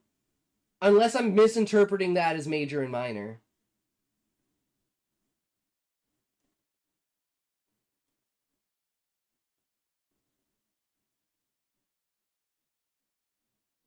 I gotta have a toke. This is crazy. But again, it's like, the fact that, like, this is a problem with religion. If you don't take religion seriously on, like, a scientific level, right?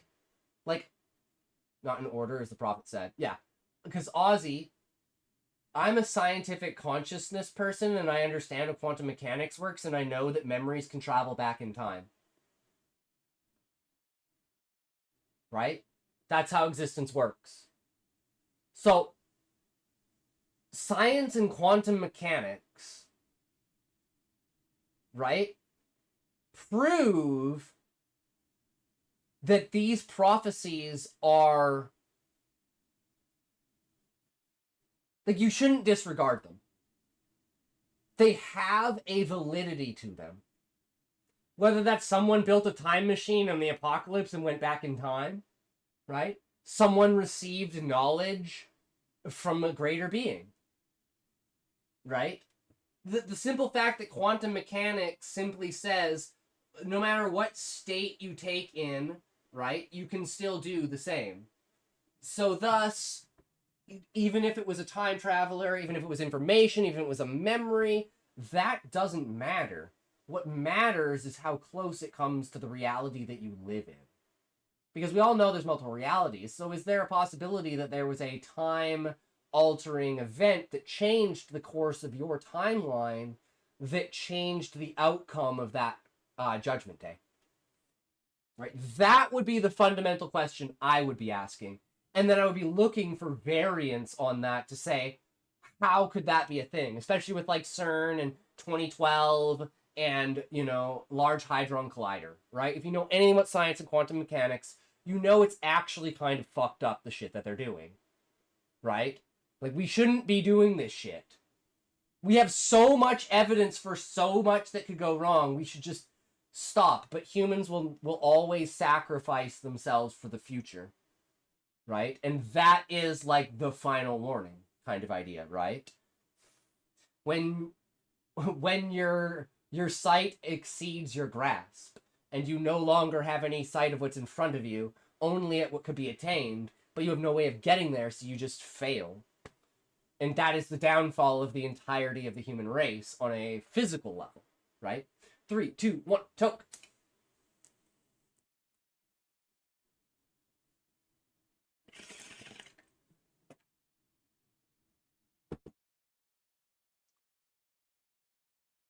Major signs. The sequence. Major signs begin appearance, followed by the Antichrist. So like there's a precursor and there's an after, and then there's that. Cosmic disturbances, the sun rising from the west instead of the east. Holy shit, that's a crazy one. Stream buffered for the last 2 minutes. Ah, shit.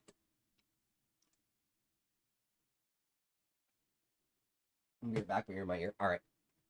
So, major signs, the sequence. The sun rising from the west. So this is like cosmological things. And what this would mean to me is that it would be a planetary rotation. How would a planetary rotation change? A pole shift. What does a pole shift cause? Uneven tectonic plates, mass changing of like literally the surface of the planet. Because like everything's locked into place and now it's like everything is loose. So this would be like, to me, the closest scientific thing to this would be is a flipping of the poles and the planet spinning in the opposite direction. Like I said, major signs are not in order. Yeah. No individual has emerged claiming specific universally recognized role. Oh, and that's kind of one of the things, right? Like when the Antichrist comes out, right? Like as far as I know, he will announce himself as the Antichrist. Like that's like a calling to everyone, being like, yo guys, I'm the Antichrist, let's fucking go. And because the world is so fucked up and depraved, the Antichrist becomes the Jesus without being crucified. Where he's praised by the people, worshipped by anyone, taken as his own, and to be the one true false idol of all mankind. Right? And I gotta grab a drink and have a piss, but I'll be right back. And it's like a differential, and I always reassociate how I would perceive things for different timelines, right? Like Ezekiel's wheels within wheels with eyes on them. Well, that's a gyroscope with cameras. I'm sorry, but that's a gyroscope with cameras, right? Like, fuck. Shit, I need my water.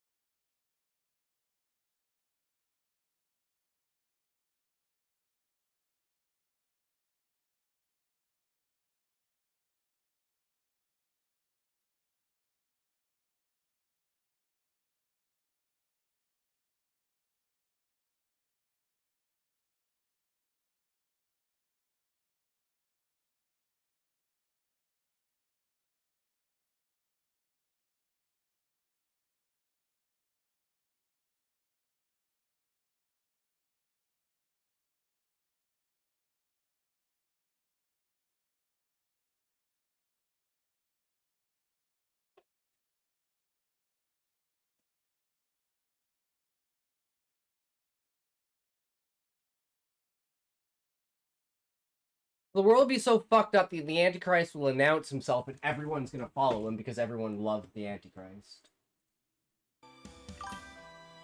I've returned. Welcome, so have I.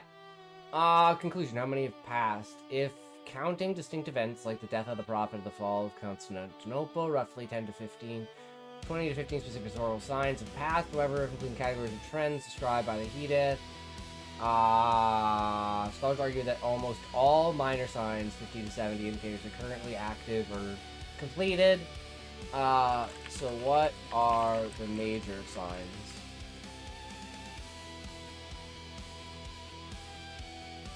There's 10, right? And so there's supernatural events that will occur in rapid succession, signaling the immediate end of the world. Yeah, this will, like, and the whole point of, like, immediate is, like, I don't think it means weeks. I think it means, like, months to a year. Maybe a couple years. But, appearance of the Mahdi. While sometimes categorized separately, many scholars consider the arrival of the Mahdi, the guided one, the precursor to the major signs. With strict reinforcement chalkboard, halt all distractions. Wait, for what, Ozzy? Reading your work or reading the 10 signs? He'll be a righteous leader from the prophet's lineage who will fill the earth with justice before the chaos begins. This is the first definitive. Dajjal will be a one-eyed deceiver claiming divinity, performing false miracles like controlling rain and vegetation.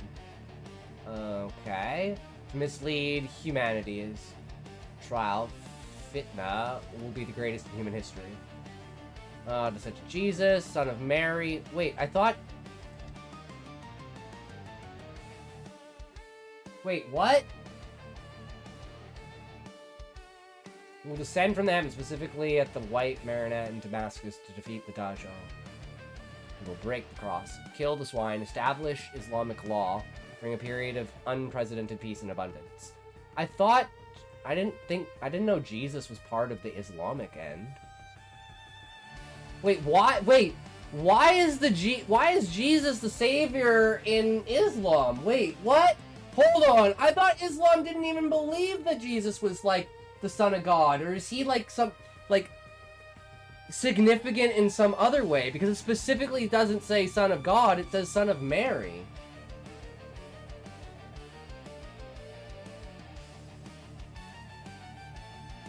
Because, like, in Islam, Jesus isn't the son of God.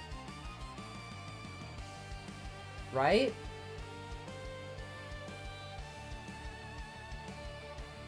The release of Gog and Magog. Following the time of Jesus, the barrier holding back these corrupt tribes. Crazy, right? My friends are equally surprised about this. Yeah. Interesting. And that's why I like looking into this. Like, I have no religious stake in it, right? All I want is, like, what it actually says, what's the information, and cross-reference, and see how people fucked it up. Yeah. Like, my thing is, to me, Mary has never been explained. Mary is, like, the, like, black box of, like, the Abrahamic religions, right? Because it's like, oh, God was sent to her to have Jesus, and then Jesus is the father, or God's the father of Jesus, but no, it was actually, like, an angel that came to her. It wasn't God. So she was divinity of flesh, not of an angel or God. Right? So it's like, to me, she is probably the most, like, ambiguous character of the faith. Time of Jesus, the barrier holding back.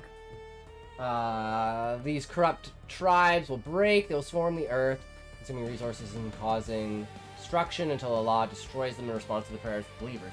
How she came to bore a child when she was manless. Everything in that chapter.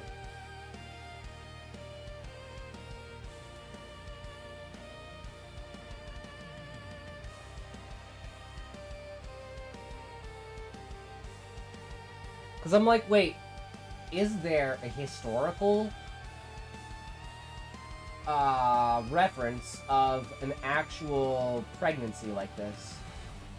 Because Ozzy, if you've never heard the story, there's the knife fight, blowjob knife fight baby. Blowjob knife fight baby. Woman born without a vagina, which is a medical condition, sucking off her boyfriend, gets attacked, robbed, and stabbed. Somehow the semen gets on the knife, the stab wound goes into her ovaries, she becomes impregnated. 9 months later, she goes to the hospital with, like, problems, and they're like, what the fuck? And they're like, what the fuck? How are you pregnant? Because she doesn't have a fucking vagina. So they C-section her. I think that's probably the closest that you would, like, have a scenario of getting to something like that, right?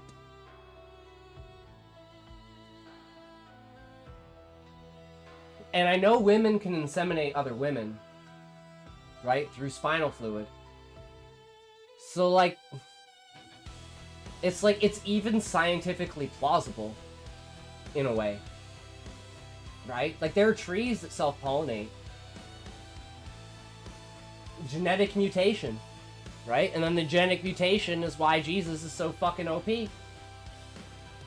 All the time of Jesus, the barrier holding back. Okay, wait, the 3 landslides, massive sinkholes or landslides to swallow people in 3 specific reasons.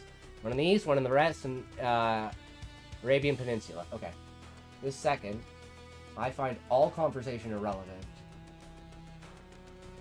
Sorry to do this. Okay, alright. Sun rising from the west, most critical cosmic sign. The sun will rise from the west instead of the east. Once this occurs, the door of repentance is closed forever. Fire of Yemen, massive fire will erupt in Yemen. Destruction of the Kaaba in Mecca will be destroyed by a man known as... Okay. He will strip it of its treasures and demolish the structure. Interesting. Because, like, you could see each and every one of these happening, except for maybe this one. I don't, you know, we know that there's, like, a pole shift on the way, but it's like, the pole shift isn't for, like, another 2 million years. It's been, like, 48 million years, and it's supposed to be, like, 60 or 50 million years. So it's like, we could even go, like, another 8 million years without having a pole shift.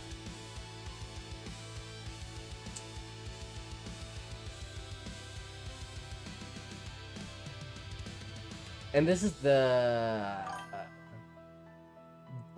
which one's the Antichrist? Wait, where did it say the Antichrist?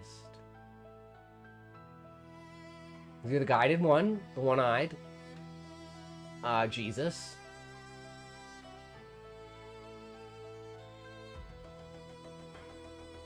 Huh. The emergent... Wait, this guy? The one-eyed deceiver. Oh, the one-eyed deceiver.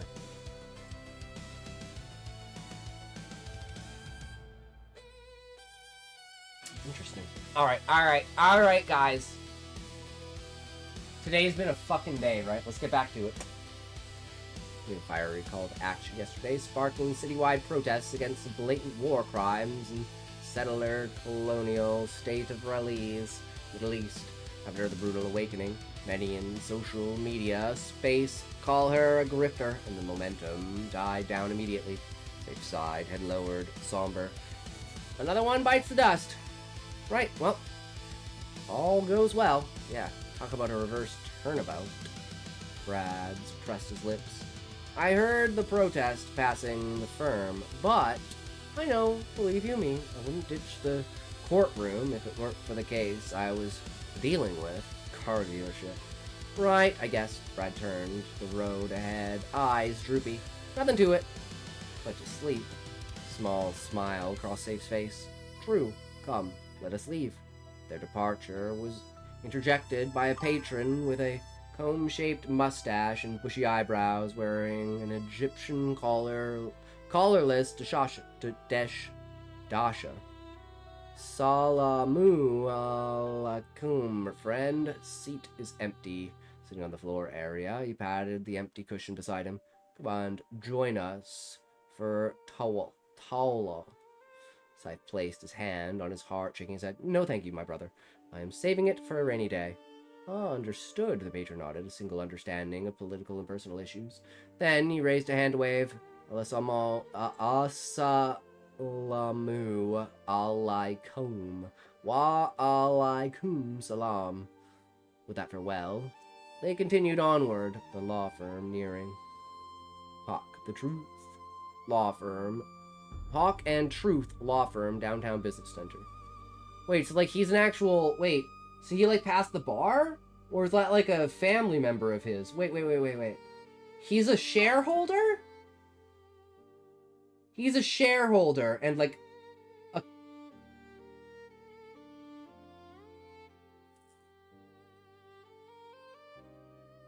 Did he just barely pass the bar? I'm like, how is he investing in a business like this? How do you get his name on the fucking thing?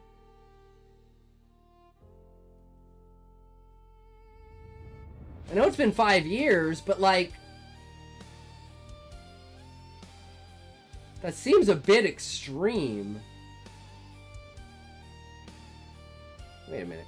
Brad rubbed his eyes, questioning his own vision. He read the firm signboard. Style akin to those in the Victorian era. Truth?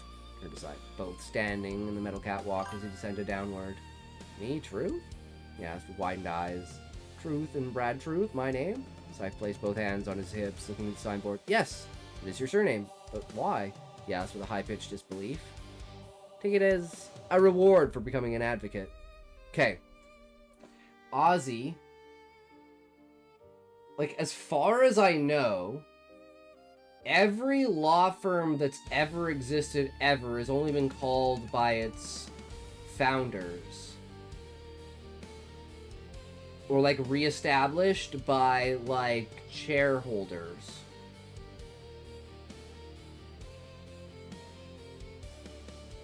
Like, having his name on that board...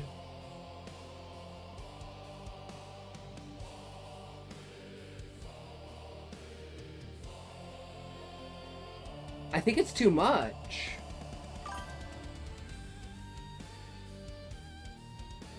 True, but I don't care, and so does Brad. Hey, I just want to say, it's like, look at it from this angle, right? How many cases has Brad Truth had? As far as I know, 0.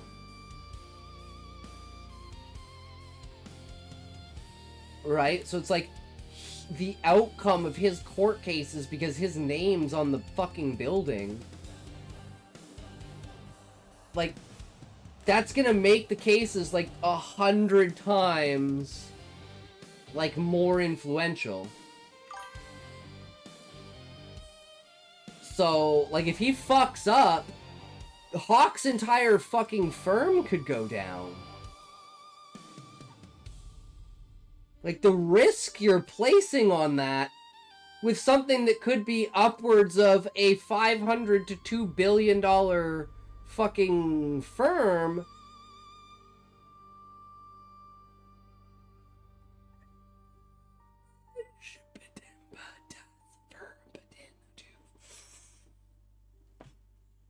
I mean, that's some boots to fill. Right? Like, that's some boots to fill. Either that or this entire place, good weight on his shoulders. That's not good weight, dude. I'd be like, thanks, but no thanks. Like, what? Didn't even consult me? Didn't even ask my opinion about it? Like, you can't hold me... All I'm gonna say is you can't hold me accountable when we get closed down, motherfucker. That's all I'm gonna say, okay? Look at Brad and how he reacted. But why? Yes, no high-pitched disbelief. Look at it as a reward for becoming an advocate. Safe was interjected by a hug. Thank you so much, said Brad, enveloping Safe and throwing him off balance toward the stairs. They just climbed. Wait! Safe caught his guardrail on his left. Oh, Brad released the hug, scratching the back of his head. Sorry about that. I'm okay. Sife's voice cracked. Leaning down the stairs. It was just a little tumble, nothing more. Okay, so Safe's son died and he's using Brad as a replacement. Like, that's the only logical, like, emotional connection out course. Right? Or he's always wanted one, but never been able to have one. And it's like his job has overwritten his personal life. So now he has, like, something that he could be, like, raising and proud of. Right? I'm like, that is the, like, that would make this make sense, as this is like a father-son connection, because we haven't seen the 5 years of them connecting, right? But we know that, like, the bond between, like, this is a security of the bond between the characters. Right? This is how much Safe trusts him.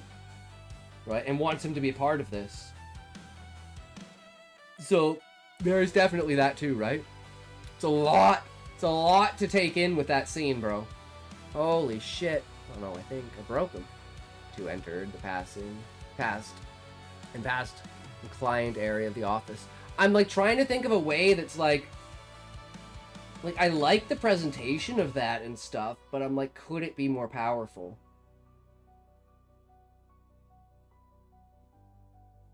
I almost think that, like,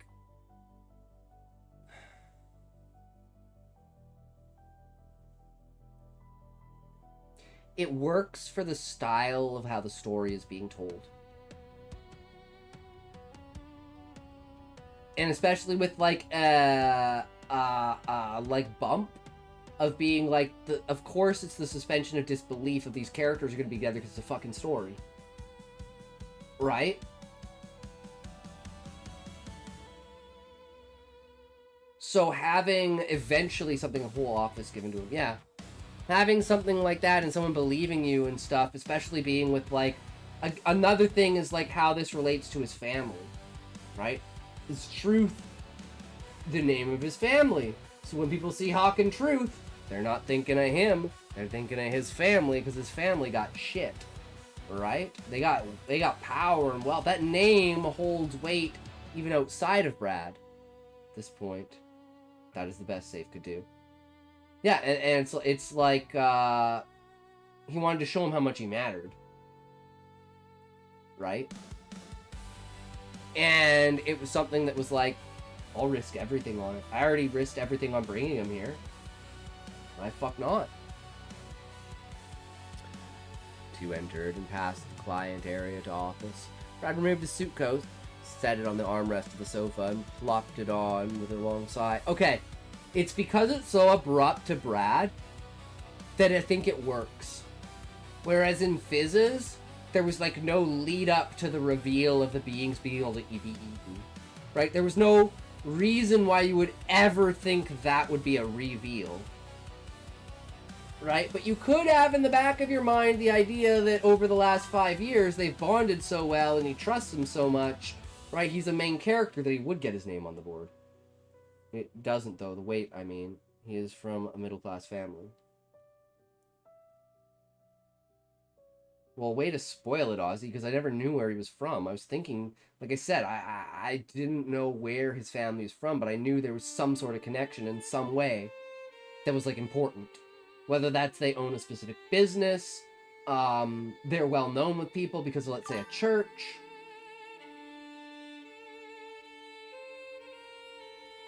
Okay, I'm just fucking retarded then. And then Brad. Yeah.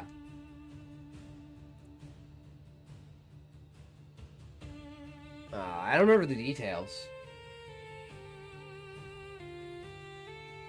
I don't know. 2 entered and passed the client area to the office.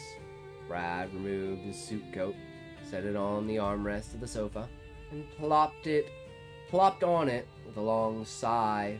Well, student, Safe said again, holding the doorknob. It is time to depart to the land of dreams. Good night. Safe passed is up in there. I like that idea because that allows flexibility. I'm guessing you have, like, multiple ideas, but the story hasn't led to the exact outcome. So you're just waiting for that detail to fall in place. It's like, that's the path right there. That's the one that we're doing. That's what brings everything together. Right? But you just don't know which one it is yet. It's a tough place to be. Thanks, Chief. Creak. But they closed the office door, leaving him be. Brad lay down on the sofa, covering his eyes with his forearm, and slept. His phone vibrated in his pocket. Took it out, finding a notification from his cousin. So, how it going? Brad scoffed. Figured I'll get a message from her. Typed back. It?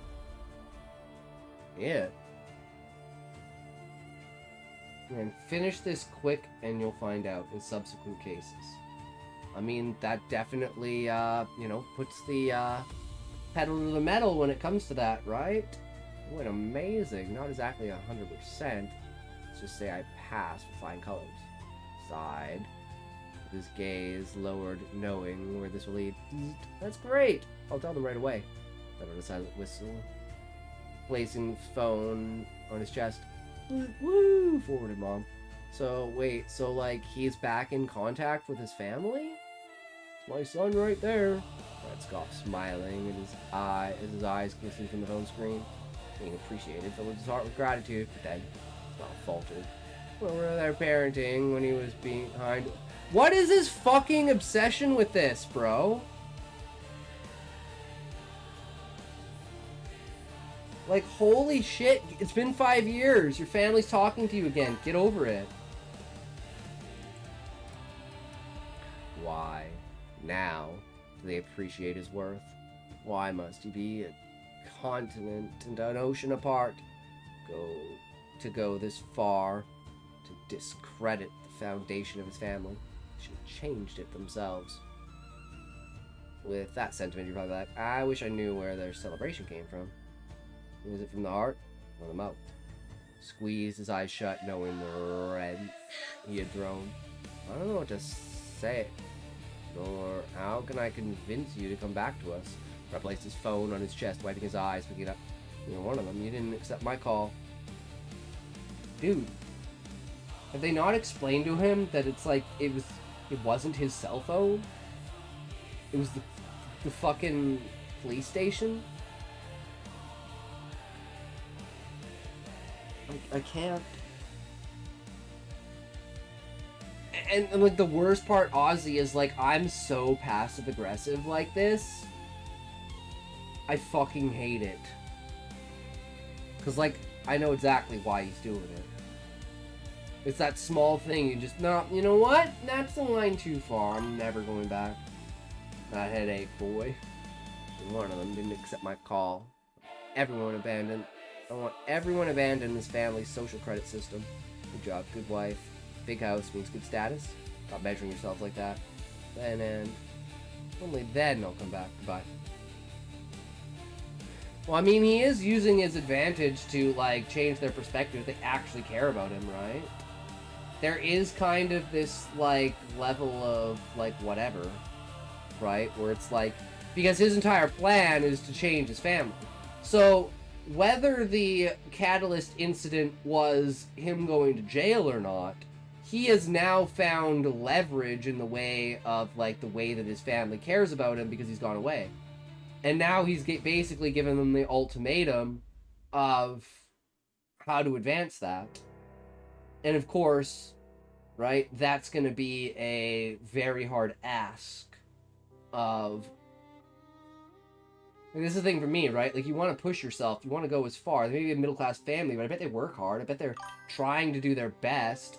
I love it somehow have a main theme in all of this. I'm narrowing around it, Ozzy. You know, the choice is limited, right? But it's not, like I said, I'd say it's at like 30 or 40. It needs to be narrowed down more, right? But there is a list, right, of potentials. The more information we get, the more that list narrows. Until we can pick exactly when. Usually when there's like 5, I'd say 5 to 7 is where it's like, I will just logically choose one. And it'll be like, I was close. I was close. A few hours later, Brad felt the earth beneath him shake violently. When he opened his eyes, his vision was blurred, the whole world watercolored. In this disorientation, a distant voice came louder and louder. Hey, hey! Sideshook Brad. A new client has arrived. I want you to be part of it. Groggy Brad groaned, sitting up, rubbing his eyes. Think fast, said Safe, throwing something toward him. Thud. Lightly hit Brad's chest before falling between his thighs. Blinking, Brad looked downward, finding a tiny bottle of iced espresso. In the small fridge in the knee space in the office desk. Safe took to the door, stood by the doorway. They're waiting outside. Ready yourself with haste. Brad, with some awareness, nodded, found the bottle, washed his face in the connected bathroom, wore his gray coat, and exited the client area. The client area was a small sitting space with a black sofa that faced two sofa chairs with a class coffee table separating them. Sitting on the sofa were parents, both in their 40s, mother had chin-length blonde hair, wearing a green and light blue winter hat, same colored winter jacket, and gave green loose sweatpants, with the father salt and pepper brown hair covered by a Russian fur hat, wearing a trench coat and a thick track pants. I'm just gonna say, like, I don't know how they dress in Russia, but I feel like, ain't it fucking cold there?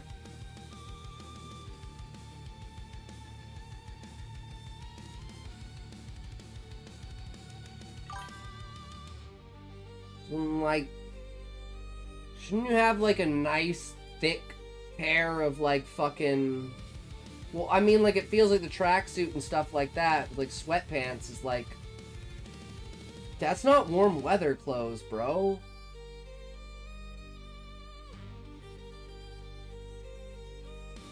Like, that's throw shit on in the middle of fucking summer.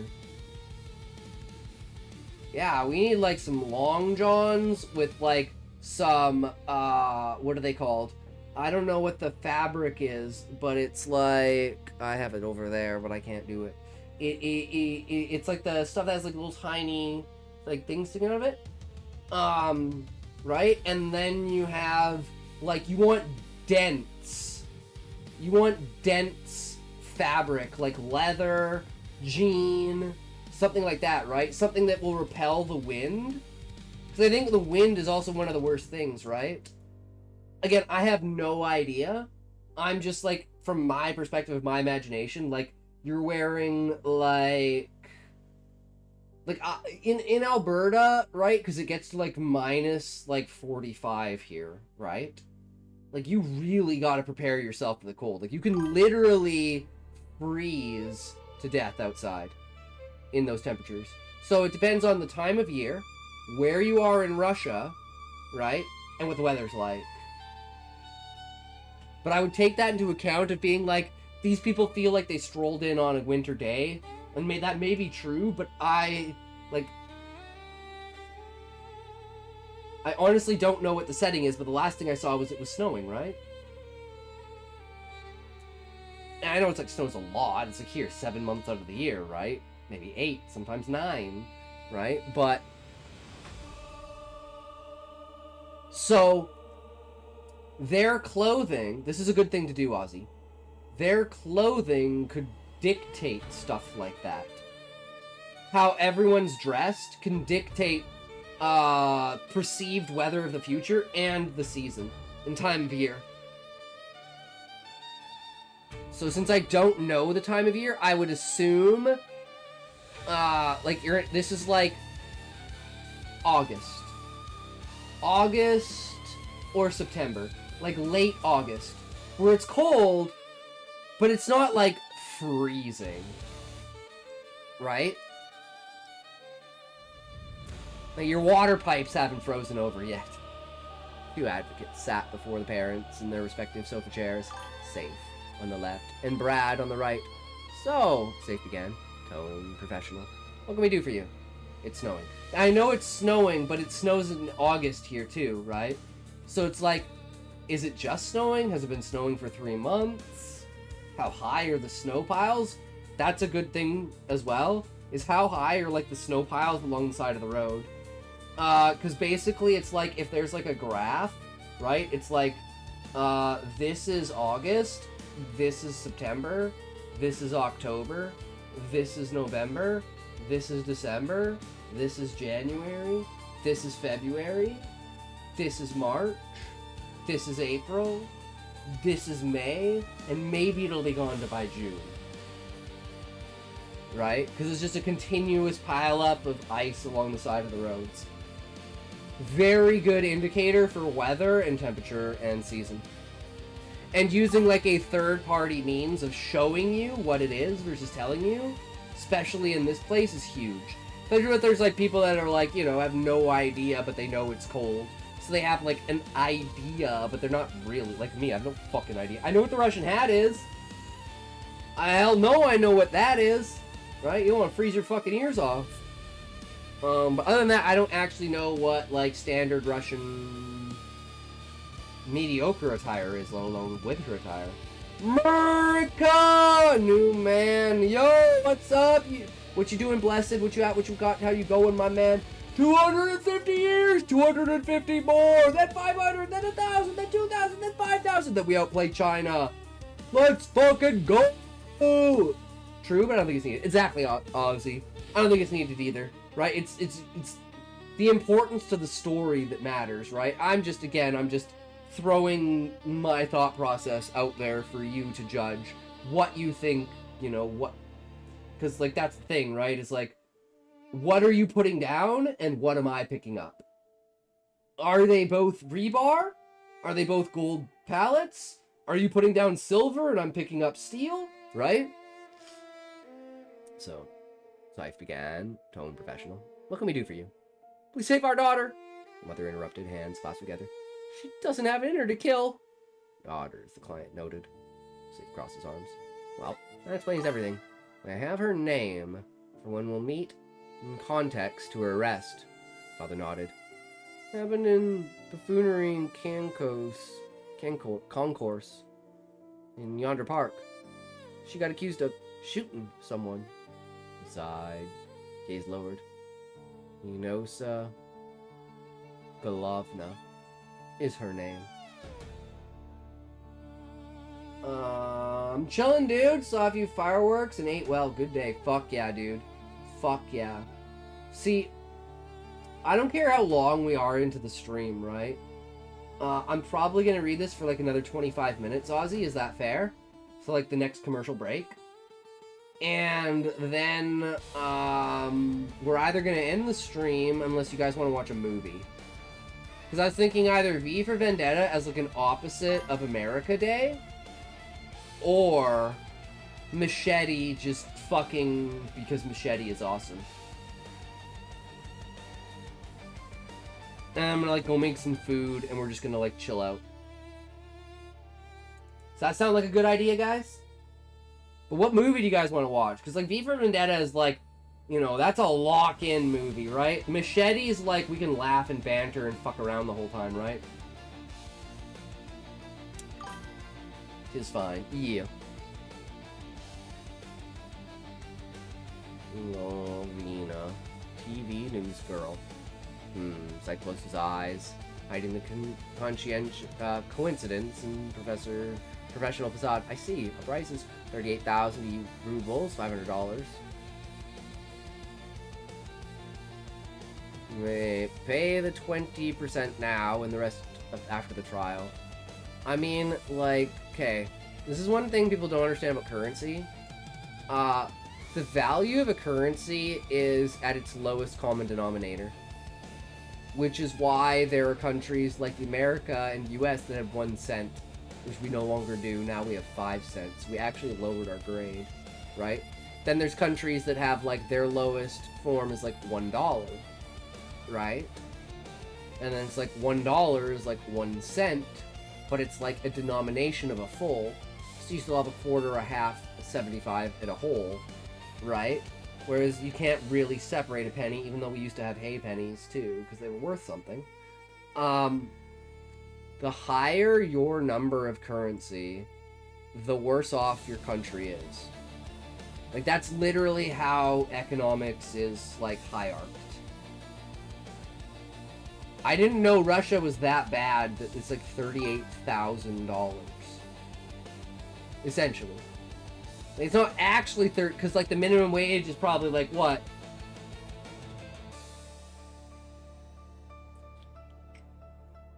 $125, $130, maybe $140 minimum wage, right? Because it's not quite like a 38 to 50, right? So it's like a 1.4 or something like that. So yeah, imagine living in a world where it's like you're so poor that it's like $120 the minimum wage. I don't know. Never thought of that. Yeah.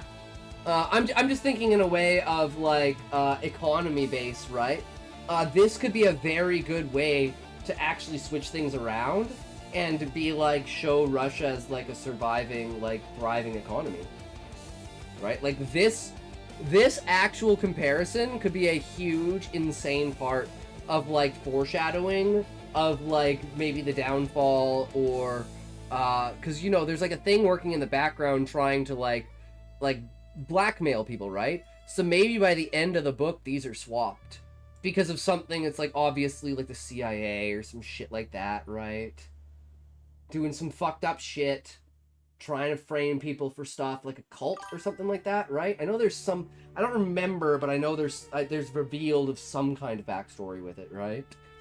So I think consider maybe having this as like a point of I don't know what to call it. But it's like your establishment point. We've established the way that the world is, and then we slowly see the world change, and then when we eventually establish it again, and we go, holy shit, okay.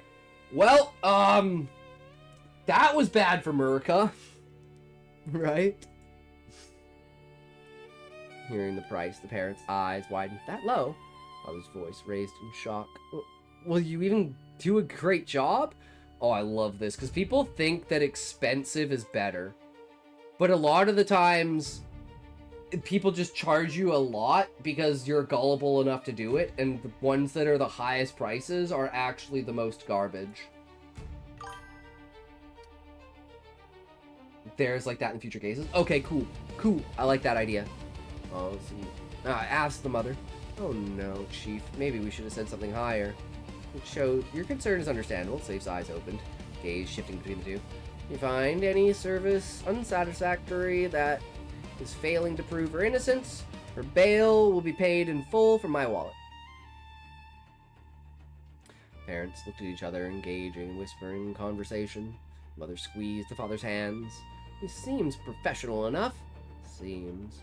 I don't know about that. I mean like that, letting stress cloud your judgment. I see him as capable. You do. The man has an air of experience. The boy on the left, though, doesn't. The father's head lowered, eyes closed as he made his decision. Okay, he met her gaze. You're always correct about this, so let's go. Two turned to the advocates. We accept. Good, Scythe smiled. Pleasure doing business. Excuse me. Oh, did my phone die? Yeah, my phone died. I'm just gonna take this thing the fuck off then, because it's fucking annoying having on. But as the first day of it, what do you guys like? Do you guys like the heartbeat monitor? Or, like, do you care? Like, is it just a fun, extra cool thing for when we get into, like, agreements? Or arguments? To not see my blood pressure spike? Or my heart rate spike? I don't know. Good. Scythe smiled. Why you're doing business? And that's why I don't want to do it through my phone. Which is why I might do it through my other phone, because my other phone is permanently plugged in. So if I do the setup through the other phone, I might do that tomorrow. Then I don't have to worry about this being bullshit. Right? And I just bring that one over here. So horror games or movies? Yes. Okay. Met her gaze. You're always correct about this, so let's go. Like, I'll do it at, like, the beginning of the stream so you can see how hype I am about talking about that, and then, you know, you just, like, randomly turn it on when we're getting into a discussion or something. But yeah, games or watching movies or some sort of shit like that where I'm reacting or, like, reading something heavy, right? It's like, yeah, I could see that. I want to do a test to see, like, how I can manipulate my heart rate. Right? And I can fuck with you guys. I mean, what? To turn to the advocates. We accept. Good. Safe smile. Pleasure doing business. Money was paid, and all stood from their seats. Saif and the father shaking hands. I hope we meet after your daughter's acquittal, Saif said with professional firmness. Like his grip. That'd be cool. Yeah. Yeah, I hope so. Saif gave a nod and freed his grip, saying their farewells. Parents left, leaving the two behind. You know what? Brad looked at the closed door. It went pretty well. Iffy at the beginning. But we got there. So I turned to Brad and raised my eyebrow. Did you see me as incompetent, student? No, I just hadn't been in the car with you to see the treacherous paths you took in your legal career. Hold on, guys. What about Training Day? You guys want to watch Training Day? I've watched Training Day in like 15 years, dude. I haven't seen a Denzel Washington movie in like 10 years. Dude, that would go hard. And I bet you guys haven't seen Training Day. So I turned to Brad and raised an eyebrow. Do you see me as incompetent, student? No, I just car with you. See the treacherous paths you took to your legal career. For a pause, I scoffed. Good excuse. Come on. Lightly tapped Brad's chest with the front of his hands. Let's take our essentials, i.e. a single USB, and depart. Single USB, that's it. Yup, that's it. How? How'd you know what I How'd you know what I thought? Because I possess the title and position of master. So I've left the blinking Brad to his place, retrieving the USB for their leave. Real life. How? I'm out after this reading. Fair enough, Ozzy. Investigation. Detention center. Beppo, Rotha. Heb, I can't even. Probably innocent prison. Oh. Blessed, take the wheel. True. I mean, like I said, like, even if there is no audience, I still go hard, guys. Because I don't give a fuck. I just pretend there's people out there because I think it's great. Because I don't give a fuck. I'm just having fun. Deterioration center, a holding place of the judged awaiting their judgment. Hell was connected to it. Its tall walls and Culeus? I don't know how to pronounce that. Aculia? I don't know. Prevents Aculia? I've never heard that before. Prevents the escape from the Inferno being. Brad and Saif walked together in the hallway after the entrance. Army green cement walls enclosed them. In TV static tiled floor became their walkway. Holding place for the accused before their trial. Got it.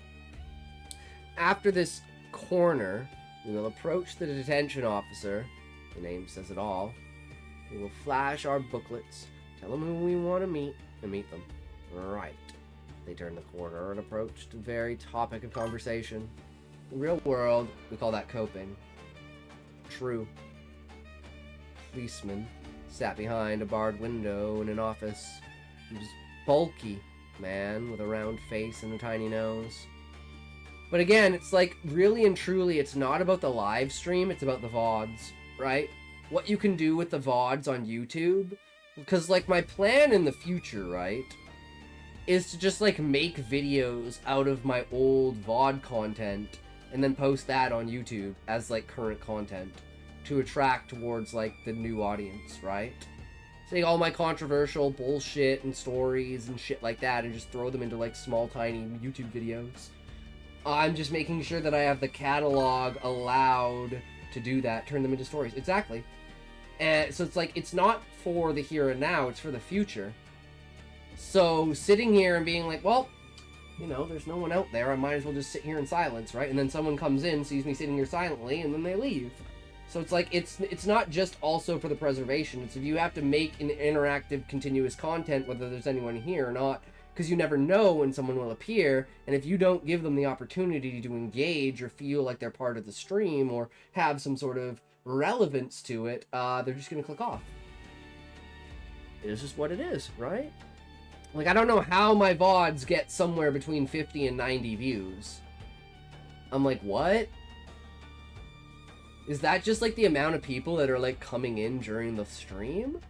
Or is that, like, people that have actually, like, clicked on the VOD? Because, like, for a 6 to 8 average viewership, having 50 to 90 people actually click on the VOD is, like, I don't think so, man. I think that's just, like, every viewer that comes into the stream counts on the VOD. So it's actually the total number on the VOD is just the people that have come into the stream over the course of it. And it could also be the same people coming in multiply, like refreshing the stream and doing other things like that, right? So the whole thing is like scuffed. So it's like, it is what it is. But I mean, it'd be fucking sick if there was 50 to 90 people watching my VODs every day, right? That were like not participating in the stream. Yeah.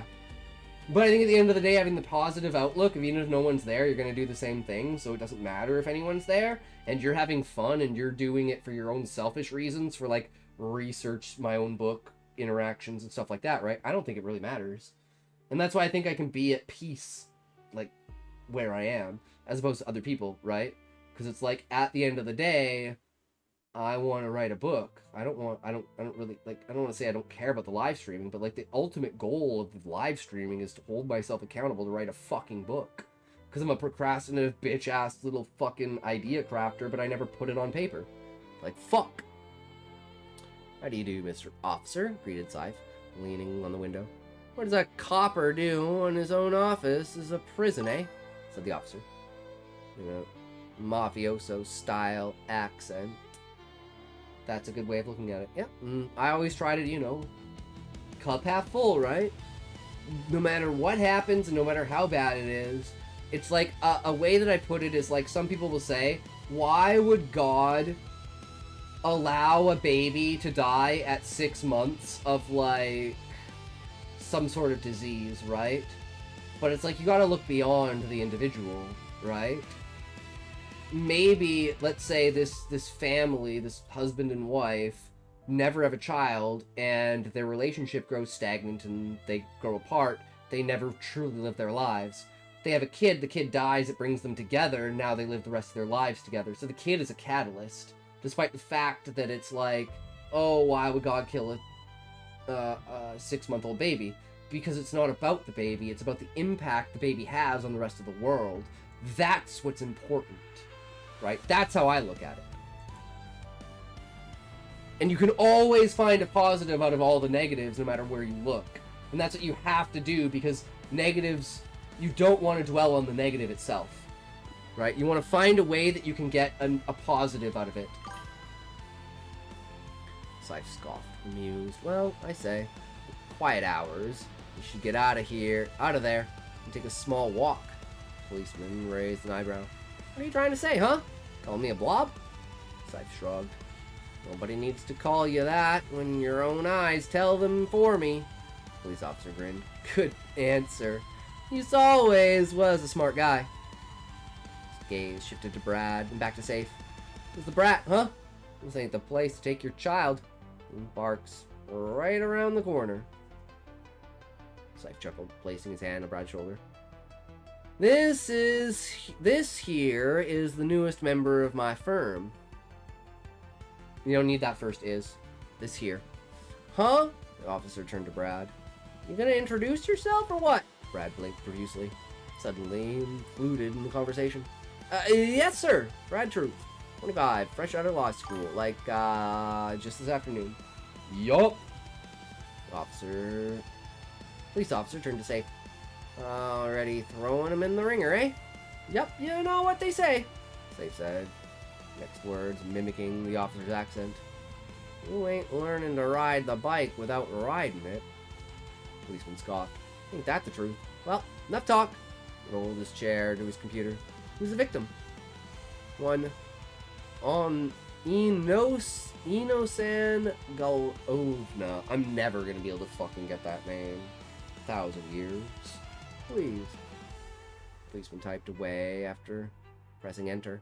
Ding. She's in the database. You know what to do, said the officer. With my speed, it's gonna take a while. Shh. You didn't need to say that, officer. We know. Thank you, sir, Syph waved. Shall meet whence another innocent is thrown in these walls. These officers chuckled as they all left each other. Advocates entering the door left of the barred window. The visitation room. Visitation room, detention center. A white room of conversion. 2 chairs faced one. Shouts, somberness, and melancholy all occurred in this very room. You sit here, Say pointed at one of the chairs, and wait. Brad nodded understandingly, sitting on the right, while Safe the opposite. After that, the two sat in silence. Brad, with his posture straightened, hands resting on his knees, while Safe's back met the chair's back, arms crossed and head lowered. It seems to be like a recurring thing of like back-to-backs. Right? Is this like a stylistic choice? Because like I've noticed it, I think 4 times now. And I'm like... Backrest. Well, I know that, but like I'm saying your way of describing it. Of like, is this an inference? Because I use actions as a way to infer how a character is. Right? And it's like the difference between a character sitting like this, a character sitting like this, right? This character's like, oh yeah, I'm just chilling. This character's like... So it's like when you see them sitting and it's like you don't say the backrest, it's like, oh, that's an indicator of like their state of mind in that case, right? Arms closed and head lowered. Hey, Chief. Brad turned to him. I never asked in all the time I've stayed. What are you doing here, far away from home? Safe closed his eyes. I'm here for a personal quest of patriotism. After that, I'll return home. His gaze lowered, looking away. Probably. Syph is reloaded while Brad is agitated. And that's like coming with the experience, right? Of being like, knowing what's going to happen, relaxed. And someone who's like anxious about like possibilities. He's like, you know, we got a high profile case, but you know what? We'll figure it out. Brad's like, this is my first fucking case, bro. What? Personal quest. Do not worry yourself, student. It's only something I can do. Really, I can't help. Brad looked at his palms. Yeah, true. But I want to, somehow. You've done a lot for me. I want to assist in your personal quest. How? Click. Creak. The door opened. The glass pane opened. Followed by footsteps that echoed. Then, finally, the client came into view. Inosan Galovna. Inosan Galovna. A small, statured young woman in her early 20s. Long blonde hair like rivers flowing down behind her. Her glowing white skin dimmed by light above them. Her petite structure was widened by the green jacket and brown baggy pants she wore. Only thing out of place was the reddened eyes with bags under it. She sat before them with head hanging low, gazing away from the advocates sitting before her. Safe looked at Brad in the corner of his eyes. I want you to reassure her, he whispered. Me? His eyes widened, whispering back. I don't even know where to start. You want to become a true advocate? Yes, Brad nodded. Then reassure her. How? Finger jutted from Syph's crossed arms. Begin by stopping this whispered talk between us. Right. Brad looked at the defeated girl before him. He looked down at his clenched fists. She's probably exhausted. Yeah, exhausted from all the police interrogation. She just needs reassurance, right? Oh, Jesus. Excuse me. told himself a glass half full truth. Realization dawned on him. Anybody could see she was exhausted. Anyone could sympathize. But was sympathy enough? No, I have to feel what I felt that day to truly understand her. I don't want to be fake while reassuring her. Squeeze his eyes shut, forcing that drama at the forefront, like toothpaste squeezed out slowly from the opening. Texas, in the interrogation room. Thud. Black uniformed local cop in his town punched to the table. The hell's that supposed to mean? It means reddened face and eyes, Brad began to grit teeth. I didn't kill her, man. It wasn't me. The officer ran his hand across his face. Whoosh, crash. Cop flipped the table over from one side. It crashed against the wall to their left. Grabbed Brad by the collar, raved him off his feet, and thud, shoved him against the wall. His feet still hovering. Had enough of you scum playing coy. Thud hit Brad's back against the wall. Stop acting innocent. Tears and snot fell, sharp inhales as he breathed in, but he sniffled, then another, then another. I didn't do it. This is a good place to end. We got like another minute and a half. And I don't want to get into the middle of something. I feel like that's like the flashback moment, and like this recovering is like the perfect moment to have a break.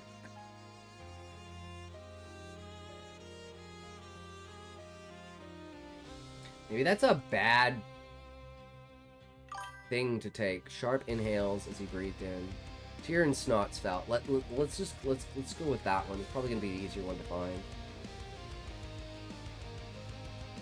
Just end the scene. Brad returned to the present with a shaky breath.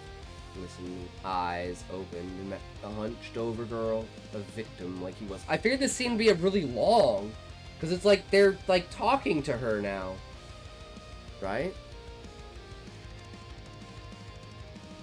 Listened, eyes opened, and met the hunched over girl, victim like he was. With a silent whistle, a voice filled the sharp pain, the shared pain. He began.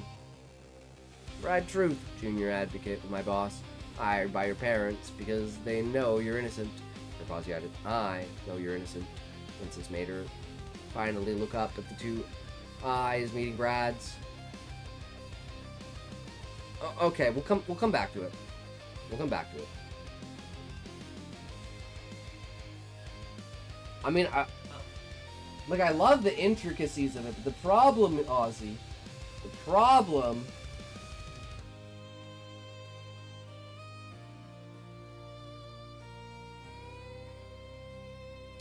it's not the information itself, it's where the information is in the story. So I would no worries, Ozzy, I would recommend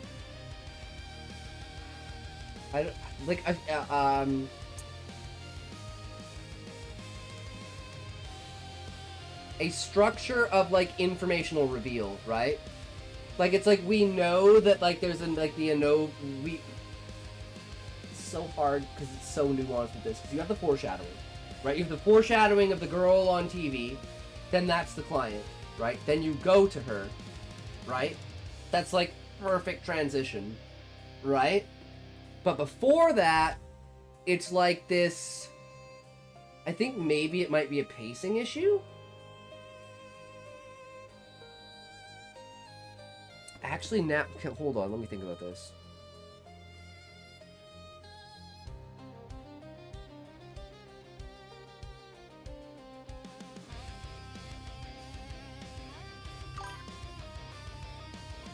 No, I like the flashback, Ozzy. It's before that.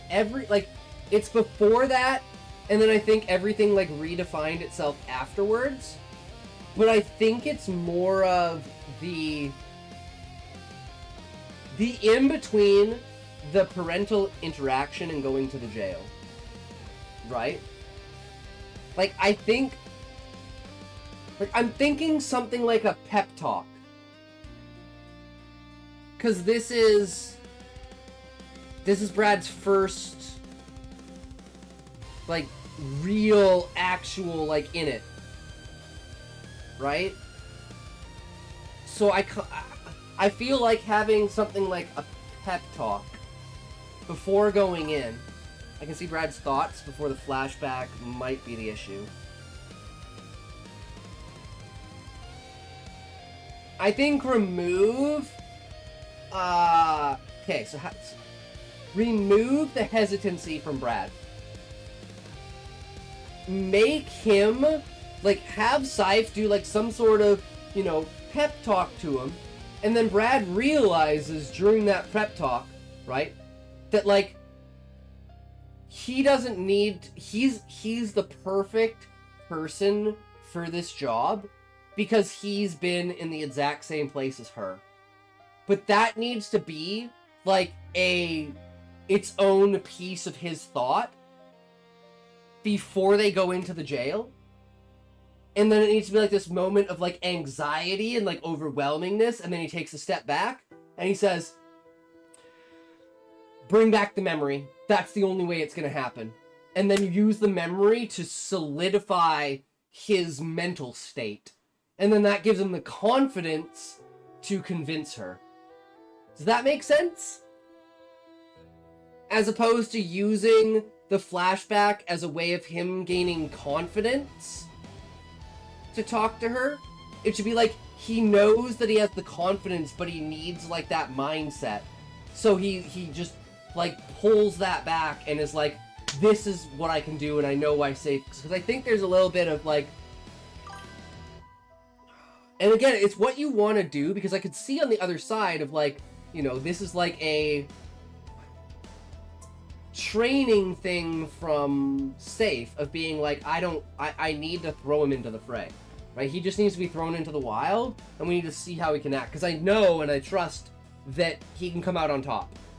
I believe in him, right? So it's like, if you're gonna do it the way you did it, I think it needs more of that, like, background of Scythe being kind of like almost, how do you say this, like,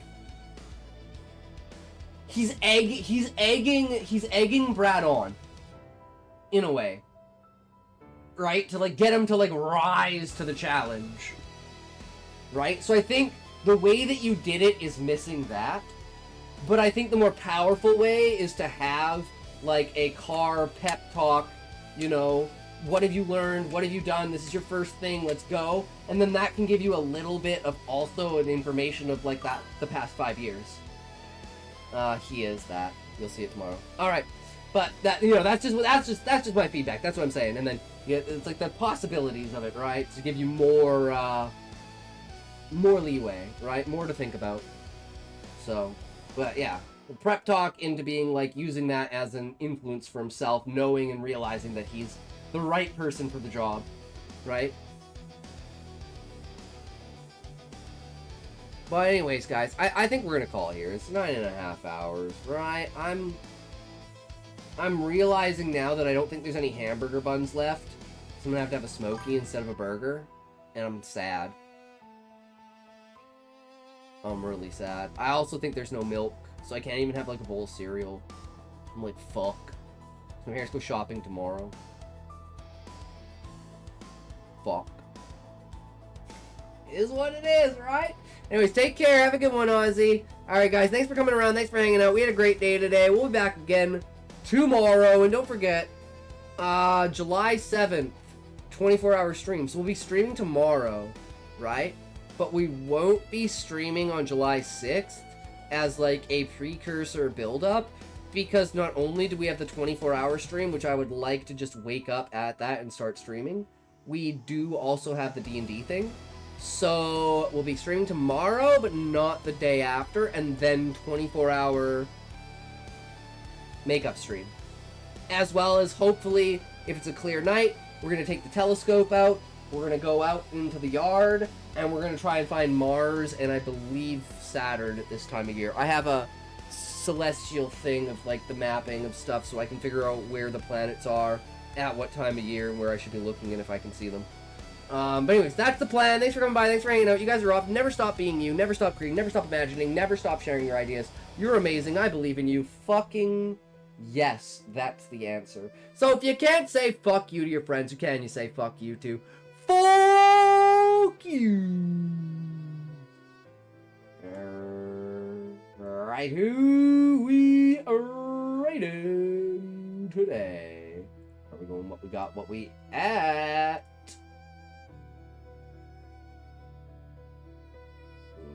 Who is out there? Who is ready? Who hasn't been afflicted by me as of late?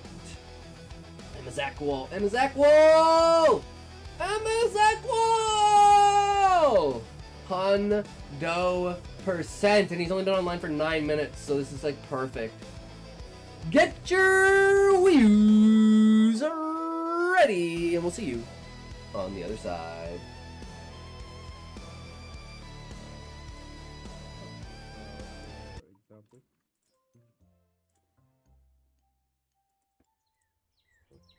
Oh, hey, Talk. It's been a while. Thanks for the raid. I'm currently doing the next update for the March of Civilization.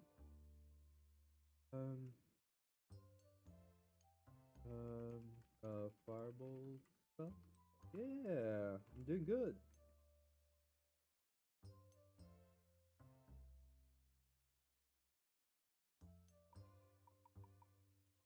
Yeah, unfortunately, things have gotten, like, weirdly busy off stream. Yeah, I've been really busy off stream. And, I've had to cut down to basically 1 hour streams for a while. Hopefully, I'll be able to return to something closer to my normal streaming schedule in, like, another couple of weeks, but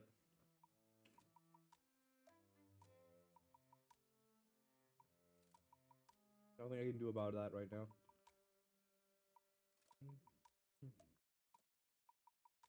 Simple.